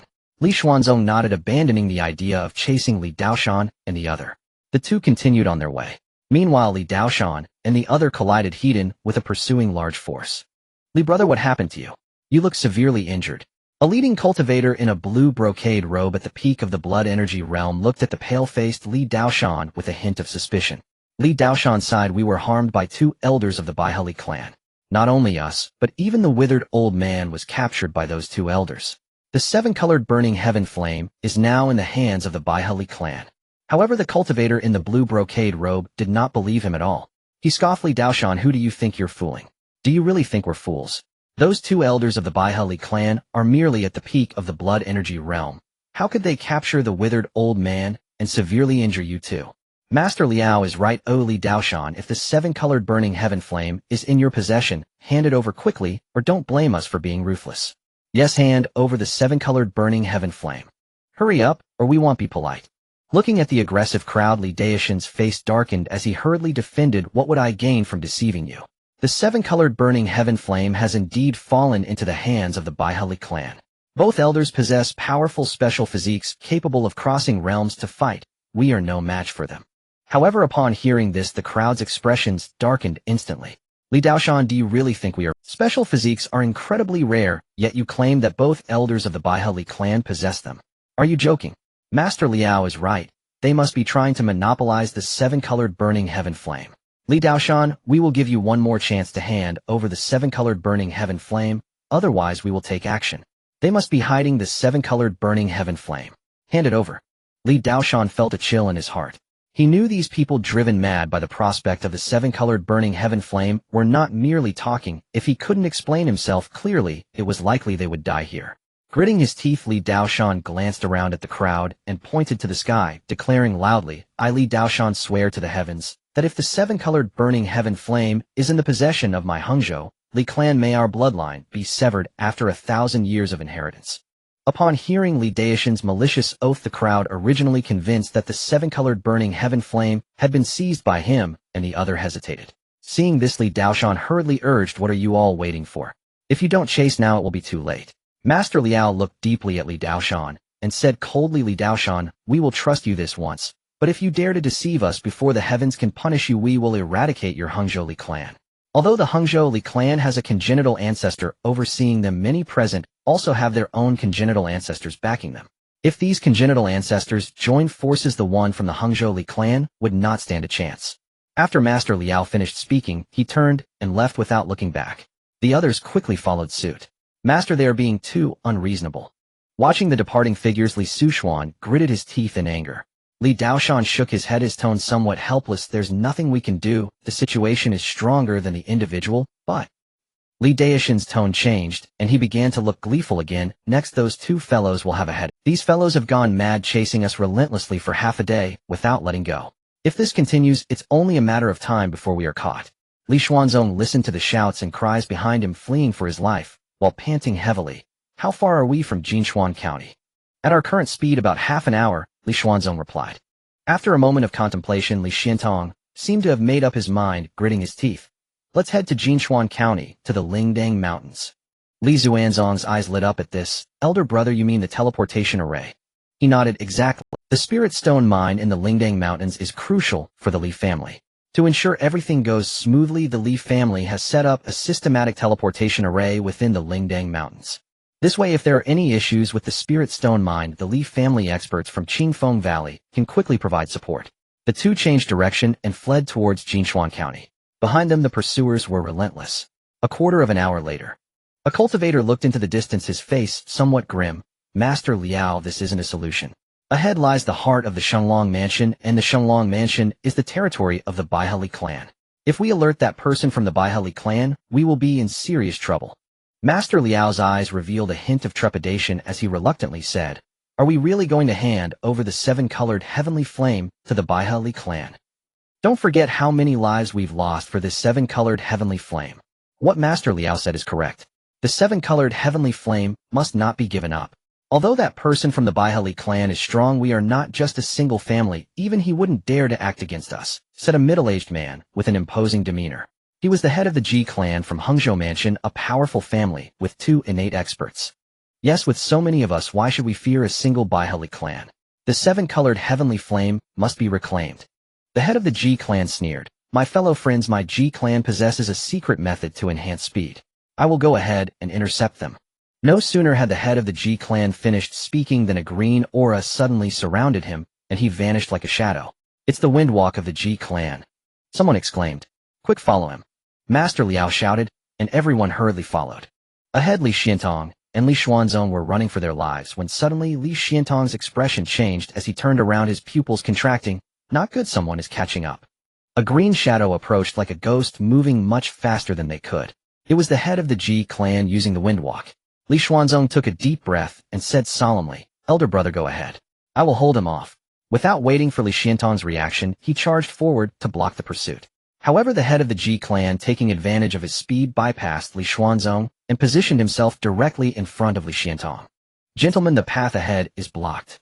The head of the Ji clan's face was pale, looking significantly weaker than before, clearly indicating that using the windwalk came at a great cost. He squinted at the two, feeling the heat of the surrounding air, his eyes brightening. Li Daoshan did not deceive them. The seven-colored heavenly flame was indeed in the hands of the Baihali clan. "Hand over the seven-colored heavenly flame, and for the sake of that person, I will spare your lives." Li Xuantong's face turned cold, showing no intention of wasting words with the head of the Ji clan. He struck directly, and within his eyes spiritual fire burned fiercely, the crimson flames surging in the wind, transforming into a raging torrent of fire that swept outward. Wherever the waves of fire passed, everything was instantly reduced to ashes. Feeling the overwhelming might of the spiritual fire, the head of the G clan retreated rapidly, dodging the flames. Looking at the charred ground, he felt a sense of dread. That was close. This fire is truly domineering. But there was no time for him to catch his breath as fiery serpents surged towards him one after another. With the maximum speed of the windwalk, the head of the G clan narrowly avoided Li Xuantong's attacks time and again, but each evasion paled him further. Damn it, if help doesn't arrive soon, I won't be able to hold on. The head of the G clan cursed. Suddenly a series of rapid whooshing sounds came from afar as the group finally arrived, surrounding Li Xuantong and Li Xuanzong completely. Feeling the presence of the seven-colored heavenly flame, greed filled everyone's eyes.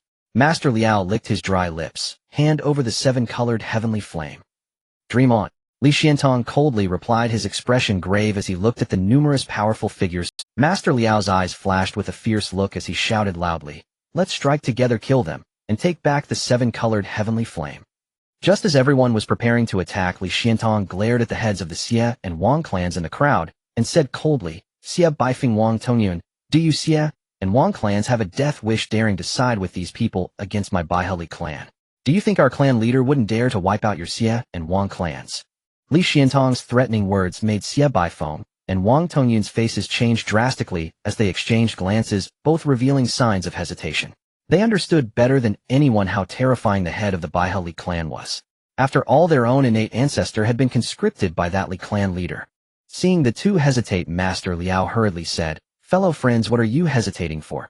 Although that person from the Baihali clan is strong, can he compare to the many innate ancestors behind us?" Xie Baifeng and Wang Tongyun exchanged glances, their eyes flickering. Li Xuantong inwardly cursed fence-sitters, and then threatened loudly, "Xie Baifeng Wang Tongyun, think carefully. The example of the Gu clan is not far away. If anything happens to us, my clan leader will ensure your Xie and Wang clans suffer eternal damnation. Gentlemen, those who recognize the times are the true heroes." With these words, Xie Baifeng and Wang Tongyun finally made up their minds. Wang Tongyun gritted his teeth fiercely, "Everyone, I'm sorry. The seven-colored heavenly flame is alluring, but one must have a life to enjoy it. I cannot afford to offend that person." After speaking, Wang Tongyun switched sides, standing with Li Xuantong. Xie Baifeng hesitated for a moment before making the same choice. On Master Liao's side, there were originally 7 cultivators at the peak of the Blood Realm. However, with Wang Tongyun and Xie Baifeng switching sides, the balance shifted. What was once a 7-2 absolute advantage turned into 4 against 5. The situation became precarious. Seeing how easily Xie Baifeng and Wang Tongyun were intimidated by Li Xuantong was disconcerting. Master Liao trembled with rage, pointing at Xie Baifeng and Wang Tongyun and cursed, "You two little rodents, how shameful it is for you as heads of innate families to be scared off by just a few words." Wang Tongyun showed a hint of shame on his face. Meanwhile, Xie Baifeng retorted directly, "You aren't from Shenglong Mansion, so of course you're not afraid. When the day comes that you are wiped out by that person, I hope your mouth can still be so tough." Well said. Li Xuantong glanced at Xie Baifeng in surprise, who returned a flattering smile. "You scoundrels." Master Liao roared in anger. "I will first kill you two traitors." He surged with blood energy like a tide, drawing out his long sword, and with a single slash of blood-red sword light dozens of meters long shot towards Xie Baifeng. The others also joined the fray. Xie Baifeng let out a fierce laugh, not showing any weakness. Though he was afraid of Li Xingge, it didn't mean he would fear other cultivators of the same level. Xie was no pushover. Everyone instantly became embroiled in battle. Be a bunch of ants at the Blood Realm dare to covet the treasures of heaven and earth. A disdainful laugh echoed from the heavens. Following that, the world darkened as a massive handprint of spiritual force 100 meters wide descended with overwhelming might. The very air was violently compressed, emitting a piercing roar.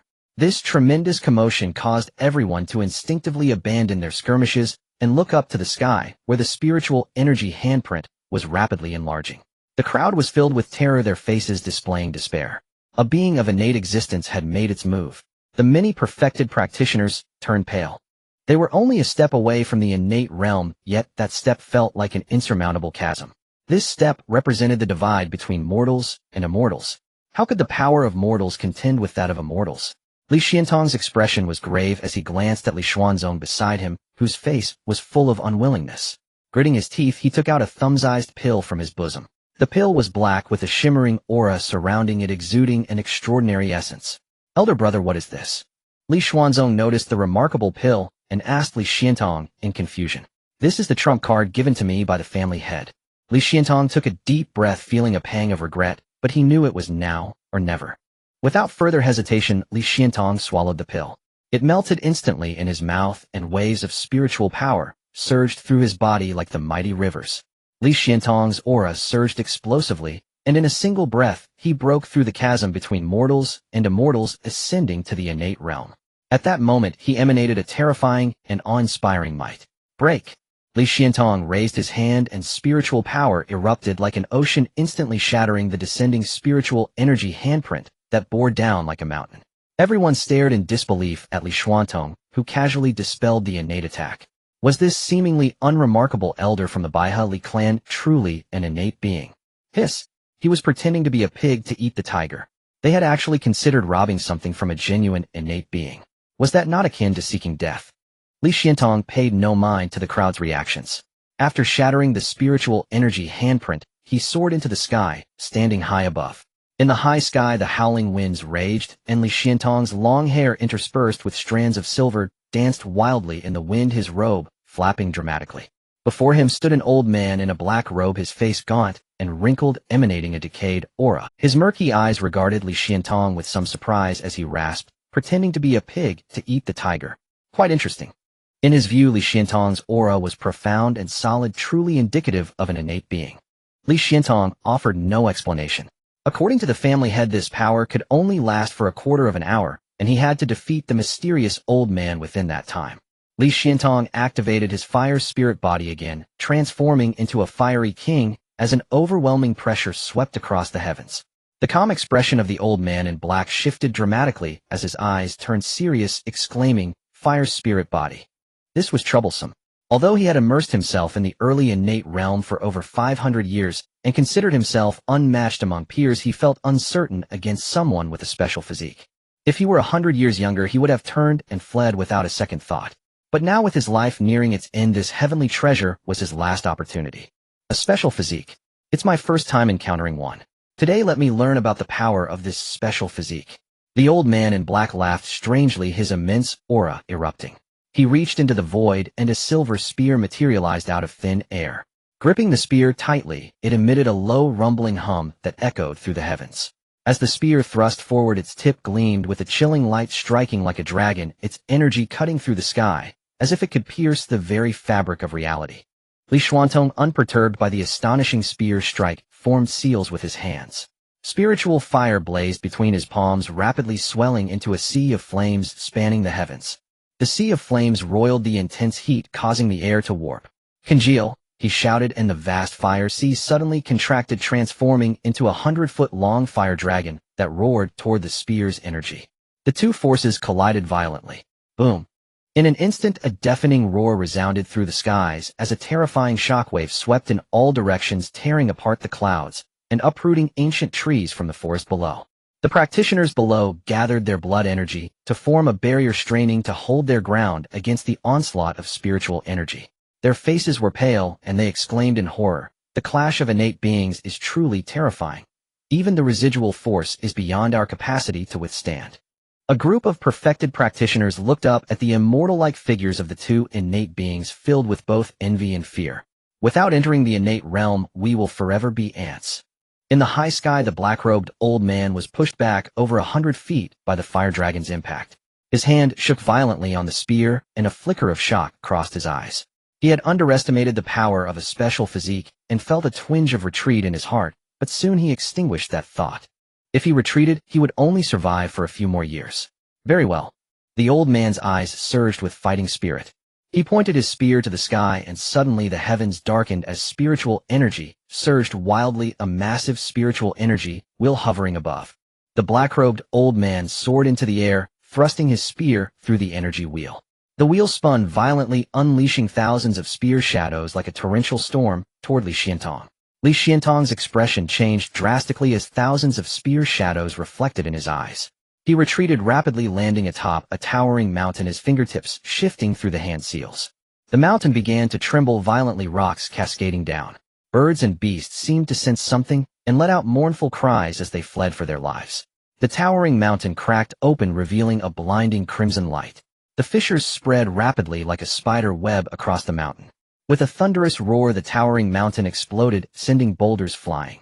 A massive pillar of magma erupted from the ground, soaring thousands of feet into the air. The scorching flames painted half the sky red, as if it would burn through the heavens. Li Xiantong stood atop the magma pillar, surrounded by swirling flames resembling an ancient fire god descending to the mortal realm. The black-robed old man was taken aback, exclaiming in shock, "You can actually summon the fire of the earth's veins." Li Xiantong formed hand seals, and the magma pillar transformed under his control into an even larger magma dragon. This dragon, vast enough to obscure the sky, seemed to have been imbued with life, letting out a thunderous roar. Its tail swept across, shattering the spear shadows effortlessly. After dispelling the thousands of spear shadows, the magma dragon slithered forth, charging at the black-robed old man. Before the dragon's mountainous form, the old man appeared minuscule. Faced with such overwhelming power, the black-robed old man lost the courage to fight, turning into a streak of red light and fleeing rapidly. It's too late to think of escaping now. A chill filled Li Xiantong's eyes. The magma dragon roared, unleashing a crimson beam that pierced the void, directly appearing behind the black-robed old man. The black-robed old man sensed the danger behind him and turned around suddenly, his pupils constricting in an instant. No! The crimson beam pierced through the black-robed old man, and under its onslaught the old man's innate body crumbled into mist. An innate powerhouse perished. After slaying the congenital powerhouse, Li Xiantong finally let out a sigh of relief. His figure slowly descended. The members of the Ji family, upon seeing Li Xiantong again, shivered in unison, their hearts filled with both fear and astonishment. They hurriedly bowed to Li Xiantong, saying, "We pay our respects to Master Li." Li Xiantong gazed coldly at the crowd, a chilling, killing intent flickering in his eyes. But soon the killing intent in his eyes swiftly concealed itself. He couldn't act against these people just yet, or he would bring great trouble upon the family and himself. He snorted disdainfully and said, "So do you still want the rainbow burning flame?" The crowd shuddered in unison, shaking their heads vigorously like a rattle, saying in unison, "We do not dare to covet it. Dare you not?" Although the crowd didn't raise their heads, they felt a chilling aura enveloping them, as if they had fallen into an icy cave. "Then leave." This statement made the crowd feel a sense of relief, collectively exhaling. They truly feared that this elder of the Li family would disregard the consequences and leave them trapped here for the earlier offense. They cautiously glanced at Li Xiantong and swallowed hard, tentatively, asking, "Master Li, may we take our—" Li Xiantong stood with his hands clasped behind his back and said nothing. His imposing demeanor was unmistakable. His silence was an unspoken consent, leading the crowd to gradually withdraw. Then, fearing that Li Xiantong might change his mind, they turned and within a few breaths vanished into the forest. Only 5 individuals remained. Xia Baifeng and Wang Tongyun looked at Li Xiantong with awe, their hearts filled with overwhelming relief. Had they not made the right choice, they would likely be in grave danger and even involve their families. Who would have thought that this unassuming elder of the Li family was actually a cunning character who pretended to be? If it weren't for the rainbow burning flame, his identity as a congenital master would have remained hidden for who knows how long. Then he would have struck fiercely against the enemies of the Li family. Watching the direction in which the crowd left, Li Xiantong said to the astonished Li Xuanzong, "Fourth brother, let's go." Li Xuanzong snapped back to reality and nodded heavily. Li Xiantong seized Li Xuanzong, and the old man with bones transforming into a streak of light, swiftly disappearing. After flying an unknown distance, Li Xiantong landed on a giant rock, his vast aura receding like a tide. He could no longer suppress the backlash within him, spitting out a mouthful of fresh blood, his face losing all color, his body swaying unsteadily.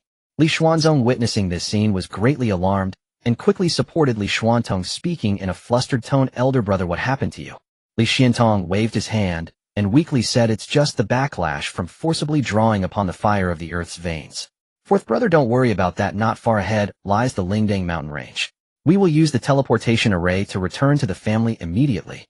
Li Xiantong waved his hand and weakly said, "It's just the backlash from forcibly drawing upon the fire of the earth's veins." Fourth, guarding this teleportation array was a blood realm cultivator from the Li family's Yin generation. Upon seeing the arrival of the 2 core elders of the family, the Yin generation cultivator displayed a respectful expression and hurriedly bowed, saying, "I pay my respects to the elder and the 4th elder." Li Xiantong nodded slightly and said in a deep voice, "Immediately activate the teleportation formation." "Yes, elder."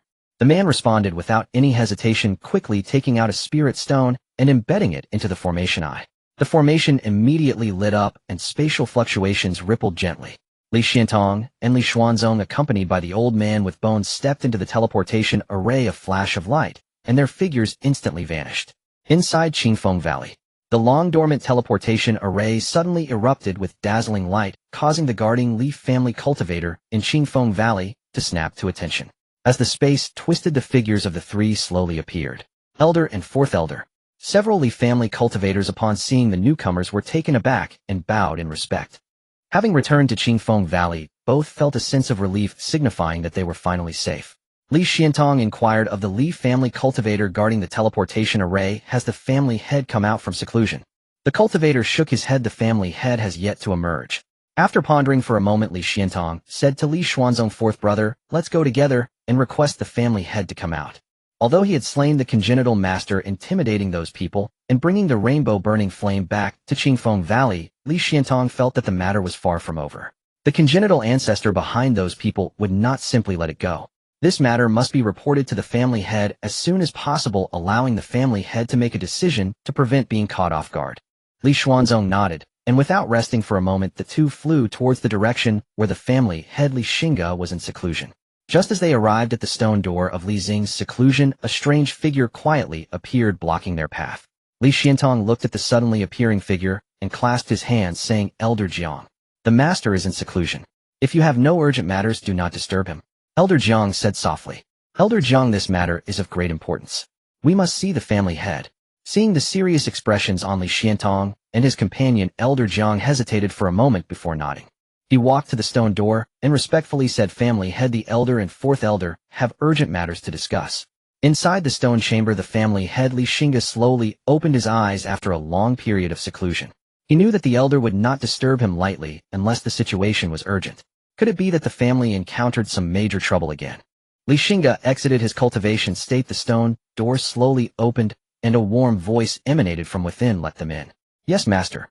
Elder Jiang turned to Li Xiantong and his companion, saying, "The master has summoned you." The two entered the stone chamber and immediately saw Li Xingge seated on a meditation mat in the center. Both bowed in unison. "Family head." As soon as they entered the stone chamber, Li Xingge felt the temperature within rise sharply, as if they were in a furnace. "The elder and fourth elder are both elders. No need for excessive formalities," Li Xingge said with a light smile. Towards these elders who had watched him grow and supported him all along, he always showed the utmost respect. The family head is the head of the family, and respect must not be discarded, Li Xiantong insisted. Li Xingge shook his head. He had no way to deal with this stubborn elder, as he was the brother of his grandfather. "Elder, do you have something to say?" Li Xiantong nodded. "Yes, urgent matters." He then revealed a perfectly translucent rainbow lotus that quietly bloomed in his palm. It was the rainbow burning flame. Li Xing's expression changed. He reached out, and the rainbow burning flame strangely appeared in his hand. Li Xingge squinted his eyes, carefully examining the rainbow burning flame, feeling the terrifying power it contained, and his expression grew serious. "Is this a rare natural fire born of heaven and earth?" Li Xingge asked in surprise. "Indeed, family head. This is a rare treasure of heaven and earth, ranked 27th on the list of miraculous fires, the rainbow burning flame. To obtain this rainbow burning flame, I consumed the innate elixir bestowed by the family head," Li Xiantong said with a pained expression. "An elixir that could directly elevate one's strength to the congenital realm is incredibly precious. It goes without saying that if it weren't absolutely necessary, Li Xiantong would have been reluctant to use it." Upon hearing this, Li Xingge was momentarily taken aback. He quickly understood that the innate elixir Li Xiantong mentioned was the innate early-stage experience card rewarded by the system. However, he had advanced in strength too quickly, and before using it he had already broken through to the congenital level, rendering the innate experience card useless. Yet he couldn't waste this innate card, so he had the system transform the innate experience card into the appearance of an elixir, and gave it to the elder, ensuring that he could defend himself at critical moments. Unexpectedly, it proved useful now. "It's no concern, merely an innate elixir compared to this rare treasure of heaven and earth is insignificant." Li Xingge waved his hand dismissively. "Rare treasures of heaven and earth are extremely precious, often appearing only once every few hundred or thousand years, and are a rare opportunity. Family head, this rainbow burning flame is extraordinary. I implore you to refine it quickly. With the great power contained within it may allow you to break through to the mid-congenital realm in one fell swoop." When Li Xiantong mentioned this, he looked excited. "Elder, is this rainbow burning flame meant for me?" Li Xingge asked. "Of course. If you refine this heavenly fire, it will certainly elevate your strength to new heights." Li Xiantong said with a smile, stroking his beard. Li Xingge fell silent, observing the elder's pale complexion.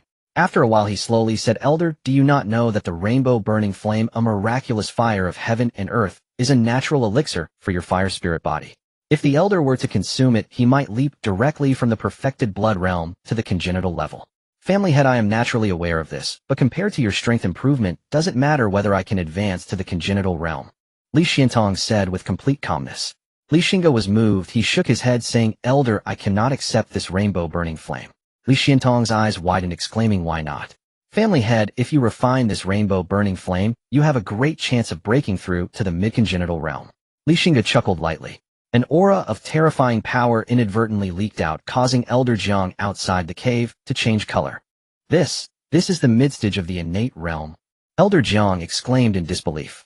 As far as he recalled, the Lord had broken through to the innate realm less than a year ago, and now he had advanced once more to the midstage of the innate realm. What an unfathomable cultivation speed. Even Ouyang Fengchai, once hailed as the #1 prodigy of Yangzhou Prefecture, the very prefect himself, could not compare at the Lord's age. Could the Lord's talent truly be this terrifying? If he sustained this astonishingly rapid progression, might he ascend to the Divine Mansion realm before even reaching 50? A Divine Mansion realm sovereign at 50. Elder Jiang's scalp prickled just imagining it. In that instant, a certain resolve within him hardened into unshakable certainty. Meanwhile, Li Xiantong stood frozen in shock, his eyes wide with utter disbelief as he stared at Li Xingge, voice trembling. "Clan head, you have reached the midstage of the innate realm." Li Xingge nodded lightly and smiled. "I successfully broke through 3 days ago. These past few days have been devoted to stabilizing my new realm." Hearing the confirmation from Li Xingge's own lips, Li Xiantong could scarcely contain his elation. He burst into booming laughter, tears welling in his eyes. "Heaven is just. Heaven is just." Li Xingge did not interrupt, merely watching the elder with quiet amusement. After a while, when Li Xiantong's laughter subsided, he composed himself and bowed deeply. "This old man has lost his composure. Pray forgive me, clan head." Li Xingge smiled, but said nothing. The elder continued, "Though you have already attained the midstage of the innate realm, the 7-colored heaven-scorching flame may yet elevate your might further. Should you refine it, your combat prowess would surely soar to unprecedented heights." Li Xingge shook his head. Seeing this, the elder grew anxious and asked, bewildered, "Clan head, why the 7-colored heaven-scorching flame, though extraordinary, holds little value for me now?" The elder's expression froze. The 7-colored heaven-scorching flame was a celestial rarity. Countless cultivators would kill for even a glimpse of it. Yet the clan head claimed it useless to him. Disbelieving, the elder retorted, "Clan head, you must not jest with me. Why would I deceive, elder?" Li Xingge replied with a faint, tranquil smile. He raised his hand, and at his fingertip a wisp of black flame ignited. The moment it appeared, even the 7-colored heaven-scorching flame recoiled in suppression. The stone chamber's temperature plummeted, enveloping them in bone-deep cold. Elder Li's pupils contracted sharply as he stared fixedly at the black flame, his voice laced with confusion. "Clan head, what is this?" "This is the 3-calamity, soul-devouring flame, the 7th-ranked divine fire on the celestial flame roster." Li Xingge withheld nothing. The 3-calamity, soul-devouring flame. The elder gasped, his heart surging with thunderous shock. A flame ranked 7th on the celestial flame roster, 20 places above the 7-colored heaven-scorching flame. No wonder the clan head deemed the latter insignificant. Li Xingge extinguished the 3-calamity, soul-devouring flame, and the chamber's chilling aura vanished instantly. "Elder, take the 7-colored heaven-scorching flame and refine it yourself. With it you may break through to the innate realm outright. Then our Li clan shall boast 2 innate realm masters under one roof, a glory unmatched in history. Within Yangzhou Prefecture no one shall dare underestimate the Baihe Li clan ever again." Li Xingge laughed heartily. Upon hearing these words, Elder Li trembled all over. He remained silent for a long while before speaking slowly. "Since the clan head honors this old man with such trust, I shall never betray your expectations." Li Xingge pushed the 7-petaled lotus forward toward the elder and smiled. "Elder, your success is assured. May you transcend mortality and ascend to the innate realm without hindrance." "But clan head, I sense grave peril approaching our Li clan." The elder suddenly declared, his face grave. Li Xingge's mirth faded. "Pray enlighten me." Thereupon the elder recounted in full detail how the 7-colored heaven-scorching flame had been seized. Having listened, Li Xingge frowned. "So you fear those individuals will not let this matter rest?" The elder nodded. Li Xingge sneered coldly. "Mere clowns. Should they dare approach, I shall ensure they depart in disgrace, unable to carry away even their shame. His strength after breaking through to the midstage of the innate realm surpassed even his own comprehension. Elder set aside such concerns. Focus solely on refining the seven-colored heaven-scorching flame. The rest is mine to handle. Xingge rose calmly from his meditation cushion. Yes, clan head, the elder replied without hesitation, his faith in Xingge absolute. I shall return at once to commence seclusion and refine the flame. Xingge nodded. He genuinely looked forward to seeing whether the elder, upon refining the seven-colored heaven-scorching flame, would indeed break through to the innate realm. Having spoken, the elder departed the stone chamber alongside Li Xuanzong. Once outside, he headed straight to his private courtyard to begin his secluded refinement. Li Xuanzong, however, hesitated briefly before carrying the still unconscious skeleton elder toward a secluded corner of Qingfeng Valley. Half a teacup's time later, Li Xuanzong arrived before a desolate courtyard. Unlike the ubiquitous green maple trees elsewhere in Qingfeng Valley, this place was densely ringed with ancient locust trees, so thick their canopy blotted out the sun. Li Xuanzong strode straight inside. The moment he crossed the threshold, a pungent, fetid stench struck his senses. He instinctively wrinkled his nose. Before him, rows of eerie figures stood rigidly along both sides of the courtyard, their eyes vacant, their bodies unnervingly still, as if neither living nor dead. At the center hunched a frail, diminutive figure clad in a white robe, head bowed low, carving intricate esoteric talismans onto exposed, glistening white bone with a sharp chisel. He worked with rapt concentration, so absorbed that he failed to notice the intruder. Li Xuanzong made no move to disturb him. Instead, he quietly seated himself in a shadowed corner and closed his eyes to rest. Time slipped by silently. I knew it, the moment I caught that brute scent from afar. So it's you, old. The hunched figure finished his inscription, turned, lifted his head, and fixed his gaze upon the meditating Li Xuanzong, his smile thin, humorless, eyes brimming with disdain. Li Xuanzong's expression darkened. Had anyone else dared call him a brute to his face, his head would already be severed. Yet this speaker was none other than Gongsun Ban, among the earliest retainers of the Li clan, a master artificer. Over the past few years, Gongsun Ban's cultivation had ascended from minor qi refinement to full qi refinement. Within the Baihe Li clan, he treated every Li clansman with courtesy, except Li Xuanzong. Each time they met, he delivered veiled barbs and scathing mockery. Before Li Xuanzong could speak, Gongsun Ban snapped, "What brings you here?" Then abruptly slapping his forehead, "Ah, how forgetful. I'd nearly forgotten. You took all my high-grade human constructs last time. Have you used them up? Come to return them." But scanning Li Xuanzong's empty back, he saw no trace of the dozen or so high-grade human constructs taken previously. Li Xuanzong's eyelid twitched violently, and he offered a stiff, awkward smile. Gongsun Ban sensed something deeply amiss, and a chill of foreboding crept into his heart. As expected, the premonition came true in the next moment. "Master Gongsun, I truly apologize, but those human puppets have basically all been rendered useless in this operation." Gongsun Ban's eyes widened in disbelief. "You must be joking, right? Those were 2 complete spirit bodies at the peak of vitality, and 10 others that were well developed, now all useless." Li Xuanzong lowered his head, unable to meet Gongsun Ban's gaze, and murmured, "They are basically all useless." Gongsun Ban felt his vision darken. To Li Xuanzong's surprise, after a long moment of silence, Gongsun Ban did not unleash the storm of words he expected. Instead, he lowered his head, continuing to wield the carving knife, drawing runes while calmly saying, "Since they are all useless, why are you still here?" Li Xuanzong was somewhat astonished. "Master Gongsun, you aren't blaming me." He knew well that Gongsun Ban usually treasured high-level human puppets immensely. Gongsun Ban did not lift his head, the carving knife still skillfully gliding over the bone. What is there to blame? They were meant to be used to demonstrate their value.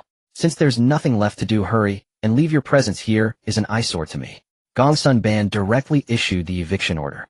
Li Xuanzong twitched at the corner of his mouth, his tone tinged with sarcasm. "Since you don't want to see me, then I shall leave. It's just a pity about that fine material I brought back, alas." After saying that, Li Xuanzong stood up and walked out of the courtyard without looking back. Gongsun Ban, who was carving runes, trembled his knife, leaving a scratch on the bone, and the rune's glow dimmed. Gongsun Ban suddenly raised his head and shouted, "Stop!" Li Xuanzong paused, a proud smile appearing at the corner of his mouth, but he quickly hid it. In the next moment, a shadow flashed by, blocking Li Xuanzong's path. Gongsun Ban rubbed his hands, looking at Li Xuanzong impatiently. "Elder Xuanzong, where is that fine material you mentioned? I don't see it anywhere."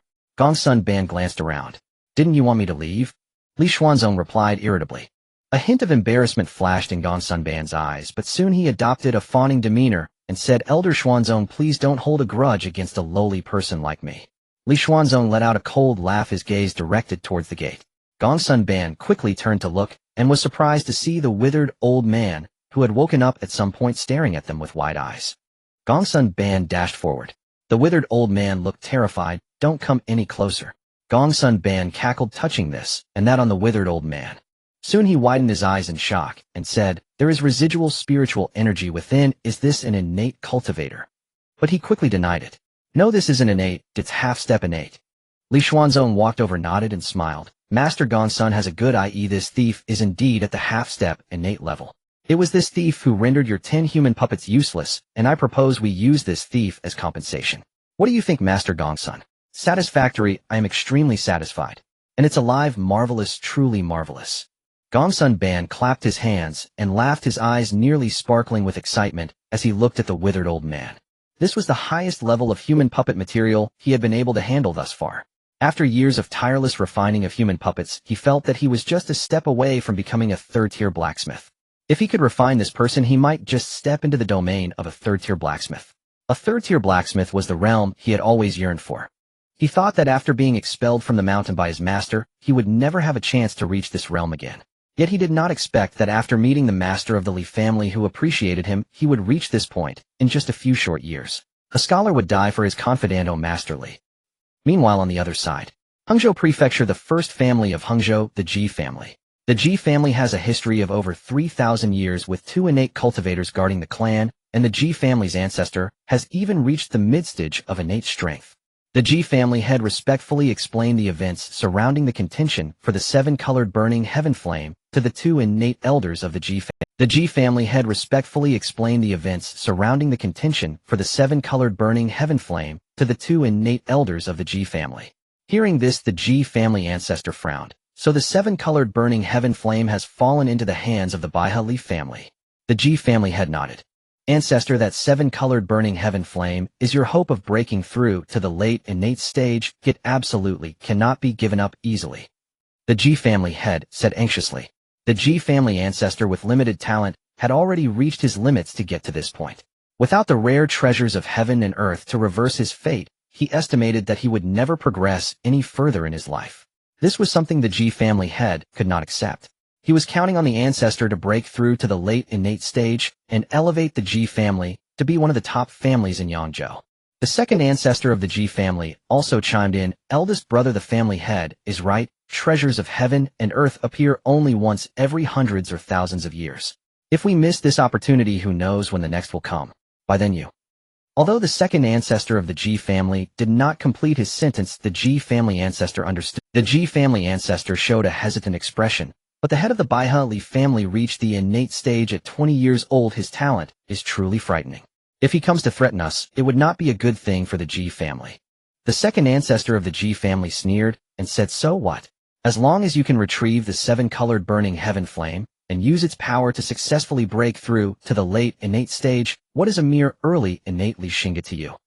The further one progresses in cultivation, the more significant the difference a small realm can make. The second ancestor is right. Ancestor, you cannot hesitate any longer. If you delay further, that 7-colored burning heaven flame may have already been refined by that Li Xingge. The Ji family head said urgently. The Ji family ancestor shook his head. The heavenly fire is not so easily refined. It could take at least 1 or 2 months, or even half a year, and whether it succeeds is still unknown. But ancestor, if you make a move to retrieve the 7-colored burning heaven flame, it would be a tremendous benefit for the Ji family. Hearing this, the Ji family ancestor looked at the Ji family head with some confusion. What do you mean? Ancestor, have you forgotten that Li Xingge is a person highly regarded by the state governor, and behind us stands someone who is not on good terms with the governor? If you make a move and retrieve the 7-colored burning heaven flame, it would cut off Li Xing's opportunity and severely undermine someone the governor values. If that person finds out, he would be overjoyed. If he gets happy, even a little favor would be enough for the Ji family to benefit immensely. The Ji family head said excitedly. The Ji family ancestor's eyes flickered, seemingly moved. The second ancestor of the Ji family said, eldest brother, the head is speaking wisely. The second ancestor's words finally solidified the Ji family ancestor's determination. If that is the case, I will personally take action. However, since it is to please that person, this matter cannot be done hastily. He looked at the Ji family head and said in a deep voice, "Yuming, quickly invite all the innate practitioners from the major families participating in the contention for the seven-colored burning heaven flame to come with me to the Baihali family." The second ancestor of the Ji family hearing this was somewhat puzzled. Eldest brother, why is that? With his eldest brother's strength at the midstage of innate, he alone was enough to pressure the Baihali family. Oh, why bother with extra steps? The charisma of the ancestor of the Ji family is indeed terrifying. 3 days later, 8 innate true beings gathered at the Ji family estate. "Brother Ji, may I ask why you have summoned us?" An innate true being clad in a blue robe spoke, while the others cast puzzled glances at the ancestor of the Ji family. The ancestor of the Ji family laughed heartily. "I believe you all have heard that the seven-colored burning sky flame has fallen into the hands of the Li family of Baiharite." Everyone nodded. "Are you all truly willing to let it go?"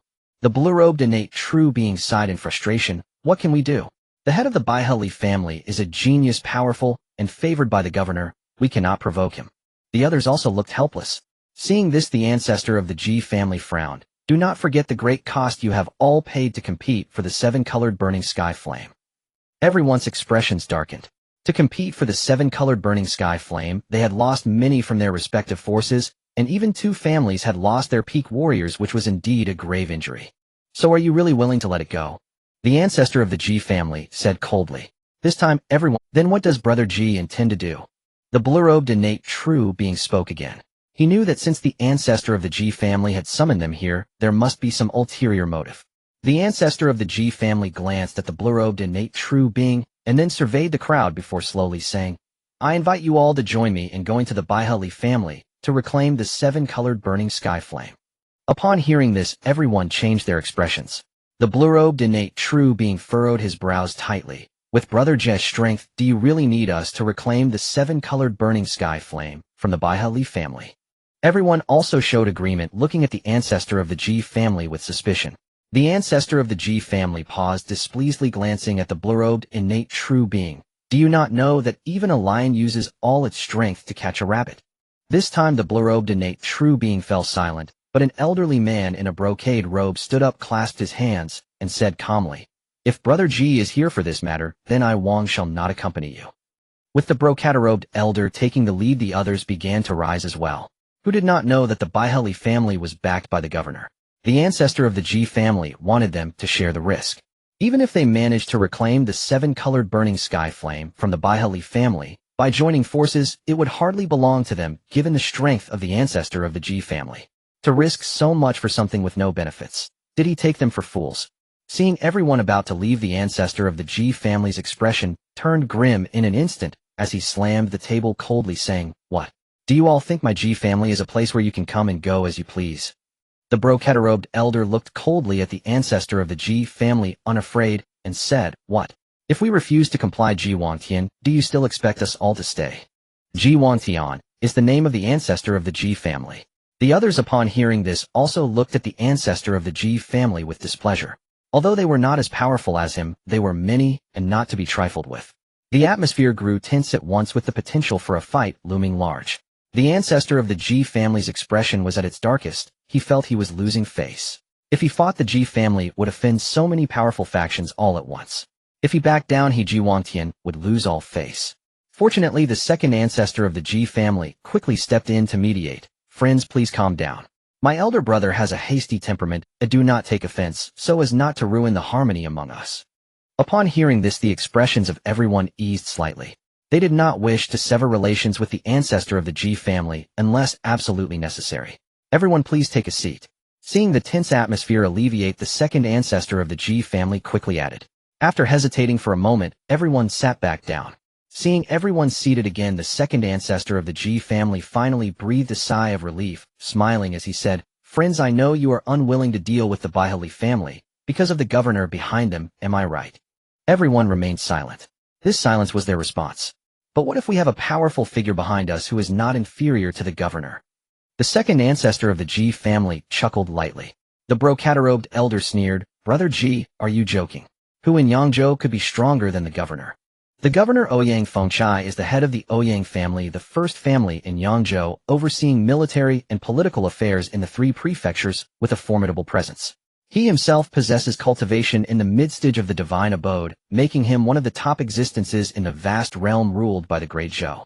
Yangzhou is nominally part of the Great Zhou, but in reality it has long since become a territory of the Ouyang family. For nearly 500 years Yangzhou has not paid any taxes to the court, and the governors of the Ouyang family have not visited the Great Zhou Emperor for nearly 800 years. Now the second ancestor of the Ji family is so brazen as to claim that there are figures in Yangzhou stronger than the governor. Is this not laughable? Seeing the disbelief in everyone's eyes, the second ancestor of the Ji family spoke solemnly. Friends, have you all forgotten about His Highness the Prince of Xingge, who oversees all military and political affairs in Yang and Wu? Upon hearing this, the room was taken aback. The brocade-robed elder swallowed hard, astonished. The great figure you just mentioned, could it be him? The second ancestor of the Ji family nodded, a trace of pride in his eyes. Exactly. My Ji family has secretly allied with His Highness the Prince of Xingge, and my ancestor even had a personal audience with him. Though the governor is strong, and the Ouyang family is powerful, what are they compared to a true nobleman? However, the reaction of the crowd to this news was somewhat beyond the expectations of the second ancestor of the Ji family, as the brocade-robed elder suddenly stood up, his tone flustered. If the Ji family has allied with His Highness the Prince of Xingge, then my Wang family cannot afford to associate with you. There are important matters in my clan, so I must take my leave. After saying this, the brocade-robed elder turned and left without looking back, and the others followed suit. In no time, only the first and second ancestors of the Ji family remained, exchanging bewildered glances. Why is it that after revealing such a powerful ally, they all seemed eager to distance themselves from the Ji family? Everyone has left the elder brother. What should we do now? The second ancestor of the Ji family looked puzzled. The ancestor of the Ji family gritted his teeth. A bunch of short-sighted fools, they are not worth our plotting. We will do what we must. The ancestor of the Ji family is a resolute person, having made up his mind to reclaim the seven-colored burning sky flame. He will not easily give up. This not only concerns his potential breakthrough to the later stage of innate, but also serves as a great opportunity to express loyalty to His Highness the Prince of Xingge. After leaving the Ji family estate, everyone gathered together again. Brother Wang, I never expected that the Ji family, hidden and unassuming, has allied with the Prince of Xingge. The blue-robed innate true being sneered. The Ji family is on a path to destruction. The brocade-robed elder narrowed his eyes. Does he really think that the Prince of Xingge can suppress the governor just because he bears the title of noble? The blue-robed innate true being's eyes were filled with disdain. He is just a fool who cannot see the situation. The current Great Zhou is no longer the Great Zhou of the past. The brocade-robed elder shook his head. Brother Wang, what should we do now? Asked the blue-robed innate. The brocade-robed elder pondered for a moment. I know that Ji Wantian is stubborn. He will not easily give up. But this is good, as it gives us an opportunity. Were we not just troubled by not being able to board the governor's ship? The blue-robed innate true being's eyes brightened. Brother Wang, do you mean? Ji Wantian will surely seek trouble with the head of the Li family in Baihe, who is valued by the governor and is closely connected with Master Sima. Thus one of us should go to the state capital to inform Master Sima of this matter, while the others should head to the Baihe Li family. If Ji Wantian truly takes action, we can step in to protect the Baihe Li family, and in doing so we would owe that Li Xingge a favor. With this favor, how could we not secure a place on the governor's ship? Everyone's breathing quickened suddenly. Brilliant, truly brilliant. Meanwhile, Ji Wantian was unaware that he had been sold by everyone as they left. At this moment, he and the second ancestor of the Ji family had already set off towards Qingfeng Valley, where the Li family of Baihe was located. Inside Qingfeng Valley, Li Xingge was reclining in a chair while Elder Jiang stood respectfully at his side, resembling a loyal old servant. Elder Jiang's murky eyes opened as Li Xingge suddenly spoke. Elder Jiang. Elder Jiang's heart skipped a beat, and he hurriedly replied, Yes, master. Li Xingge simply acknowledged with a slight and fell into silence. This made Elder Jiang's heart leap into his throat, and he cautiously asked, Master, do you have any orders? Li Xingge shook his head. Fine beads of cold sweat appeared on Elder Jiang's forehead, but he didn't even dare to wipe them away. Seeing this, Li Xingge smiled faintly, his gaze teasing as he scrutinized Elder Jiang. Elder Jiang, you seem quite afraid of me. Elder Jiang's heart tightened, and a fawning smile appeared on his face reminiscent of an old eunuch in the palace. Master, your brilliance is like the radiant sun in the high heavens. I who would not fear it. Upon hearing this, Li Xingge couldn't help but burst into hearty laughter. He was human and naturally enjoyed flattery. Hearing Li Xing's boisterous laughter, Elder Jiang quietly sighed in relief. Elder Jiang, you've been with me for quite some time now. I've been observing your performance. I mentioned before that as long as you serve me well, I could consider returning the magic pill to you. Now is the time for me to fulfill my promise. Xingge chuckled lightly. After speaking, he raised his hand, and a black misty magic pill slowly floated into view in his palm. Seeing the magic pill, Elder Jiang couldn't help but swallow hard, his eyes widening as he instinctively reached out to take it. But in the next moment, he seemed to recall something, his eyes filled with terror, his body bristling with fear, his legs trembling, as he hurriedly waved his hand saying, "Master, please don't. Please retract your command." Xingge was taken aback, wondering if he had misheard. He looked at Elder Jiang uncertainly and asked, "You don't want this magic pill?" Elder Jiang glanced at the magic pill with reluctance, and then resolutely shook his head saying, "I don't want it." This left Xingge somewhat puzzled. Why not? Elder Jiang found it hard to express his grievances. He couldn't say that he feared for his life, thinking that if he accepted the magic pill, Xingge might kill him to silence him, especially since he knew the secret of Xingge being a practitioner of the demonic path. Given Li Xing's cunning and ruthlessness, he could very well do it.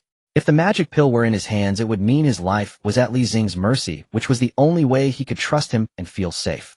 So this magic pill was something he absolutely could not accept, even if it meant death. But he couldn't outright say it, or he felt he might die even faster. Seeing Elder Jiang stammer and unable to get a word out, Xingge couldn't help but frown, his tone becoming more serious. "Elder Jiang." "Master." Elder Jiang trembled slightly. "Take it back."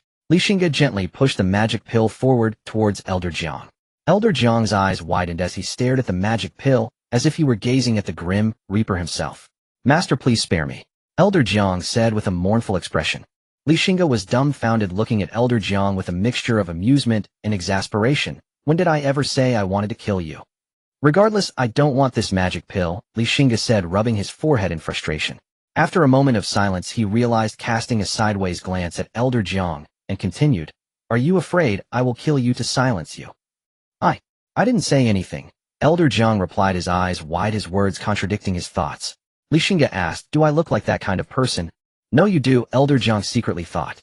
But outwardly he smiled obsequiously and replied, "How could that be? In my eyes, Master is a refined, approachable gentleman, a model of the righteous path for the younger generation of Yangzhou." Xingge grinned widely. "Elder Jiang, your flattery is somewhat excessive." "Master, you are mistaken. Oh, I never flatter anyone, I only speak the truth," Elder Jiang replied. Xingge found Elder Jiang increasingly likable. "All right, take this magic pill back. I won't kill you. With the magic pill you can serve me better, can't you?" Xingge said sincerely. With his current mid-stage innate cultivation, he could easily overcome a later-stage innate practitioner. A fake innate Elder Jiang no longer held much value for him. Once he confirmed that Xingge wasn't testing him, Elder Jiang gritted his teeth and said, "Then please, Master, place a restriction on the magic pill. Only then will I dare accept it." Li Xing's pupils constricted. Did this old fellow suspect that he had tampered with the magic pill? The reason he dared to return the magic pill to Elder Jiang was not because he fully trusted him, but because he had a better way to control him: the three fiends devouring spirit flame. He had planted a strand of the three fiends devouring spirit flame within the magic pill. No matter how far Elder Jiang was from him, as long as he activated that flame, he could turn Elder Jiang to ashes. Elder Jiang was experienced and perceptive. He noticed Li Xing's reactions and understood everything. How could he not know that Xingge had definitely tampered with the magic pill? But he was not angry, instead he felt relieved. It was better that something had been done than nothing at all. "Very well, to put Elder Jiang's mind at ease, I will reluctantly place a restriction on this magic pill," Xingge said hypocritically. Elder Jiang was well aware of the truth, but chose not to expose it, instead watching Xingge with a cheerful expression as he placed the restriction. After a cup of tea's worth of time, the magic pill was reinserted into Elder Jiang's dantian. The long-lost power made Elder Jiang feel as though he was swelling with strength. Elder Jiang am back." Noticing Li Xing's unfriendly gaze, Elder Jiang chuckled awkwardly, having gotten carried away. Suddenly, Xingge frowned, his gaze penetrating through the window towards the horizon, as if he saw something through layers of void. "They're finally here," Xingge murmured. High above, two figures stood tall, their presence as imposing as mighty mountains. They were the two innate ancestors of the Ji family. Looking down at the verdant, spirit-filled Qingfeng Valley, one of the Ji ancestors coldly stated, "Elder brother, this is the ancestral land of the Baihe Li family, Qingfeng Valley. The Baihe Li family is quite fortunate. There is a spiritual vein underground which explains their rapid rise in recent years," the Ji family elder said, narrowing his eyes, a trace of barely perceptible greed flickering within. Elder brother, if Xingge does not recognize the situation today, and does not return the 7-color burning heaven flame, we shall use this as a pretext to destroy the Baihali family, and this blessed land will belong to our G family. The second ancestor of the G family spoke with a sinister expression.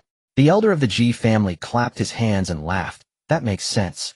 It seems the Baihali family is truly a great fortune for our G family. The two exchanged glances and burst into triumphant laughter.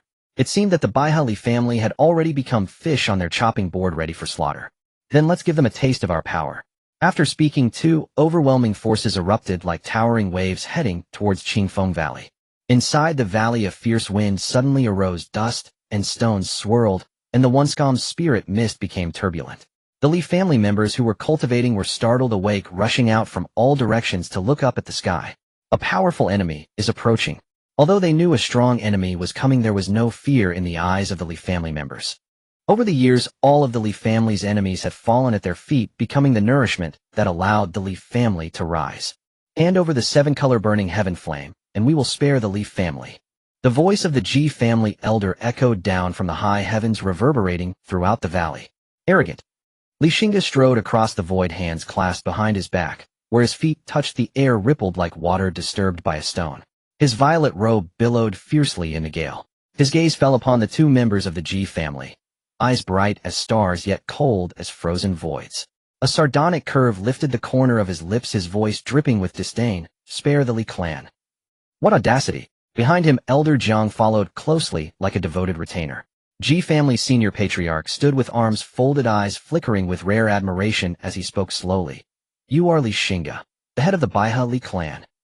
Xingge let out a low, mocking chuckle, offering no reply. The senior patriarch's expression darkened, his voice turned glacial. Such arrogant youth. Have your elders taught you nothing? Before a true powerhouse, one bows low and walks humbly. Xingge listened as though hearing the most absurd jest imaginable. A powerhouse. You, a mere mid-stage cultivator of the mortal realm, dare presume superiority before this clan head? Insolent. The senior patriarch roared. Today I shall show you the chasm between us. Before the final word left his lips, spiritual energy erupted from his body like a volcanic cataclysm. Clouds churned violently, and heaven and earth recoiled in shock. In his palm, chi coalesced into a terrifying vortex of raw power. Go! From his palm burst 100 Zhang phoenix of fire, its blazing wings igniting the heavens crimson. With a piercing cry it soared forth, air warped in its wake, grass and trees instantly reduced to ash. Phoenix fire scorching heaven. G family's second patriarch wore a smug grin. Elder brother holds this Xingge in high regard, launching his ultimate technique at once. This move has reached perfection. Even peers at the same cultivation stage dare not withstand it heathen, let alone a mere early-stage cultivator of the mortal realm like Xingge. In the second patriarch's eyes, Xingge was already dead, doomed beneath his elder brother's fatal strike. Faced with such terrifying devastation, Xingge remained utterly unmoved, his violet robe whipping in the searing heat.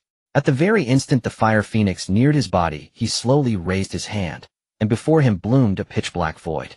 The void was fathomless, enigmatic, capable of devouring all things. The colossal fire phoenix vanished into it like mud sinking into deep water. Witnessing this, both G patriarchs paled instantly, eyes widening in disbelief. How is this still too weak? Xingge sighed softly. Disappointment etched across his features, as if the senior patriarch's full-force assault were nothing more than child's play. With a gentle flick of his fingers, the obsidian void collapsed inward, condensing into a wisp of black flame that curled around his fingertip. He lifted his gaze toward the two G elders, regarding them as mere insects. If this is all you possess, then this clan head shall personally escort you to death. His aura surged suddenly, like a placid ancient lake, transforming in an instant into towering world-shaking waves sweeping across the land and subduing all beneath its weight. Within hundreds of Li beasts cowered in forests, birds trembled mid-sky, prostrated by sheer terror. Midstage cultivator of the mortal realm. The two G elders recoiled in shock. He extended his hand. The heavens themselves trembled. They felt sudden darkness descend, then looked up, pupils contracting in horror. From the clouds above, a colossal ethereal hand emerged, roaring downward to seize them both. Against absolute supremacy, even the simplest technique suffices. Sensing mortal peril, the senior patriarch's face contorted, shouting hoarsely, "Brother two, unite." Simultaneously, they formed arcane seals, spiritual energy surging like tidal fury weaving into a radiant wheel of light above their heads. With a thunderous roar, the wheel spun wildly, blazing with blinding golden radiance. Within the wheel, countless golden sigils writhed like serpentine dragons, coalescing into a brilliant pillar of light that shot skyward, colliding heat with the celestial hand. Boom! A deafening explosion shattered the heavens. Violent shockwaves radiated outward in concentric rings. Mountains within dozens of li quaked violently, ancient trees were uprooted, boulders fractured, dust choking the sky. The radiant pillar was shattered like dry twigs beneath the ethereal hand. Then the light wheel itself splintered, and the hand slammed down upon the 2G patriarchs. They screamed, a meteor's descent into earth, cracking the ground open, carving 200 Zhang craters. I merely lifted a finger, and you fell. And yet you dared speak so arrogantly before this clan head. Xingge stood with hands clasped behind his back, eyes sweeping over them with sovereign disdain. Cough! Cough! Struggling from the craters, the two elders were battered, robes torn, blood streaming from their mouths, breath ragged, every trace of mastery erased. They gazed upward, at Xingge hovering like a god in the heavens, their eyes filled with pure terror. Impossible! You're only a mid-stage cultivator of the mortal realm. So why are you so strong? Xingge smiled faintly. Cultivation rank has never been the sole measure of true strength. Hearing this, the senior patriarch's face went deathly pale. Then he gasped, you can slay foes beyond your realm. Xingge offered no answer, only silence. That silence struck the senior patriarch like a blade. His face drained of all color, despair flooding his features. Now, gentlemen, it is time for your journey to end. Murderous intent flared in Xingge's eyes. Since these two had dared seek him out for conflict, mercy was unthinkable. He raised his hand to deliver the final blow. Yet the second patriarch suddenly cried out, pleading, Clan Headley, you cannot kill us. We serve Prince Xingge himself. To slay us is to strike his dignity, and you cannot bear that consequence. Xingge paused, narrowing his eyes, gaze sharpening. Prince Xingge, Imperial Blood Grand Governor of Wu and Yang provinces, a divine mansion realm cultivator. If the Ji family truly stood under his banner, this grew complicated. Seeing Xingge hesitate, the senior patriarch exhaled in relief and hurried on. Clan Headley, if you spare us, we shall introduce you to his highness. With your talent, you'll surely earn his favor and rise swiftly. The second patriarch added eagerly, indeed. Prince Xingge cherishes prodigies like you above all. Submit to him, and one day, even the governorship of an entire province may be yours. Nephew, don't fall for their lies. Kill them. Prince Xingge, the provincial governor will shield you. At that moment, a spiritual transmission echoed in his ear, its familiar commanding timbre banishing all hesitation. A flash of cold light ignited in Xingge's eyes, and in the next instant he stood beside the senior patriarch. He raised his hand, pressing it firmly atop the senior patriarch's crown. Xingge, you're mad. The senior patriarch's eyes bulged with fury. Xingge struck hard. The senior patriarch's voice cut off mid-cry. A spectral shadow barely escaped his body before vanishing into Xingge's sleeve. Ji Wantian, the senior patriarch of the Ji family, a mid-stage cultivator of the mortal realm, perished. Seeing his elder brother slain, the second patriarch raged, Xingge, you'll suffer damnation. Prince Xingge will never forgive you. Enough noise. Xingge sneered, then struck the second patriarch down with a single palm strike. This old man still held use, so for now his life would be spared. A sound of breaking air came from behind, and Xingge turned around, seeing the newcomer. He chuckled lightly and clasped his hand, saying, Uncle. The visitor was none other than Fu Yu, the Sima of Yangzhou, who had hurried from the prefecture after receiving news from the old man in the brocade robe that the Ji family was planning to attack the Baihali clan. Fu Yu patted Xingge on the shoulder, his face full of relief, and laughed heartily. I rushed here in haste, worried and anxious, yet it seems my trip was unnecessary. Seeing Fu Yu's weary and travel-worn appearance, even Xingge, who was cold-blooded towards outsiders, couldn't help but feel a twinge of emotion. Thank you for your concern, Uncle. Xingge chuckled. I haven't had the chance to congratulate you on your advancement to the later stage of innate path to longevity awaits. It was rumored that Fu Yu was just a step away from the later stage of innate, and now it seemed he had indeed crossed that threshold. At the later stage of innate, he could be considered among the top powerhouses of Yangzhou. In the vast Yangzhou, he could even rank within the top 20. Fu Yu stroked his beard, a hint of pride showing on his brow. Nephew, your insight is commendable, but compared to you, my slight progress is hardly worth mentioning. In just under 2 years, Xingge had broken through from the early stage of innate to the mid-stage, which was already impressive enough to astonish him. Yet Li Xingge had also displayed terrifying combat power, directly defeating a fellow cultivator of the same realm and an early stage innate with overwhelming force. What an extraordinary feat. Even the young governor must have been no better in his youth. You're overpraising me, uncle. I was merely lucky, Li Xingge humbly replied. Fu Yu shook his head and chuckled. Given our relationship, do you really need to play this game with me? The two exchanged glances and burst into hearty laughter. After the laughter subsided, Li Xing's gaze suddenly turned sharp as he looked towards a certain direction and coldly declared, everyone, you've been watching this drama for long enough. It's time to show yourselves. As soon as the words fell, powerful auras began to emerge one after another from the clouds. It was the group of innate cultivators in blue robes. Li Clan Master, please do not misunderstand. We mean no harm, the blue-robed innate cultivator said, awkwardly stepping forward and clasping his hands in greeting to Li Xingge, his tone carrying a hint of reverence. If there's no ill intent, then what are you lurking near the Baihali clan for? Li Xingge replied with a cold smile. The blue-robed innate cultivator offered a wry smile and turned to Fu Yu for help, saying, Sima, please. Fu Yu explained to Li Xingge, nephew, they truly mean no harm. I was able to arrive in time, thanks to their warning. Fu Yu recounted the sequence of events, and Li Xingge looked enlightened. It turned out they were a group of sensible. In that case, I must thank you all. This place is not suitable for guests. Please follow me to Qingfeng Valley, Li Xingge said with a smile, extending the invitation. Li Clan Master, you're too polite. The group chatted and laughed as they entered Qingfeng Valley. Meanwhile, the corpses of the Ji family ancestors were naturally taken care of by members of the Li family. At noon, within Qingfeng Valley, the atmosphere was lively with songs and dances. Li Xingge sat across from Fu Yu, clad in purple robes with sword-like brows and starry eyes exuding exceptional grace. Thank you all for coming from afar to assist my Baihali clan. I Li am immensely grateful. Li Xingge raised his cup, signaling, I shall drink this toast first in respect. Li Xingge covered his face with his sleeve and drained the fine wine in his cup. The others quickly said, Li Clan Master, you are too polite. We came here without helping at all. Li Xingge did not argue the point, lightly laughing as he applauded.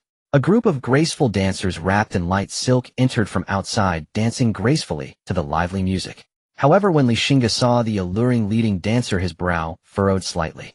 Even the blue-robed innate cultivators, despite their age and deep cultivation, were captivated like young men, their souls seemingly snatched away, staring fixedly and unable to look away. Fu Yu noticed the reaction of the blue-robed innate cultivators, and his face darkened. How could they, as dignified innate realms, lose their composure over a mere dancer? Such behavior was utterly unbecoming. Just as he was about to reprimand them, he saw Li Xingge shake his head. A strand of spiritual power quietly entered Fu Yu's ear, and his expression instantly turned strange. After shaking his head helplessly, he began to drink with Li Xingge, ignoring the others. After 3 rounds of drinks, the alluring leading dancer suddenly twirled her light silk, falling away, revealing her snowy skin. The breath of everyone present halted, as if bewitched. The lady giggled softly and cast a flirtatious glance, causing the group of innate realms to instantly show respect. She led a number of dancers and slowly exited the stage. The blue-robed innate cultivator looked at Li Xingge with a hint of eagerness and asked Li Clan Master, may I ask who that leading dancer is? Just an ordinary dancer trained by my Li Clan, Li Xingge replied with a faint smile. The blue-robed innate cultivator's eyes brightened as he rubbed his hands together, saying, then may I be fortunate enough to have a taste of her charm. In fact, it was common among the major families to exchange beautiful maidens. However, it was rare for someone like the blue-robed innate cultivator to be so straightforward about it. Li Xingge understood the reason and didn't mind, simply smiling and saying, if Brother Ruan doesn't mind, feel free to do so. The blue-robed innate cultivator's breathing quickened, and he eagerly said, thank you, Clan Master Li, for your generosity. If you ever have any requests in the future, Ruan will not hesitate to die for you. With that, he hurriedly exited the scene. The others looked at his retreating figure with envy. Damn it, he managed to be the first to seize the opportunity. A little while later, the banquet concluded. Li Xingge and Fu Yu walked side by side through the maple forest. Nephew, do you know why I had you kill that Ji Wangtian today? Fu Yu asked with a smile. It is naturally because Ji Wangtian is one of the people of the king of Xingjiang. Fu Yu nodded. Exactly. But there's another reason to kill the chicken, to warn the monkey. Fu Yu sneered. In these 2 years, the king of Xingjiang has been recruiting many families under the guise of humility, including the Hangzhou clan. The governor has long intended to discipline these fools. With the deaths of the 2 innate cultivators from the Ji family, those people should be awakened. Nephew, you have once again contributed to the governor.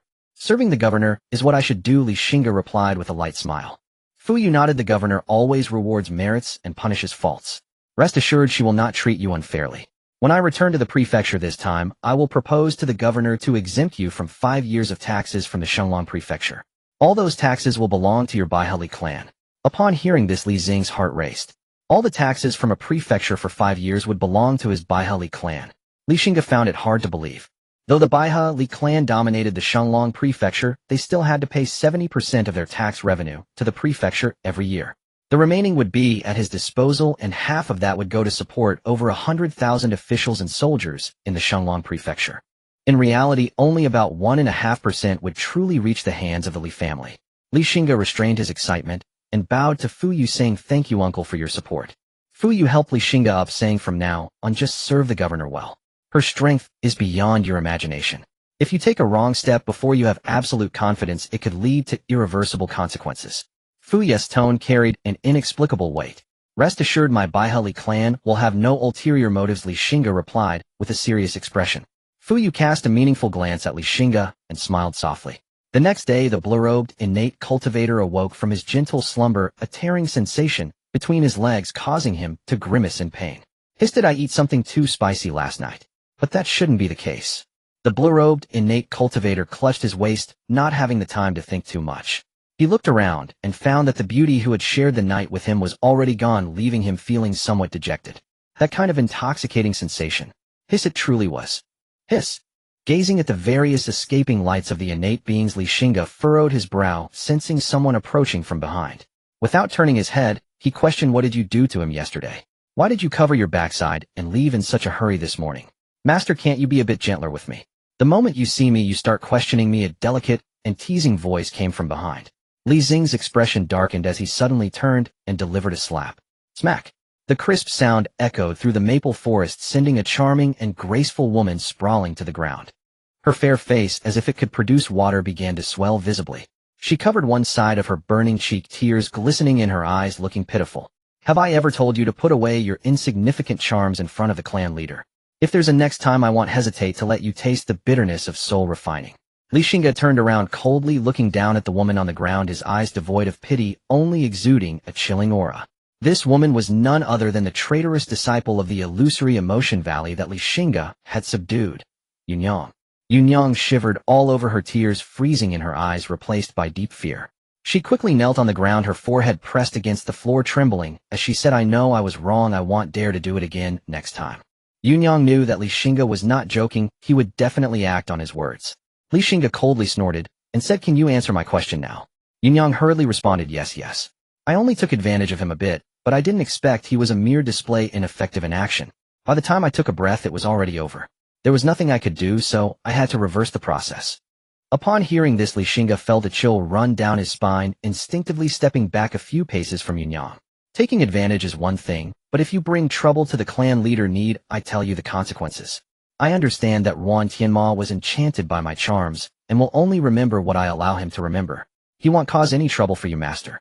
Yunyang quickly said, "Speaking of which, your charming skills have indeed reached an extraordinary level, able to enchant innate cultivators. With just your meager cultivation, you have quite some skill." Li Xingge chuckled lightly. "Such minor techniques are of no significance before the clan leader." Yunyang flattered. Li Xingge seemed to recall something, and suddenly asked, "By the way, how is the matter I tasked you with going?" Yunyang's heart tightened as she replied in response to the clan leader, "I have selected 100 beautiful women, taught them the art of charm, and personally trained them. They are now ready for use." Li Xingge nodded in satisfaction. "Well done, then let's initiate the plan. From now on, these people will be under your responsibility, and they will be incorporated into the Night Owl Hall of the Li family." "Yes, master. The clan leader rewards merit and punishes shortcomings. As long as you are loyal to me, I will not treat you poorly. In the future, even if that illusory emotion valley comes looking for you, I will stand against them for you." Yunyang suddenly raised her head, but Li Xingge had already vanished. In the depths of the Earth Prison, it is a great prison of the Li family, used to imprison rival cultivators. Those held here were once formidable figures. The Earth Prison is located 300 zhang beneath Qingfeng Valley, constructed entirely of cold iron and black ice, with the Li families offering Gongsun Ban engraving restrictive runes inside. Even a fully realized cultivator would be reduced to an ordinary mortal here. The entrance to the prison is set amidst a field of purple-bladed thorns. Without the Li bloodline, any intruder would be mercilessly torn apart by the thorns. An old man with a hunched back stopped not far from the entrance of the prison with a young man. The young man held a brocade box, gazing at the purple-bladed thorns that seemed to reach out to devour him, and he shrank back, appearing somewhat fearful. Seeing this, the old man scolded with a smile, "What are you afraid of? You are of the Li family, they want to eat you. Come with me." The old man remained unperturbed, walking towards the prison entrance with his hands behind his back, while the young man gritted his teeth and hurriedly followed. The purple-bladed thorns sensed the bloodline aura and immediately retreated like a tide, revealing a deep and bottomless passageway. "Grandfather, what are these?" The young man looked at the cold, glimmering purple-bladed thorns, and with a dry mouth said, "The purple-bladed thorns, an offensive spiritual plant cultivated by Elder Qi." The old man did not explain much, placing his hand on the great gate of the prison, which weighed tens of thousands of genes, and slowly opened. "Stay close to me." The old man's voice was hoarse as he stepped into the prison first. The young man swallowed hard and cautious. The passage was cold and damp, with lanterns emitting weak light hanging on the walls, illuminating a staircase that extended downward. With each step, the sound of their footsteps echoed in the narrow passage. The old man suddenly spoke, startling the young man. The old man shot him an annoyed glance, and slowly said, "The prison is the great prison of the Li family, built over several years, extending downward in a reverse tower shape. Those who can be imprisoned here are certainly not simple characters. The prison is divided into 3 levels. The first level holds physical realm cultivators with cells forged from cold iron, each only about a zhang square, and the walls are covered in sharp spikes dipped in bone-corroding powder, ensuring that the imprisoned suffer the pain of 1,000 ants gnawing at them day and night. The second level holds blood realm cultivators with cells suspended above magma, where scorching smoke and poison fill the air. The prisoners' bones are pierced by spirit-locking nails and hung in midair, suffering worse than death. As for the third level," the old man paused for a moment and said proudly, "it holds the innate true beings." The young man widened his eyes in disbelief. Innate true beings, in his understanding, were like celestial beings. How could such beings be imprisoned in this dark prison by the Li family? After walking for an indeterminate time, the previously silent passage began to echo with sounds of painful moans and the clanking of chains. "Kill me, please. You Li family are guilty of heinous crimes. May you not die a good death. Let me go. I won't dare oppose the Li family again. I am willing to be a dog for the Li family. Please let me out." Listening to the increasingly clear cries of anguish and wails, the old man was unfazed, but the young man felt his scalp tingle. "Uncle Xingge, you are here." A middle-aged man with a gloomy expression approached, looking at the old man with a faint smile and cupping his hands in greeting. The old man nodded, introducing the young man beside him. "This is your uncle Li Yinwen, a blood realm cultivator guarding the first level of the prison." The young man hurriedly stepped forward, bowing respectfully to Li Yinwen, saying in a respectful tone, "Greetings, Uncle Yinwen. Yinwen, this is my grandson Li Xingmu, who will take over my duties in the future. Please take care of him." Upon hearing this, Li Yinwen's eyes flickered with seriousness as he nodded. "The old man has other matters to attend to and will not chat with you for long." Li Yinwen quickly said, "You take care." The old man nodded and continued to lead Li Xingmu towards the second level, where there were 4 blood realm cultivators guarding it, 2 from the Yin family and 2 blood realm offerings. Upon reaching the third level, they only encountered a blind old man. The old man squinted, lying on a reclining chair, as if he were asleep. "Elder Zhou." Li Xian stepped forward, cupping his hands respectfully. "I have come to collect blood and flesh on behalf of the clan." The man referred to as Elder Zhou opened his one remaining eye, his murky gaze sweeping over the 2. In that moment, they felt as if they were being scrutinized by some primordial beast. "Go ahead," Elder Zhou said, then closed his eyes once more. After they had walked some distance, Li Xingmu whispered, "Grandfather, who is he that even you treat him with such caution and respect?" His grandfather was one of the last remaining members of the Xian generation of the Li family. Many high-ranking members of the Li family would give him some deference when they met, yet this was the first time he had seen his grandfather being so careful and respectful towards someone. Li Xian smiled slightly. "He is a venerable offering we recruited last year, a powerful figure at the half-step innate realm. He currently guards the 3rd level of the heavenly prison for our Li family. He is someone that even our core elders treat with utmost care. Remember, do not offend him." Li Xingmu's pupils contracted as he nodded solemnly, saying, "Grandfather, I understand." Li Xian stopped, looking towards a certain direction. Following his gaze, Li Xingmu saw not far away an elderly man whose aura was waning, bound tightly by 5 chains of runes that restrained his limbs and head. "Grandfather, what is this?" Li Xingmu exclaimed in shock. "This is an innate true person." Li Xingmu inhaled sharply. The Li family had actually imprisoned a living innate true person. For someone like him who had just entered the corporeal realm, this was an overwhelming shock. As if sensing someone approaching, the elderly man slowly raised his head, he was none other than the second ancestor of the Ji family. The Ji family's second ancestor's eyes were bloodshot, and in a hoarse voice, he asked, "What do you want?" "Just some blood and flesh," Li Xianyi replied indifferently. Xingge, the blood and flesh of an innate true person, is rich in spiritual energy, a great tonic for demonic beasts. The wolf king of the pack we raise has reached a critical moment in its quest for perfect vitality, so today we must take some of his blood and flesh to help the wolf king break through its bottleneck. However, the clan leader has ordered that he must not die. After all, there is only one innate true person for our Li family, and we can only take a little at a time. I will demonstrate for you once. Observe closely, as I will let you handle this in the future. Li Xingmu gritted his teeth and nodded. Li Xianyi's words fell clearly into the ears of the Ji family's second ancestor, whose face turned pale with terror, and his tone became sharp. Your Li family feeds on humans. Such madness is no different from demonic paths and fiends. Li Xianyi let out a cold laugh, saying nothing.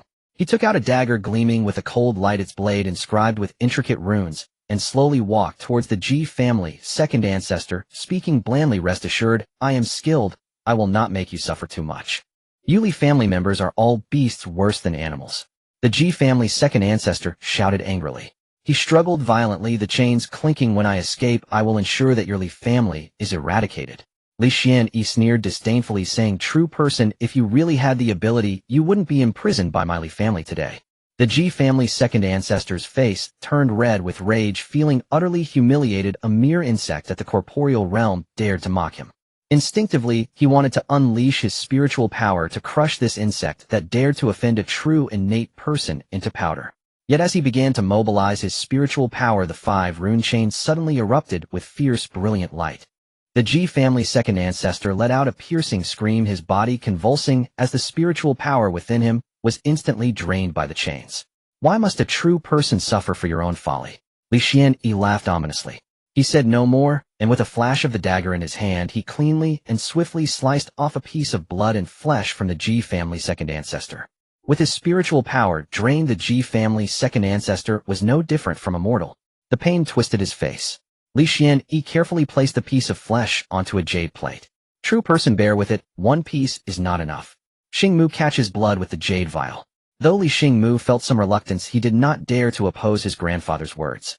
Moments later, the jade plate held several dozen pieces of flesh as thin as cicada wings, each piece translucent and radiating a faint glow. The piercing screams had not ceased during this time. The Ji family's second ancestor's face was as pale as paper, his entire body trembling. "Xingmu, why are you still dawdling? Feed the true person the medicine." Li Xianyi glared at Li Xingmu, who was standing nearby. Li Xingmu snapped back to reality, opening the brocade box he had brought, revealing a round medicinal pill inside. Li Xingmu picked up the pill. "True person, this is a great tonic specially refined for you by our Li family's alchemist. Don't worry, the vital energy you lost today will soon be replenished," Li Xianyi said with a smile. The Ji family's second ancestor gritted his teeth, his gaze filled with hatred, wishing he could devour Li Xianyi alive. "What scheme is your Li family playing? Do you think I don't know? Even if I die, I won't fulfill your wishes." Li Xianyi instantly turned cold, raising his hand to slap the Ji family's second ancestor's face with a resounding crack. "Don't think that just because I call you true person you can act with impunity." The Ji family's second ancestor was left dumbfounded by the slap. Meanwhile, Li Xingmu seized the opportunity to grasp the Ji family's second ancestor's chin and forcefully shoved the medicinal pill into his mouth. After the pill entered, the gaping wound began to visibly heal at a rapid pace. "From now on, my Li family will send great tonics daily. It's best for the true person to be a bit more sensible and not seek suffering for yourself. Let today end here. When your flesh has healed and you are well rested, we will return." Li Xianyi laughed heartily. "You Li family members are a bunch of devils." The Ji family's second ancestor's face was filled with despair, his lips trembling. "The clan leader is truly brilliant. Raising innate cultivators and feeding demonic beasts with their blood and flesh is a genius idea. At this rate, before long the wolves we train in the Li family will rapidly grow stronger, becoming a great force for us." Li Xianyi smacked his lips, marveling. Meanwhile, above Qingfeng Valley, the sky suddenly darkened and the winds began to howl. The spiritual energy of Qingfeng Valley began to surge violently, quickly converging towards a certain area. On the back mountains, heavenly pond, Li Xingge, who was leisurely fishing, lifted his sunshade hat and looked towards the area where the spiritual energy gathered, revealing a look of delight in his eyes. "Is this? The Grand Elder is about to break through to the innate realm." Li Xingge transformed into a beam of light and vanished from his spot, heading towards the Grand Elder's seclusion stone chamber. The Grand Elder, who had been in seclusion for several days, suddenly opened his eyes wide, and in his murky gaze blazing seven-colored flames burned. A web-like crack suddenly appeared on the stone wall, and crimson light burst forth from the fissure. Under his exposed skin, red patterns moved like living creatures gathering on his chest into an ancient and obscure mysterious totem. Break. The Grand Elder pointed to the sky, and a seven-colored fire dragon melted a hole in the stone chamber's dome. The majestic spiritual energy converging in the sky was drawn and forming a funnel-shaped vortex that poured into the Grand Elder's crown, marking the peak of spiritual energy infusion. The Grand Elder's aura began to rise sharply. A terrifying pressure radiated outward in a circular manner from the Grand Elder. Within Xingfeng Valley, a sudden gale arose, bending the rows of sturdy green maples with flying sand and stones and dust filling the sky. The pack of gray wolves raised in the back mountain seemed to sense something, showing fear, cowering on the ground and trembling. Members of the Li family rushed out from various directions, looking towards the Grand Elder's seclusion. This phenomenon is because the Grand Elder is about to break through to the innate realm. A Li family cultivator exclaimed with excitement. Will our Baihe Li family produce a second innate true person? An elderly member of the Xian generation murmured softly, tears glistening in his eyes. He never expected to witness the rise of the Li family from humble beginnings in his lifetime. At this moment, even if he were to die, he would have no regrets. Various elders of the Li family soared to high places overlooking that area. Their expressions varied, some envious, some despondent. Surrounded by seven-colored flames, the Grand Elder emitted a scorching heat wave that swept across the entire Xingfeng Valley. The people inside felt a heat wave crashing towards them, as if they had fallen into a large furnace, their faces turning red and beads of sweat dripping from their foreheads. Quick, use your methods to resist, or we will all be turned to ashes. The second elder, Li Xuanzhong, shouted loudly. While shouting, he wrapped himself with his qi and blood power to withstand the heat wave. However, ordinary members of the Li family had no means to resist and could only scatter and flee. In an instant, Xingfeng Valley was in chaos. At this moment, a gentle voice came from high above. Everyone, do not panic, I am here. The fleeing crowd looked up to see a figure in purple robes, standing high above the purple robe, flowing long hair, dancing wildly, resembling a deity. It's the family head. A member of the Li family exclaimed loudly. The crowd calmed down, no longer fleeing, but stayed in place. Li Xingge slowly raised his hand, and the vast spiritual power within him surged forth, isolating the heat wave. The spiritual energy infusion has reached a critical moment. The spiritual energy infusion brought not only immense power, but also excruciating pain. Every inch of his meridians was tearing and reorganizing, and every bone was fracturing and being reborn. This is a calamity that cannot be avoided when ascending from mortal to celestial. The excruciating pain contorted the Grand Elder's face, with blue veins bulging all over his body and the red patterns under his skin glowing ever brighter, as if they were about to burst forth. Ah! The Grand Elder let out a roar to the sky, and his entire being shot upwards. The seven-colored flames around him suddenly surged, and his originally murky eyes seemed to transform into two blazing suns. The terrifying pressure intensified once more, as if it wanted to crush everything. The entire Xingfeng Valley trembled noticeably, rocks rolling, lake waters surging, and all members of the Li family could not help but hold their breath, their gazes fixed on the figure enveloped in flames. It's done. Li Xingge laughed heartily, relaxing his tightly clenched hands, feeling a sense of relief. In that moment, the Grand Elder's aura completely transformed. He had achieved the innate realm. Ha ha ha, so refreshing, so refreshing. The Grand Elder laughed long and loudly, his voice exuberant. He stepped forward, lotus flowers blooming beneath his feet, flames swirling around him, resembling a fire god descending to the mortal realm. With this step, astonishing changes occurred. His appearance, which was originally that of a man in his 40s or 50s, was visibly transforming at a rapid pace. Wrinkles smoothed out, white hair turning black, and his slightly hunched figure gradually straightened. Within a few breaths, he became a striking young man, appearing to be in his 20s. Looking at the Grand Elder in this form, Li Xingge couldn't help but exclaim, what a dashing and elegant man. Noticing Li Xingge's surprised gaze, the Grand Elder seemed to realize something, shook his head with a smile, and transformed back into his appearance from before the breakthrough, looking like a man in his 40s or 50s. Grand Elder, there's no need for that, Li Xingge said with a wry smile. Hearing this, the Grand Elder laughed heartily. Decades of time, like a finger snap. Now returning to my youthful form, I find it somewhat unfamiliar. Family head, this youthful appearance is good, but it cannot suppress the elders and younger generations of the clan. Yet Li Xingge understood well that the Grand Elder was not afraid of his youthful appearance not being able to suppress the clan's elders and younger generations, but rather feared that it would overshadow the glory of the family head. The Grand Elder has good intentions. But does he care about such things? Li Xingge wanted to say something more, but saw the Grand Elder bowing to him, clasping his hands in salute. The old man has lived up to the family head's expectations and has successfully advanced to the innate realm. Li Xingge hurriedly helped the Grand Elder up. What are you doing, Grand Elder? Please rise quickly. The two stood side by side in midair, as if they were the two sons of the ascending dragon mansion that never set. The members of the Li family all bowed their heads in unison, speaking in perfect harmony their expressions. Fervent congratulations to the Grand Elder for transcending mortality and ascending to the innate realm. The path to longevity is in sight. We celebrate the Grand Elder. Congratulations to the Grand Elder. The sound of cheers soared into the clouds, echoing throughout this realm. The Grand Elder accepted it calmly. From today onwards, the Li family has two innate experts shaking the four corners. The Grand Elder with a fire spirit body formed a fire spirit golden core, and with the seven-colored flame of heavenly burning as his wings upon his breakthrough possessed nearly invincible combat power in the same realm, truly the second-in-command under the Li family head. Chongbai Island. Located at the junction of Yang and Wu provinces within the largest lake, Qishao Lake. Chongbai Island is quite vast, over 1,000 square miles, and is the largest island in Qishao Lake. On the island, there is a palace covering dozens of miles. Within the palace, pavilions and towers connect, seemingly endless. In various palaces, spiritual mist rises and powerful auras are cultivating within. This palace is called the Jingjiang Wangfu. The governor of Yang and Wu King Xingge resides. Deep within the Wangfu, a middle-aged man in a dark python robe with a stern face and unfathomable aura suddenly crushed the jade cup in his hand, looking at a black-robed cultivator kneeling on the ground, his expression somewhat grim. What did you say? The Ji family of Hangzhou has been destroyed. Upon hearing this, the black-robed cultivator lowered his head, even further tremblingly replying, Your Highness, it is absolutely true. Ji Wantian was killed by Li Xingge of the Li family, and his brother has also fallen into the hands of the Li family with his life or death unknown.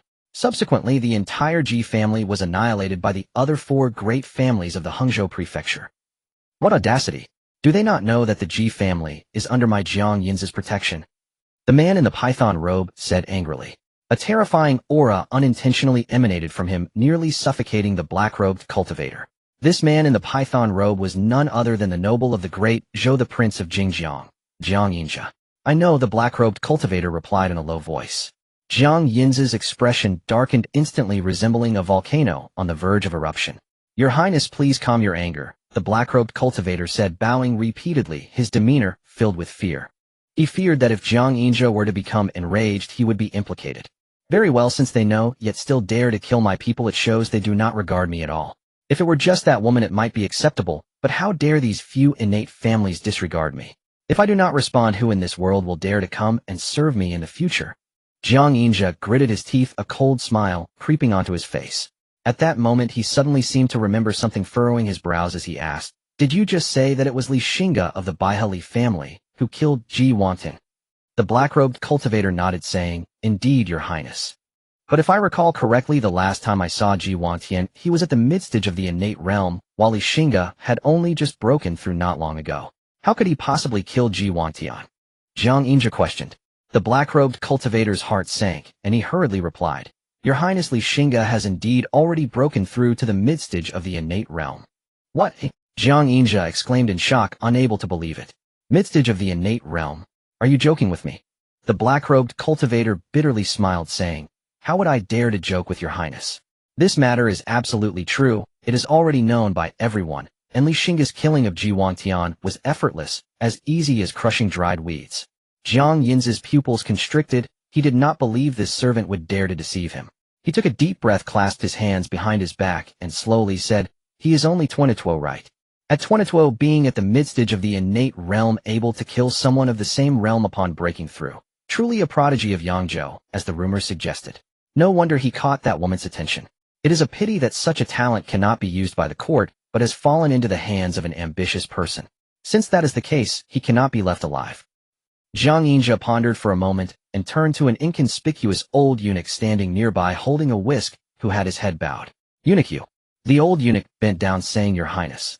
Please go to the Shenglong mansion and let the world know the consequences of opposing me. Xingge narrowed his eyes, revealing a chilling, killing intent. The black-robed cultivator felt a storm brewing within his heart. He knew the strength of this old eunuch. He was at the peak of the innate realm and existence unmatched in the world. To deal with Xingge the prince was making such a grand effort. The old servant obeys, the old eunuch said respectfully. He turned to leave, but suddenly it seemed he sensed something and abruptly raised his head. At the same time, Jiang Yin's expression had also become extremely serious. Xingge and the old eunuch walked out of the hall one in front of the other. In the void above the royal palace, it seemed as if an invisible hand was stirring, causing violent distortions. A colossal oppressive force descended from the sky, instantly enveloping the entire Xingge royal mansion. The powerful beings meditating within the royal palace sensed this terrifying pressure and could no longer remain seated. They emerged from all directions, gazing at the heavens with expressions of fear. This is the divine realm. The old eunuch's face changed drastically, as if facing a great enemy. He instinctively stood in front of Xingge and shouted, "Which lowly one dares to be so audacious in my Xingge royal mansion? Leave at once. A mere innate practitioner dares to speak to me like that." A voice as cold as frost descended from the high heavens, as if divine authority had arrived, shaking the entire Xingge royal mansion. The void split open and a figure clad in phoenix robes stepped out from the rift, capable of devouring any innate practitioner. Surrounded by a faint spiritual light, each step she took caused ripples to spread through the void. Her hands were clasped gently in front of her abdomen, and a light veil covered her face, behind which one could faintly glimpse a stunningly beautiful visage. She exuded an aura of majesty that could not be desecrated, making others feel ashamed and not daring to look her directly in the eye. Wuho, the governor of Yangzhou. The old eunuch felt his heart racing. "This is bad," he exclaimed, his body covered in a cold sweat, instinctively wanting to retreat, but found his legs as heavy as lead, unable to move an inch. In the next moment, a wisp of spiritual fire erupted from his internal organs. The old eunuch did not even have time to scream before being turned to ashes by the spiritual fire. An innate practitioner at the peak of the realm perished in such a strange manner silently. "Ouyang Fengchai, you have gone too far. A mere avatar dares to come to my Xingge royal mansion and act so presumptuously." The killing of the old eunuch caused Jiang Yin's eyes to widen with rage, instantly losing his rationality. A tremendous oppressive force awakened like a slumbering ancient dragon. The old eunuch was not only his strongest subordinate, but also the one who had cared for him since childhood, helping him seize the throne and being loyal to him. Though they were master and servant, their bond was akin to father and son. Yet at this moment, before his eyes, the old eunuch was exterminated like an ant. "I wondered why you suddenly grew bolder these past 2 years. It turns out you have broken through to the midstage of the divine realm. Is that your confidence?" Ouyang Fengchai slowly spoke, her tone neither sorrowful nor joyful, in the face of the furious Xingge. Jiang Yin's face twisted with rage, his eyes bloodshot, shouting, "Ouyang Fengchai, do you truly believe that after all these years of patience I am still the plaything you regard as a puppet? Today I will let you know what it means to be a noble of the great Zhou, the Dragon Emperor's legacy." Before his words could finish, Xingge soared into the sky. His spiritual energy surged, golden light erupted, and a 1,000-foot-long golden dragon phantom roared out from within him, spiraling into the heavens. Jiang Yin's hair stood on end, his body radiating golden light like a blazing sun. The golden dragon phantom roared toward the heavens, its dragon might overwhelming. In the Xiaohua Lake, countless aquatic creatures suddenly stirred up great waves, as if bowing before their king. He formed seals with his hands, and the 1,000-foot-long golden dragon suddenly dived down, its claws tearing through the void, directly pouncing at Ouyang Fengchai. Facing this earth-shattering attack, Ouyang Fengchai's expression remained calm. She gently raised her delicate hand, causing the sky to split open with a massive rift from which violent spatial turbulence erupted. A giant claw emerged from the rift in the void, locking the 1,000-foot golden dragon in Jiang Yin's incredulous gaze. The golden dragon emitted a painful roar, struggling frantically, yet unable to shake the giant claw in the slightest. The giant claw suddenly tightened, causing the golden dragon phantom to shatter bit by bit. Xingge seemed to have suffered some kind of backlash, spitting out a mouthful of fresh blood. His aura became weak and his eyes were filled with fear as he exclaimed, "Ouyang Fengchai, this is merely a small lesson for you. Do not reach too far. If there is a next time, the title of Xingge Prince shall be changed." Ouyang Fengchai's gaze was as calm as a deep well as she spoke softly. After saying this, her figure transformed into specks of starlight, slowly dissipating. The rift in the void rapidly healed with her disappearance. In the upcoming 6 months, the Blood Demon sect began its invasion of Yangzhou, escalating from the minor skirmishes between Qi and Blood Realm cultivators to a fierce innate battle just days ago, resulting in the deaths of several innate cultivators from both sides, with the flames of war intensifying.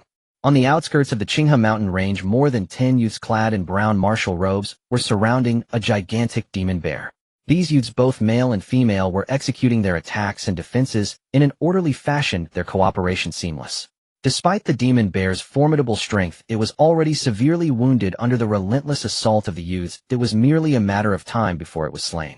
A sharp sword light pierced through the demon bear's chest. The bear let out a wretched cry before its massive body crashed to the ground, causing the earth to tremble slightly. Xingge, your swordsmanship has improved again. Truly worthy of being the renowned genius of the Li family's Xing line. Even this demon bear, which is half a step into the Qi and Blood realm, fell beneath your sword. A robust youth of about 12 or 13 years, gazing at the boy who was wiping the demon blood clean from his sword and sheathing it, expressed his admiration. The boy, referred to as Xingge, smiled widely, quickly waving his hand in humility. Not at all, it's all thanks to everyone's good teamwork. If it weren't for you all holding back this beast, I wouldn't have had the chance to deliver a fatal strike. He patted the robust youth on the shoulder, his gaze sweeping over the group. Today's haul is considerable. The bears for bones and flesh can fetch a good price.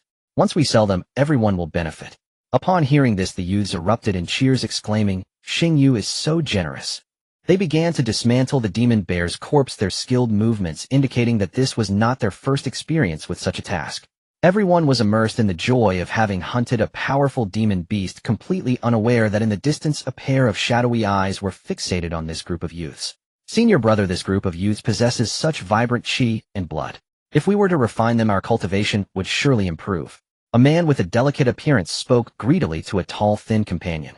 The tall, thin man nodded, licking his dry lips, clearly intrigued by the suggestion of the delicate man. However, these little brats at such a young age possess such vigorous Qi and blood. Their background must be substantial. If we were to refine them all, we might attract trouble. The tall, thin man spoke with some trepidation. The delicate man scoffed at this.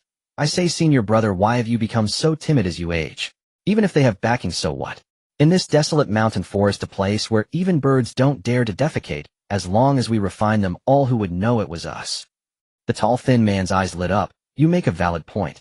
The two chuckled sinisterly, no longer concealing their movements, and swiftly appeared before the group of youths like phantoms. Looking at these two unexpected intruders, the leading demon-slaying youth's pupils constricted, instinctively gripping the sword hilt, sensing a great alarm in his heart. The two men exuded a chilling aura, clearly no good company. The youths halted their actions, grasping their weapons, and gathering around the demon-slaying youth, watching the two warily. Who are you? What do you want? The demon-slaying youth spoke in a deep voice. At such a young age, you've already reached the peak of physical cultivation. Impressive, impressive. The tall, thin man marveled at the leading youth. The delicate man, however, sneered. Senior brother, why waste words on them? Let's kill them first to avoid any prolonged troubles. With that, he prepared to strike. The demon-slaying youth's expression changed dramatically as he shouted angrily, impertinent. We are disciples of the Baihali family. If you dare to harm us, you will surely face dire consequences. Upon hearing this, the two men froze momentarily, their faces darkening at the mention of the Baihali family. The Baihali family, with two innate cultivators among its ranks, and their head was rumored to be the most talented individual in Yangzhou, a prominent family indeed. Junior brother, what do we do? The tall, thin man asked the delicate man in a low voice, his expression fluctuating. The delicate man gritted his teeth, his eyes flashing with ferocity. Senior brother, if they are from the Baihali family, then we cannot leave any survivors. Their methods are far worse than ours as practitioners of the demonic path. The tall, thin man nodded, speaking in a deep voice. Then let's kill. Just as the words left his mouth, both of their auras erupted, and sensing this, the youths turned pale as sheets. These two were indeed Qi and Blood Realm cultivators. Don't panic. What of the Qi and Blood Realm? We Li family men are not cowards. Let's fight them. The demon-slaying youth shouted fiercely. This declaration immediately rekindled the fighting spirit. The delicate man laughed menacingly, just a desperate struggle.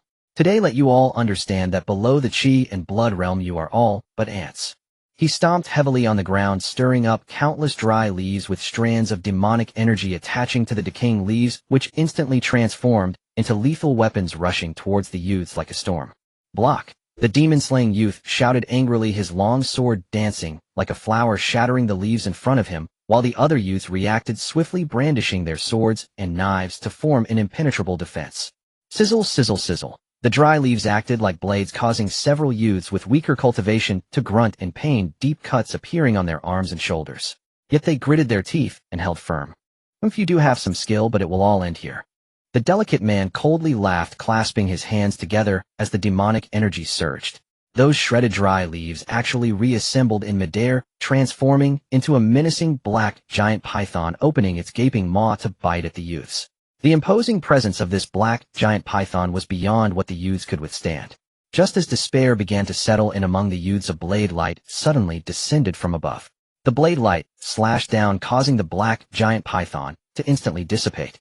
The delicate man's expression changed drastically as he looked up sharply. Who dare to harm members of the Lee family, you shall pay the price. A furious voice thundered through the forest like a clap of thunder. A figure clad in black descended from the sky, his eyes filled with icy, killing intent as he gazed at the delicate man and his companion. The youths saw the newcomer and instantly wore expressions of wild joy. It's Elder Xuanqi. Li Xuanqi wielded a flaming red long sword. Just two early Qi and Blood Realm cultivators dare to attack the disciples of my Li family. You have already chosen your path to death. The tall, thin man and the delicate man's expressions changed dramatically, about to argue, but Li Xuanqi was ruthless with few words. A flash of blade light cut down, and the delicate man was caught off guard, instantly severing one of his arms. The pain of having his arms severed twisted the delicate man's face into a grimace, unleashing a wretched howl. Upon seeing this, the tall, thin man felt as if his heart were being ripped apart and turned to flee. Li Xuanqi snorted coldly, beheading the howling delicate man without pause, and then chased after the tall, thin man. The tall, thin man fled for his life, shouting as he ran, "Elder, save me. You two useless fools. I asked you to scout a path, and you managed to bring trouble upon me." The group of young demon slayers stood frozen, somewhat at a loss. If you think you can run, none of you will escape today. A chilling laughter echoed from the blood mist as a blood-red hand materialized out of thin air, reaching towards the youths. Li Xuanqi's eyes widened in anger, and the crimson long knife in his hand erupted with dazzling blade light. Not a chance. He swung his long knife, sending a blade of light several meters long, slashing towards the blood-red hand. The blade light collided with the blood hand, unleashing a tremendous shockwave. Li Xuanqi let out a muffled groan as he was forced back several dozen meters, a trickle of blood escaping from the corner of his mouth. But he did not have time to wipe it away, standing firm like a towering mountain, resolutely blocking in front of the other youths from the Li family. With just a minor accomplishment in blood Qi, you dare to block my path. From the blood mist emerged a gaunt old man clad in loose blood-red robes, his face withered and his hair as dry as straw, his sharp, eagle-like eyes filled with disdain.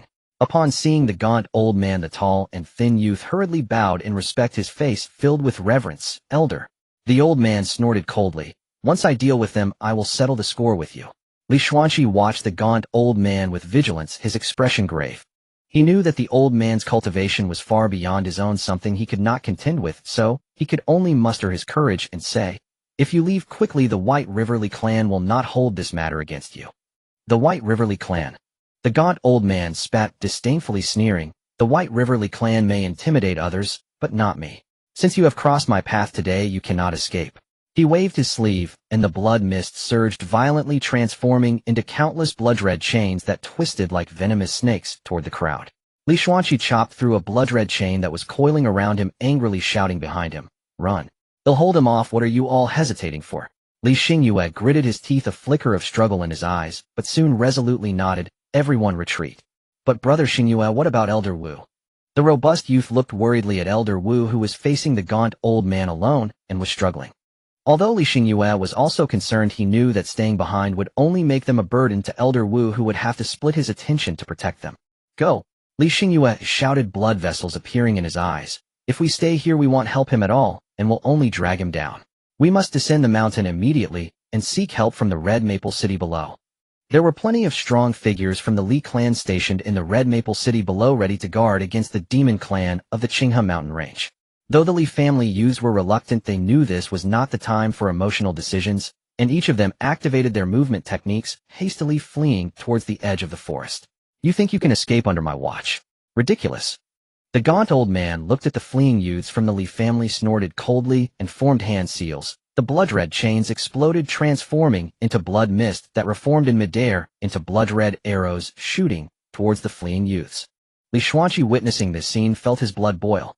You won't get away with this. Streams of crimson qi surged from within him.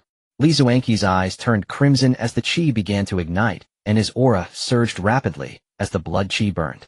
Before long, he broke through the barrier of minor blood qi accomplishment, reaching the realm of major blood qi. The gaunt old man watched as Li Xuanqi's strength surged suddenly, and instead of fearing it, his eyes lit up with greed. Is this a secret method to forcibly enhance one's power? A good thing indeed. Hand over the secret method, and I might spare those young ones. Although Li Xuanqi forcibly raised his strength to the realm of major blood qi accomplishment through a secret method, the gaunt old man still did not take him seriously. Those from the demonic path are the least trustworthy. Li Xuanqi's voice was hoarse. Then don't blame me for exterminating you all. The gaunt old man sneered, glancing at the thin tall youth hiding nearby, and barked, What are you still doing standing there? Go chase them down. The tall thin youth snapped out of his daze and hurriedly responded, Yes, elder. He took off towards the direction of the fleeing Li family youths. Li Xuanqi attempted to stop him, but the gaunt old man blocked his path, his expression cold. You should be more worried about yourself. Li Xuanqi took a deep breath, a hint of madness flickering in his eyes. He took out a blood-red pill from his sleeve, showing no hesitation as he popped it into his mouth. Blood-burning pill. Are you insane? The gaunt old man roared this time. He dared not underestimate Li Xuanqi. His figure flashed as he lunged towards him, aiming to interrupt the effect of the blood-burning pill. As a core elder of the White River Li clan, Li Xuanqi's movement technique was naturally extraordinary. He moved swiftly, evading the gaunt old man. In just a few breaths, the effects of the blood-burning pill fully spread throughout his body, causing his blood qi to begin to boil. The stagnated aura surged once more. But at the same time, his appearance visibly aged at a rapid pace, quickly transforming from a man in his 40s to a frail old man on the brink of death. Li Xuanqi gripped the crimson knife tightly, which emitted a buzzing sound, as if in response. His eyes burst with fierce battle intent to the death. The gaunt old man's expression changed drastically, his face darkening as he scolded, Madman. He chose not to confront Li Xuanqi directly. In this state, Li Xuanqi could not maintain himself for long. Once the time was up, he would not even need to lift a finger. Li Xuanqi would perish from drained blood qi. On the other side, the tall thin youth, being a blood qi realm cultivator, was much faster than the young Li family members at the physical realm. In less than half a tea time, he caught up to the group of Li family youths. Run. I want to see how far you can escape. The tall thin youth sneered, striding forward, exerting pressure on the Li family, used the sharp ring knife in his hand, reflecting a cold glint in the sunlight. The young Li family members, being inexperienced, were terrified under the threat of death, retreating in panic, and two of them even fell to the ground in their haste. Die! The tall thin youth raised his ring knife high, ready to strike down the two fallen Li family youths. Li Xingye exchanged glances with the robust youth, both gritting their teeth as two peculiar purple fruits appeared in their hands. They pricked their fingers with the spines on the fruits, letting their blood seep into the purple fruits, and then they threw the fruits with force. The tall thin youth dismissed the two approaching purple fruits, child's play. But in the next moment, the tall thin youth's expression changed drastically. The two purple fruits exploded midair, unleashing countless sharp spines that shot out like a torrential storm. Caught unprepared, the tall thin youth was instantly pierced by thousands of spines, his body stiffening in place, frozen in the posture of raising his knife to strike, his eyes wide in disbelief, his face bearing an expression of utter shock. With a thud, the tall thin figure fell backward to the ground, still gasping for breath, not yet fully dead. A frail youth from the Li family rubbed his eyes in disbelief. Not yet, Li Xingye rasped. Except for Li Xingye and the robust youth, the other Li family members sat on the ground, their faces showing the color of surviving a disaster. Xingye, if it weren't for the two spikes of the purple thorn we received from the elders before we set off, we would truly be doomed. The sturdy youth looked at the twitching tall figure on the ground with fear. Li Xingye nodded, gazing at the group of boys slumped on the ground, his voice heavy. Get up. We are not safe yet.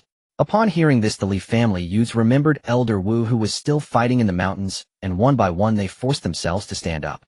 Just as they were about to flee again, Li Xingye suddenly halted when passing by the tall thin figure who had not completely succumbed to death. Xingye, what's wrong? The robust youth asked. Have you forgotten what the elders taught us? Li Xingye's expression turned cold. With that, he picked up the tall figure's curved knife and struck fiercely at his neck. The tall figure let out a muffled groan, his eyes fixated on Li Xingye, as if they were about to pop out. Though Li Xingye tried hard to appear calm, his trembling hand betrayed his inner turmoil. Although he had killed many monsters, this was his first time taking a life. Killing a person and killing a monster are two different concepts. This strike did not sever the tall figure's head, the blade got stuck in his neck bone. Damn it. Looking at the eyes that were still staring at him, Li Xingge's eyes turned red. He pulled out the knife, striking down again, and again, not knowing how many blows he dealt. Finally, he severed the head, kicking it far away. The other Li family youths watched as Li Xingge seemed to go mad, swallowing hard, their eyes revealing fear. Li Xingge, holding the blood-stained knife, surveyed the group. Are you afraid of me? The crowd quickly shook their heads. Seeing the terror on their faces, Li Xingge suddenly laughed, a smile tinged with self-mockery and a hint of ferocity. It's good to be afraid. This world is either me killing or being killed. When the Li family was not yet powerful, which of our ancestors did not walk a bloody path? You have only enjoyed a few days of good fortune. I merely killed an enemy of the Li family, and you dare to feel fear. Do you honor the many ancestors of the Li family who died for our rise? A bunch of cowards. However, these words seemed to ignite the blood of the Li family youths. A frail young man stepped forward, tears in his eyes, shouting, Xingge, do not look down on others. I, Li Xingge, am not a coward. After shouting, he with bloodshot eyes struck the corpse of the tall figure again and again.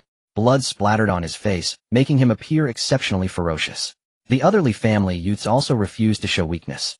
In no time, the tall figure was chopped into a pile of mush, unrecognizable. There are no cowards among the sons of the Baihali clan. There are no cowards among the sons of the Baihali clan. Li Xuanqi, whose aura was decaying, half kneeled on the ground, propped up by his knife.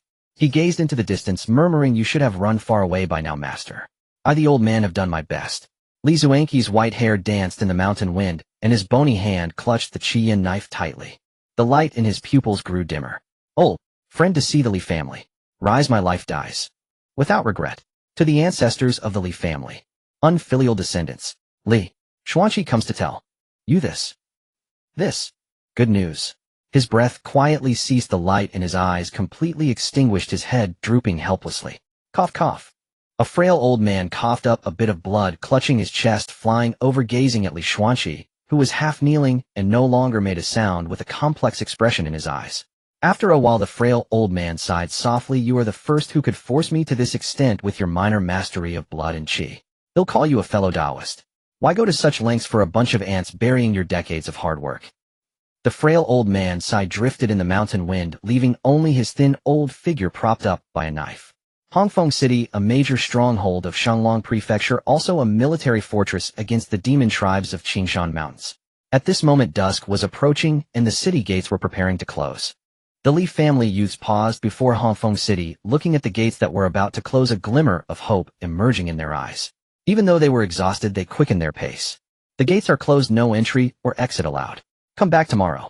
On the city wall, the armored gate guard called out sternly to the group of Li family youths approaching quickly. Li Xingye looked up, his voice hoarse. We are the disciples of the Baihali clan. We have urgent matters to attend to. Please, General, allow us entry. Hearing this, the gate guard was taken aback and quickly asked, disciples of the Baihali clan, do you have any proof? Li Xingye took out a palm-sized jade token from his sleeve and threw it towards the city wall.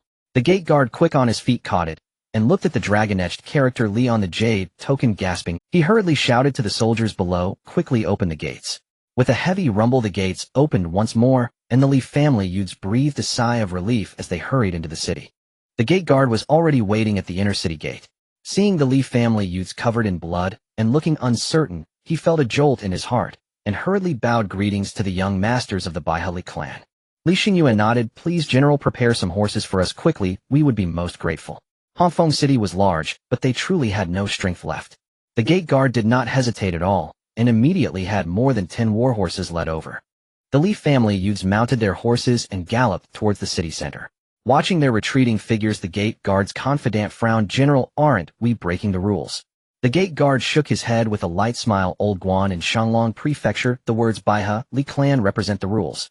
A moment later, more than a dozen powerful auras soared out of Hongfeng City, heading towards the Qingshan. When the many powerful members of the Li family, guided by Li Xingye, arrived at the site, where Li Xuanqi was locked in a fierce battle with the frail old man. As they looked at the figure kneeling on one knee, motionless and leaning on a sword, an ominous premonition surged in everyone's hearts, prompting them to quicken their pace. As they drew closer, they realized that Li Xuanqi's body had already turned cold and stiff. A chill swept through the crowd. The sky had fallen. A core elder of the Baihali clan had perished, They seemed to envision the thunderous wrath of the family hierarchy. Granduncle. Li Xingye's eyes turned red in an instant as he cradled Li Xuanqi's corpse, breaking down in anguished tears. Open your eyes and look at me. Li Xingyue trembled as he stroked Li Xuanqi's wrinkled, elderly face, tears cascading down like loose pearls. But no matter how Li Xingyue called out, the stern old man could no longer open his eyes. A group of powerful members of the Li family knelt on one knee in unison. Li Xingyue gently lifted Li Xuanqi onto his back, fearful of waking the slumbering elder, his tears blurring his vision. His voice was low and hoarse. Granduncle Li Xingyue, I will take you home. In Qingfeng Valley, Li Xingge stood with his hands clasped behind him at the peak of the back mountain overlooking the vast land. For some unknown reason, he felt a sense of unease today. Master of the family. The grand supervisor of the Night Owl Hall, Li Yinjing, appeared behind Li Xingge, gazing at the somewhat frail figure in the evening breeze. Li Yinjing spoke tremulously, Master of the family. Speak, what has happened? Li Xingge did not turn around, his tone flat. Li Yinjing replied in a constrained voice, The Night Owl has reported the fifth elder has perished in battle. Who did this? Li Xingge suddenly raised his head. His tone remained calm, as if Li Xuanqi's death had not stirred a ripple in his heart. Li Yinjing lowered his head, unknown. But the next moment Li Yinjing was sent flying like a kite, with a broken string crashing violently against the rock wall. Spitting out a mouthful of blood, Li Yinjing endured the intense pain, cupping his hands, and saying, Master, please calm your anger. Investigate. Within a day, if the perpetrator is not found, you as the grand supervisor of the Night Owl Hall shall step down and cede your position. Li Yinjing wiped the blood from the corner of his mouth and spoke solemnly. Rest assured, Master, if the murderer is not found within a day, Li Yinjing will present his head. With that, he turned and vanished into the vast night. No matter who you are, I will make you understand that death is a luxury. In the fluttering purple robe, a terrifying, killing intent enveloped the ancient land. In Qingfeng Valley, the mountain gate stood wide open. Thousands of Li family cultivators emerged from the valley, lining up outside. Li Xingge removed his purple ceremonial robe, donning a white garb, followed closely by a group of elder members of the Li family. Master of the family, please accept our condolences. The grand elder looked at the cold-faced Li Xingge side and spoke softly. Li Xingge sneered, Condolences. I will only make others mourn. The grand elder fell silent, no longer speaking. Thousands gathered together, silence enveloping them, the atmosphere almost suffocating. A woo. Suddenly a chilling wolf howl echoed from afar. The ground began to tremble slightly as the Li family cultivators raised their heads, gazing into the distance. Several massive gray wolves gradually appeared in the vision of the crowd. The gray wolves halted 100 zhang away, crouching down. Figures leaped down from the wolves. At the forefront, a young man was carrying someone, his steps heavy as he approached slowly. As the young man carried the person closer, the air in the entire valley seemed to solidify. Li Xingge stood rooted in place, his gaze fixed on the lifeless body. Behind him, his hand tightly gripping the weight on his back, his knuckles turning white from the strain. Master! Li Xingye's voice was hoarse, his eyes reddened. He knelt before Li Xingge with a thud, sorrowfully saying, Granduncle has died. He fought valiantly to protect us. It was us who harmed him. Though he cried, no tears flowed. His tears had already run dry. Li Xingge bent down and patted his shoulder. As a son of the Li family, we may shed blood, but we cannot shed tears. Do you understand? Li Xingyue nodded heavily. Li Xingge took the cold, stiff body of Li Xuanqi from Li Xingye's hands, gazing at the familiar, yet utterly unfamiliar elderly face, sighing softly. Granduncle, since I took on the role of family head, I haven't called you Granduncle for a long time. Now I come with the clan to take you home. He hoisted Li Xuanqi onto his back. The body was light, weighing only a few dozen jin, yet Li Xingge felt as if he bore the weight of a mountain. At the moment Li Xingge carried Li Xuanqi, thousands of Li family cultivators bowed their heads in unison. We welcome the fifth elder's spirit back to the clan. Protect our Baihe Li family for 1,000 generations. The voices of thousands of cultivators merged into a roaring torrent echoing within the valley. Li Xingge walked slowly with Li Xuanqi's body, as if every step was as heavy as 1,000 pounds. A group of Li family elders followed silently, each face etched with grief and wrath. White banners hung high, mournful music resonating. In Qingfeng Valley, the residents of Li Xuanqi's family had already been arranged for the wake. His eldest son Li Yinjing fought back tears as he changed him into a new purple elder robe, meticulously combing his white hair. Once the body was placed in the coffin, Li Yinjing prepared to hand over the beloved Qian knife to the steward of the Internal Affairs Hall beside him. The Qian knife was a profound-grade weapon given to each core elder of the Li family by Li Xingge. With Li Xuanqi's death, the Qian knife naturally needed to be returned to the Internal Affairs Hall. No one in the clan felt that there was anything wrong with this. But Li Xingge shook his head and said lightly, "This Qian knife was the 5th elder's favorite during his lifetime. It has never left his side since I gifted it to him. He labored for the clan his entire life, even sacrificing his life for it. Let this Qian knife accompany the 5th elder on his journey." The Li family members present trembled upon hearing this, looking at Li Xingge with moved expressions. Master of the family, Li Yanjing suddenly raised his head to look at Li Xingge, disbelief filling his eyes. His voice choked as he held the Qian knife, his fingertips trembling. Li Xingge looked at Li Yanjing, his eyes filled with indifference. Li Yanjing, though you are lacking, Elder Xuanqi was most concerned for you during his lifetime. Though he never mentioned it to me, I know he worried most about you. He died for the sake of the clan. The family will not forget his contributions. The position of district supervisor is still vacant. You shall take it. This is his last help to you. The district is his heart's blood. Do not disappoint him. Take care. Father. Li Yanjing could no longer hold back the tears in his eyes, bursting forth as he collapsed onto the coffin, crying out loudly. His father was dead. He no longer had a father, nor the towering mountain in his heart that sheltered him from the storms. Master of the family. Li Yanjing rushed in from outside the courtyard. We have found out the truth. Li Xing's gaze intensified and a cold aura enveloped him, causing the temperature in the entire wake hall to drop several degrees. All eyes in the morning hall turned towards Li Yanjing. Li Yanjing took a deep breath and solemnly stated, "It is the Blood Shadow Demon sect." Li Xingge furrowed his brow. Most of the people present also displayed expressions of confusion. They had never heard of this sect.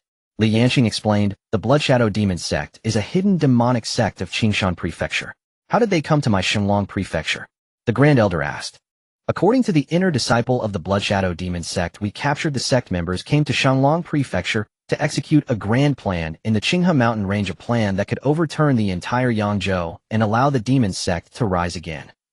Everyone's expression suddenly became serious. The Grand Elder pressed on, "What grand plan?" "It is still unclear. His status is too low and he is not qualified to access the core secrets of the Blood Shadow Demon sect." "Then how do you know the Blood Shadow Demon sect is the true culprit behind the death of Elder Wu?" "Because today the high-ranking members of the Blood Shadow Demon sect used special means to send a message to the inner disciple we captured stating that they had killed an elder of the Baihe Li clan in the mountains and that their whereabouts might have been exposed, urging him to act cautiously." Bold. The elders of the Li family were furious upon hearing this, all clasping their hands and demanding, "Patriarch, this demonic scoundrel has killed our core elder. This enmity cannot be forgiven. We implore the Patriarch to order a full-scale war against the Blood Shadow Demon sect to the death. Kill! Kill! Kill!" Outside the morning hall, thousands of Li family cultivators roared in unison, their killing intent soaring to the sky, scattering even the clouds above. Li Xingge watched coldly. The Grand Elder, seeing this, changed his expression and angrily rebuked, "Impudent! Are you trying to force the Patriarch?" Upon hearing this, everyone in their hearts was taken aback, quickly saying, "We dare not." Li Xing's cold demeanor softened slightly. With his hands clasped behind his back, he spoke slowly. "The Blood Shadow Demon sect has killed our core elder, so they naturally have no reason to exist. However, before we strike to annihilate the Blood Shadow Demon sect, we must first clarify what their so-called grand plan is." The inner disciple of the Blood Shadow Demon sect claimed that this grand plan could overturn the entire Yangzhou, allowing the demon sect to rise again. It certainly was not mere empty talk. If not handled properly, my Li family would undoubtedly be the first to suffer. Everyone showed expressions of shock. The Grand Elder nodded in agreement, saying, "The Patriarch's words are reasonable." After pondering for a moment, Li Xingge suddenly spoke, "Li Yanxiao." "Patriarch." Li Yanxiao stepped forward, bowing in readiness.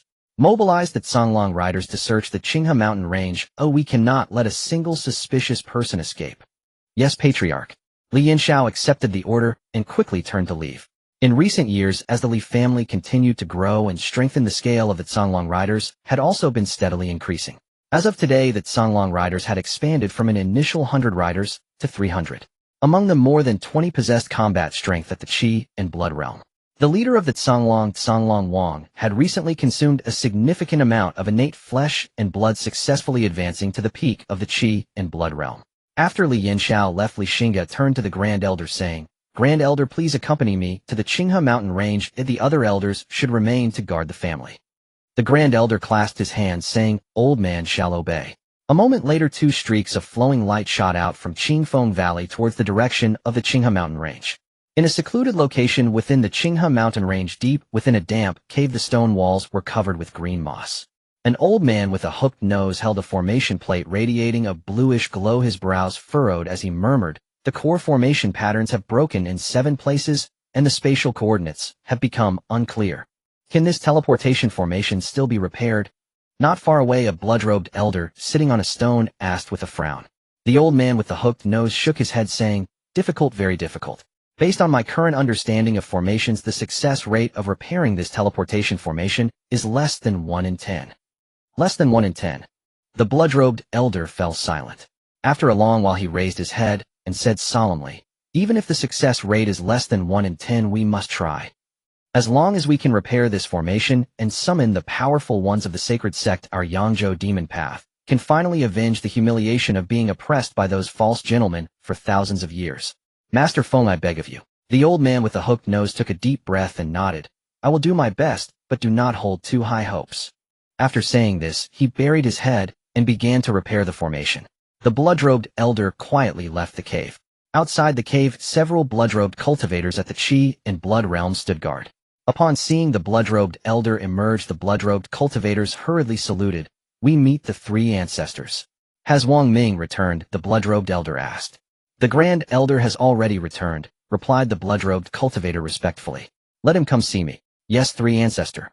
Before long, a haggard old man with a pale face appeared before the blood-robed elder, saying, 3 ancestors. The blood-robed elder looked at the emaciated old man, frowning slightly, and asked, "What happened to you?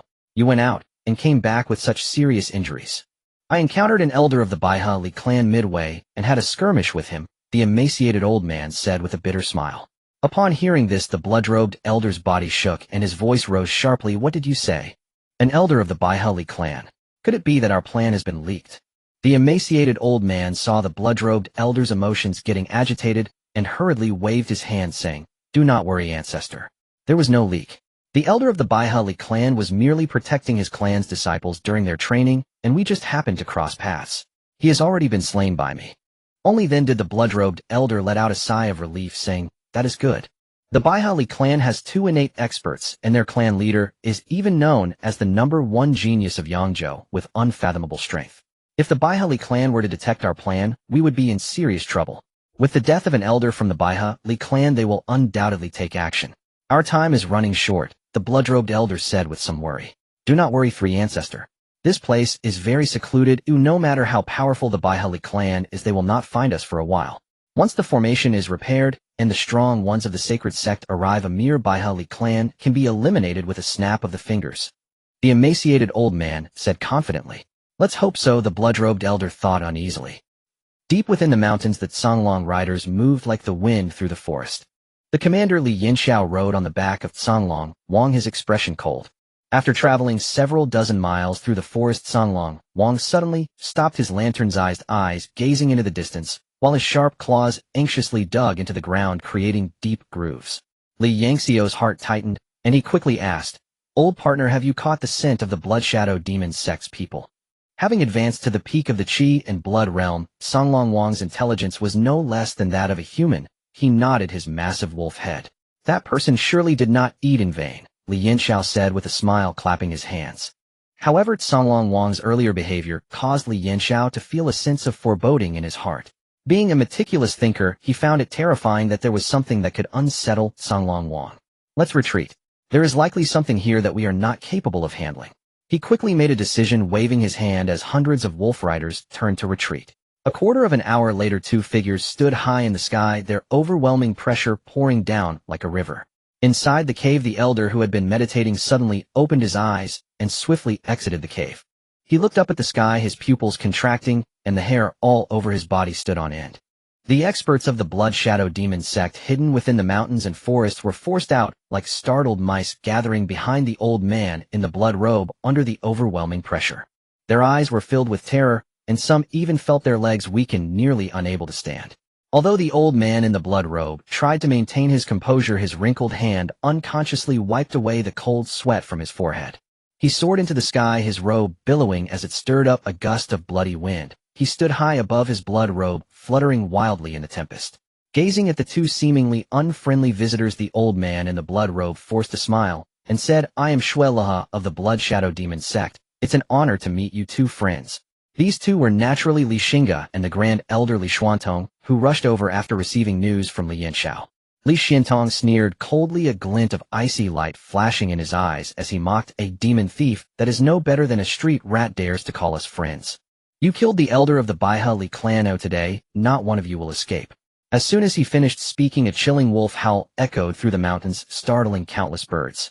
Large gray wolves emerged slowly from the forest, their sharp claws glinting coldly in the sunlight. On the backs of the wolves, the Li clan cultivators had stern expressions, their cold armor shimmering with a sinister gleam in the daylight. They spread out in a fan shape, encircling the experts of the Blood Shadow Demon sect completely, the murderous aura thick enough to be felt. Shuela's heart sank and his face turned ugly as he involuntarily exclaimed, "Are you from the Baihe Li clan?" Li Xuantong had no intention of wasting words with Shuela. He slowly raised his right hand, gathering spiritual power into a dazzling orb in his palm, the surrounding air slightly distorting from the intense heat. Shuela's eyelids twitched, the veins on his forehead bulging as he quickly raised his hand to stop him, saying, "Wait a moment, my friend." His voice was hurried, speaking rapidly. "Please allow me to say a word. Our Blood Shadow Demon sect is one of the 3 hidden demon sects in Yangzhou, with 4 innate masters in our sect, and we even have a latest-stage innate ancestor overseeing us." At this point he straightened his somewhat hunched back, trying to project more authority. "If the Baihe Li clan intends to strike at me, you must consider whether you can withstand the wrath of our Blood Shadow Demon sect." Li Xuantong paused, his brow furrowing. 4 innate masters in one sect, and a latest-stage innate. Seeing that the threat seemed to be effective, a glimmer of joy flashed in Shuela's eyes as he spoke even faster. "Two friends, there is an ancient saying in the cultivation world, those who know the times are wise. I know the Baihe Li clan has just risen. Why must you walk the same path as those so-called righteous hypocrites to the bitter end?" As he spoke, he lowered his voice, a hint of mystery in his tone. "Why not abandon the darkness for the light and join my demon sect? When our holy teaching rules the world, you will surely not be neglected by the Baihe Li clan." "Holy teaching?" Li Xingge showed a hint of surprise upon hearing these 2 words. "Indeed." Shuela quickly explained, a frenzied light flickering in his murky eyes. "The holy teaching refers to the blood demon holy teaching. All 3 major demon sects in Yangzhou have already pledged allegiance to the blood demon holy teaching." He observed that Li Xingge was excessively young and guessed that this one should be the head of the Baihe Li clan, known as the #1 prodigy of Yangzhou. Thus he threatened with a fierce tone, "I see that your talent is exceptional. You must be the renowned young prodigy, Li Xingge, head of the Li clan. Headley, I know you possess extraordinary talent and the potential to reach the divine mansion, but you must also understand that a talent that hasn't matured is not yet a talent. Our holy teaching's great protector is a genuine divine mansion realm cultivator, and even the Yangzhou shepherd Ouyang Fengchai does not regard him highly. Headley, do not misjudge yourself." Li Xingge sneered, unfazed, and coldly replied, "What a silver-tongued trickster." Seeing that Li Xingge remained unmoved, Shuela could not help but panic. The news of Li Xingge breaking through to the innate realm and slaying an innate mid-stage cultivator had already spread throughout Yangzhou, and Shuela had naturally heard of it. If Li Xingge could kill even an innate mid-stage cultivator, and he was merely an innate early-stage cultivator, if Li Xingge were to attack him, he would have no chance of survival. He was desperate now.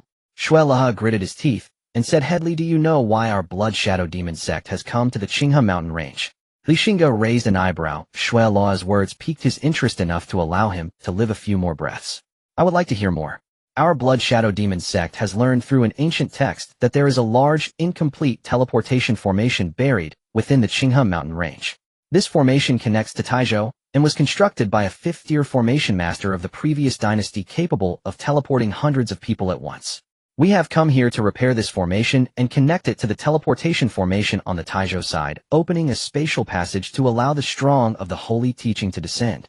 Shuela grew increasingly excited as he spoke, his hands gesturing wildly, his words laced with a hint of madness.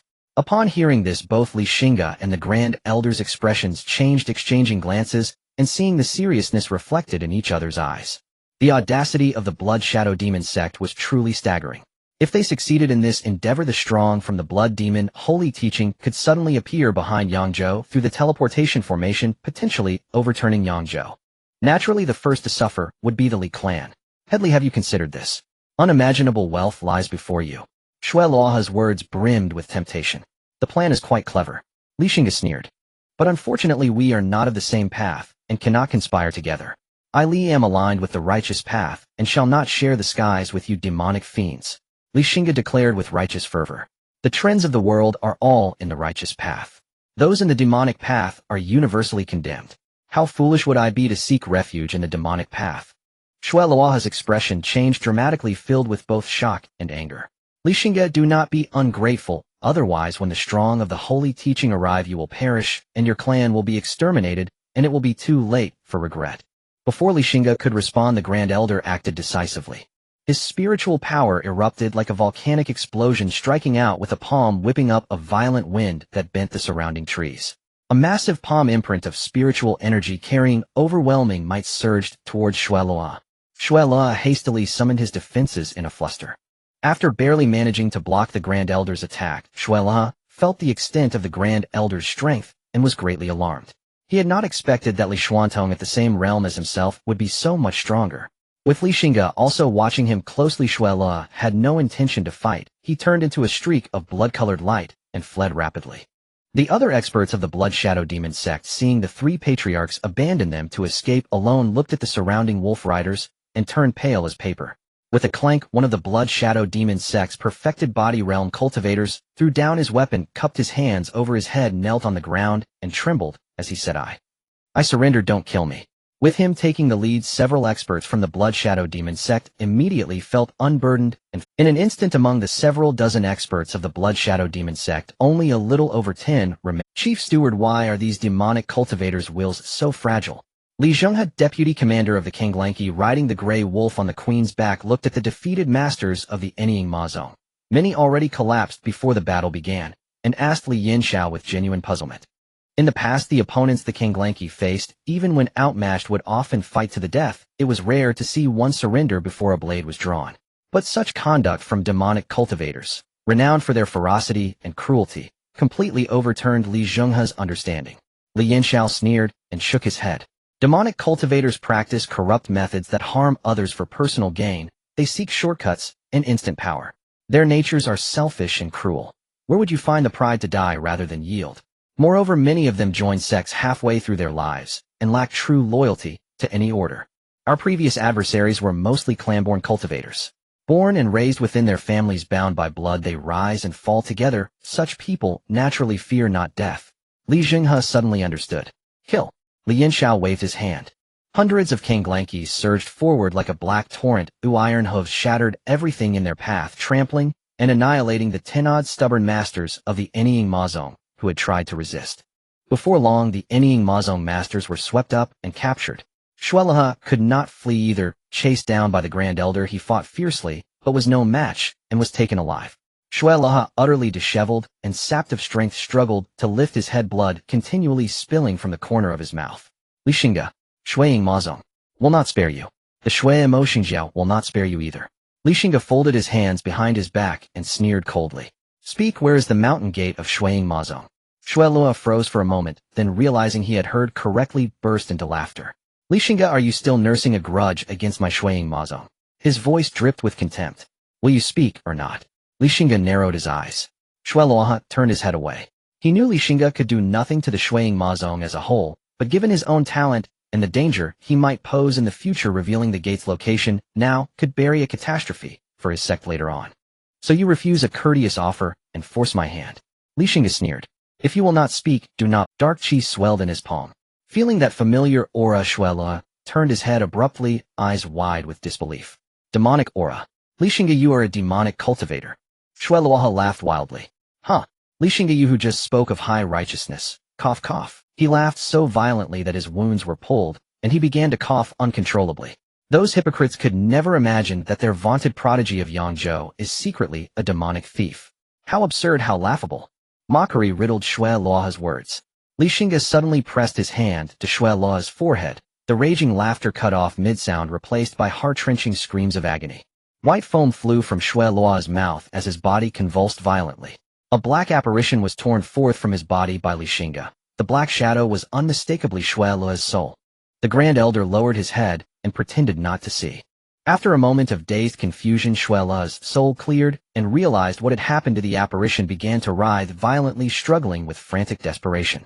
A wisp of black flame flickered at Li Xingge's fingertips, roaring with life. Its presence warped the very void around it. Shui Luoha's soul ceased struggling but trembled before the black flame as if beholding some unspeakable horror, emitting a terrified, piercing keening. Li Xingge's expression darkened. Then taste the torment of soul extraction and refining. The black flame touched Shui Luo's soul. Ah! Shui Luo's soul twisted wildly within the black flame, issuing a shriek that was scarcely human, as if cast into the depths of hell. Ah! I beg you, kill me. Kill me. The soul tore and stretched in the fire, each fragment suffering unimaginable agony. Where is the mountain gate of Shuiying Mazong? Li Xingge asked again. At Qingshan Fu. Qingshan Fu Qi Shui, Xian beneath Juemingya. Please, please kill me. Shui Luo's voice came in broken fragments. His soul trembled violently and hung by a thread, as if at any moment it would be torn apart. Li Xingge flicked his sleeve, and the soul was drawn into his thousand-soul banner. When Li Xingge finished his interrogation, the Grand Elder said, "Family head, if what this demonic fiend claimed is true, the remaining teleportation formation is likely nearby. We must find and destroy it at once. If they repair that formation, our troubles will magnify." Li Xingge nodded. Suddenly he asked, "Grand Elder, you do not seem surprised." The Grand Elder's expression flickered, then he gave a light, indifferent chuckle. "Whether the family head is demonic or righteous matters not to me. I only know you are the head of the Li family of Baihe, and that alone is enough." Hundreds of Qinglanki began a carpet search of the area. Before a cup of tea had cooled, they located the hidden cave. The hawk-nosed elder who was repairing the formation was seized alive by the riders. "This remnant formation is a liability, I will destroy it," the Grand Elder said coldly. "Do it." The Grand Elder poured all his spiritual power into a palm strike, slamming the ground. The entire peak trembled, stones shattered, and dust billowed. The ancient remnant teleportation formation was utterly destroyed. Family head, by informer's identification, this man is the true murderer of the fifth elder. Li Yinshao brought forward a gaunt, withered elder, whose face was ashen and eyes filled with terror. A cold light flared in Li Xingge's eyes, and his voice was icily sharp. "Do not let him die under any circumstances." After dealing with the Shuiying Mazong forces in the Qinghe Mountains, the party returned to Qingfeng Valley. The first thing Li Xingge did upon return was to convene a council of family elders. Aside from the 7 core elders, 36 ordinary Li family elders of the Qixue realm attended. Staring at the vacant seat of the 5th elder, many of the Li family senior figures wore somber expressions. From the family head seat, Li Xingge spoke in a low voice. "I intend to raise Shuiying Mazong and exact vengeance for the 5th elder." His tone was not loud, but it carried unquestionable authority. All the Li elders rose as one, eyes alight, with mad battle fervor and murderous intent. "Raise Shuiying Mazong. No mercy, no surrender." Across Qingfeng Valley, thousands of clansfolk roared in fury. "Raise Shuiying Mazong. No mercy, no surrender. The murderess will pierce the heavens, stirring wind and cloud, as if the world itself had shifted. Today everyone take the day off." On the bluestone path, Li Xingge walked side by side with the Grand Elder, who occasionally glanced at him hesitantly. Noticing the Grand Elder's unusual demeanor, Li Xingge smiled and said, "Grand Elder, if you have something to say, just say it directly. We are all family, no need to keep secrets." The Grand Elder sighed softly, took a deep breath, and slowly said, "Patriarch, I believe that eradicating the Blood Shadow Demon sect is a matter for all of Yangzhou, not just the Baihe Li family. Why not report this to the provincial government and let them send troops to exterminate the demonic sect? After all, the Blood Shadow Demon sect is one of the 3 hidden demon sects in Yangzhou. With 4 innate experts in their ranks, even though they had captured one, there are still 3 left, one of whom has reached the terrifying late innate stage." The Grand Elder was worried that if the Baihe Li family fought the Blood Shadow Demon sect alone, they would pay a... Li Xingge chuckled lightly, unconcerned, and said, "I understand your worries, Grand Elder, but I have my own plans for the extermination of the Blood Shadow Demon sect. Please listen to me." The Grand Elder nodded, stopped walking, and listened attentively with a serious expression. "Although the Baihe Li family has a small reputation in Yangzhou, our foundation is shallow, with only a little over 200 years of inheritance. Although it is not openly stated, many look down upon the Baihe Li family, thinking of us as mere nouveau riche who have gained power by luck." The Grand Elder showed a look of agreement. He had heard such rumors before. Moreover, there were those who said that the head of the Baihe Li family, Li Xingge, was merely the favorite of the provincial governor. That is why the provincial governor supported the Baihe Li family so strongly, even personally going to Chonbai Island to pressure the king of Xingjiang. "So do you intend to use the might of exterminating the Blood Shadow Demon sect to elevate the name of the Baihe Li family?" The Grand Elder's eyes widened. Li Xingge nodded and smiled. "Exactly." The Grand Elder frowned. "But the late innate expert of the Blood Shadow Demon sect?" Li Xingge interrupted him with an extremely confident tone. "It's no problem, just a late innate expert is nothing to be concerned about." Seeing Li Xing's confidence, the Grand Elder also relaxed. He knew that Xingge never undertook tasks without assurance. Xingge continued, the Blood Shadow Demon sect is thousands of miles away from the Baihali family. I intend to gather the top experts within the clan and launch a surprise attack on the Blood Shadow Demon sect's mountain gate. The Grand Elder responded solemnly, I will arrange this right away. Half an hour later, at the clan's martial square, nearly 1,000 elite practitioners from the Li family gathered at the martial square, arranged in neat formations, dressed in standardized dark martial robes, with curved sabers at their waists and long bows on their backs, their eyes sharp. All of these individuals were at the physical cultivation stage. Standing in front of these nearly 1,000 physical practitioners were approximately 70 Li family practitioners at the Qi blood stage, dressed in red robes. The core elders of the Li family, dressed in striking purple robes, stood at the forefront. Two beams of light descended upon the high platform of the martial square. All the Li family practitioners looked at the two figures with an aura as deep as the ocean, akin to deities, their eyes filled with fervor. These were the innate experts of the Li family. We pay our respects to the patriarch and the Grand Elder. Over 1,000 practitioners bowed their heads in unison, their voices echoing through the skies, shaking the winds and clouds. Xingge stood with his hands behind his back, his gaze indifferent. He surveyed the crowd and slowly spoke. The Blood Shadow Demon sect has killed our core elder of the Baihali family. This enmity is one that cannot coexist. Today we will unleash the clan's elite to slaughter the Blood Shadow Demon sect and elevate the might of the Baihali family. Li Xingge's words caused the many Li family practitioners who had been suppressing their anger since the core elder's death to explode completely. They waved their weapons and shouted in unison, their expressions frenzied, slaughter the Blood Shadow Demon sect, elevate the might of the Baihali family. Slaughter the Blood Shadow Demon sect, elevate the might of the Baihali family. Slaughter the Blood Shadow Demon sect, elevate the might of the Baihali family. The murderous intent surged, nearly solidifying. Even the many azure wolves were infected by this killing intent, letting out waves of mournful howls. Let's go. With Li Xingge's command, over 1,000 practitioners leaped onto the backs of the azure wolves. The Azure Wolf King let out a long howl to the sky, and the pack of azure wolves echoed in unison. The Azure Wolf King took the lead, and within a few leaps, they exited Qingfeng Valley with the Azure Wolf pack closely following. Hundreds of massive creatures, swift as the wind, soon disappeared over the horizon. A day later, at the border of Shenglong Prefecture and Qingshan Prefecture, four powerful figures stood in midair. The provincial governor of Zhou, the Baihali family patriarch, is not an easy one to deal with. Are we really going to do this? An elderly man dressed in a moon-white robe with kind eyebrows and eyes spoke to the elderly man beside him, who was clad in a bright red official robe with a serious expression. The elderly man in the bright red official robe was none other than the provincial governor of Qingshan, Zhou Yueming. Zhou Yueming squinted his eyes, as if perceiving everything through layers of void. He sneered and said with arrogance, so what? This is Qingshan Prefecture, not Shenglong Prefecture. He has no right to act recklessly here. The elderly man in the white robe looked at Zhou Yueming, who was full of confidence, and wanted to say something, but ultimately chose to remain silent. They are coming. Suddenly, an innate expert beside Zhou Yueming spoke. The others focused their eyes, feeling the ground tremble as clouds of dust rolled in the distance. Hundreds of azure wolves surged like a black tide, rushing towards them. Zhou Yueming's gaze suddenly turned cold. He snorted, and the terrifying pressure of the mid-innate stage surged like a raging tide, pressing down towards the azure wolf pack. Baihali family, you have crossed the line. Zhou Yueming's voice boomed like thunder, echoing in the sky. The azure wolf pack suddenly slowed under Zhou Yueming's pressure, and hundreds of azure wolves lowered their bodies, emitting anxious growls. Qingshan Prefecture Governor Zhou Yueming. Looking at the young Shenglong Prefecture governor before him, Zhou Yueming snorted. Indeed, that is me. Xingge, your Baihali family with over 1,000 people has intruded upon my Qingshan Prefecture's territory. What do you intend to do? To eradicate the enemies of my Li family. Xingge replied calmly. Do you have an order from the provincial government? Zhou Yueming asked coldly. Li Xingge's gaze suddenly turned cold. To eradicate the enemies of my Li family, is there a need for an order from the provincial government? If there is no order from the provincial government, then return the way you came. This road is closed.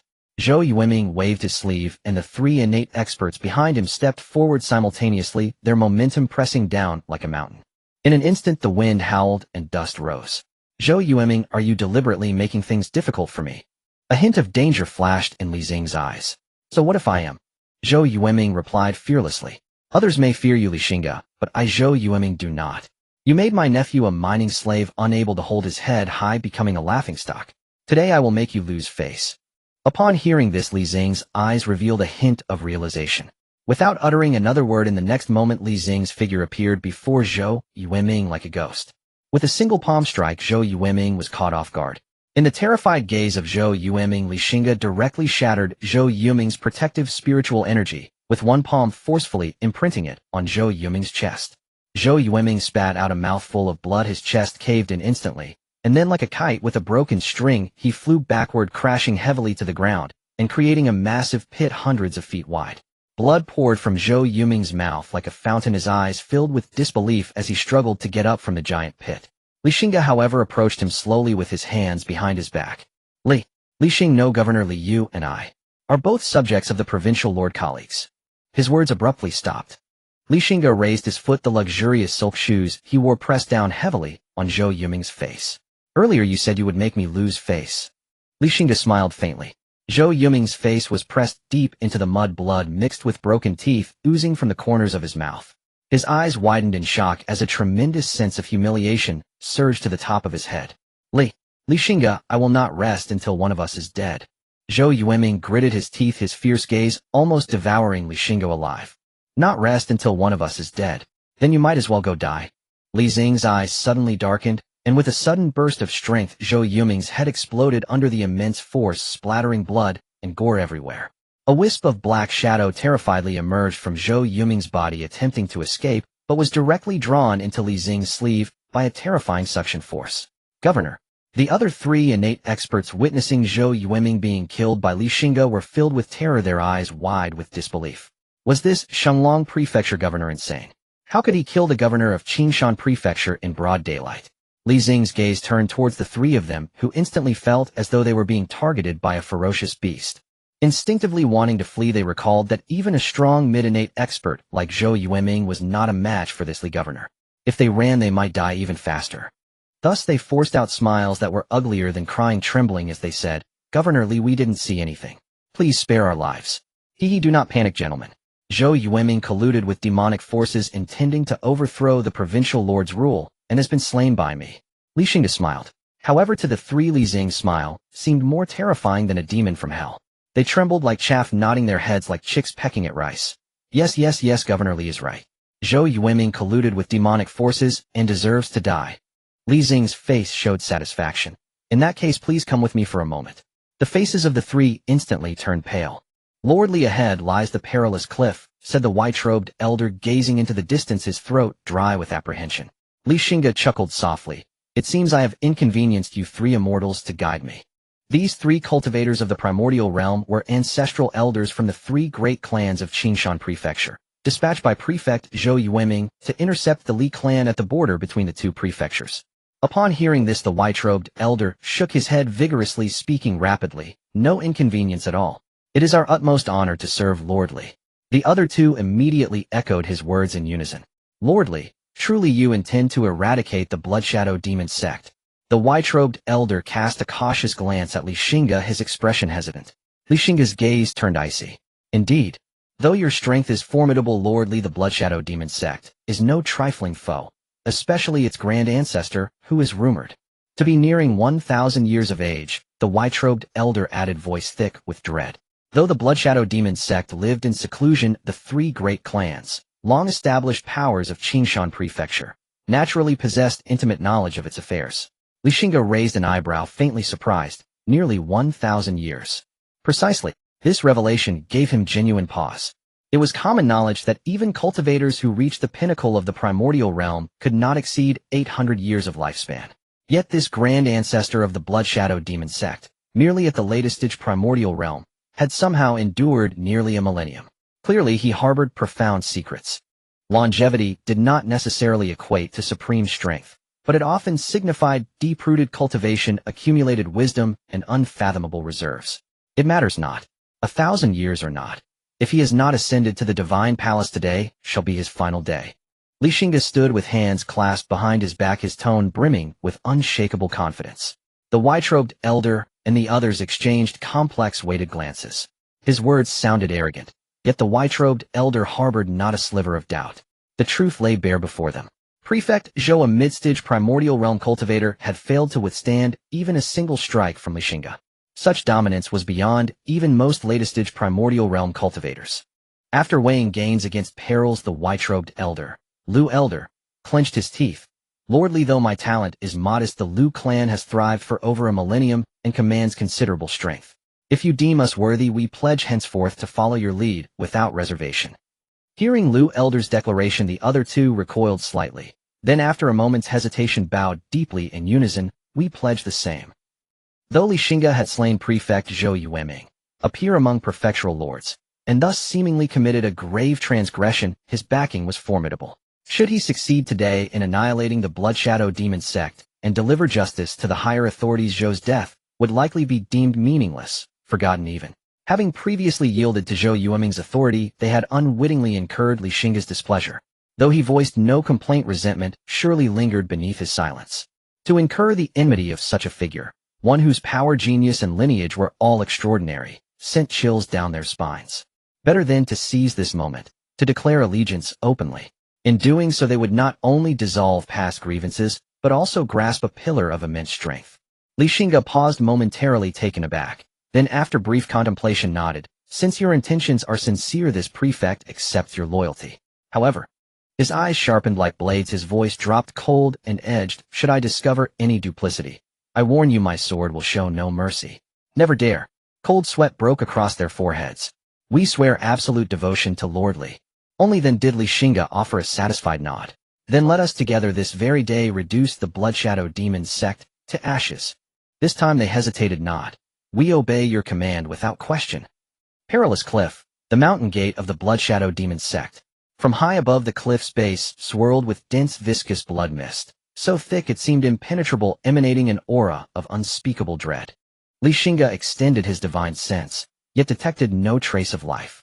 Lord Prefect, the Bloodshadow Demon sect maintains a grand protective formation. The demonic cultivators dwell hidden beneath it. As if reading Xingge's unspoken query, the white-robed elder offered timely clarification. Ah, so that was it. A flicker of understanding crossed Xingge's face. He snorted. A terrifying aura erupted, unrestrained and overwhelming. Enveloped within it, the three elders felt as insignificant as ants. They exchanged glances, eyes wide with terror, yet tinged with relief. Around Xingge's spiritual energy surged like a maelstrom of raging seas. His gaze frigid and unwavering locked upon the mist below. Slowly he raised his right hand, palm downward, fingers slightly splayed. The heavens trembled as spiritual energy converged violently, coalescing beneath his palm into a radiant golden wheel of pure chi. Break! With a low commanding utterance, he slammed his hand downward. The golden wheel descended like a falling star, warping the air in its wake, roaring with deafening force as it plunged into the blood mist. In that instant, blinding light erupted. The blood mist churned violently, faintly a colossal crimson barrier shimmered into view. Bum! The golden wheel struck the crimson barrier, unleashing a cataclysmic detonation. Violent surges of spiritual energy blasted outward, tearing a vast jagged rift through the mist, revealing what lay beneath. A sprawling, grotesque citadel of blood-hued palaces clung to the cliff face, like a monstrous inverted realm suspended in darkness. Countless crimson chains snaked forth from the depths of those palaces, each bearing skeletal remains that swayed eerily in the wind, sending shivers down the spine. Under the relentless pressure of the golden wheel, the crimson barrier dimmed further. Crack! A crystalline shattering sound echoed across the heavens, and a hairline fissure appeared upon the barrier's surface. The fissure spiderwebbed outward. Then with a thunderous implosion, the entire barrier shattered. It's broken! Elder Lu cried out in astonishment. Legends held that the Bloodshadow Demon sect's protective formation had been forged from the bloodslaughter energy of over 10 million souls, its construction spanning decades. Centuries ago, several latest-stage primordial realm masters joined forces to eradicate the sect, yet failed even to breach its outer formation, retreating empty-handed. And yet, this very formation, which had defied multiple latest-stage primordial realm masters, had just been shattered in a single blow by Xingge. Chilling to contemplate, the prefect's might was truly unimaginable. At the moment the crimson barrier disintegrated, violent aftershocks rippled outward like tsunami waves, shaking the entire perilous cliff to its foundations. Cliff faces fractured, boulders plummeted from great heights, crashing into the blood-hued palace complex below. Crimson chains, laden with bones, whipped violently in the shockwave, scattering skeletons like rain. Palaces crumbled under the impact. Walls collapsed, blood-colored tiles exploded outward. Low-tier disciples of the Bloodshadow Demon sect had no time to react, crushed instantly into crimson pulp. Screams and wails filled the mountain gate. What had once been a sinister, eerie domain now resembled the onset of apocalyptic ruin. Deep within the palace's blood mist coiled thickly around mountains of bleached bone. Two crimson-robed figures, engaged in profound meditation, suddenly snapped open their eyes at the tremor outside. In an instant they vanished, streaking forth as twin trails of bloodlight. Who dares invade the Bloodshadow Demon sect?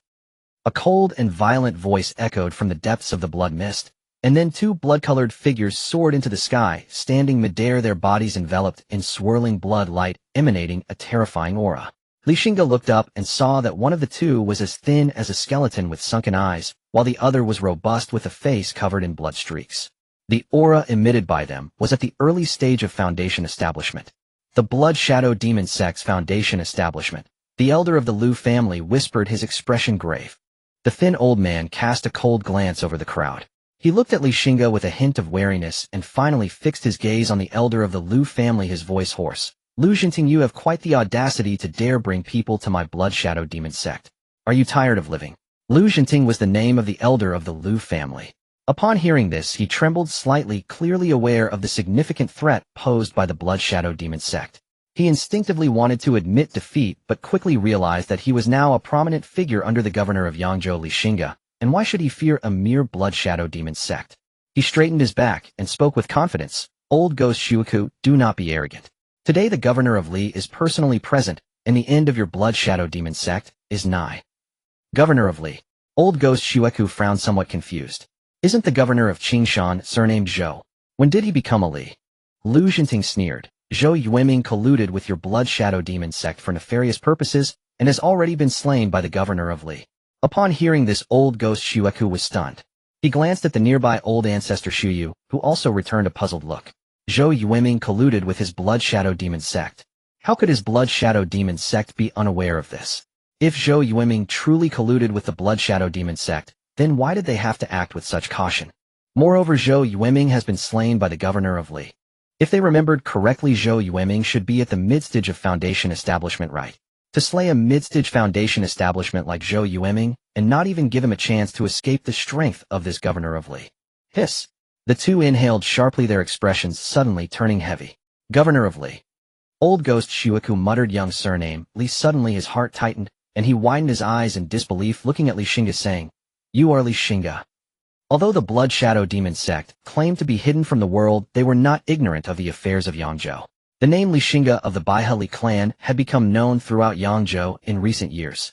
With numerous accolades, he had ascended to immortality before the age of 20, breaking through to the Foundation establishment realm, and then became the youngest governor in Yangzhou's history, a prominent figure in front of the state governor destined for greatness. Old Ghost Shuaku felt increasingly alarmed as he pondered. Old Ghost Shuaku, you do possess some insight. The elder of the Liu family sneered. Knowing that the governor of Li is present, why do you not surrender? Lest you send your entire sect to their doom. Looking at the arrogant and frenzied elder of the Liu family, Old Ghost Zuka's eyes were filled with disdain. A rat who relies on a fox's might dares to bark before us. Old Ghost Liu, your Liu family has already chosen the path to death. The elder of the Liu family felt a chill in his heart, realizing he had become overly proud. He hurriedly cast a pleading look at Xingge beside him. Governor, what do you think of him? Xingge replied indifferently, he is but a dying man. Old Ghost Shuaku hearing this became furious. Xingge, do not think that just because you have a bit of talent you can be arrogant. My Bloodshadow Demon sect has a heritage of thousands of years. What kind of genius have we not seen? There have been plenty of geniuses who fell along the way. Old Ancestor Shuayu, however, was much calmer than Old Ghost Shuaku. He frowned. Xingge, my Bloodshadow Demon sect has had no enmity with your Baihali clan, and I believe we have not offended you. Why do you wish to provoke my Bloodshadow Demon sect? We have not interfered with each other. Xingge sneered. Is killing an elder of my Baihali clan also considered not interfering? Old Ghost Shuaku was somewhat bewildered. Ridiculous. When did my Bloodshadow Demon sect kill an elder of your Baihali clan? Old Ancestor Shuayu suddenly realized something. His face turned pale as he whispered to Old Ghost Shuaku. Have you forgotten our plan? Old Ghost Zuka's expression froze. Now you understand. Li Xing's aura suddenly surged, his robe billowing without wind. If you kill one person from my Li family, I will annihilate your entire Blood Shadow Demon sect. Li Xuantong, Elder Jiang, and the Elder of the Lu family also released their auras without hesitation. The 6 Foundation establishment auras converged akin to an ancient ferocious beast awakening, stirring the winds and clouds, causing the heavens and earth to lose their color. The tens of thousands of disciples of the Blood Shadow Demon sect felt a wave of suffocation surge to their hearts, making it hard to breathe. They all looked up at the sky, their eyes filled with terror. Xingge, my Blood Shadow Demon sect is not a place where you can run rampant. Old Ghost Xueku roared angrily. A glint of ferocity and madness flashed in his eyes. Old Ghost Xueku suddenly bit his tongue, spitting out a mouthful of essence blood shadow great formation. In an instant the entire death cliff trembled violently, and the bones hanging from chains let out shrill wails as streams of blood mist surged forth from them. The disciples of the Blood Shadow Demon sect with low cultivation immediately felt their hearts twist in agony, their skin cracking open, and then exploding, turning into a mist of blood. In the blink of an eye, the entire death cliff transformed into a crimson world. Governor, be careful, the elder of the Lu family exclaimed. This Blood Shadow Great Formation is the foundation of the Blood Shadow Demon sect, a 4th-tier formation, mysterious and unpredictable. Even a latest-stage Foundation establishment cultivator could lose their reason and become a blood slave if caught unaware. Xingge, who was originally preparing to disrupt Old Ghost Zuka's spell, paused upon hearing this, his hands returning to his back, a strange light flashing in his eyes. The elder of the Lu family and the others grew anxious, quickly saying, Governor, you must not allow Old Ghost Xueku to activate the Blood Shadow Great Formation, or we will be in danger. Xingge waved his hand, his expression indifferent. It's fine. Governor. The elder of the Lu family wanted to persuade further, but seeing Li Xing's increasingly cold gaze, he swallowed the words back down. The governor is still too young, being so arrogant. Once the Blood Shadow Great Formation is completed, not to mention the annihilation of the Blood Shadow Demon sect, even whether we can return alive will be in question. The elder of the Lu family sighed inwardly. The other two also displayed anxiety on their faces. They wanted to escape, but feared that Xingge would kill them to silence them. After all, the 3 of them had witnessed him kill Zhou Yueming. Old Ghost Zuka's hands danced, and the blood mist of the entire death cliff surged violently. Countless evil spirits howled in the blood mist, and boundless murderous aura spread across the heavens and earth, even blocking the sunlight, plunging everyone into a blood-red world. As the blood-red world suddenly descended, the 3 elders of the Lu family felt their internal spiritual energy stagnate, and countless blood shadow illusions appeared before their eyes, depicting the most terrifying scenes of their lives. No. The elder of the Lu family, next to whom the elder of the Yu family was the weakest, had his pupils turn blood red, and began to go mad, letting out a series of howls. Hold your mind. The elder of the Lu family shouted loudly. He bit his tongue, and his somewhat lost consciousness instantly cleared. However, he knew this was not a long-term solution. If this continued, within half a cup of tea's time, they would be completely lost to the blood evil power and become blood slaves. Old Ghost Zuka's maniacal laughter echoed in the blood mist. Now you know the price of being arrogant. Today you all must die. Is that so? A strange smile appeared on Li Xing's lips. Streams of black, demonic power surged from his body. In the fearful eyes of everyone, the boundless demonic energy converged in the blood-red sky, transforming into a towering 3-headed demon god phantom, exuding an aura of utmost evil and malice. The moment the 3-headed demon god phantom appeared, the entire blood-red world began to tremble violently. The countless evil spirits, as if encountering their ruler, began uncontrollably to kneel before the 3-headed demon god. This is the legendary 3 Calamities demon god. How could Old Ghost Xueku not recognize such an exalted existence in the demonic path? The wild smile on his face instantly froze. He could hardly believe his eyes. He suspected he was being invaded by the blood evil power, and slapped himself hard, the stinging pain telling him that this 3 Calamities demon god was real. The elders of the Lu family widened their eyes, retreating in unison, looking at Xingge with endless terror in their eyes.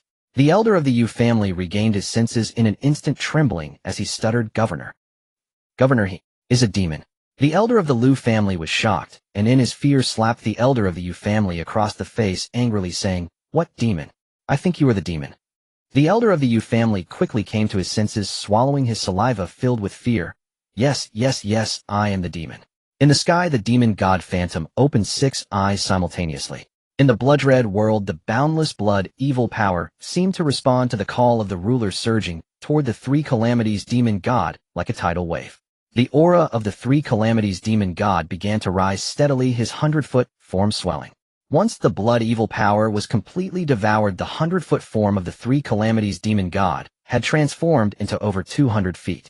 The aura became increasingly terrifying, radiating a might capable of destroying the heavens. And old ghost Shuaku looked at the accumulation of thousands of years of the blood shadow demon sect, which had suddenly become a garment for others, and rage consumed him.